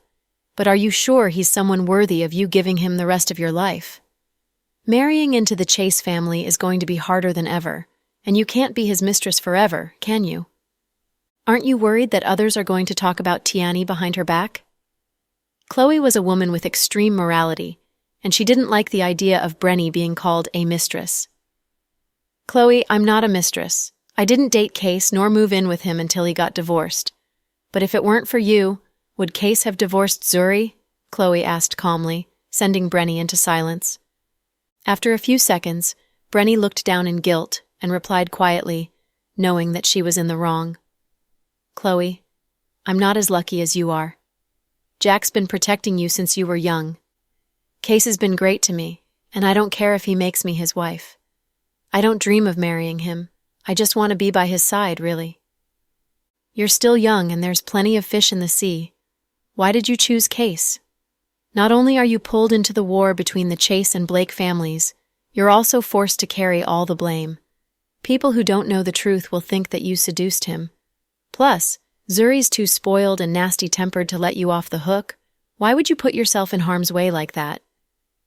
Chloe analyzed the situation for her. "I know, but I can't, Chloe. You know that I've been in love with him even before I got married. A while ago, a hole of an ex-husband came back and bullied me and my daughter into giving him money. He smashed everything we had and even brought a local gang to our place to threaten us. My daughter and I were weak, and we needed someone to protect us. I also couldn't bring myself to say no to his kindness, so once again, you were trapped in love." Brenny nodded. "Okay then, if that's the case, I really have nothing else to say." Chloe sighed. "Chloe, tell me the truth. You really look down on me, don't you?" Brenny asked Chloe as she looked at the latter. "No, Brenny, I don't. Please don't think that way. I'm just worried about your current situation. Forget it. It is what it is. Either way, take good care of yourself and Tiani, and come to me when you need help." Chloe could tell that Brenny was determined to stand by her choice, so she stopped trying to talk her out of it, and rather warned her to be careful. I will." "Brenny." Case called her from not far away, and Brenny nodded. "I'll see you then, Chloe." Chloe, on the other hand, walked over to Jack. He placed his arm around Chloe. "Were you trying to talk her out of this decision? Your wife isn't so successful, but I still don't think she should make this decision. Let it be. She's a grown-up and has the right to make her own life choices. She'll have to take responsibility in the future, whether her choices are right or wrong." "I know." Chloe nodded. "Cheer up. The ceremony is happening soon, and our babies are going to be on. How are the preparations going? The bride is getting her makeup done, and Thomas is getting dressed. Chloe nodded and went back to tending to guests with Jack. Since it was Cody's wedding, a lot of reporters came, as well as a bunch of celebrities. To Chloe's relief, however, Emery didn't come. If she did, it would have ruined her mood. Inside the powder room, just as Thomas changed into his groomsman tux, his stomach began to hurt. "Thomas, are you all right?" Avery looked at him curiously. I think I ate something bad. Let me go to the washroom." "But the ceremony's beginning soon. We're going to be late," Avery frowned, but Thomas couldn't seem to take it anymore and ran straight towards the washroom. Max, however, calmly patted Avery on the shoulder. "Haha, don't worry. You guys still have me. I can be the best man to your maid of honor. It's a match made in heaven. Go away. Stop joking around." Avery was so used to Max's jokes that she thought he was pulling her leg. 10 minutes later, Thomas was still nowhere to be seen. "The ceremony begins in 3 minutes," the wedding planner called through his microphone. "Why isn't Thomas back yet? We're at the 11th hour. He's not going to come back. He's suffering from intense diarrhea. How do you know?" Avery immediately turned around, but Max didn't respond. "Did you do something?" Avery interrogated. I didn't, but I did give him a glass of anti-constipation tea just now." You're so despicable." Avery clenched his teeth. "It's really his fault. He didn't want to trade with me. I had no other choice. You're the maid of honor. I obviously wasn't going to let anyone else walk down the aisle with you." Before Avery could respond, Violet stood up and looked towards them. "Avery, we should head in now." "Sure," Avery said, as she turned around and whispered by Max's ear. "Watch me teach you a lesson later." "By all means, little President Dawson," Max laughed evilly. Violet walked onto the stage amidst romantic piano music while Pudding and Little Bean led the way. They were wearing mini wedding gowns and crowns made of flowers and throwing flowers petals onto the ground before them. Avery, wearing a lavender-colored gown, walked behind Violet as the maid of honor and held her long train. At that moment, Violet was the most beautiful woman in the room. She was wearing a beaming smile on her face as she slowly walked up to Cody. "Sis, don't you think we look idiotic throwing flower petals?" Little Bean complained under her breath. "Come on, don't make me laugh." Pudding did her best not to burst out into laughter after hearing what Little Bean said. "I'm not doing it on purpose. I'm telling the truth," Little Bean said, as she tilted her head and saw Justin, who was sitting below the stage. She immediately waved her chubby hands. "Hey, handsome Cooper! Hey, Little Bean!" Justin was sitting in the front row and was really close to where Little Bean stood, so he could interact with her. "Handsome Cooper, you're so handsome today." Little Bean immediately began kissing Justin's ass. "You're really pretty today, too. You guys are amazing." Justin gave Little Bean and Pudding a thumbs up of encouragement, and the two of them led Violet all the way to the center of the stage, while thousands of eyes watched them. Cody took Violet's hand from the latter's father, and the two of them stared into each other's eyes. "Do you have anything you want to say to the bride?" a well-known MC hinted. "I do." "Well then, let's listen to what Cody the celebrity wants to say to his wife-to-be." As soon as the MC finished, the entire ballroom went silent. Reporters began snapping thousands of photos at them, which made Violet really nervous. However, she still tried hard to calm herself down. Even she couldn't believe that she was about to marry an international superstar, a man that so many women were crazy about. Cody held onto Violet's hands and looked at her with tenderness. Although Violet wasn't always the prettiest girl in the room, the makeup today made her look like an angel sent from heaven. Cody felt his heart racing as he looked at the woman he loved. Then, he took a deep breath and looked into her eyes while holding her hand. "Violet, from today onwards, you will be my loving wife, and we will be one. I want to build a family for us. We've been together for 4 years, and you've stood by me through thick and thin, never leaving me. Because of who I am, we had to sneak around, and I feel so bad about that. I couldn't give you what normal girls in relationships get. We even had to wear masks during dates and avoid the crowd. But from this moment onwards, I want to announce our relationship to the world. I want to announce that you, Violet, are my wife. We never have to avoid other people. We can do whatever we want. From now onwards, I will love you with all my heart and take care of you. A lifetime may seem long, but I'm certain that we're meant to spend it together. Cody began choking on his words, while tears streamed down Violet's face. He continued, "Clouds never promise that they will stay in the sky, but they're always together. Stars never promise heaven's light, but they always shine through the darkness. I know I rarely express my feelings, but I hope you know how much I love you. Let's walk into the future together and brave all adversities together. You'll forever be the person I treasure the most. Honey, I love you." Then he planted a giant kiss on Violet's face in front of all of the guests and media. The ballroom went into uproar. Everyone was touched by what Cody had just said. Tears rolled about Chloe's eyes as she clapped so hard that her palms turned red. "Honey, calm down," Jack kept reminding her. "I can't, I'm too excited. This brat Cody's speech was really good, it really touched me," Chloe exclaimed. "How romantic! Why didn't you say anything like this when we got married?" Sarah pinched Noah's arm. "Come on, honey. What I said back then was really touching as well, all right? Let's not bring up the past. It's too late for you to complain when our kid is already this old," Noah rebutted. "I don't care. During our wedding anniversary, you're going to have to say something like this, okay? I want to hear it," Sarah whined. Finally, even Ethan couldn't take it anymore and decided to take his dad's side. "Mommy, you're so loud. Can we please watch the wedding?" Sarah was immediately silenced by their son, while Noah shot Ethan a complimenting gaze. Ever since their son learned how to talk, his life had been much better than it used to be. It was now 2 against 1. After their passionate kiss, the bride and groom exchanged their rings. Cody then held Violet by the hand and said into the microphone, "There's someone I would like to thank." The room went silent again, as everyone waited for Cody to go on. "Back then, because of the pressure that comes from my profession, I suffered from depression.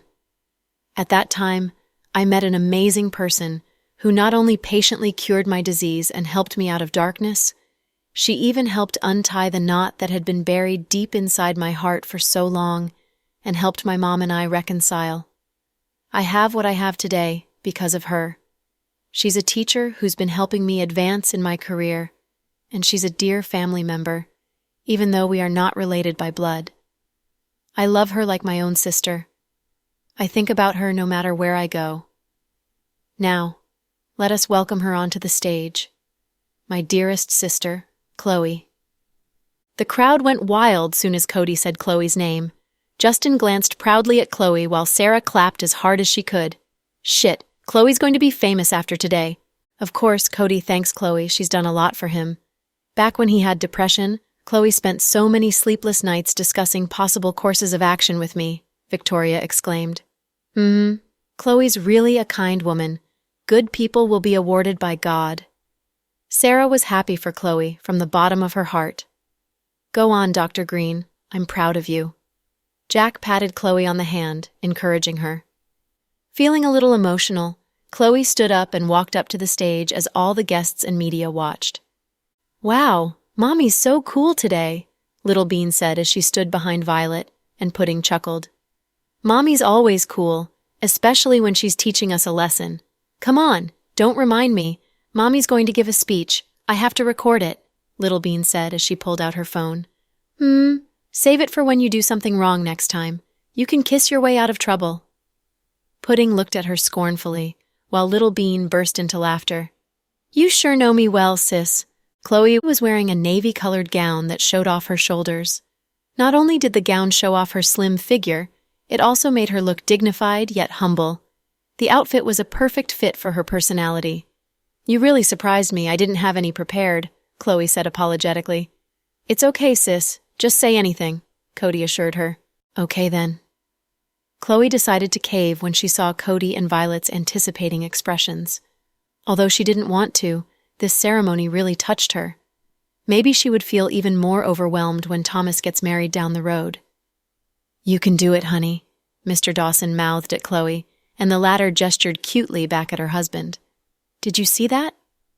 Mommy and Daddy are flaunting their love again, Little Bean said. The mouthing and the gesture? Yep, Pudding responded. They sure know how to entertain themselves, Little Bean pouted. Chloe looked around the room before gently opening her mouth. Thank you all for coming today. Today is the wedding of my brother Cody and my assistant Violet. At this important moment, I wish that they can trust and help each other and live an amazing life. I also want to say that a lot of people think that the story ends when the princess and prince end up together, but it's not. It's really the beginning. Once a couple gets married, they will have to face a lot of real-life problems. Marriage isn't always perfect. You have to tend to it. I hope you guys can face all adversities with an open mind and always understand and love each other. I hope you two will enjoy an amazing life together. Thank you. Then, Chloe deeply bowed at the crowd. She was so elegant. At that moment, she was the most beautiful woman in the room. Jack looked at Chloe from below the stage, as proud as could be. She had always been like that, so charismatic that she could always capture the crowd. She spoke so well, Sarah kept clapping. Her IQ is through the roof. We can't compare, Noah laughed. Chloe's someone that embraces her emotions. She lives a more realistic life than I do, Victoria commented. The truth was, her IQ was really high as well, but their difference was that she was always so pragmatic. Sometimes being overly logical will strip a woman of charisma. However, Chloe was still emotional from time to time. She would cry, laugh, and even try to run Andrew over or try to jump off a cliff when she was fed up with life. She lived like a true human being. After all, she wasn't God, and she still felt all the pains and desires of this world. Therefore, in comparison, Chloe was more liked, and it was also what Victoria liked the most about her. Justin stared at Chloe lovingly without even a blink. In his eyes, Chloe, although not a superstar, shone even brighter than one. He hadn't seen her like this in a long time, and he even felt a little emotional. He really wanted to run up and hug her tightly. But on second thought, how could he? He couldn't even enjoy alone time with Chloe anymore. She never belonged to him. Did you see that? Young Master Cooper looks at your sister-in-law like Romeo at Juliet, Max joked on purpose. Screw you, Avery said angrily. Ha ha, I was kidding, don't be mad. Avery turned away from him. Serious though, Avery. Justin really loves Chloe, Max said. He didn't bring up this topic on purpose, but he couldn't ignore Justin's expression just now. Avery didn't get mad why what she heard. Rather, she bit down on her lips. I know. Since when? Max asked out of curiosity. Since a long time ago. A long time ago? Why did you still try to get into Justin's pants then? Max stared jealously at Avery. When have I ever done that? Come on, don't deny it. I could tell. It was because of Pudding and Little Bean they kept trying to set us up. You know how smart they are. How dare they set my wife up with another guy? I'm definitely getting my robot back. Max decided that revenge was a dish best served cold. What robot? Avery asked with confusion. Nothing. Max immediately shut up, worried that Avery might find out his secret with Little Bean. The MC called the twins up onto the stage. You guys are really cute. Why don't you ask the bride and groom a question? I heard you guys are really smart, so don't ask a hard one, okay? Sis, you go. Little Bean handed this mission to her sister. Pudding? I don't think I'd be able to answer your question. Cody picked Pudding up with a smile while Violet held on to Little Bean. As their parents, Chloe and Jack watched with amusement. What do you think Pudding's going to ask? Jack tilted his head at Chloe. Maybe she might try to test his IQ, like how many light years away we are from Uranus. What do you think, honey? I think she's going to ask Cody how many times they're going to do it tonight. Come on, your daughter's not going to say anything like that, okay? Chloe almost rolled onto the floor laughing. Just you wait. The twins have always been like that. Jack smiled. Okay, let's see. Chloe smiled back at her husband. Cody handed Pudding the microphone, and the latter asked Cody, Uncle Cody, give us 6 ways you can call your wife. Go. Honey, wifey, sweetie, darling, baby. Cody suddenly couldn't think of a sixth one.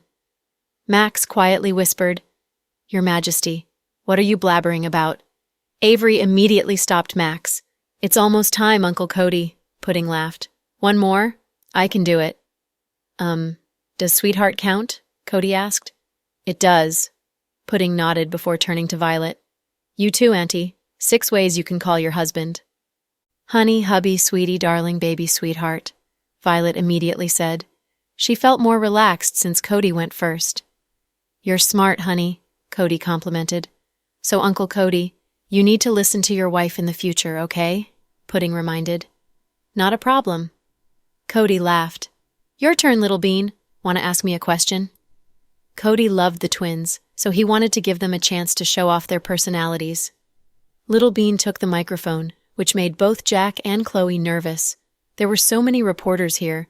What if she said something outrageous, and she became the headlines the next day? "Uncle Cody, how many babies are you planning to have?" Little Bean asked. "Ahem. Our country's encouraging us to have 2, so 2, Cody responded. "What if my auntie wants more? Will you have more with her?" Little Bean continued asking. "Then we'll have more. We'll just pay the fines," Cody replied, and everyone burst into laughter. "Okay then, so the real question, how long do you think it'll take for you to impregnate my auntie?" Little Bean asked, and Jack and Chloe both covered their faces in embarrassment. Cody's face immediately flushed a dark shade of red upon hearing Little Bean's question. Cody stuttered. Little Bean's words made everybody burst out in laughter. "My God, my daughter-in-law is a little too intimidating." Sarah laughed. "I don't want a daughter-in-law like that. I have to talk to Jack about canceling it," Noah said with his eyes opened wide. "Little Bean is too dirty. She's too dirty." Ethan covered his eyes. "You know what she meant?" Sarah was stunned and looked at her son. "No, but judging from your expressions, I know it's not good." Ethan was prideful. "Haha, you're smart. Your analysis skills are as good as your dad's." Sarah gently pinched his cheeks. Noah grabbed Ethan from Sarah's arms. "Of course he's my son after all.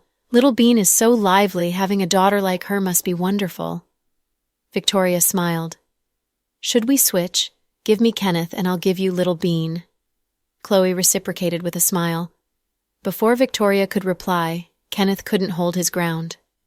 "Auntie Chloe, I don't want to switch." "Why not? Auntie will treat you like my own son. Whatever you have at home, I'll give it to you at my house," Chloe joked with Kenneth. She thought Kenneth would say that his mom was better. However, after a bit of silence, he said, "I can't go because if I do, I'll be siblings with Pudding. If we get married in the future, it'll be incest. She can't be my sister. Ha ha." Kenneth's words made all the adults chuckle. Even Victoria couldn't hold her laughter in. "But you can marry Little Bean. Little Bean will be in your family, and you won't be siblings." Chloe continued to test the little man's intelligence. "I think I will pass on that. I think Pudding is better for me. Little Bean is too unrestrained."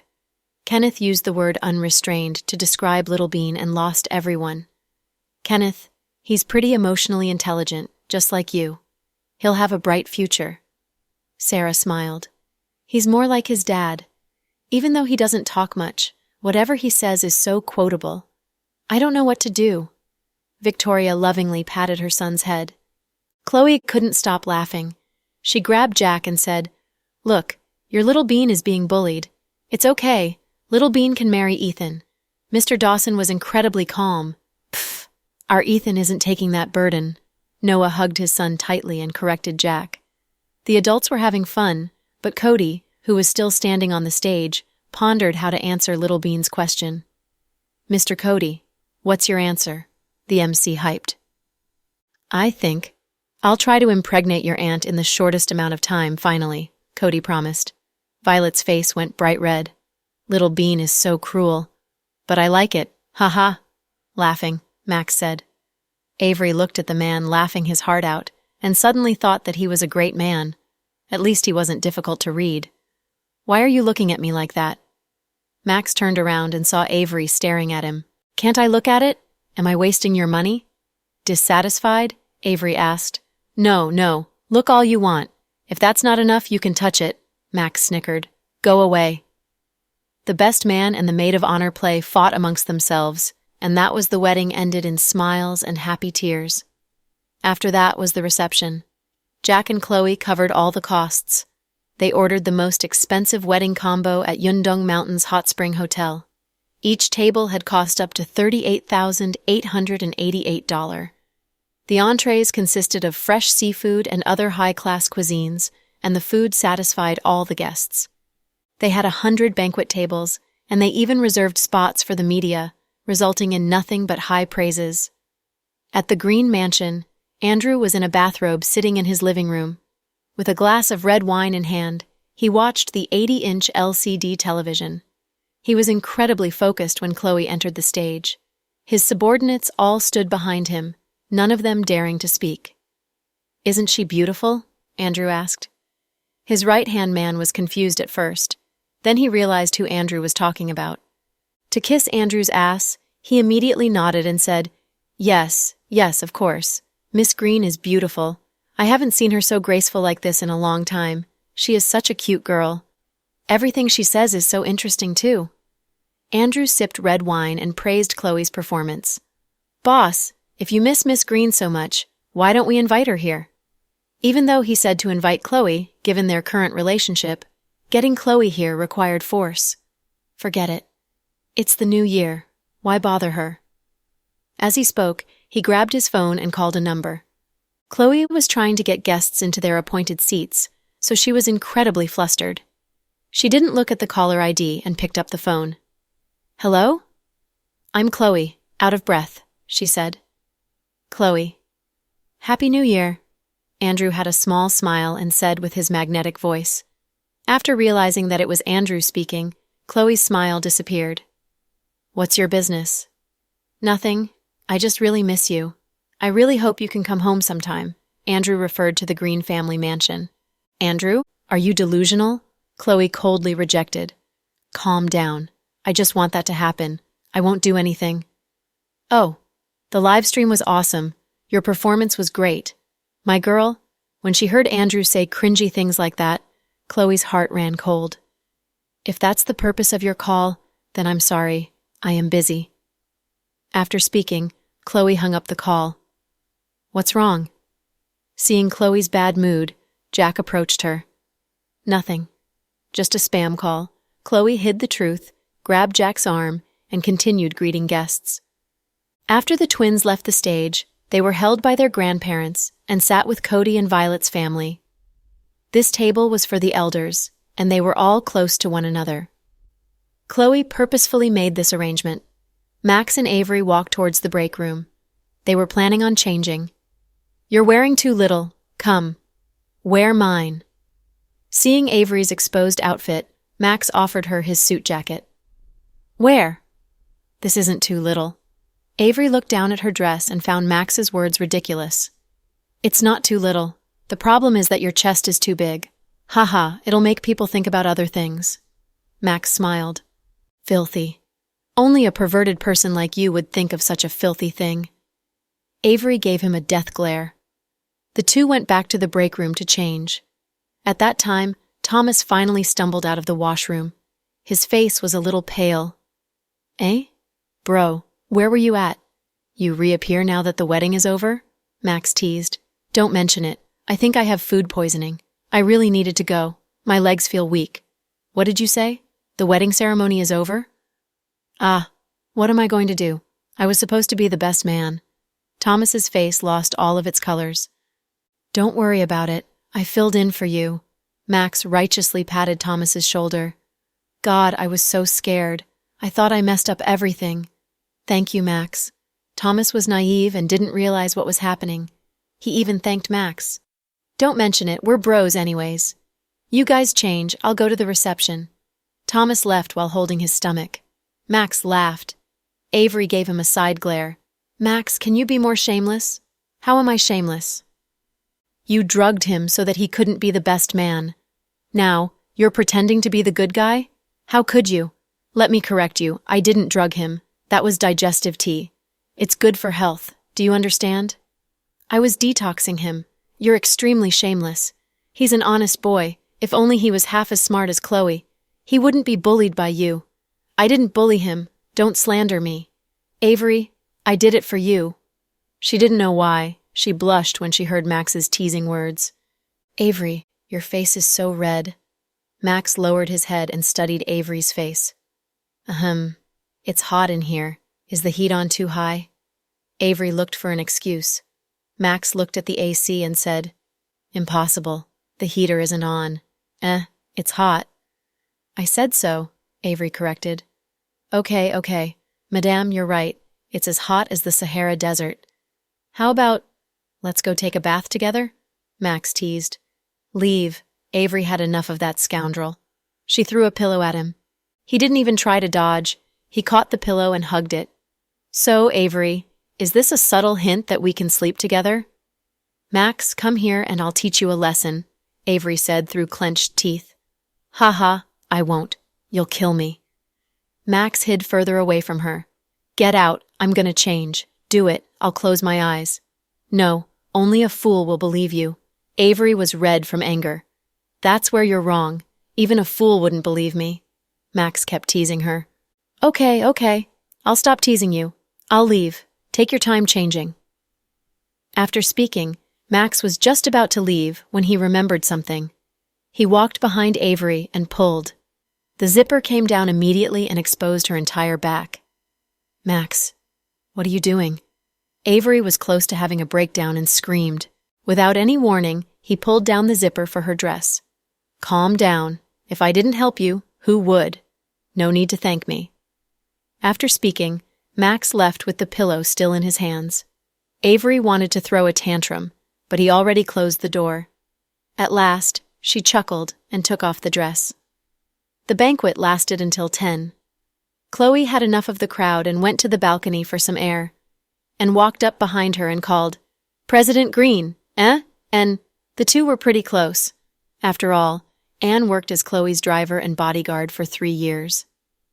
President Green, President Cooper is drunk. Can you go and check on him? Anne's voice was low. It seemed like he was begging Chloe. Drunk? Chloe was very surprised. It had been a long time since Justin got drunk, especially in public. He always tried to hold back. Maybe he has too much pent up and today caused everything to explode. Anne guessed. Where is he right now? Chloe asked. He's in the hallway behind the hotel. Okay, I'll go and have a look. If Anne asked her, Chloe would definitely go. After all, she cared a lot about Justin's well-being. Jack held the twins by their hands and was busy with others. Chloe was wearing a navy dress, and she walked towards the hallway. Justin didn't drink much. Maybe it was due to his mood that he had a headache. He hid alone to watch the snowy scenery. At the top of the mountain, the snow never melts. The winds were brutal and piercing during the new year. However, they had the best view of the snow and the mountain. The Northerners called it the Holy Mountain. After Jack returned to GK, he initiated the plan to build the most perfect ski mountain. So, Yundong Mountain was becoming more and more popular. The local government even cooperated with GK to build an airport to bring in foreign guests to this wonderful resort. Justin had a good spot for viewing the snow. He had a glass of champagne in hand as he stared out to the distance. Chloe walked towards him and stopped next to him. Can I have a sip? I'm a little thirsty, Chloe smiled. Justin tilted his head and looked at Chloe dotingly. Sure, but you can't get drunk. Laughing, Justin reminded her. I'm not the drunk one, Chloe corrected.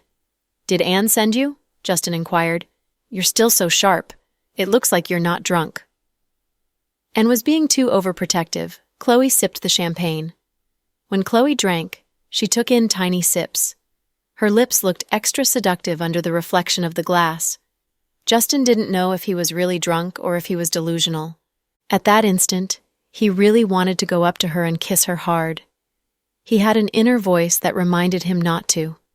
Otherwise, their friendship would crumble. Justin was very conflicted and tried really hard to control himself. What are you thinking about? Chloe looked up and found the strangeness in Justin's face. Nothing. I just thought what you said on stage was good.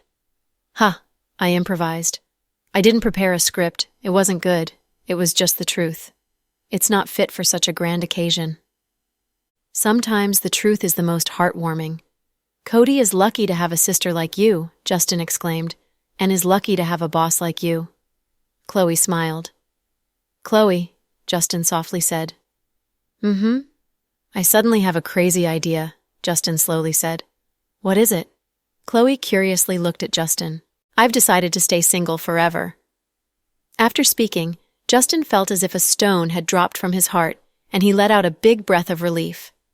Single forever? Chloe frowned. Yep, I mean exactly that. Isn't that cool? Justin sounded very casual. Why? Chloe's face dropped and her heart ran cold. Because I'll never find another Chloe, Justin looked at Chloe and said with a serious tone. Chloe felt pain in her heart as if someone sliced it.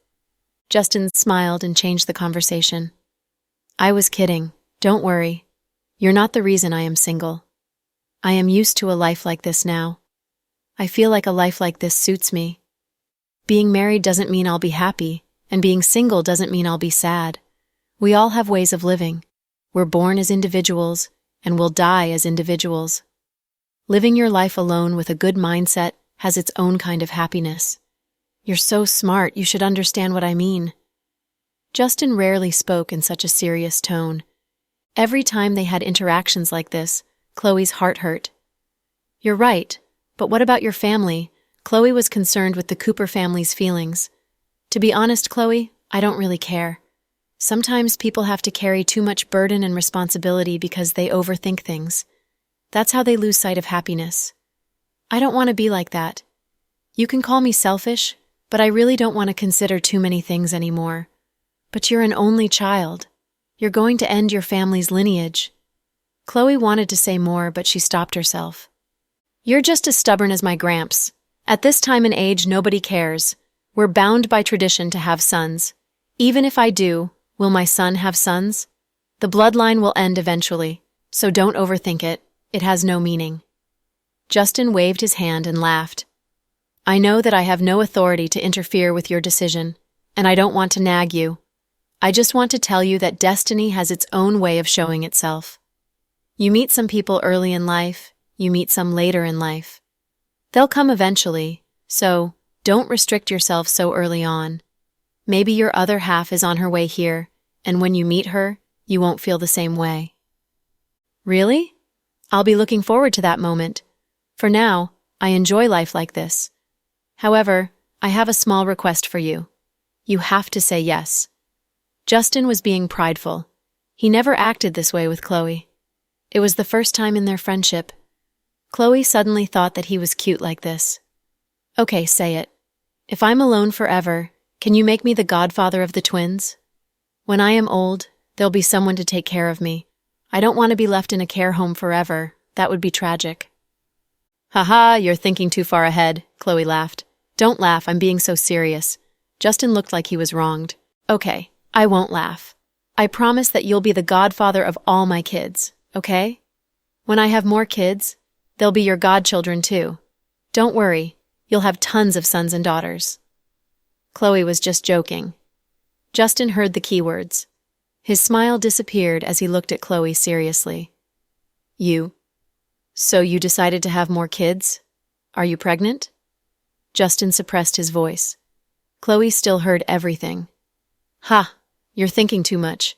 I didn't mean it. I'm not pregnant anyways. We're casual about having more kids. It'll come when the time comes.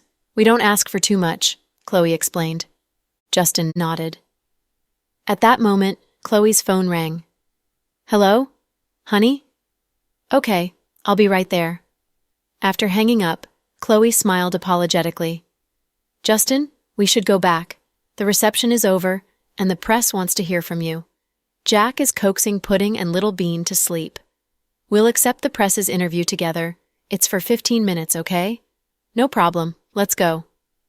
Justin and Chloe returned from the hallway behind the hotel and gave an interview to the press. When everything was over, it was already 11. Most guests had left, and Chloe arranged rooms for the rest. Justin was going to leave, but it began snowing. The road conditions were bad. Chloe tried getting him to stay and got Justin and Anne a presidential suite. As a result, Max shamelessly went to get in on the fun. You seem happy. Justin looked at Max. That's right. Since Avery came back, I've been like this. If she leaves, are you going to die? Justin choked and said, I won't let her go. If she does, I'll follow her. Max made up his mind. Again? The last time you did that, you came back with your tail between your legs. You're shameless enough as it is, Max. Justin gave him a thumbs up. Shame is unimportant. Having a wife is important. No matter what Justin said, Max didn't get angry. When Chloe returned, Jack just finished showering. Honey, are they asleep? Chloe quietly asked. They are. Jack nodded while he dried his hair. He looked extremely seductive. Chloe ran to him like a little bird and jumped into his embrace. What? Jack was taken aback. Honey, you must be tired. You're so caring? Jack lowered his head and smiled at Chloe. Of course, you contributed the most. Your team planned it, you paid for the reception, you helped set up the press. Anyways, this was really successful. I only gave a speech. You did the most work. Eh? My Dr. Green is all grown up. She's mature. She knows how to care for her husband and kiss his ass. She's turning out more and more like Little Bean. Jack gave her a high rating. Ha! I really have to learn from Little Bean. Look at how good she is in front of people. Even though she's less smart than her sister, she's better at networking. Everyone loves her. Speaking of their two babies, Mad Chloe proud of herself. Okay, go shower. It's been a long day, Jack heartachingly said. I'll shower in a little bit. Blushing, Chloe said. What are you doing now? Jack was a little taken aback and saw that Chloe's look was strange. Chloe remained silent. Jack immediately understood what she meant. He didn't know whether he should laugh or cry. Dr. Green, please, can you be more professional at this time? I'm not professional enough. Chloe was dissatisfied. Honey, you? Mr. Dawson was being conservative. Chloe nodded shyly. I want more kids. She was being more conservative. Mr. Dawson smirked and carried Chloe princess style. To avoid disturbing the twins, Mr. Dawson brought her to a bathroom further away. After such a tiring day, they were the only ones energetic enough to do such a thing. Chloe panted and lied on Jack. Honey. Would you cheat on me? Why are you asking out of nowhere? Jack gently caressed Chloe's face. I'm just wondering if you would abandon me for a younger and more beautiful woman when I get old. Do you think I am that kind of person? Mr. Dawson asked. No. Then stop overthinking. That day would never come. Jack tightly held Chloe. He held her at his chest, afraid that he might lose her any second. Chloe remained silent and stayed by Jack's side, silently enjoying this moment. Cody's wedding passed just like that.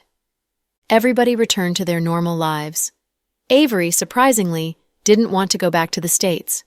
Her father called multiple times, and she kept pushing it off.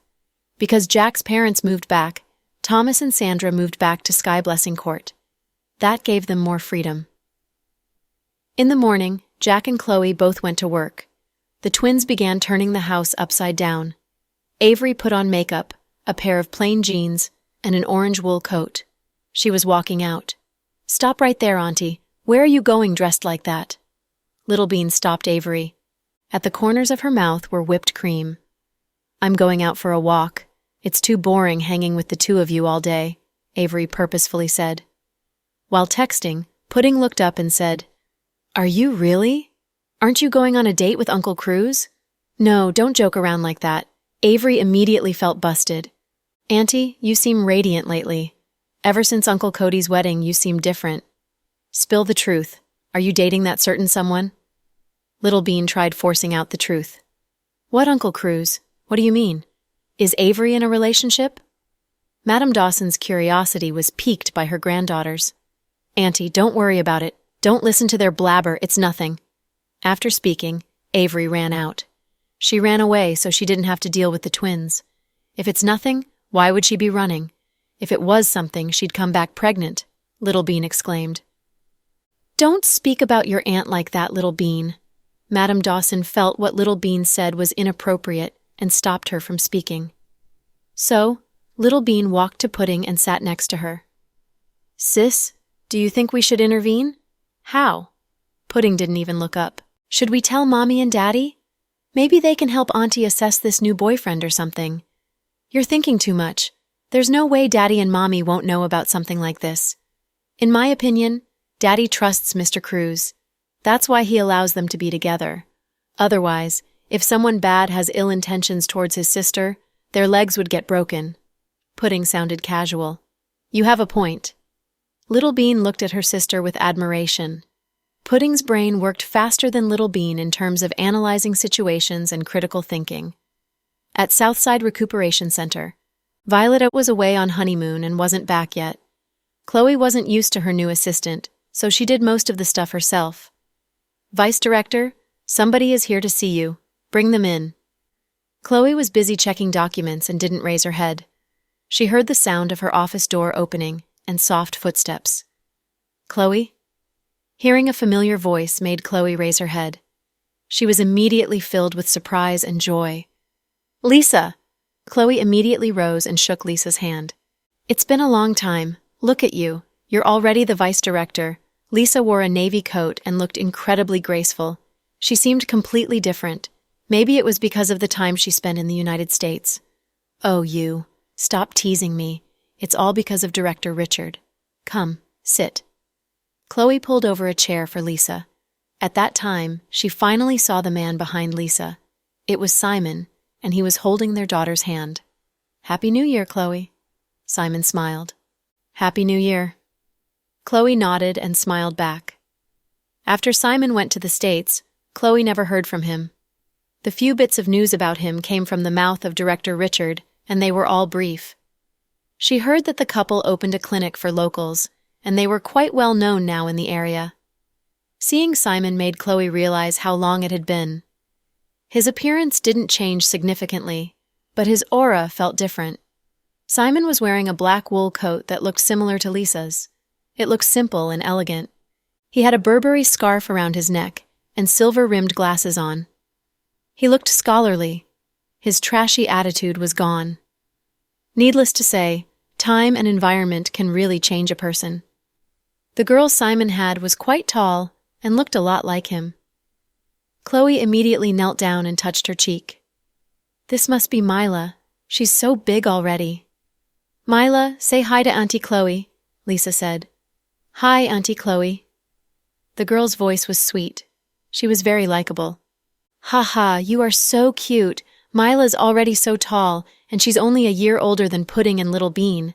Maybe it's because of the environment. Everyone eats beef and drinks milk.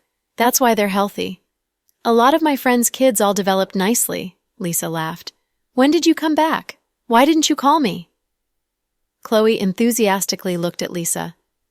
I came back on the 29th. I spent New Year's with my parents and my uncle.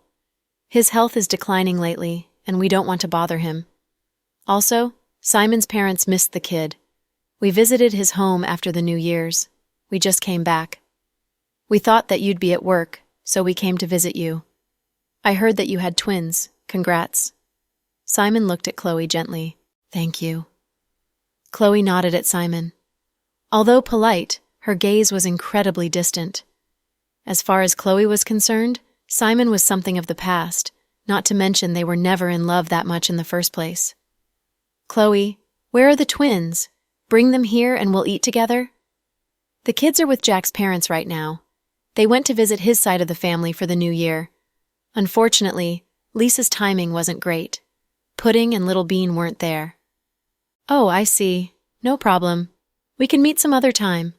Our families can have lunch or dinner together before we leave, Lisa suggested enthusiastically. Sure, we can plan on Snap later. Before they left, Chloe gave Mila a $6,600 red envelope as a nice gesture, which was a tradition in the country. Lisa finally accepted the money after a while of back and forth pushing. After they left, Chloe couldn't focus on her work anymore. She thought about her older days with Lisa and Simon. Back then, Lisa was always against her and had almost killed a pregnant woman by being negligent. Chloe was very kind and saved the pregnant woman. However, her kind actions stirred up the huge subsequent drama. Luckily, Master Dawson was there to handle the aftermath. Come to think of it, the Chloe back then would have never imagined having Lisa visit her like an old friend. The Chloe back then would have never imagined facing Simon, polite as she was, without a hint of emotion. The Chloe back then would have never imagined having all these people pass her by, with only Jack left to keep her company. Just like their younger days, he would never leave her. Walking out of Southside, Lisa wrapped her arms around Simon's. Simon had Mila in his arms, and they strolled slowly, chatting as they walked. "Simon, tell me the truth. You loved her before, right?"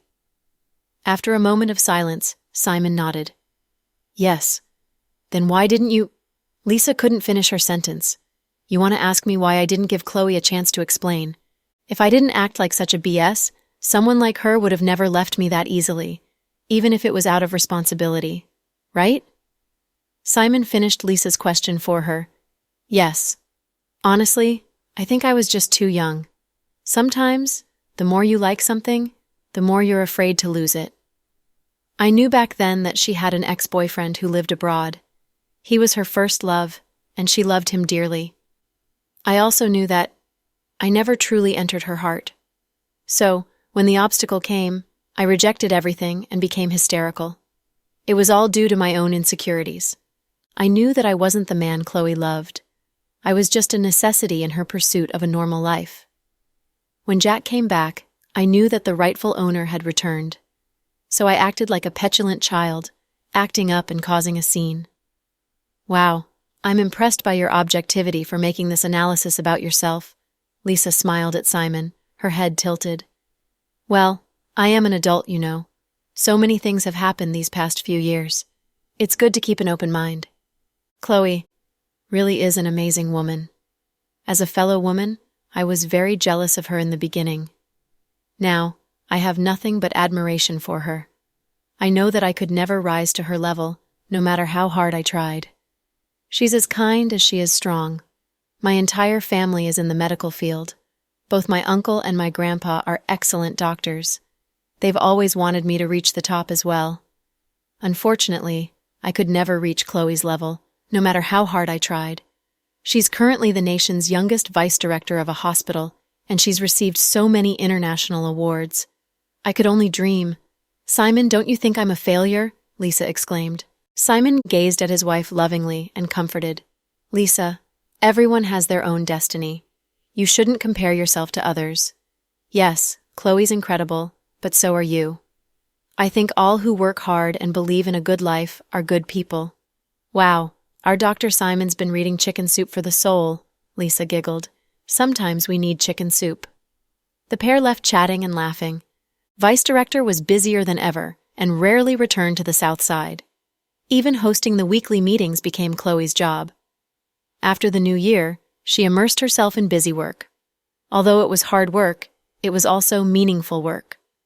In the afternoon, after she finished her sit-down diagnostics, Chloe began organizing her files.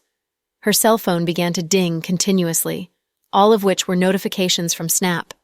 She opened up the notifications and sure enough, they were from the group chat between her, Victoria, and Sarah. Sarah: "Girls, come out, come out." Victoria: "Mrs. Police Director, please speak." Sarah: "Haha, stop it, Dr. Victoria. Compared to you two rich wives, my title is useless." Chloe: "It's the beginning of the year and the two of you are already kissing each other's butts?" Sarah: "Wow, our Vice Director Green's come out of the shadows. This is not an easy feat." Victoria: "Our Vice Director's not busy?"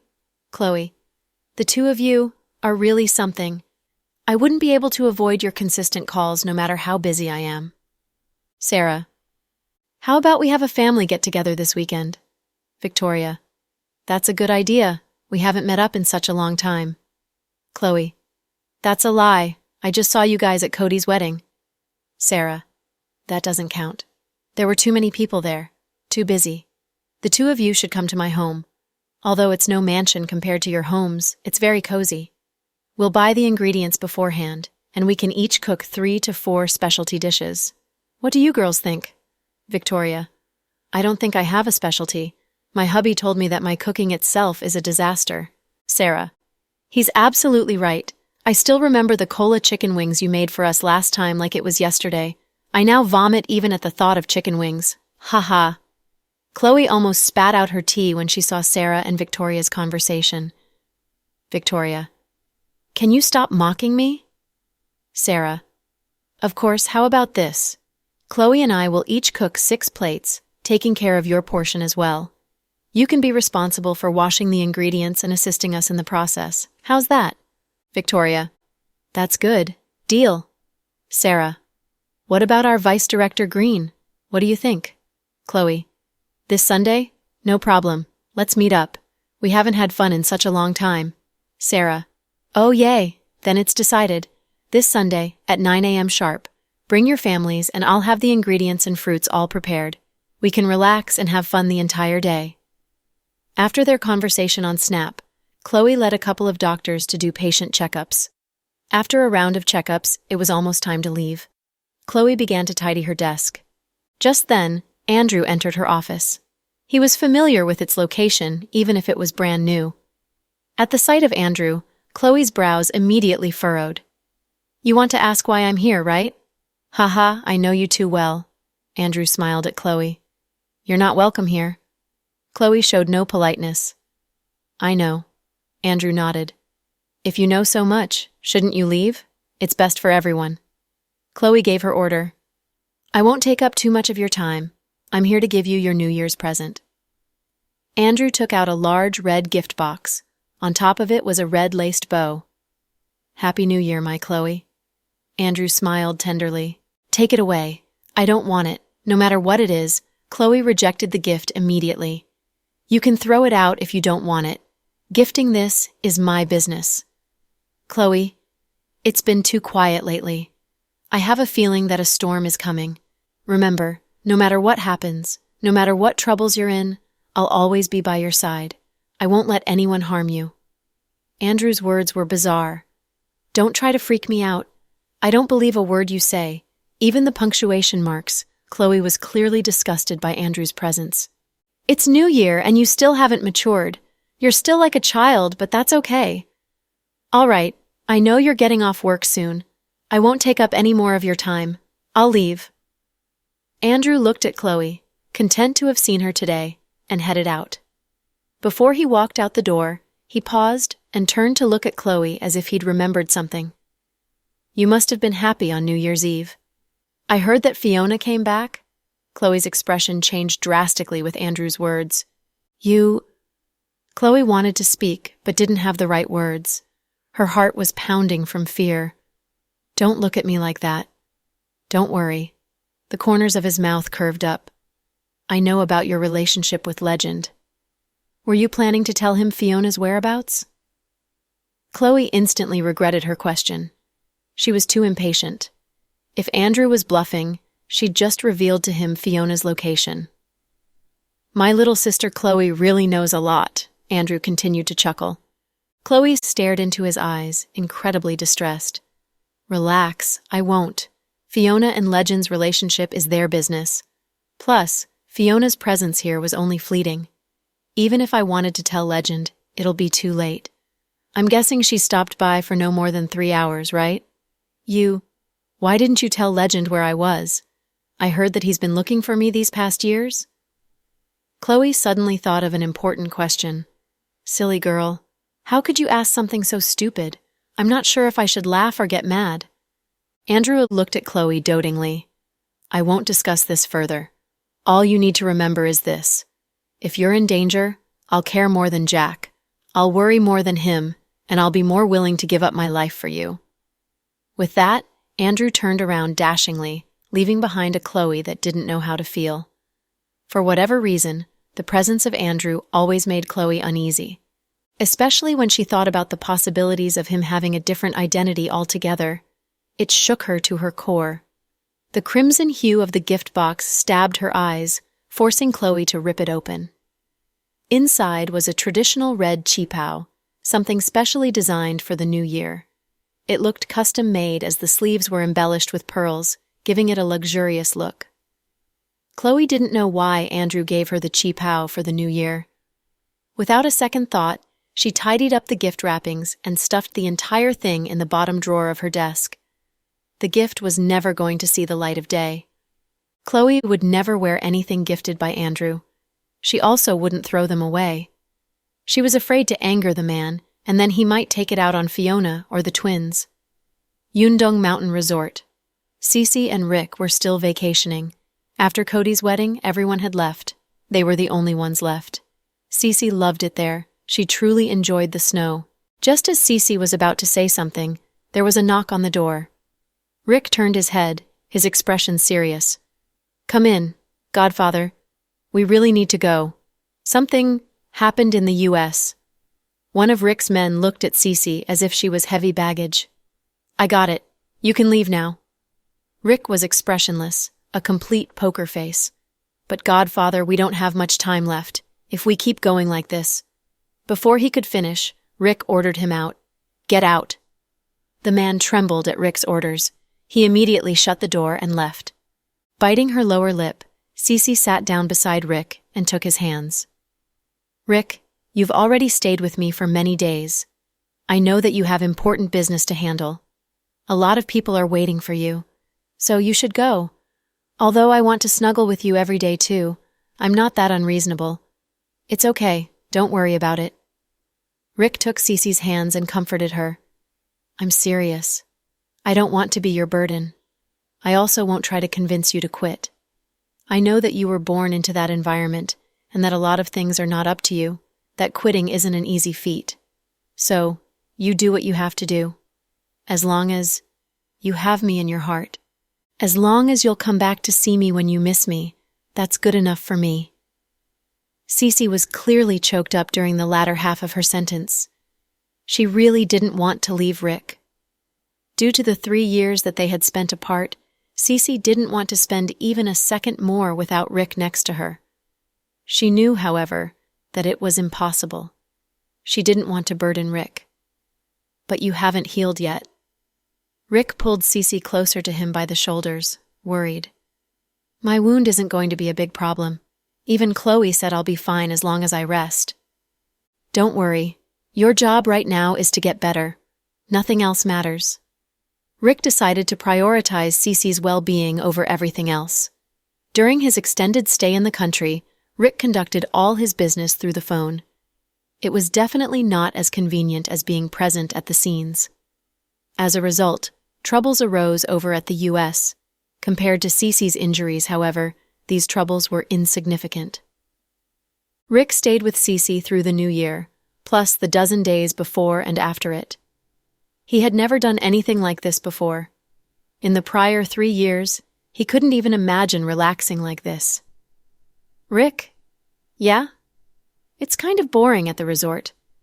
Maybe we should head back to the city and find Chloe. I also miss the twins. Sure, you decide." Rick was a man of few words. He agreed with everything Cece wanted. Just like that, Rick and Cece returned to the city. Cece had wanted to bring Rick back to her family. After all, they were truly in love, and meeting the parents was unavoidable. Due to Rick's status, however, they were afraid that her family would be put in danger. In the end, they decided not to visit. That night, Rick went to hang out with Jack. Cece dolled herself up and returned home to have dinner with her parents. Although her parents complained about her absence during the new year, they forgave their youngest daughter and also didn't ask too much about her whereabouts. After dinner, Cece pushed open the doors to her older sister's room. "Hey, sis, what are you doing?" At the sight of her younger sister, Kira immediately put down what she was doing, her expression incredibly unnatural.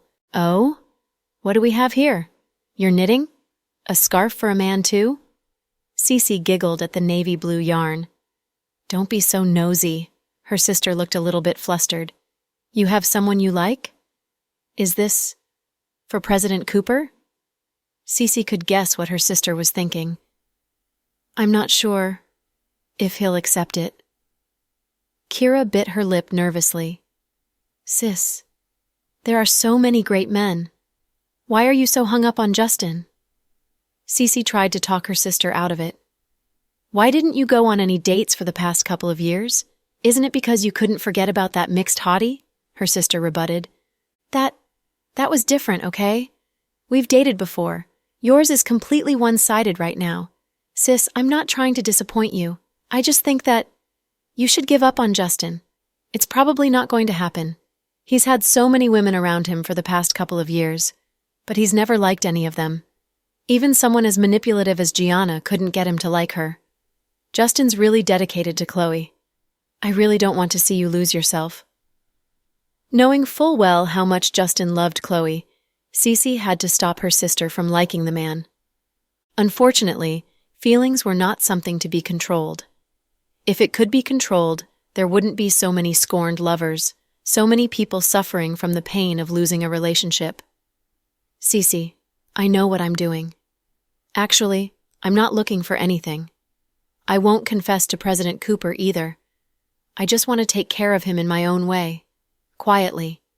But you'll fall harder and harder. I won't. I know the boundaries. Your profession is already a special one. If you don't find a boyfriend soon, you'll lose your best years. What'll happen then? Whether it's a rich businessman, some high government official, or an ordinary civilian, there has to be someone for you.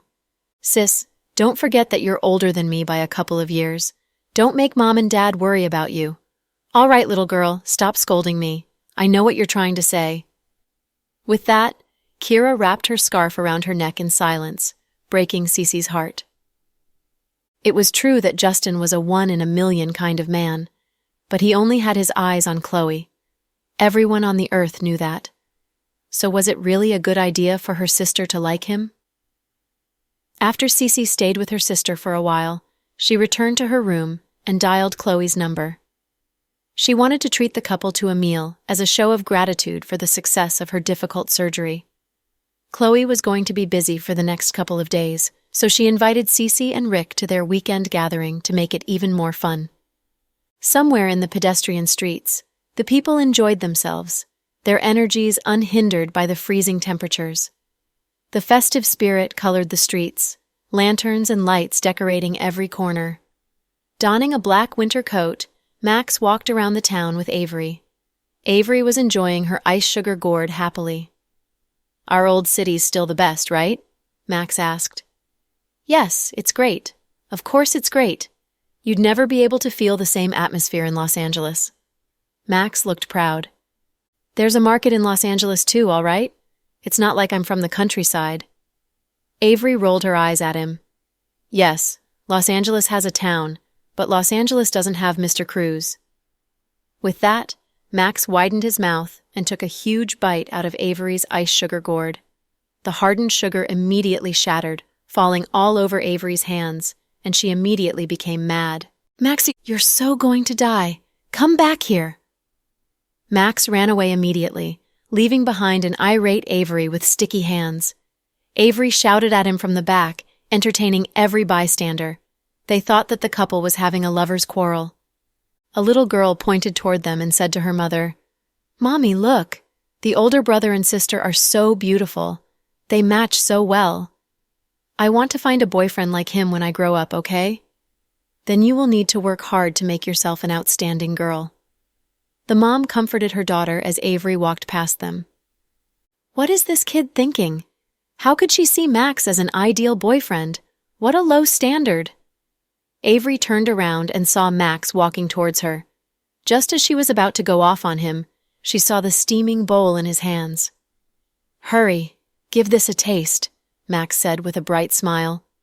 What is this? Avery asked curiously, forgetting about their prior incident instantly. Sometimes, when a foodie was presented with food, nothing else mattered. Takoyaki, straight out of the pot. This place is very famous. Max looked proud. Avery picked one up with a toothpick. Just as she was about to eat it, she saw Max's red, frozen face. It was definitely a cruel thing to ask this young master to go outside at night in this winter weather. He grew up in cars, hotels, malls, and classy restaurants. When had he ever suffered temperatures like these? Didn't you say you never come here? How did you know about this place? Are you lying to me? Avery asked. Of course not. I asked my friends on Snap. They all knew about this area. Some of my bros bring the women they're chasing over here to enjoy the life of regular civilians. Trust me, hurry up and taste this. You first. Try it for me. Avery stuffed one into Max's mouth with no warning. Luckily, Max reacted fast enough and opened his mouth immediately. Actually, Avery wanted him to eat first because she saw how cold he was, but she would never admit to it. Women in love often didn't say what they meant. Funny enough, it was also a sign that they cared. "How is it? Does it taste good?" Avery asked. "It doesn't taste good at all. Give them all to me. Ha ha," Max teased. Just as he was about to steal the takoyakis away, Avery moved back and stuck one on her toothpick. With just one bite, her world became live with happiness. So delicious. See? Wasn't I right? Max laughed. "This is so good. I want more. Get another bowl." Avery couldn't believe how delicious the food was. "We should hold off for the next little bit. There are many more treats ahead. You have to save room." "Okay then." Avery nodded in excitement, like a child. The two of them stood on the street, finishing the takoyaki with one bite after another. They then continued along the pathway. Max took the time to snap a picture. It was of Avery from the back, wearing a white knitted hat and a black winter coat, cute as could be. Caption: "Got a cute pet this new year, super adorable." Brenton commented, "Where did you buy the pet? I want one too." Max: "Your wife will kill you if she saw this." Brenton: "Actually, this is his wife, haha." Max: "I should have known. Brenton wouldn't dare to speak like this." Justin: "Weren't you adamant about never showing off your girlfriend and flaunting love in public? Who was it that said relationships die quickly when you show it off? Are you going back on your word?" Max replied to Justin, "Master Cooper, I'm sorry, but we're not exactly showing off our relationship." Justin: "Whatever you say, man. I admire your logic." Chloe: "I agree. I don't admire anyone's logic but yours." Max replied to Chloe, "Holy crap! Vice Director Green, good evening." Chloe: "When are you sending back my sister-in-law? Are you making her spend the night?"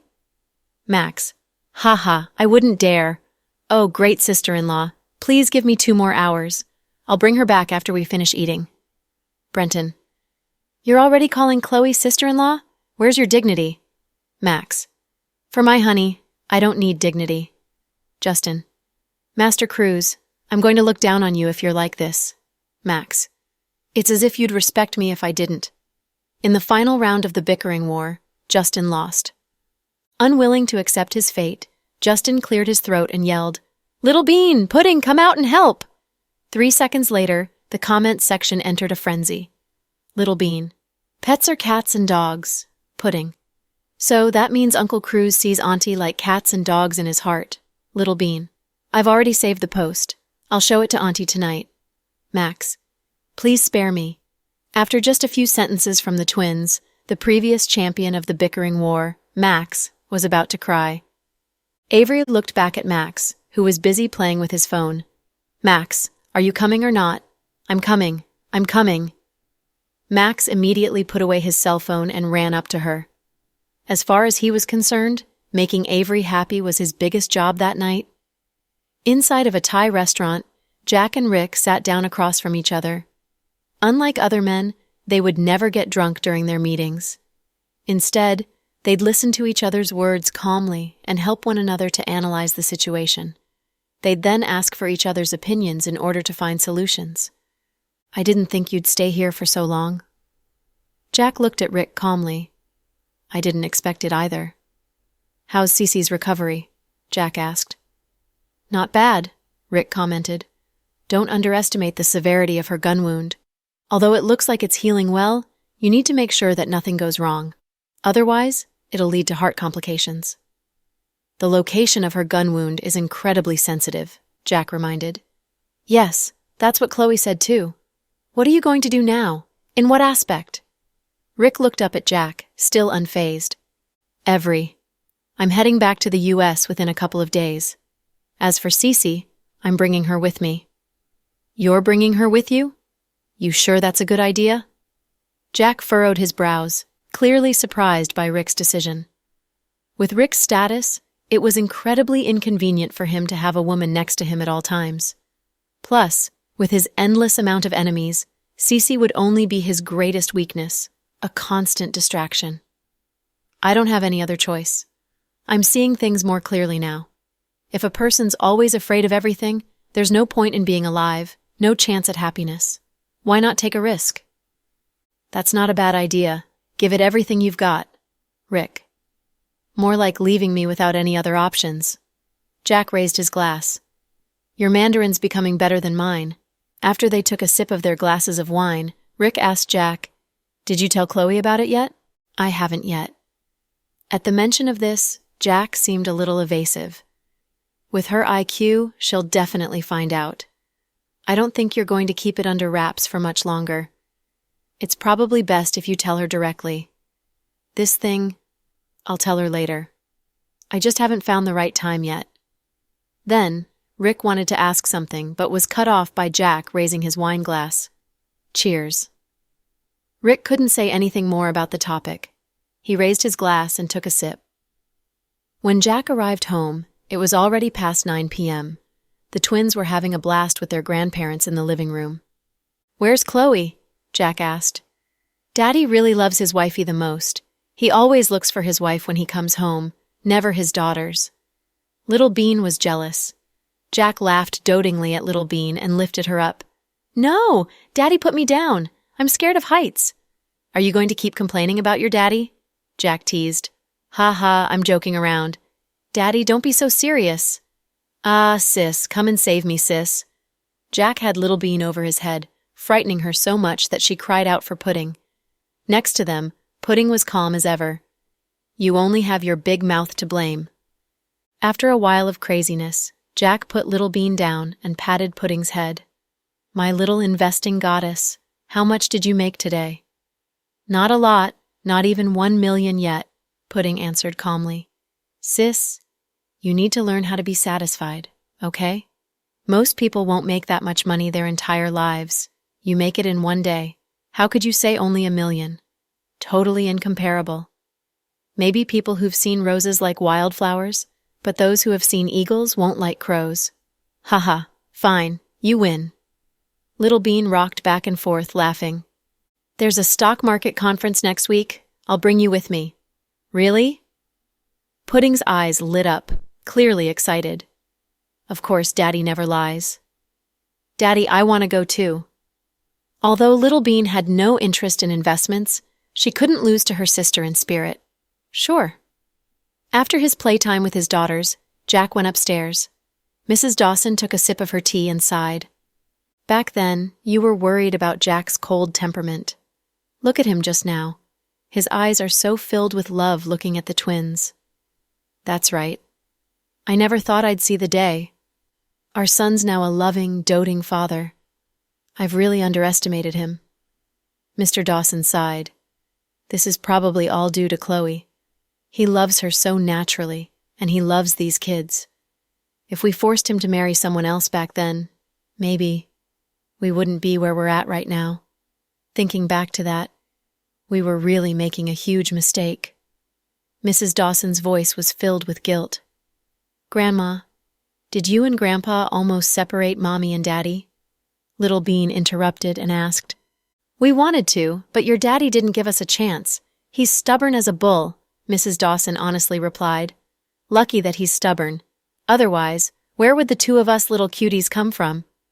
Little Bean raised her chin. Ha ha, my granddaughter's absolutely right. Little Bean's words sent Mr. and Mrs. Dawson into a fit of laughter. Just then, the door flung open, and in came Avery with numerous bags in her hands.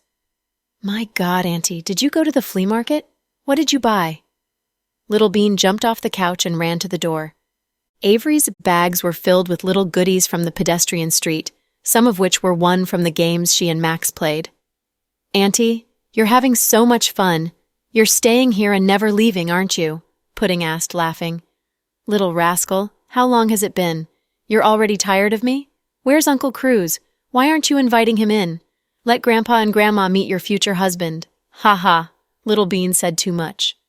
Jack's parents immediately turned their heads toward her, their gazes making her turn red. Don't talk nonsense, and to think I've been so sweet to you two so much. Whose side are you on? Avery mumbled. Avery. Mrs. Dawson had always been one who cares about family, so she really wanted to know. Unfortunately, Avery did not give the old lady the opportunity to speak. Auntie, I'm a little tired. I'm going upstairs to take a bath first. If you want to ask me something, let's talk tomorrow. With that, Avery lowered her head and walked upstairs in hurried small steps. Ha, Auntie is shy. She still says she's not in love? Who is she kidding?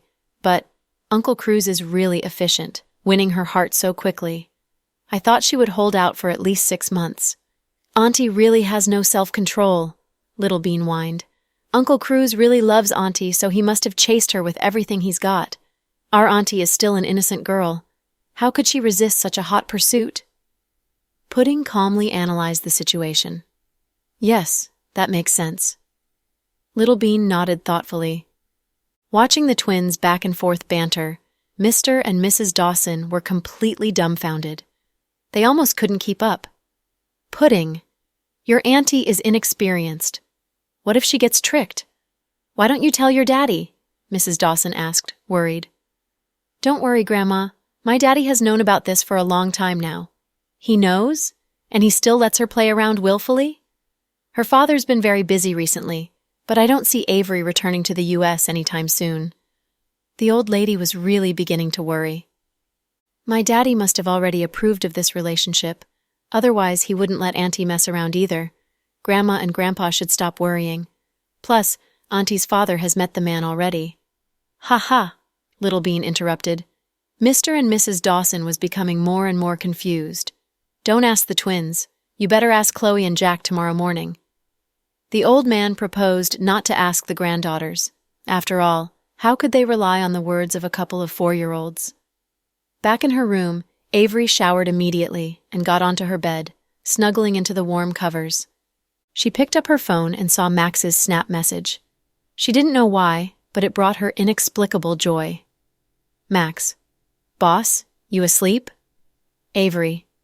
Your boss is not sleepy yet. Max. Not sleepy yet? Then come out for some fun? Avery. Go away. You want me to die? I can't even feel my own legs right now. Avery rubbed her upper thigh. It had been a long time since she'd enjoyed shopping this much. It really was incredibly fun. It was also incredibly exhausting. Max. Oh my, your words are so flirty. People will think that we did something inappropriate. Avery. Go away. Why are perfectly normal words all of a sudden so dirty when it comes out of your mouth?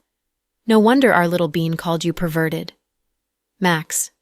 You're kidding me, right? Little Bean said I'm perverted? Compared to her, I'm nothing more than an innocent little kid, okay? She's the genius here. Wait, how does the saying go? The new waves of the Yangtze River outrun the old, slapping me dead on the sand beach. Avery. Yes, you should be slapped dead by the new waves. Max. So cruel? If I get slapped dead, the twins will have no uncle. Avery. So shameless. Who said I was marrying you? Max. It's okay. You'll be mine sooner or later. Ha. Although it was a joke, Max's words still warmed Avery's heart. Avery. Max? Max. Avery. Thank you for taking me to the pedestrian street today. I really had fun. I haven't felt this relaxed in a very long time. Avery had thought back to the days of her flying back and forth between Los Angeles and New York. Those flights were so frequent, she may as well have lived on a plane. She was like Supergirl, taking GK headquarters by the storm. Her days were made up of various meetings, about new releases or weekly summaries. Basically, Avery had gotten used to the boring executive lifestyle and had thought that her life would continue that way. She even thought about the possibility of marrying a foreigner or one of her father's trusted aides. She would continue on as a powerful female executive. However, the appearance of Max completely upended her old ways. He came to her like a thug, not shy or reserved, flirtatious and overstepping boundaries in every way. He was like a street lecher, yet she simply didn't get any negative feelings towards him.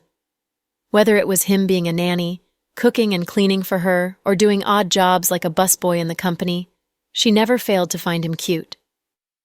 After returning to their home country, he chose to spend time with her at the hot springs instead of going home to his parents for New Year. Every day he would crack jokes and talk gossip to make her laugh, even offering up playful banter and clever quips. Avery seemed to have grown fond of this new life. She knew for sure that Max, even as an experienced playboy, had fallen for her. After all, a woman knows whether or not a man was truly in love with her. Having had read Avery's words, Max continued to ask in a joking manner, "So polite?" Avery: "No, I'm just thankful from the bottom of my heart." Max: "You can't just thank me with words. You have to show me." Avery: What do you want?" Max: "Don't be nervous, President Dawson. What I mean is, if you want to thank me, give me a red envelope, anywhere from $5 to $500.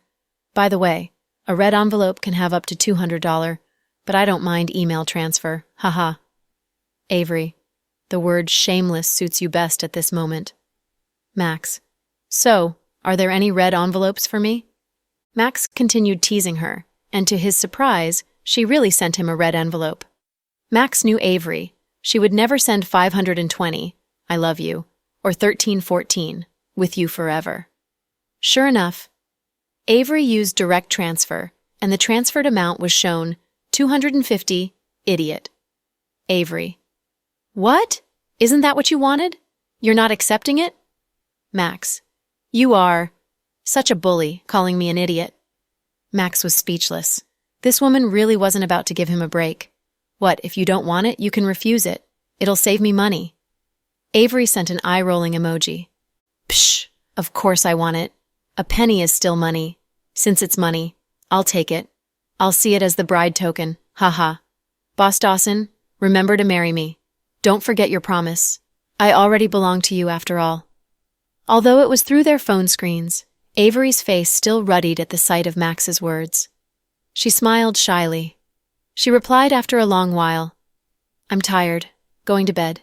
Sleep early. Don't eat breakfast at home tomorrow morning." "I'm taking you to a cool place," Max said mysteriously. "What kind of cool place?" Avery was curious. "Don't ask, little kid. You'll know when you get there. Go to sleep." The two ended their conversation in happy banter, and Avery fell asleep afterward. In another room, Jack came back to a working Chloe. She sat on the bed, wearing anti-radiation glasses, holding a laptop, handling some sort of document. "Honey, what are you doing? You look so serious." Jack walked over and hugged Chloe gently, kissing her cheek. He loved Chloe's natural scent, one without any cosmetic fragrance. It was all natural and it was sweet. It was Jack's favorite. Jack was especially attracted to the present Chloe, completely makeup-free and in comfortable pajamas, simple as could be. "I'm sorting out some stuff from the hospital. I didn't finish it during the day. Our Dr. Green is so hard-working. I guess I'll have Director Richard give you a raise and a promotion." Jack chuckled. "A raise is fine, but maybe not a promotion. I'm already the vice directo. If I get another promotion, Director Richard will be kicked out, haha." Chloe made a joke too. "How long will it take for you to finish? Do you want me to help you?" Jack didn't want to see his wife too tired. He put his chin on her shoulder and looked at the jam-packed document. "No, it's okay. I could have finished this at work, but Lisa came. So, I chatted with them for a long time and that delayed my work." "They? Who else was there besides Lisa? It wasn't Simon, was it?" Jack frowned. Chloe immediately turned to Jack, rubbing her nose against his cheek. "What? Someone's jealous? Someone's always jealous. Something this big happened and you didn't tell me about it?" "Dr. Green, you're out of control." Jack made sure to look serious. "Haha, I've always been out of control. If you don't like it, bite me." "Oh? As you wish." With that, Jack bit down on Chloe's neck. It wasn't a strong bite, just a gentle gnaw, making Chloe blush instantly. She felt something react in her body. Come on, I'm not done yet. It's all right. You keep doing your work. I won't take up your time. I'll keep doing what I'm doing. Myself." With that, Master Dawson continued attacking her neck passionately. Chloe's pale neck became littered with red marks left by his kisses. Chloe felt as if there were a lot of feathers, titillating her heartstrings. "You really are the worst. You know that? How am I supposed to concentrate with you kissing me? Chloe pouted. Then, why don't you work with me first, then finish your work later? Jack snickered. You are really too. Chloe couldn't finish her words because Master Dawson gave her no opportunity. An hour later, Chloe came out in a bathrobe, still weak in the knees. You really are too much. Chloe put her hands on her waist. Honey, we are husband and wife. This is mandatory. If you didn't say you were too tired, I would have unlocked several more positions for us to try. Master Dawson's face was without a trace of embarrassment. Unlock new positions? How could you say things like this with a straight face? Chloe covered her face with both hands. Why can't I say these things to my own wife? Jack leaned on the headboard, chuckling proudly. I'm done messing around with you. I'm going back to work. Chloe grabbed her laptop and continued her work on the daybed. Cece and Rick are back. I had lunch with Rick this afternoon. Oh, Cece called me today. She wanted to have dinner with us, but I won't have time for the next few days, so I invited them to the weekend gathering. Oh, I see. Jack touched the tip of his nose. What? Do you think it's a bad idea? Chloe looked at Jack. Not really. I just don't know if it can wait until the end of the week. Something happened in the U.S., so I think Rick is leaving soon. Jack thought back to the conversation he had with Rick during the day. Leave? What about Cece? What's going to happen to her? They're not going to break up again, right? Chloe was completely taken aback. She knew how difficult it was for them to get back together, with Cece almost losing her life. If that wasn't enough to keep Rick, what will? Chloe really didn't want to see Cece hurt again. He said he would bring her with him, Jack answered calmly. Bring her with him? How's that supposed to work? Chloe was now completely distracted from her work. She got up and walked over to the bed, leaning on Jack's shoulder. Honey, we both know about Rick's situation in the U.S. He faces the possibility of death every single day. How could Cece? I really don't think it's a good idea. Plus, that girl named Luna is always looking for Rick. I'm afraid she will bring them trouble. In places like the U.S., where guns are legal and gangs run rampant, killing people is as simple as stepping on an ant. I don't think a frail girl like Cece can handle it. I didn't know Rick was such an impulsive person. He is not impulsive. He just doesn't have a better choice. This accident really made him rethink a lot of things. There's no way he'd leave Cece again, so the best solution is to bring her with him. The other choice is being in a long-distance relationship, one in the country and one in the U.S. Do you think that's more suitable? Jack countered. Chloe was speechless.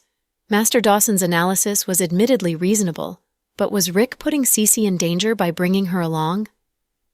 I know what you're worried about, but I'm pretty sure Rick's thought of all of this. So, let them make their own decisions. We're all grown-ups now, Jack comforted Chloe. I guess, when are they leaving? Chloe looked up at Jack and asked, I haven't heard yet, but I reckon within a few days. Then I'll have to have a good talk with Cece. Chloe was still worried. The next morning, at the breakfast table, Mrs. Dawson couldn't help but whisper, Chloe, I need to ask you something. Please, go ahead. Chloe listened while peeling a boiled egg. That little girl, Avery, is she in love? Where did you hear that from? From Pudding and Little Bean? Don't believe those two. They're just kids. They don't know what they're saying. You can't trust them. Chloe wasn't expecting this question from the old lady so early in the morning. No, I figured it out myself. I mean, Avery was always in a hurry to get back to work every time she was home. Plus, being such a career-driven girl, she was constantly thinking about her work at the headquarters. This time, however, it's as if she's turned into a completely different person. Not only is she not in a hurry to leave, she even made excuses not to go back when her father called. Plus, she came home late yesterday, and I know that she doesn't have friends here. Isn't it obvious that she's met a boy? I also heard Jack mention something about it before, that the boy is from the Cruz family, is that true? Yes, the youngest son of the Cruz family. Chloe nodded. That's not good. I strongly oppose. When she heard this, Mrs. Dawson's expression immediately dropped. Mom, Why do you oppose? The Cruz family is also a well-known family. Isn't it a good match? Chloe whispered. She knew that her mother-in-law was on the close-minded side, putting importance on family background and status. That's not what I mean. The Cruz family doesn't have a good reputation. Both its elders and its youngsters. All of them have poor characters. Didn't that uncle of his marry a much younger woman? I have seen his ex-wife. She's a great woman. I can't believe that he was bewitched by a homewrecker. I heard that he's getting divorced again for an even younger girl. How irresponsible. Mom, there are a lot of people in the Cruz family. Not everyone is like that. You can't draw conclusions based only on one person. Chloe seemed to disagree with her mother-in-law and was anxious to defend Max's reputation. It's still a no. Jack, say something. You are usually very clear-headed, never one to be emotionally charged. Mrs. Dawson seemed unconvinced. She raised her voice and asked for her son's judgment, making Chloe speechless. What is it, Mom? Jack looked a bit confused about his mother's request. The thing between our Avery and the boy from the Cruz family, you should stop them right away. Why should I stop them? Avery is old enough. Isn't it a good thing that she's dating? Jack was very calm. Dating is fine, but it has to be with the right person. What kind of garbage is the Cruz family? They're nothing but scumbags, changing women faster than changing clothes. Fish begins to stink at the head. Their home atmosphere is not good. No, I do not agree. Mom? Chloe seemed to want to say more. I know that boy often comes to our home as a guest, and it's okay for you to have him as a friend, but marriage is impossible. Son, you should know the boy's character. That kind of behavior is not good. I will talk to your uncle about this and get him to take Avery back earlier. She can't continue to stay.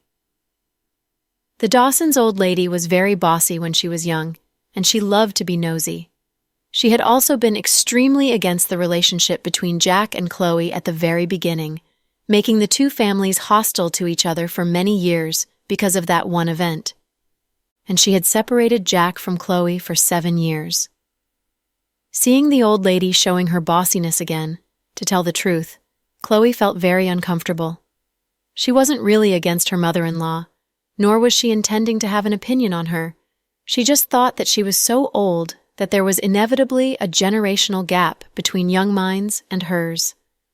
Mom, leave it alone. Jack clearly didn't agree with his mother's idea. Yes, our kids' mother. We both are old, and we should just enjoy our own happiness. Let the kids take care of themselves. Jack's dad also tried to persuade his wife. That's not right. I'm worried about Avery, not someone else. Why are you all against me? The old lady all of a sudden threw the half-eaten bun on the table. Her face darkened. It was a bit awkward for everyone. Chloe did not dare to say anything at the moment. After all, she was an elder, and quarreling with her on such a trivial topic was not good in the early morning. So she gave Jack a wink, meaning no more talking. Jack sighed slightly, and then he looked at the twins eating with relish at the side, and said, Pudding and Little Bean, hurry up, and persuade Grandma. Daddy's going to use us again, Pudding said calmly. So? Grandma is so angry that everyone is afraid to say anything? Can we really? Little Bean felt a bit helpless. The two little ones' cuteness amused Jack, and Chloe could not help laughing. If we don't step forward, it's like we're not part of this family, said Pudding. Little Bean took a paper towel and wiped the milk off the corners of her mouth, sighing. In this case, we have to try it. After all, Daddy has no way out, and that's why he is seeking our help. We have to respect him. Yes, Daddy's usually so nice to you. Now Grandma's mad. Shouldn't you say something? Jack looked at the twins tenderly. Don't talk me out of it. I'm not eating anymore. I'm angry with you guys. Mrs. Dawson was so old, yet she began to act like a child. It made sense that the elderly were frequently considered children. Once people become old, they somehow revert back to their childish ways. They were often as stubborn as an ox, making any attempts at communicating with them incredibly difficult. Grandma, if you're not eating, I'm not eating either. I'll be hungry with Grandma. Even though I know it'll affect my growth, for Grandma's sake, I'd rather not grow any taller, Little Bean made up her mind. Oh, my little baby, You can't starve yourself. You usually have such a good appetite, eating 2 meat buns every meal. You only ate 1 today. That's not good. Hurry, eat." Hearing her granddaughter's words, Mrs. Dawson's heart immediately softened, and she began trying to coax Little Bean. "No, if Grandma doesn't eat, I'm definitely not eating," Little Bean insisted. "My little baby, Grandma will eat. Hurry up and eat or the food will get cold. It'll be bad for your stomach." With that, Mrs. Dawson immediately went back to eating her buns and drinking her porridge. Little Bean made a knock sign to Jack, signaling that the situation was under control. It was Pudding's turn. "Grandma, Uncle Cruz is actually a great person. We've played with him ever since we started speaking and walking. He's one of Justin's best friends, just like Uncle Blake. Think about it. Everyone says that birds of a kind flock together, right? So, how could someone who hangs out with Justin and Uncle Blake be a bad person? I really think you've misjudged the situation this time." Is that so?" Mrs. Dawson gave Jack and Chloe an incredulous look. Yes. Max is Justin's childhood friend. Jack and I have known him for many years now. Mom, he really isn't what you think. Plus, Uncle is aware of his pursuit of Avery. He was in the U.S. for a while and even stayed at Uncle's house for more than a month." "What? Why didn't I hear your uncle talk about it?" Mrs. Dawson looked dumbfounded. "Uncle is so busy. When would he find the time to tell you about it?" Jack had his head down, sipping on his lemon tea. Jack's dad glanced at his wife. "See? What did I tell you? My brother definitely knows what's going on. He doesn't need us to worry about it. So, rest assured, Grandma, Auntie won't get together with an unreliable guy," said Pudding. "If that's the case, I'm not as worried." Mrs. Dawson finally stopped being so stubborn. Chloe smiled at her daughters, signaling a job well done. After breakfast, Jack and Chloe left the house and went to the parking lot to pick up the car. Chloe smiled. "Babe, your daughters really are powerful, settling our mom instantly.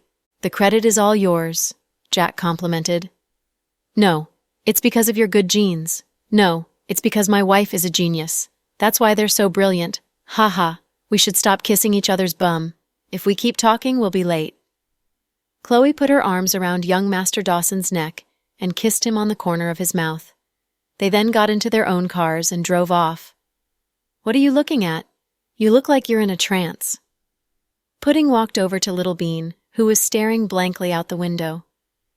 "Daddy and Mommy are already getting old, but they're still showing affection like crazy.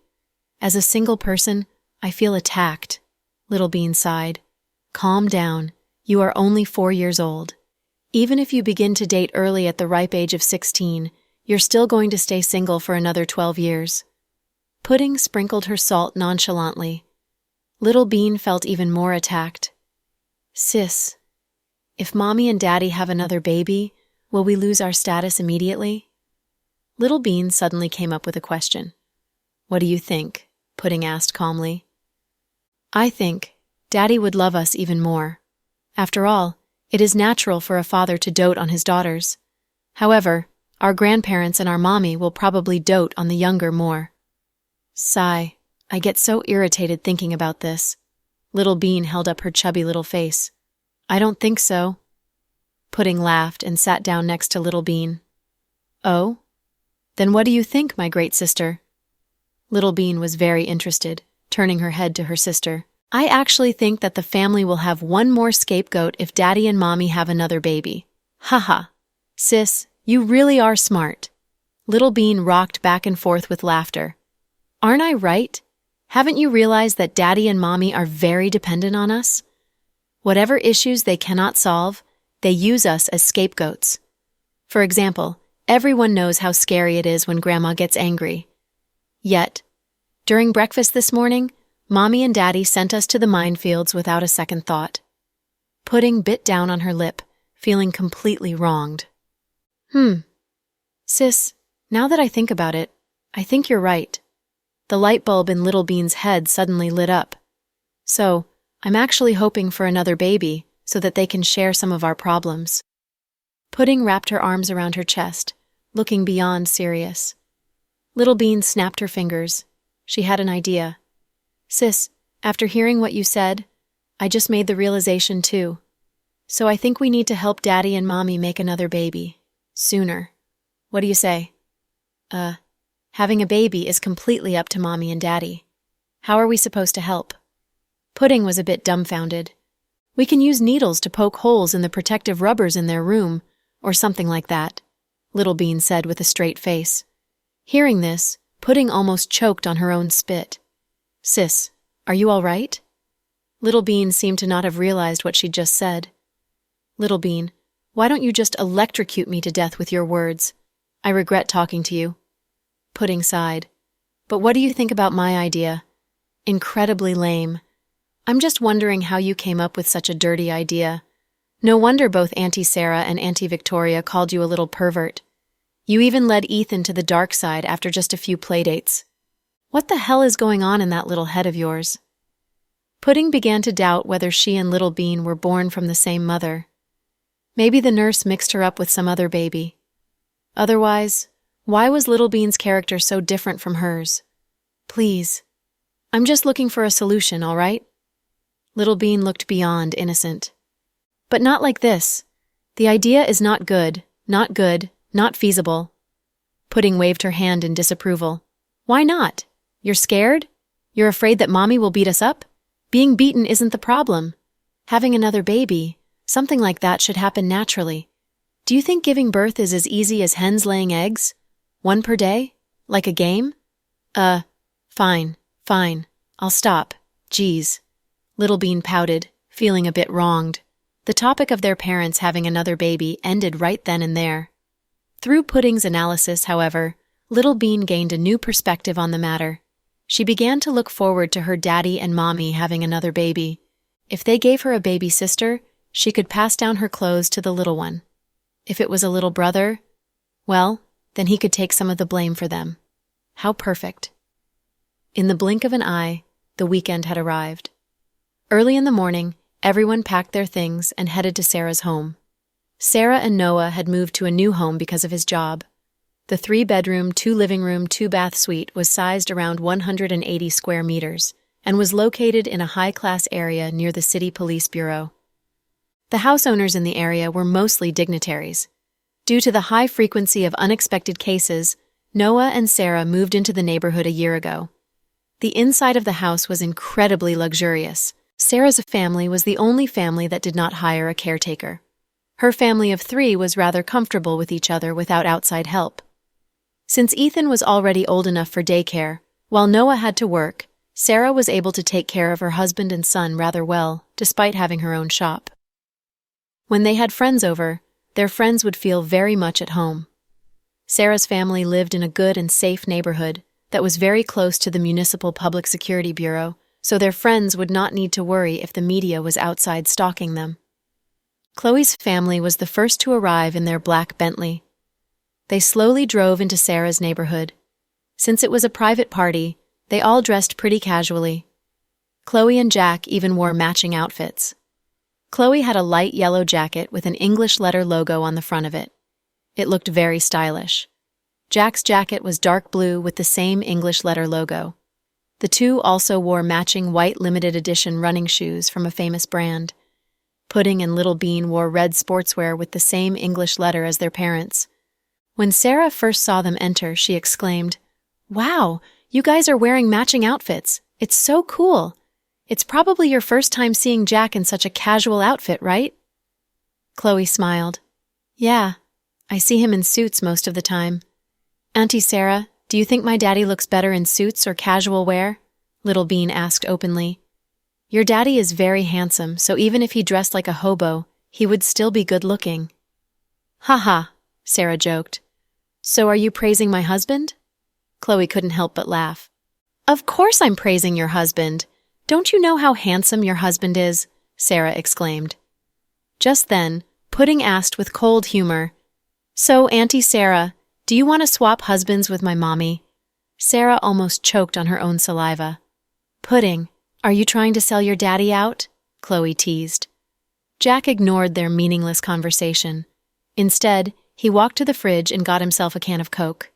Then, he went to Noah's room, where Noah was actually playing computer games. "Oh, you're here. Noah was in the midst of an intense game, so he didn't even turn around to look at Jack. So the director of the Bureau is actually playing online games in bright daylight. Wow. Jack leaned against the window and teased. What about the director? The director is also a human being who shits and eats. This is my private time, you understand? Then, Noah even dragged Jack into it. Come, use my laptop and we can have a battle. I'm good, Jack refused directly. Why? Noah said, looking confused. 'Cause you suck, Jack said arrogantly. What? So you're just openly degrading me now, eh? No way. We have to have a one-on-one now. Hurry up. Noah did not accept defeat without a fight. Finally, Jack couldn't decline Noah's ardent invite, so he slowly walked over and turned on Noah's laptop. The two guys started fighting in the world of online games.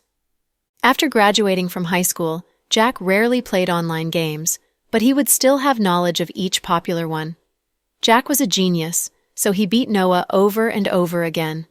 Of course, Noah was not willing to accept defeat, so he would continuously challenge Jack. Chloe took off her jacket and asked Sarah, "They're coming in a bit, but should we start developing the menu first?" "We don't need to develop the menu because I already bought a lot of ingredients. We can just improvise as we cook. You can pick whatever ingredients you want. After all, we're all here to just hang out, so we don't need to put so much effort into it." Sarah was a very direct and big-picture person.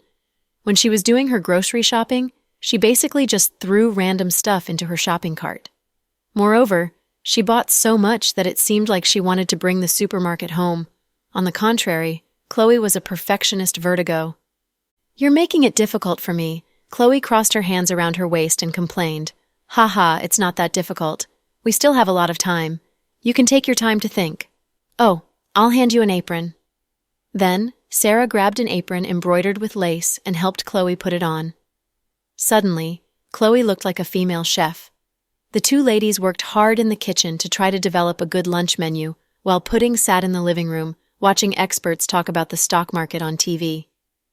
"Sis, let's go," Little Bean said with a giggle.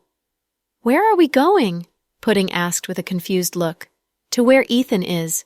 Didn't you hear what Auntie Sarah said? Ethan's still sleeping. That's why he has to go." "We need to see him naked," Little Bean said shamelessly. You can go yourself." Pudding was even more unwilling to go now. "What's fun about watching TV? It's just a bunch of so-called experts BS on TV. It's boring.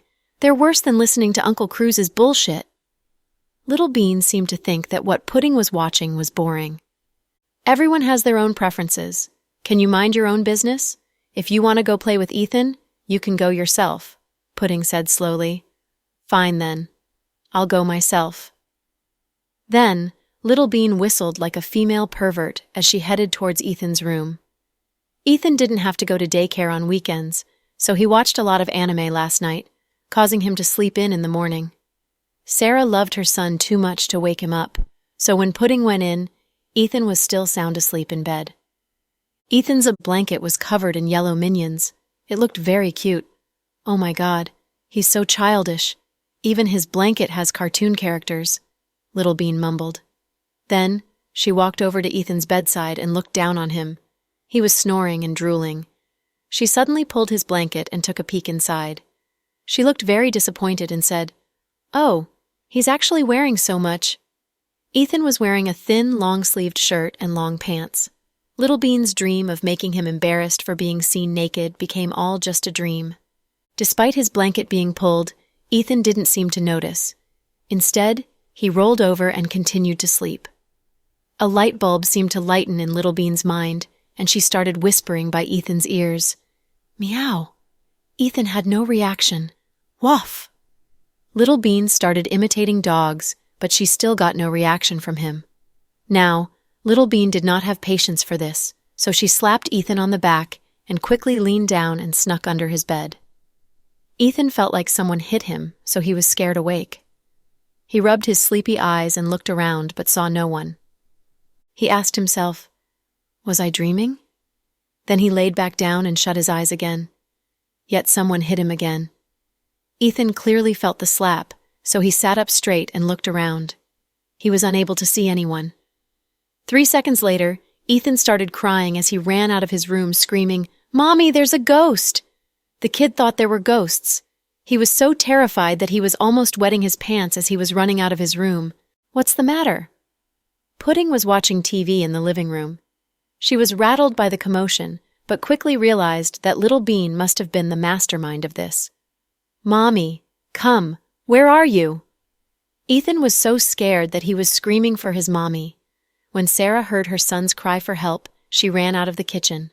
Chloe followed. Then Noah and Jack came out too. They all stared at Ethan. "There's a ghost in my room." "Ghost? Are you kidding me?" Sarah's brows furrowed. "Son, it's bright daylight right now. Did you just have a bad dream?" Noah also didn't believe his son. "No, it's not a dream. It's real. The ghost hit me twice. It scared me to death." Ethan was so scared that he wrapped his arms tightly around Sarah's neck. Let me go check." Noah was about to turn around and go to Ethan's room to check. However, Pudding suddenly said, "Uncle Ace, it might not be a ghost, but Little Bean playing a prank on Ethan." Pudding felt rather ashamed when she said this. Jack and Chloe's faces darkened when they heard that Little Bean was behind this, since they knew that their daughter had caused trouble. "Little Bean, come out!" Chloe shouted with a serious tone. Mommy?" Little Bean realized that she might have gone too far and that she was in trouble. She walked out of Ethan's room looking down. "Little Bean, how dare you make a fool of me?" Ethan said angrily. He was just sleeping in, but because of Little Bean, he was scared almost to death. "Ethan, I was just playing with you. Why are you taking it so seriously?" Little Bean started to act in a cute manner. "Who plays like you? You wanted to scare me to death." "Auntie Chloe, I think Little Bean needs a beating." Ethan knew that Little Bean was scared of Chloe, so he directly told on her.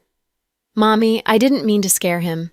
I was just trying to play with him," Little Bean said with an apologetic face. "It's okay. It's just kids playing around." Sarah tried to relieve the atmosphere as she was scared that Chloe would beat Little Bean up. "Son, you're also in trouble. How can you let a little girl scare you? How are you going to be a police officer like your old man?" Noah chuckled. "This has nothing to do with being a police officer or not. She intentionally played a prank on me, and that's unacceptable." The cute little boy was obviously mad at Little Bean. "Little Bean, what are you doing standing there like a stone? Hurry up and apologize to Ethan." Pudding saw that Chloe's face was still stern and was scared that Little Bean would be beaten up, so she quickly suggested Little Bean do something to redeem herself. Little Bean was also smart. When she heard Pudding remind her to apologize, she quickly ran over to Ethan and held onto his hands. "Ethan, I'm so sorry. It's all my fault. I didn't mean to scare you like that. I just wanted to play with you. We haven't seen each other for a long time and I miss you. Here, I will give you a kiss." Then, Little Bean kissed Ethan on the cheeks, making Ethan blush right away. Ethan obviously was not calm enough. Noah tucked Jack with his elbow and said, "Look, Jack, your daughter already knows how to use her beauty at such a young age." "Your son looks like he's buying it," Jack said calmly. Sarah couldn't help but laugh. "Son, Little Bean apologized. Can you forgive her like a man? You should learn from Kenneth. He doesn't get startled by every little thing. Kenneth is just lucky that he got Pudding? Why am I so unlucky?" Ethan crossed his arms and said, a bit angry. Little Bean pouted and said, "Hey, Ethan, what do you mean by that? If you're so unhappy about our marriage arrangement, then we can switch. You can have Pudding and I'll have Kenneth. Don't say I didn't warn you, though. My sister has much crueler methods than me. Don't come crying back to me when you regret it." You don't know how lucky you are." Then, Little Bean ran to the balcony and ignored the whole world. "Oh my, the kids are talking about marriage already.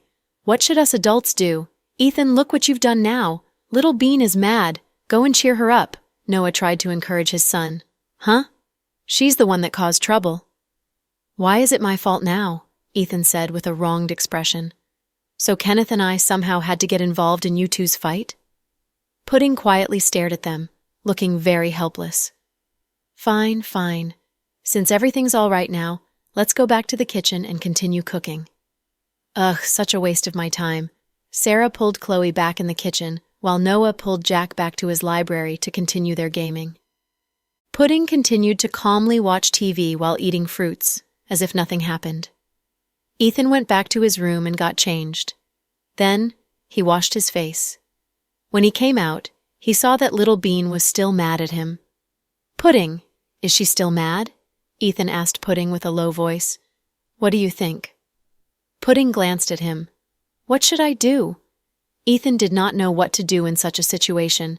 "Cheer her up. How do I cheer her up?" "I don't know how," Ethan said with a wronged face. "Let me give you a hint. Little Bean loves to eat. There." Then, Pudding continued watching TV. All of a sudden, Ethan knew what to do. He ran back to his room and opened the drawer where he put all his snacks. He pulled out a bag of Oreos and a chocolate bar. Then, he ran over to Little Bean and said, "Little Bean." Little Bean pretended like she didn't see him. "Little Bean, don't be mad at me anymore. Go away. I don't need you. Don't you hate me? Didn't you say you liked pudding more?" "No, I didn't mean that. I didn't think before I said that. It's like what you did. I was just playing with you. When a girl teases a guy, that's called flirting. When a guy teases a girl, that's called bullying. Do you understand?" Little Bean said it like she meant it. "Huh? There's such a rule?" Ethan scratched his head. He did not know what to do now.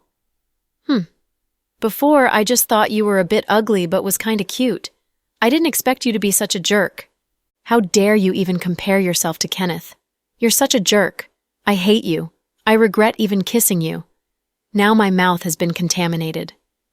Ethan thought for a bit and then said, "Why don't I give that kiss back to you? What the—" Little Bean was at the brink of bursting. "Little Bean, don't be mad. Here, have some Oreos." Ethan raised his left hand up to hand over the bag of Oreos. Little Bean glanced at it and said, "You think a bag of stupid crackers can buy me? No way." "Do you want chocolate then? My mom made it. She made it from scratch, and it's very good." Ethan continued to entice her. "Chocolate." Little Bean was getting soft after seeing the food. "Come and have a bite." Ethan continued to entice her. I don't want it. I'm not such an easy person. Do you think I'll forgive you because of your dumb chocolate? I don't want it." Little Bean was still holding a tough position. "I see. Forget it. I'll bring it to Sister Pudding. You can have some time to yourself. I'll leave you alone." Ethan turned around and was about to leave. "Wait, what's the matter?"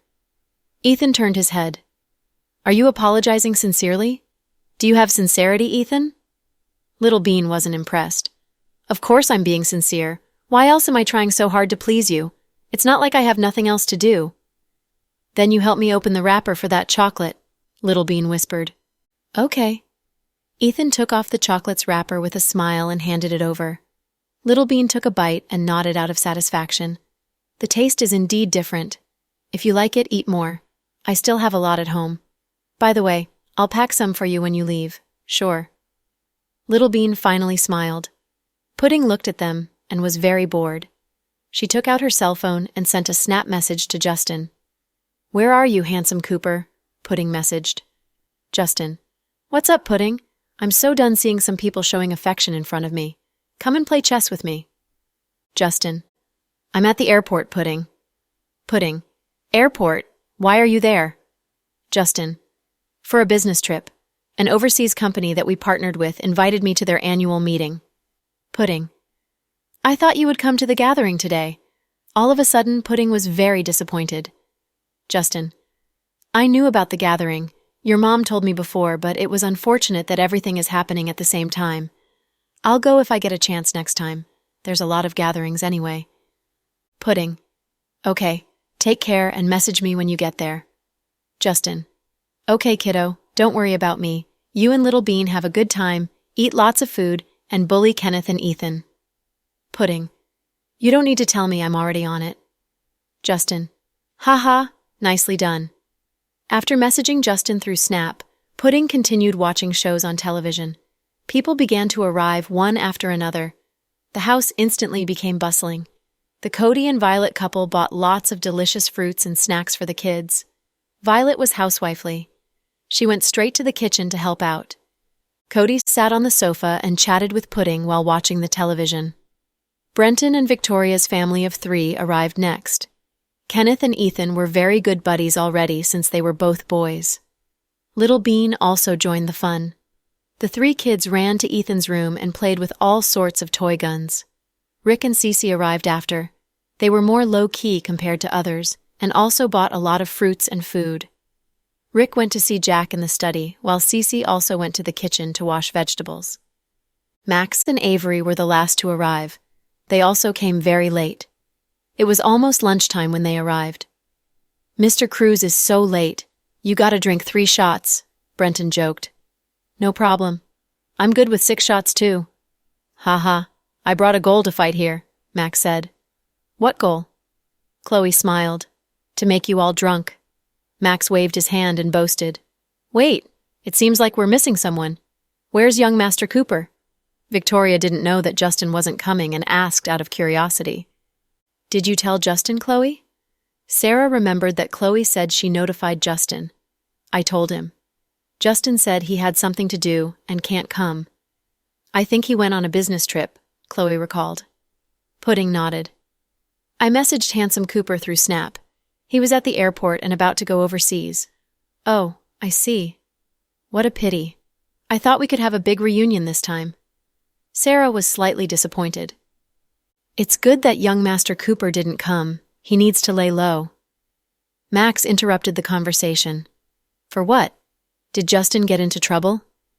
Chloe looked at Max in confusion. "Don't tell me you guys don't know the rumor about Mr. Cooper." Max looked at everyone curiously. "What rumor?" Chloe's heart skipped a beat and she asked solemnly, "You guys really don't know?" Max didn't tell them the rumor and kept them guessing. Everybody was completely perplexed. "Uncle Cruz, if you don't tell us quick, my mom is going to go nuts," Pudding said indifferently. Everyone knew that Chloe cared a lot about Justin. Even though she never loved him, she always was grateful to him for taking care of her and her daughters. She always thought about Justin on many occasions. Mr. Dawson was slightly jealous of him, but he understood his wife's feelings after all. "Don't be like that. I can't take Deputy Director Green's anger. I'll tell you everything. Seeing you all so confused, I can tell that you guys definitely don't know. Here's the story.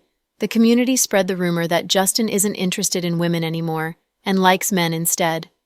It was rumored that he changed his preference now because he had enough women when he was younger. People suspect that he's in a relationship with his assistant, Anne. Max quickly told them everything. Everybody's reaction was very remarkable. "Haha, no way. It's unbelievable. It's at the level of the most dramatic TV show this year." "My goodness, Justin's suspected of being gay now," Sarah laughed.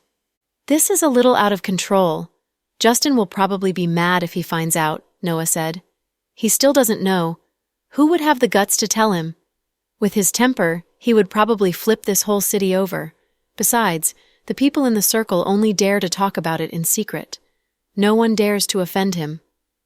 Cody: "My co-workers did mention this, but they didn't spread the rumor because they are scared of President Cooper. The celebrities seem to know as well. I heard many female celebrities want to be his girlfriend and tried to ask him out, but he rejected them all. They can't say President Cooper is gay because of that. My sis also likes President Cooper, and she knitted a scarf for him. President Cooper also rejected it. Rejection only means he doesn't like her and has nothing to do with his sexual orientation." "These people really have nothing to do," Cece said. Even she was complaining about the unfairness and defending Justin. Rick passed Cece a cup of water and whispered, "Don't get agitated. You are still injured." This incident happened a few years ago as well.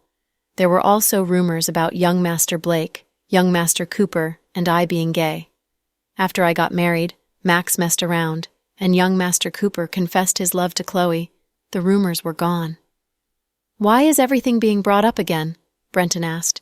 "Those people were goofing around." "We heard it so many times already," Victoria said. "It doesn't seem like they're goofing around this time. I even heard that an unknown small publisher that specializes in exposing gossips wants to start off exposing Justin's information. Besides, no one can find their location because it's very hidden. They'll change their location once someone tries to track them." They've been spreading rumors on Weibo, and it's totally disgusting, Max said. Weibo? Let me take a look. After Pudding calmly said that, she took out her phone and opened up Weibo to check. What do you think, Chloe? Sarah looked at Chloe and asked with a smile. Everybody knows that Justin isn't gay. There's nothing much to say about this, and the smart ones won't buy the rumors. If someone keeps on gossiping, Justin won't let them off easily when he comes back, Chloe said slowly. For sure. With his temper, he will definitely turn the whole world upside down. It's good that he's on a business trip, or who knows how mad he will be, Max exclaimed. This has been going around for a few days. Why did you tell us just now? Brenton complained. I didn't take it seriously and thought the rumors would be gone after a few days. Who knew that it would get even more and more ridiculous and even involve Max replied. Do you guys think Justin would actually take things too hard and… Avery wasn't familiar with Justin. All she knew was Justin loved Chloe for many years and never regretted loving her. That was why she guessed Justin might undergo a transformation in his mind, because he could never be with Chloe. Before Chloe was able to oppose Avery's words, Jack spoke. That won't happen no matter what happens to him. See, even President Dawson, his rival in love, is defending young Master Cooper. Can you quit jabbering, Avery? It's Justin's reputation. I'll have someone check up on this. Pay attention to the surroundings, everyone, Noah concluded. Sure, we'll change the subject because this topic is disgusting. Let's eat. Sarah got up after she finished speaking to help Chloe and Violet put the dishes on the table. Eventually, the table was full of delicious dishes. There was no room left on the large, square 8-seater table. Wow, didn't you say there will be 12 dishes? It seems like there are 20 dishes here, Max said gluttonously. Sarah replied, We originally had 12, but Violet came and she's a better cook than us. She made a few more dishes. You all are in luck to eat some delicious food. Chloe said Violet is a good chef. I can vouch that her cooking is indeed fairly tasty, Cody laughed and commented. You've got nothing to be smug about. Keep it low, understood? Violet pushed Cody out of embarrassment. Everybody sat around the table and started eating. Chloe carefully grabbed some food and put it on a small plate with a pair of tongs and put it on the side table. Pudding, Little Bean, Ethan, and Kenneth sat around the side table. Eat nicely. Don't fight with other people or cause any trouble, Chloe looked at Little Bean worriedly and said. When she thought back to how Little Bean pranked Ethan to the point of the latter actually crying, she felt quite guilty. She didn't even know why a humble and introverted couple like her and Mr. Dawson would have a naughty kid like Little Bean. Moreover, Little Bean was a girl too. Okay, Mommy, relax, Little Bean answered like an adult.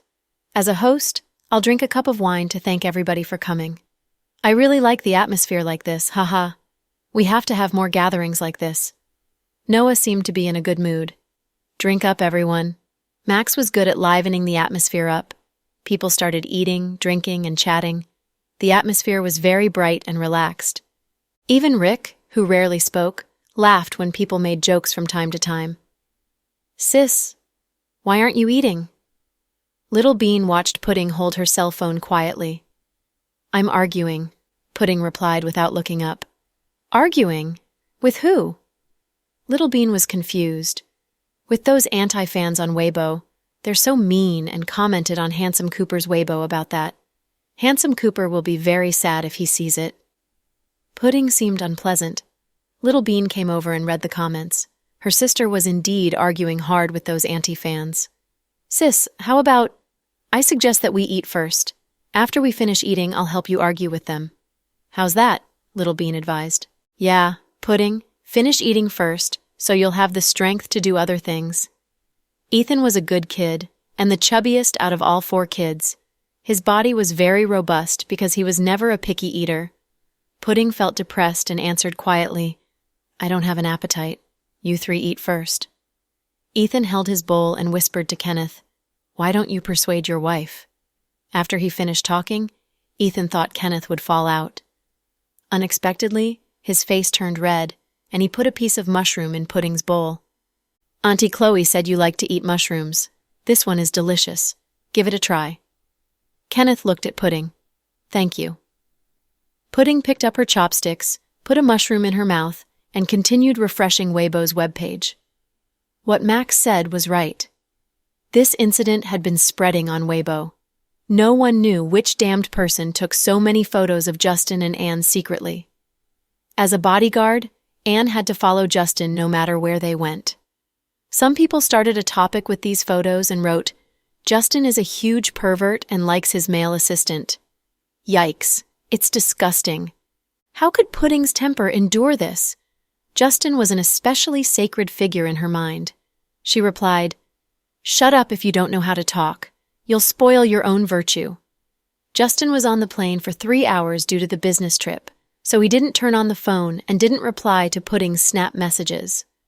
Justin didn't use Weibo on a regular basis. He only used it before because Chloe was on it. Pudding finally saw someone willing to help Justin out after refreshing the page for a while. She was Kira, Cece's older sister. She posted on Weibo, "Please don't believe the rumor. Justin is our well-respected boss. The employees of Imperial Star will always admire him. Wise people won't believe the rumors. I hope this incident will stop now, or else our company will find out who's accountable for this." After she posted, many female celebrities followed her steps and voiced for Justin as well. Pudding took her cell phone, walked beside Cody, and said, "Uncle, hurry up and say something for Handsome Cooper. You are very popular." "Sure." Cody smiled and patted Pudding's little head. He took out his cell phone and reposted Kira's Weibo post, adding his own comment as well. "President Cooper has always been just and honorable. Please don't make up any rumors, or we won't let you off the hook easily." A short sentence was simple yet effective, just like Cody's style. After he posted, his fans surfaced immediately and spoke for Justin. Pudding still didn't have much of an appetite. Ethan and Little Bean already finished eating and started playing hide-and-seek. Pudding still held her cell phone.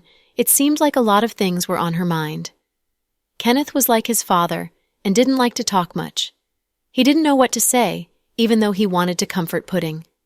He took out a lollipop from his bag and walked over after watching her for a while. "Here, Pudding, have a candy first. I'm not Little Bean. Why are you giving me candy?" Pudding asked with a smile. "Because you seem to be in a bad mood. My mom said, when you feel sad or sorrowful, eat candy, and your mood will be sweeter." There isn't anything you can't get past in life. Kenneth thought about the words his mom told him carefully and told them to Pudding. "It's fine. I was sad seeing those people trash-talking about Handsome Cooper that way." Pudding pouted her mouth and said angrily, "Pudding, do you really like Uncle Cooper very much?" Kenneth finally plucked up his courage and asked, "Yeah, of course I do. Ever since I was born, he had been by my side. I will like him for my whole life." Hearing Pudding's confession, Kenneth actually felt pretty upset. He was slightly older than Pudding and Little Bean. Thus, his IQ and EQ weren't low either, and he naturally knew a lot of things. Even though he was still a kid, he didn't know why he couldn't be happy hearing Pudding say she liked Uncle Cooper. "Then, will you marry him?" Kenneth asked in a low voice. "What did you say?" Pudding thought she heard him wrong and asked again. "I said, since you like Uncle Cooper that much, will you marry him in the future?" Kenneth asked again, a bit absent-mindedly. "Can you stop joking around?" Pudding couldn't stifle her laugh. "Why are you laughing?" Kenneth thought Pudding shouldn't be laughing when he asked a question seriously. "What are you talking about? I like Handsome Cooper, but not in that way. Marrying him involves being in a relationship, and it's tough to be husband and wife. I like Handsome Cooper because he's the man who treats Little Bean and I the best other than Daddy. Even Uncle Thomas and Grandpa don't treat us that nice. That's why I really like him." "You mean, you like Uncle Cooper as an elder?" Kenneth slightly understood now. Pudding nodded. "So that's how it is." He talked to himself as his mouth secretly twitched and smiled. "What are you smiling about?" Pudding looked at Kenneth curiously. "Nothing. Are you hungry? I'll go and get you some rice?" "No, I still don't want to eat."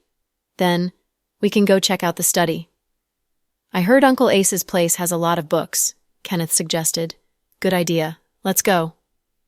Pudding was still a kid after all. Hearing Kenneth's invitation, she immediately went with him to the study. Max looked at the 4 kids, who were having a good time, and teased, "Bro, sister-in-law, some people are going after our twins. Shameless. Who's your bro and sister-in-law? Stop addressing them with those names so liberally." "Max, can you be less shameful?" Avery felt embarrassed when Max called Chloe and Jack sister-in-law and brother in front of everybody. "Did I address the title wrong? I didn't. They are not your bro and sister-in-law yet," Avery corrected him. "They'll be sooner or later." Max presented his shameless mindset again. Noah looked at his son and Little Bean and laughed. "My son forgot the pain after his wound healed up. He forgot that Little Bean scared him to death this morning. He definitely won't hold a grudge against his wife," Sarah also teased. "The 2 of you have a strong mentality, that you guys want Little Bean to be your daughter-in-law. I'm telling you not to scare you guys. Mr. Dawson and I cannot control Little Bean sometimes when she's wild. If anything happens, it's not good to return." "We don't accept a return after the product is sold, ha-ha," Chloe laughed. "It's fine.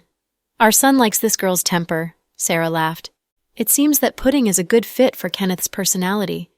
They are both more introverted. Maybe they can actually become a happy couple in the future. What do you think, darling?" Victoria leaned on Brenton's shoulder after she finished saying the sentence. "Yes, I agree with my wife. If Pudding joins our family, her IQ and EQ will definitely make our family business better than GK." Brenton was also very proud. It seemed like he was very satisfied with this arranged marriage. "You guys are overthinking it. This is just our anticipation.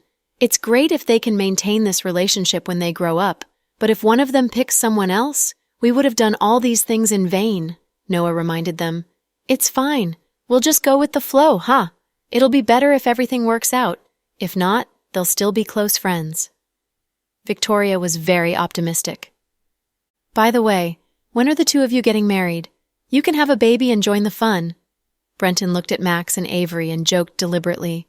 "Don't worry. Just watch me. Get lost. Quit talking nonsense." Avery secretly stepped on Max's foot underneath the table. "Yikes, my goodness. Can you be more gentle?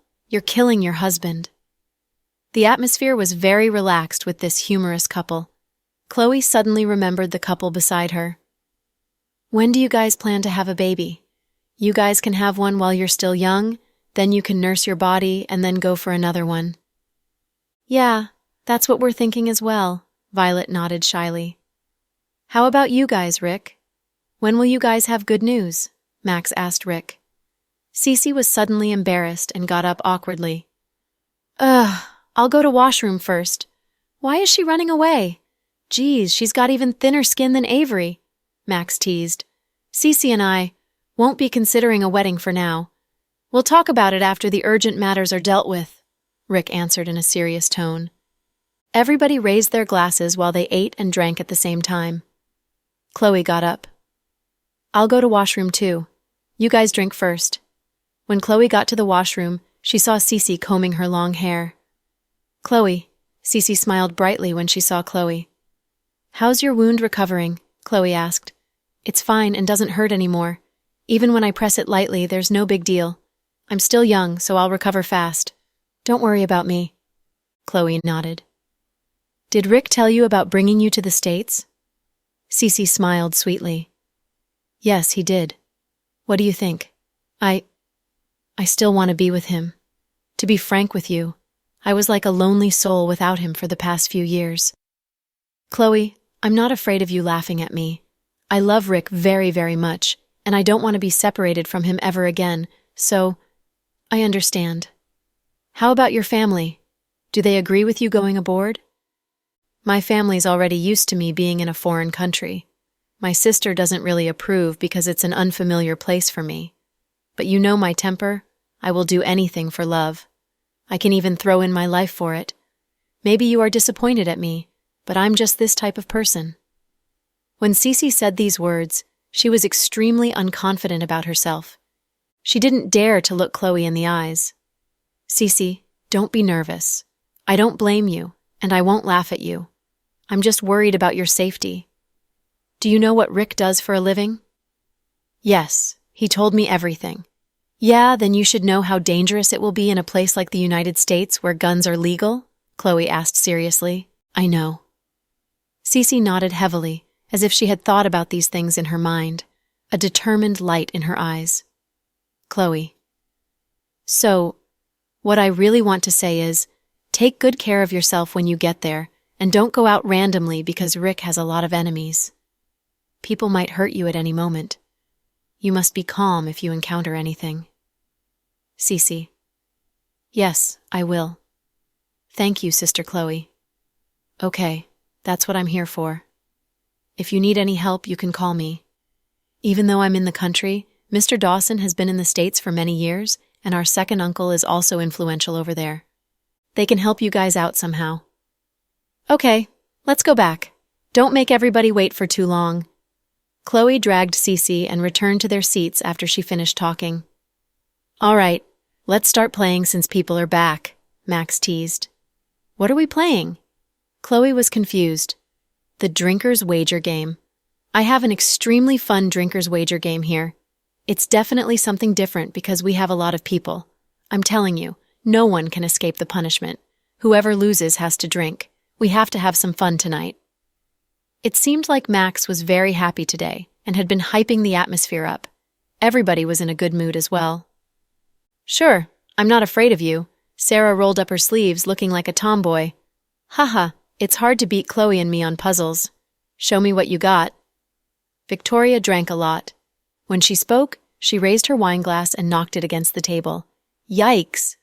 Young Master Blake, your wife's head is in the game already, Max laughed. Indeed, I haven't seen her face glow from drinking in a long time.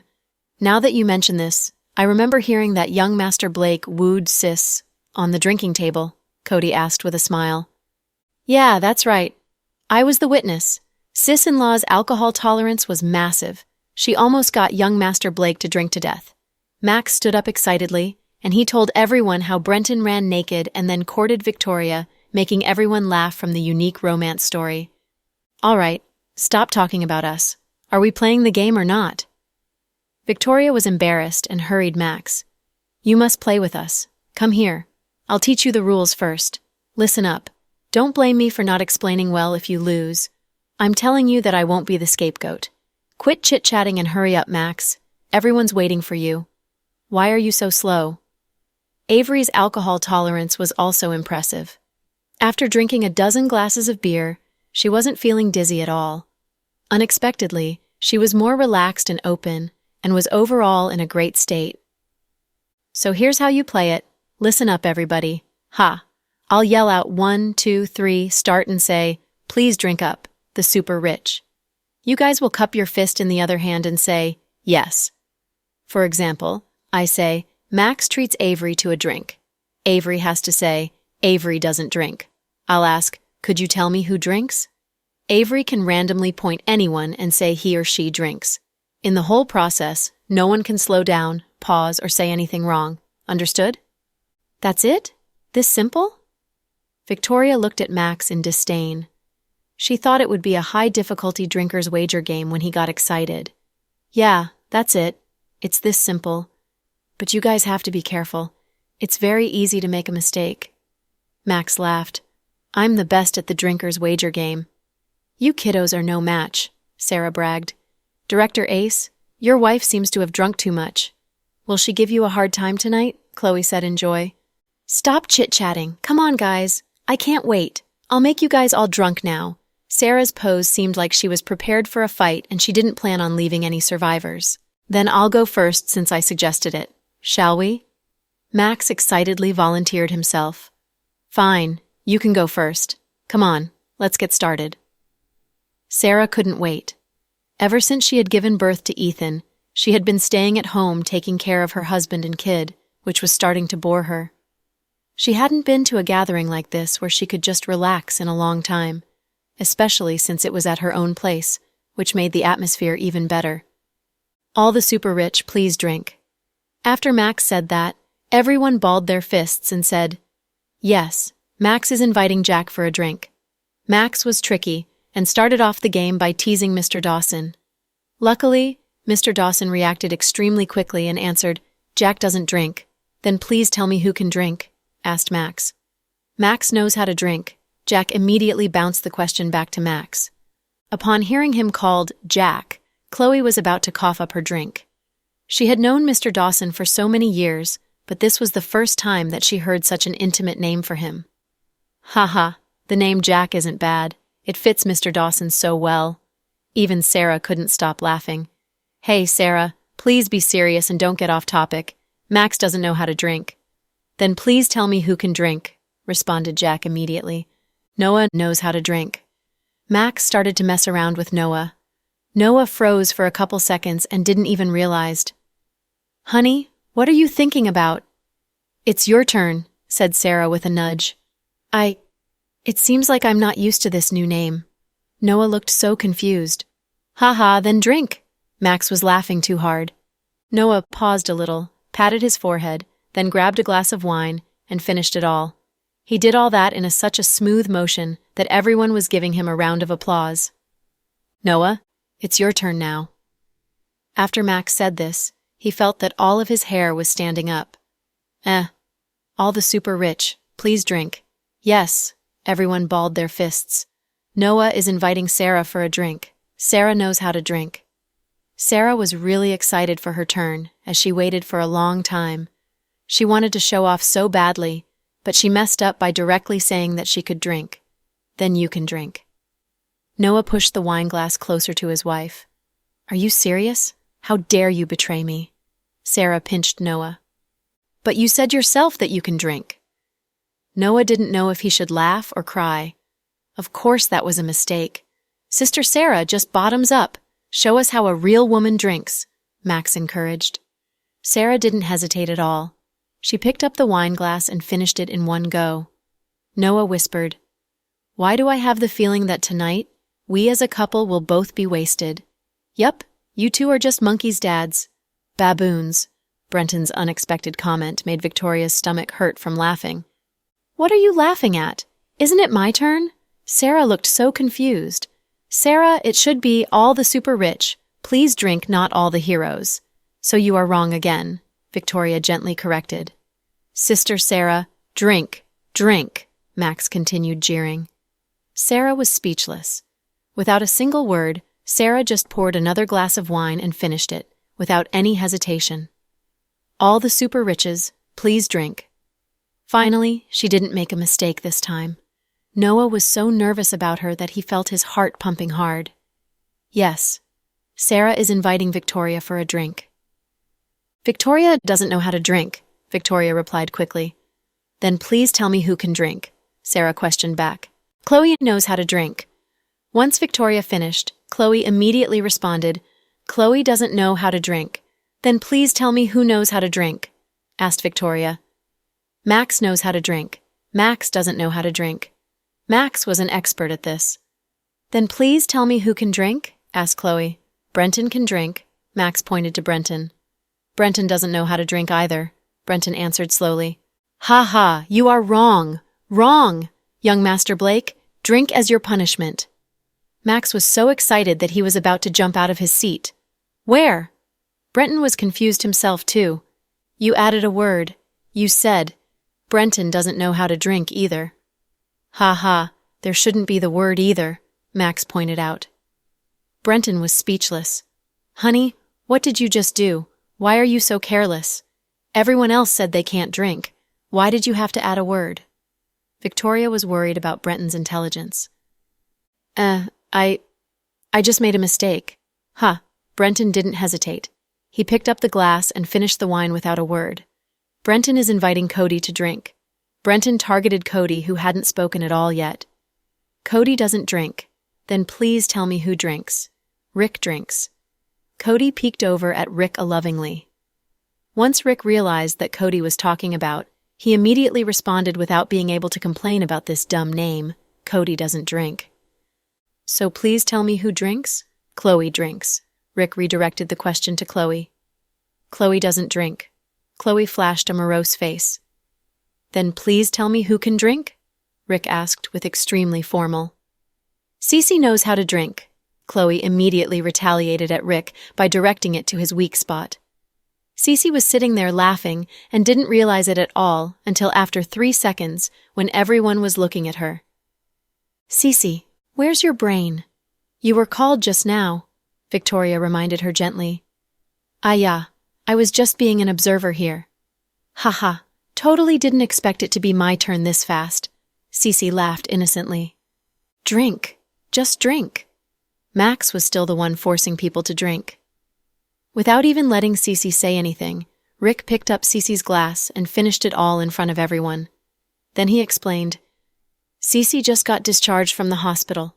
She's still recovering from her wounds and she can't drink, so I will drink for her. Please excuse me." You are the best husband in the country," said Sarah with a sly smile. "Not husband yet." Cece was shy and bowed her head. "Okay, then the best boyfriend in the country," Sarah corrected.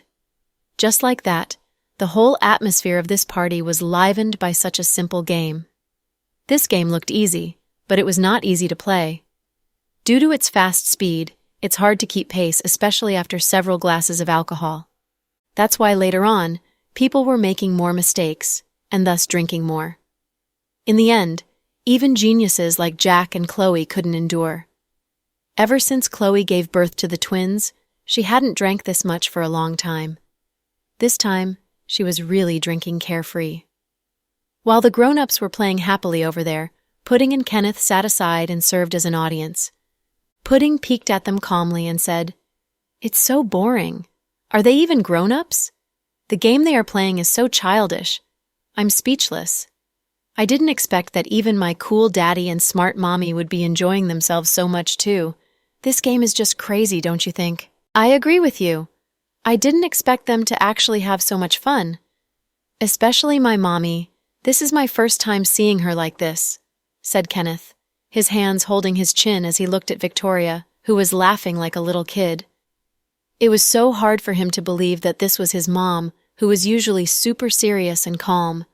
Which tells us, even though adults look older in age, behavior-wise, they are still little kids.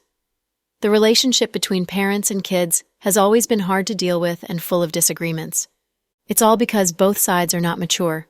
Kids are young, so it's fine for them to be naive. But when parents act like little kids, behaving immaturely, then that is unacceptable. Your logic is really, really crazy. "It's my first time hearing this," remarked Kenneth while looking at Pudding admiringly. Then Pudding's phone started ringing. "Handsome Uncle Cooper." Pudding showed a sweet smile after picking up the video call. "I just landed, Pudding." "So fast? Is it cold there?" "Not really. The temperature here is just perfect." "What are you doing now?" Justin looked at Pudding dotingly. "I'm chatting with Kenneth now. Where is Little Bean?" "She's munching on some food with Ethan," answered Pudding while pointing to the other corner in the room. Then maybe you should remind Ethan that if he keeps hanging out with Little Bean, he will definitely get as fat as a pig one day," Justin joked. "Ha ha, Uncle Cooper, you are really funny." Kenneth was laughing on the side. "I'm not going to remind.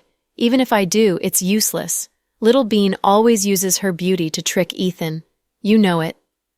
Afterwards, Pudding even winked at Justin and showed him the look of, "You got it." Justin laughed out loud, then asked, "What about them? Still not done drinking?" "Not yet, and I think the main event is just starting." "Let me show you," said Pudding, as she turned the camera towards the living room. Justin saw through the camera that everyone over there had drunk to their heart's content. Max had taken off all of his clothes, except for an undershirt. Victoria and Chloe were hugging each other, both with red cheeks and seeming to be exchanging gossip. Sarah was lying on Noah's shoulder with her hair loose and teasing her husband. Jack was comparatively good, as he was sitting aside and focusing on his company's feeds on his phone.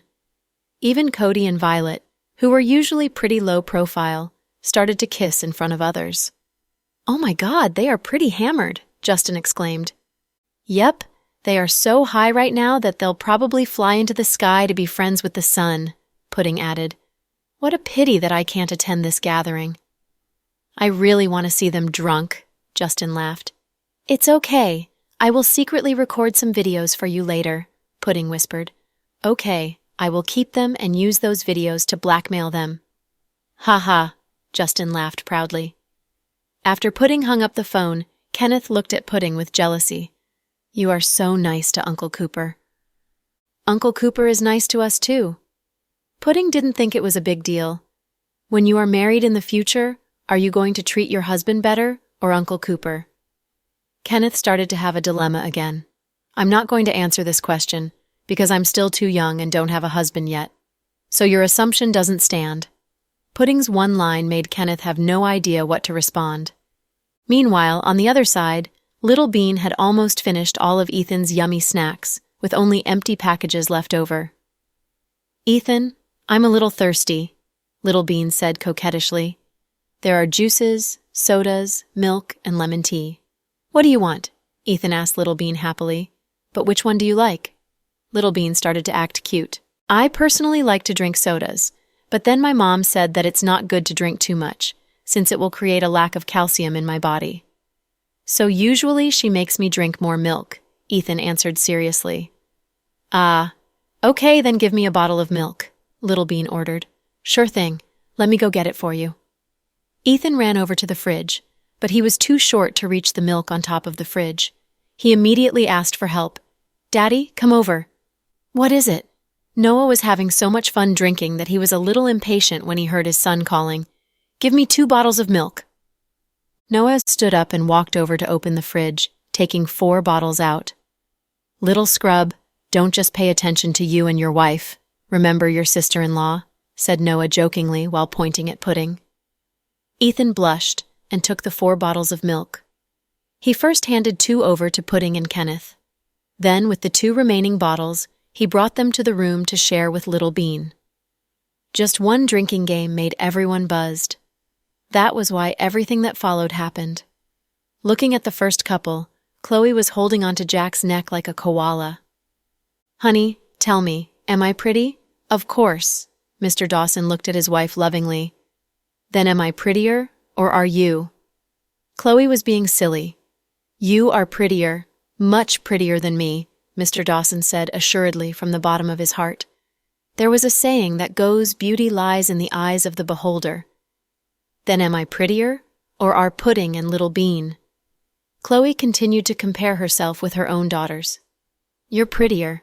You are the prettiest in the world, Mr. Dawson said. Ha ha, bro, are you the magic mirror? Avery laughed on the side while covering her mouth. Honey, if you always talk like this, I'll be really happy. After getting compliments from Mr. Dawson, Chloe's face turned a little red. This couple was considered an inexplicit type. Though buzzed from drinking, they still had clear minds. Over to the second group, Victoria lifted her sleeves and started playing drinking games with Max. Come on, let's battle. Victoria was holding a full glass, but quickly finished it all in one sip. This was already the 3rd glass. Just now, Max swore that he was going to compete at drinking with Victoria for the title of Drinking King Queen. Since Victoria was female, for each glass that she drank, Max would drink 2. But what was unexpected was that Victoria drank 3 in a row, which means what Max was facing would be drinking 6 glasses in a row. Yo, dude, are you okay? Young Master Cruz, if you're nervous, just admit that you lost to your sis-in-law. If your attitude is good, you don't have to drink. Just admit defeat, said Brenton with a toothpick in his mouth. What a joke. You've known me for so many years. When have you ever seen me nervous? Not even to mention that today my girl is here too. As a man, I can't lose face like this. Who's your girl, you rogue? Avery didn't drink that much, so she was sober enough to argue with Max. Max didn't hesitate and immediately drank 6 in a row. With these 6 glasses of wine down in his stomach, Max actually started to feel dizzy. After all, he had drank a lot already, and now with this volume of alcohol, it was actually unbearable. He thought this was coming to an end. But what he didn't expect was that after Victoria saw him finishing all his glasses, she poured another glass for herself. Afterward, she drank 3 glasses again in a row. Everyone present was stunned and speechless. Victoria, good job. You are more of a tomboy than me. Sarah gave her a round of applause. Your wife has really high tolerance. Rick was shocked as he said to Brenton. Even Cody clapped. Sister Victoria sure can drink a lot. Shit, is she going to drink our young Master Cruz to the ground? Noah exclaimed as well, not at all worried about how things were going to turn out. Max, do you want another drink? Victoria smiled. The truth was, there was no way Max could down 6 more drinks, because just now he already felt like throwing up. However, just as he was about to admit defeat to Victoria, Avery shot up from her seat. Sister Victoria, can I drink for him? Avery said, feeling a little shy. Look at that. Max's family member is stepping up, Sarah teased. Victoria has a family member as well. Honey, don't worry. Your husband is here and at the ready. Brenton smiled as he put his arm around Victoria's waist. Honey, you're the best. Let me give you a kiss. As tipsy as Victoria was, she reached out and, with her hands on Brenton's face, planted a wet kiss on his forehead. Not far from them, Pudding licked at her ice cream cone as she glanced over at Kenneth. Your parents are flaunting their love. I know, Kenneth said, as calm as could be. So, what do you think? Pudding joked on purpose with Kenneth. They're super drunk. Right now, Kenneth was super worried about his parents. He had never seen his parents drink so much growing up, especially his mother, the psychologist. So why was she trying to dub herself the queen of alcohol? Upon hearing this, Pudding couldn't help but chuckle. Avery. I'm not dreaming, right? Are you really going to drink for me? Max asked, surprised and happy by this turn of events. I just didn't want you to die from alcohol poisoning. Avery refused to admit her feelings for Max. Ha ha. Our Avery is the best. Victoria, can my family member drink for me? Max looked proudly at Victoria, who smiled. Sure, why not? So, Avery looked down, clenched her jaw, and took 6 shots in a row. The truth was, her tolerance wasn't bad. She rarely drank in the States, but still had the powerful genes of the Dawson family. So, Avery's bold performance left everyone impressed. On the other side of the table, Chloe put her arms around Jack. Honey, look, Avery's bringing out the big guns. Her tolerance has always been good. Sometimes when she feels like it, she would drink white liquor with my dad and uncle, Jack replied, extremely calm. Well, she hid it really well, and it seems like she and Max are doing well together. Chloe smiled. My God, Avery, don't drink too much. You could have just had 3 shots. Max was surprised by Avery's ability to down all that alcohol. I'm fine. I'm probably better than you are. Avery glanced over at Max as she wiped the corners of her mouth.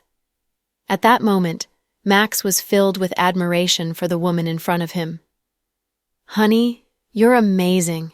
Screw you, I'm not your honey. So you're still sober? Ha ha. I give it a couple more drinks, Max chuckled. Cody, Violet, Rick, and Cece watched as an amazing competition unfolded before them. The war that started off between Victoria and Max, but now it was between Victoria and Brenton and Max and Avery. Sarah stared in awe at the quickly accumulating empty bottles. Honey, thank goodness I bought a lot of alcohol today, or else we would have run out a long time ago. Yeah, good job, honey. Noah gave his wife a thumbs up. Big sister Chloe, come and watch. The god of alcohol is emerging. Cece waved her hand at Chloe, who walked over with Jack to watch the grand finale. Last round. 1 representative from each side drinks 10 shots. Whoever can drink it all without throwing up wins. What do you think? Victoria asked Max and Avery. Sure, to show our respect. Why don't you guys start? If you drink all 10, we will immediately admit defeat, Avery propositioned. Sure, why not? Victoria said as she glanced over at Chloe. Chloe, you be the judge. The appointment of the god of alcohol begins now.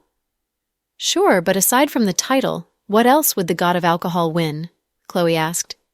It seemed like the title itself carried little motivation. Whoever loses has to give the winner 5 bottles of wine, and they each have to be worth more than $1 million, Max interrupted. Wow, you guys sure are rich. I didn't know about the $5 million wager.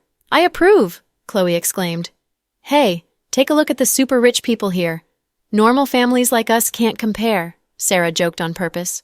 Sarah, Captain Ace works in the police system. And we're no more than businessmen. No matter how rich we are, we have no power. But your husband has both power and money, so you should be smiling in your sleep. Captain Noah and I should cooperate, then we'll conquer both the political and business world." "Ha ha, in your dreams," Sarah laughed as she dissed Max. "Victoria, you've had too much." Victoria was just about to take a shot when Brenton stopped her. He didn't want her to throw up. However, on his 7th shot, young Master Blake vomited. Hard. "Honey, are you all right?" Victoria immediately handed him a glass of water. "Our turn, Avery. We win as long as we drink 8 shots, Max said with confidence. "Let me." Avery knew how much Max drank, so she refused to let him touch the glass. "No, wait. You've had 6 shots already. You shouldn't have any more." Max tried to pry the shot glass out of Avery's hand. "Do you want us to date or not?" Avery threatened. "What does that have to do with this?" Max asked, confused. "If you want us to date, move out of the way," Avery ordered, and after a slight moment of hesitation, Max moved himself away from the pile of shot glasses. "Is she going to be all right?" Chloe quietly asked Jack, since she was worried about her sister-in-law. "She'll be fine. I'm sure she can drink all 10, Jack said with confidence. Pudding, Little Bean, Kenneth, and Ethan all stopped playing amongst themselves and ran up to the group to watch the show. "Your auntie looks like she can drink a lot," Ethan said. "Of course she can. Our family has strong alcohol tolerance," Little Bean said proudly. "Avery, don't overdo yourself, okay? If you can't finish, don't make yourself finish. I'm okay admitting defeat. I can give them 50 bottles if they want." "I don't want you to pass out," Max muttered, his words slurred as he did. Then, everyone's gaze landed on Avery. "Mr. Dawson's cousin looks like she can drink a lot. Do you think she'll win, honey?" Cece whispered, as her hand intertwined with Rick's. "She will, for sure." "Avery has amazing tolerance," Rick commented calmly. "Avery? Wow, how close are you guys to call her by that name? Did you have a crush on her or something? After all, you guys were both in the States and your families are super close, aren't they?" Cece pretended to be jealous to tease Rick. She wanted to see Rick defend himself. Avery is Jack's cousin. I met her while Jack was living in the States, and she's like a sister to me." "What's going on in that head of yours?" Rick explained, feeling speechless. "Ha ha, I was playing with you. I wanted to see how you'd react to my jealousy," Cece laughed. Avery then picked up shot glass after shot glass, drinking everything that was inside. Max, feeling bad, kept advising her, "Avery, it's fine if we lose. Don't drink too much. I don't have to be the god of alcohol." However, Avery completely ignored him. By the time that she had reached her 8th shot glass, everyone's expressions changed. "Jack's sister is really ascending into heavens," Noah exclaimed. "Crap, honey. We lost. Sorry that I failed you." Brenton hugged Victoria, his hands grazing past her thighs. Victoria laughed as she stroked Brenton's face. "It's okay. It was just a game. But you're going to have to pay for the 5 bottles of $1 million wine. Honey, can we not bet with such a heavy wager next time?" "I might go bankrupt if you keep on doing it," Brenton pouted. "Haha, if we do, you can sell your body to pay for your son and my expenses," Victoria joked. "Who's going to want to buy my body, though? I'm not that good looking. But hey, Mr. Dawson can think about doing that if his family goes bankrupt." Brenton smiled as he pointed at Jack. "Hey, don't pull my hubby into your dirty prostitution fantasy, all right?" Chloe refuted with a laugh.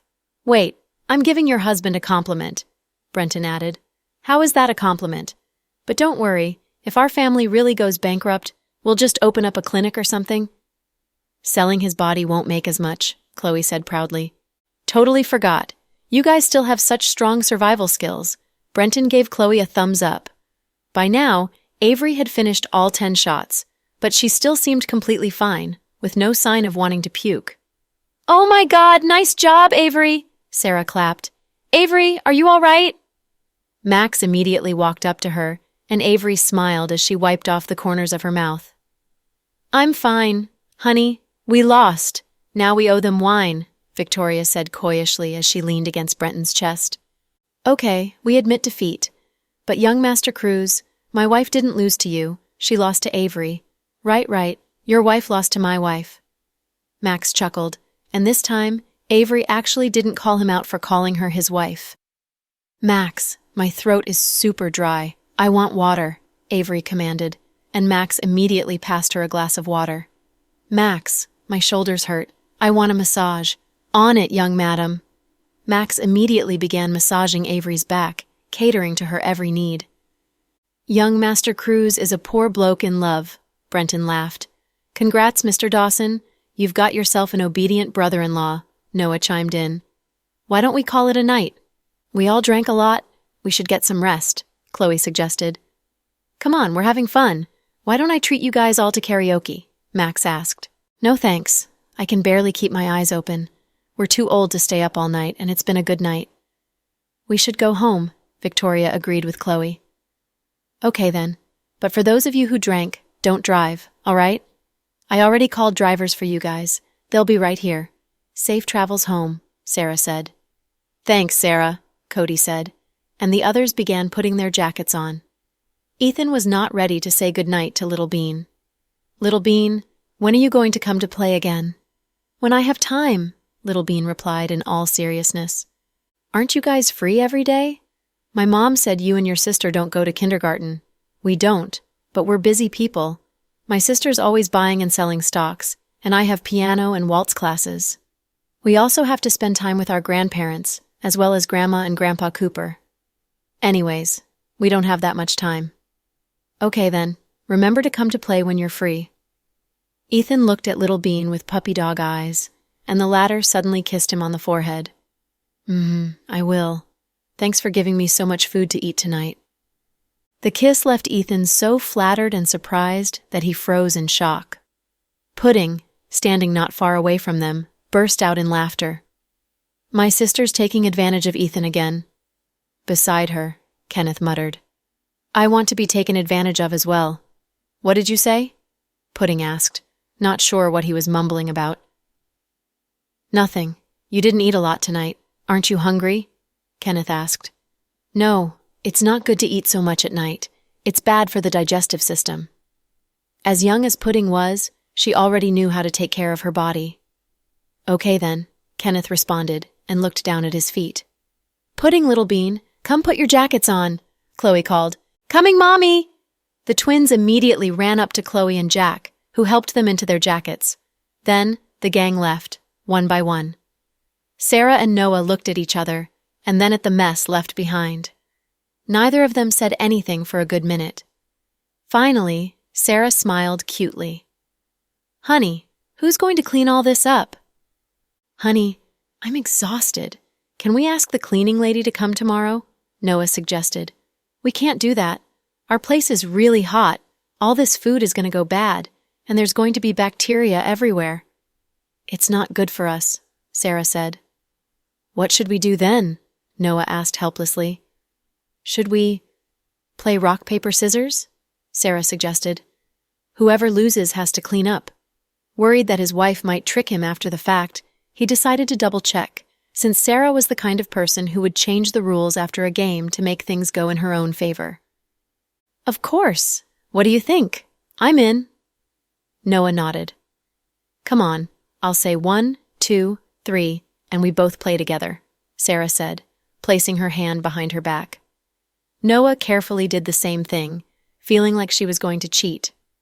1, 2, 3, Sarah shouted, and played paper herself, while Noah played scissors. Ha ha, honey, you lost, Noah shouted in happiness.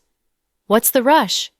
We are playing best out of 3, Sarah refuted, obviously unconvinced.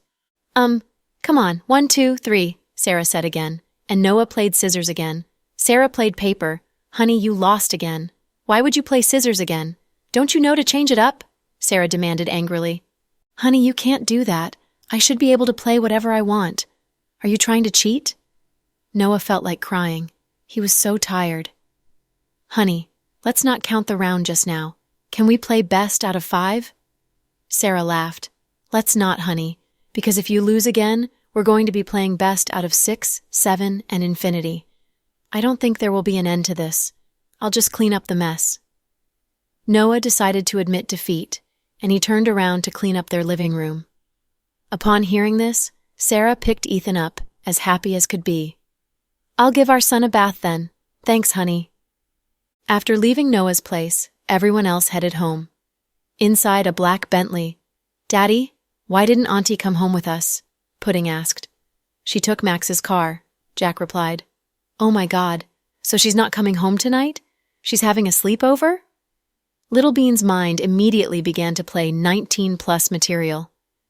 "What's going on in that tiny, dirty head of yours?" Chloe asked, giving Little Bean a pinch on the face. "Haha, nothing.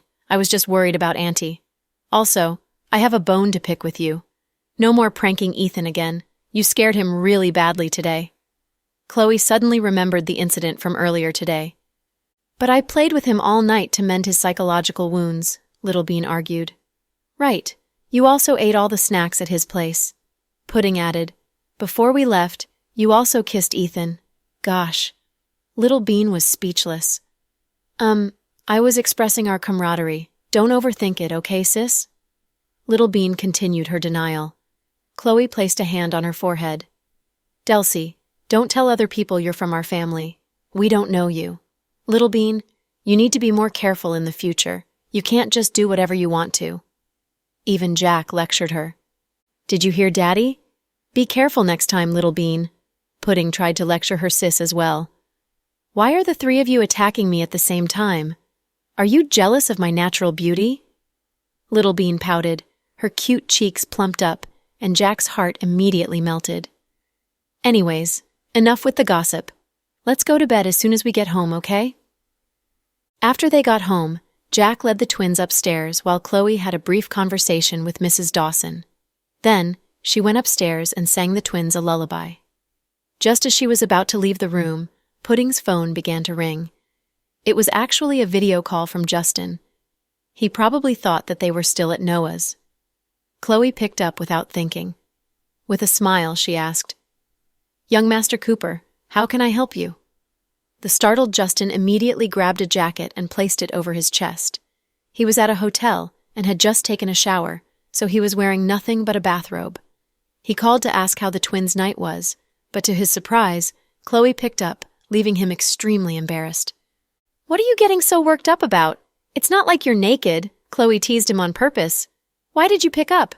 "I remember I called Pudding's phone," Justin laughed. "Yeah, she's asleep. We just got home." "So soon? I thought you were going to party all night." "Dude, we're not in our early 20s anymore. We were all super tired and sleepy. Plus, everyone had a lot to drink." "Did anything fun happen?" Justin asked. "A lot, actually. I'm sure Pudding and Little Bean will fill you in on all the gossip tomorrow." "Haha, too bad I couldn't be there." "It's okay. We'll have hundreds of chances to have parties like this in the future," Chloe chuckled. "We will." "Justin, don't think too much into it," Chloe said slowly. "Into what?" Justin asked, not sure what she was talking about. "The rumor on Weibo." "Oh, that. Ha, don't worry, I won't. Rumors that I'm gay aren't new. I'm used to it. They can say whatever they want to, but I know that I'm not." Don't listen to rumors and gossip. They're not good for you." "I know," Justin nodded. "How are things going over there?" "Good. I'll be home in a couple of days." "Okay then, take care of yourself." I'm going to bed now," Chloe ended their conversation. "Okay, good night. Sleep tight." Justin looked at Chloe with endless love and tenderness, to which the latter subconsciously avoided. She was scared by the way he looked at her. With a nod, she said, "Good night." Then, Chloe quietly placed Pudding's phone by her bedside, kissed her good night, and went back to her own bedroom. Mr. Dawson was already under the covers. Chloe thought that he was exhausted and fell asleep, so she quickly changed into her pajamas and carefully crawled in. However, as soon as she did, Mr. Dawson rolled on top of her. "What are you doing? You scared me." "I thought you were asleep," Chloe exclaimed. "I was waiting for you." Mr. Dawson's voice was a little coarse as he looked at his wife with desire. "Are you naked?" It wasn't until Chloe touched him did she notice that he had gone completely commando.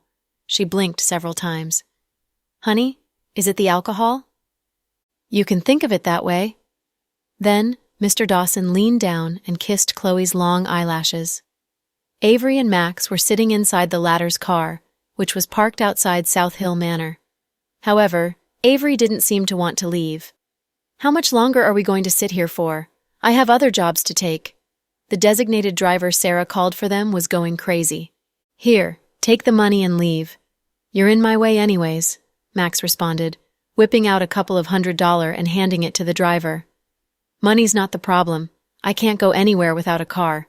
Taxis don't come here," the driver said, on the verge of tears. Max, you should get the driver to take you home." "I'm going to go now," Avery looked down shyly and said. "But I still want to spend time with you."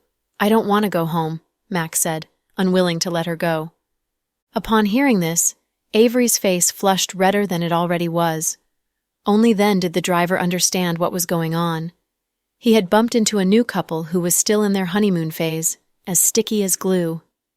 "But it's late. My uncle and the others will worry if I don't go home." Avery was a little more rational than Max. "Kiss me then and I'll let you off," Max demanded, but Avery shook her head shyly. "There's someone here. You. Close your eyes." Max pointed at the driver. "Okay, you can kiss me now." Max Happy closed his eyes and moved his face towards Avery. "In your dreams! Who said I was going to kiss you?" Avery shyly pushed Max's face away. "I won't let you leave if you don't kiss me." Max wasn't an idiot. When Avery offered to drink in lieu of him today, he realized that this woman indeed had feelings for him. "You." Avery was both amused and angry at Max's behavior, but she couldn't do anything about it. "Miss, could you please kiss him? I also want to end work early and go home." The driver, whose eyes were closed, asked desperately. Upon hearing this, Avery burst out in laughter. Then, after a super quick peck on Max's lips, she got out of the car and rang away. "Huh? That's it?" Max obviously wanted more than a peck, but Avery had already left. Victoria and Brenton's heads were stirring when they got home. The pair drank the most tonight since they had that competition with Max. "Honey, how's your head? Do you want me to run a bath for you?" "Yes, please." Victoria nodded. Then, Brenton took off his clothes, picked Victoria up, and headed towards the bathroom. However, they bumped into Kenneth by the door. "Kenneth, is everything okay?" "Why are you still awake?" Brenton asked, surprised to see his son. "Are you guys going to give me a brother or sister?" Kenneth asked, in all seriousness. Brenton's face turned red. "Who did you hear this nonsense from? Don't try to trick me. I know what you want to do. You're not even wearing clothes. You and Mommy want to give me a sibling, don't you?" Although Kenneth wasn't as mature as Pudding and Little Bean, he still knew a thing or two about this stuff. Kenneth, it's not what you think." Victoria wasn't sure how to explain things to him, but the latter had no intention of letting them go into the bathroom. He stood outside the door for a while before finally taking something out of his pocket and stuffing it in Brenton's hand. "Be careful, Dad." Then he turned around to leave. When Brenton saw what is in his hand, he became absolutely speechless. Honey, what did he give you?" Curious, Victoria glanced at Brenton. The latter showed his hand. "Take a look at it for yourself. I'm not sure what to say." Upon seeing what it was, Victoria froze as well. Her son knew what condoms were used for already? How old is our son? He's too young to know this stuff, no? Victoria asked with her mouth gaping. "I guess he learned this stuff from the twins? Pudding and Little Bean were always more mature," Brenton guessed. The only couple that wasn't drunk tonight was Rick and Cece. Violet and Cody, who had low tolerances to begin with, crawled into bed as soon as they got home. Rick and Cece, however, went skating in the middle of the night. The latter was excited from the alcohol and suggested that they go skating, and Rick couldn't say no to her, so they ended up going to an ice rink and woke up the security guard. They were the only ones on the rink, but it didn't feel lonely at all. The slow and light music sounded especially good in the quiet night. "Come here." Cece skated to the middle of the rink and gestured at Rick. "No," Rick immediately refused. "Why?" Cece pouted, but Rick didn't respond. "Don't tell me. You don't know how to skate." Haha, Cece suddenly remembered and asked with a smile. Thanks for tuning in to the Cool Audio Podcast. If you enjoyed the story, don't forget to like, subscribe, and share with a fellow story lover. Until next time, stay cool and keep listening.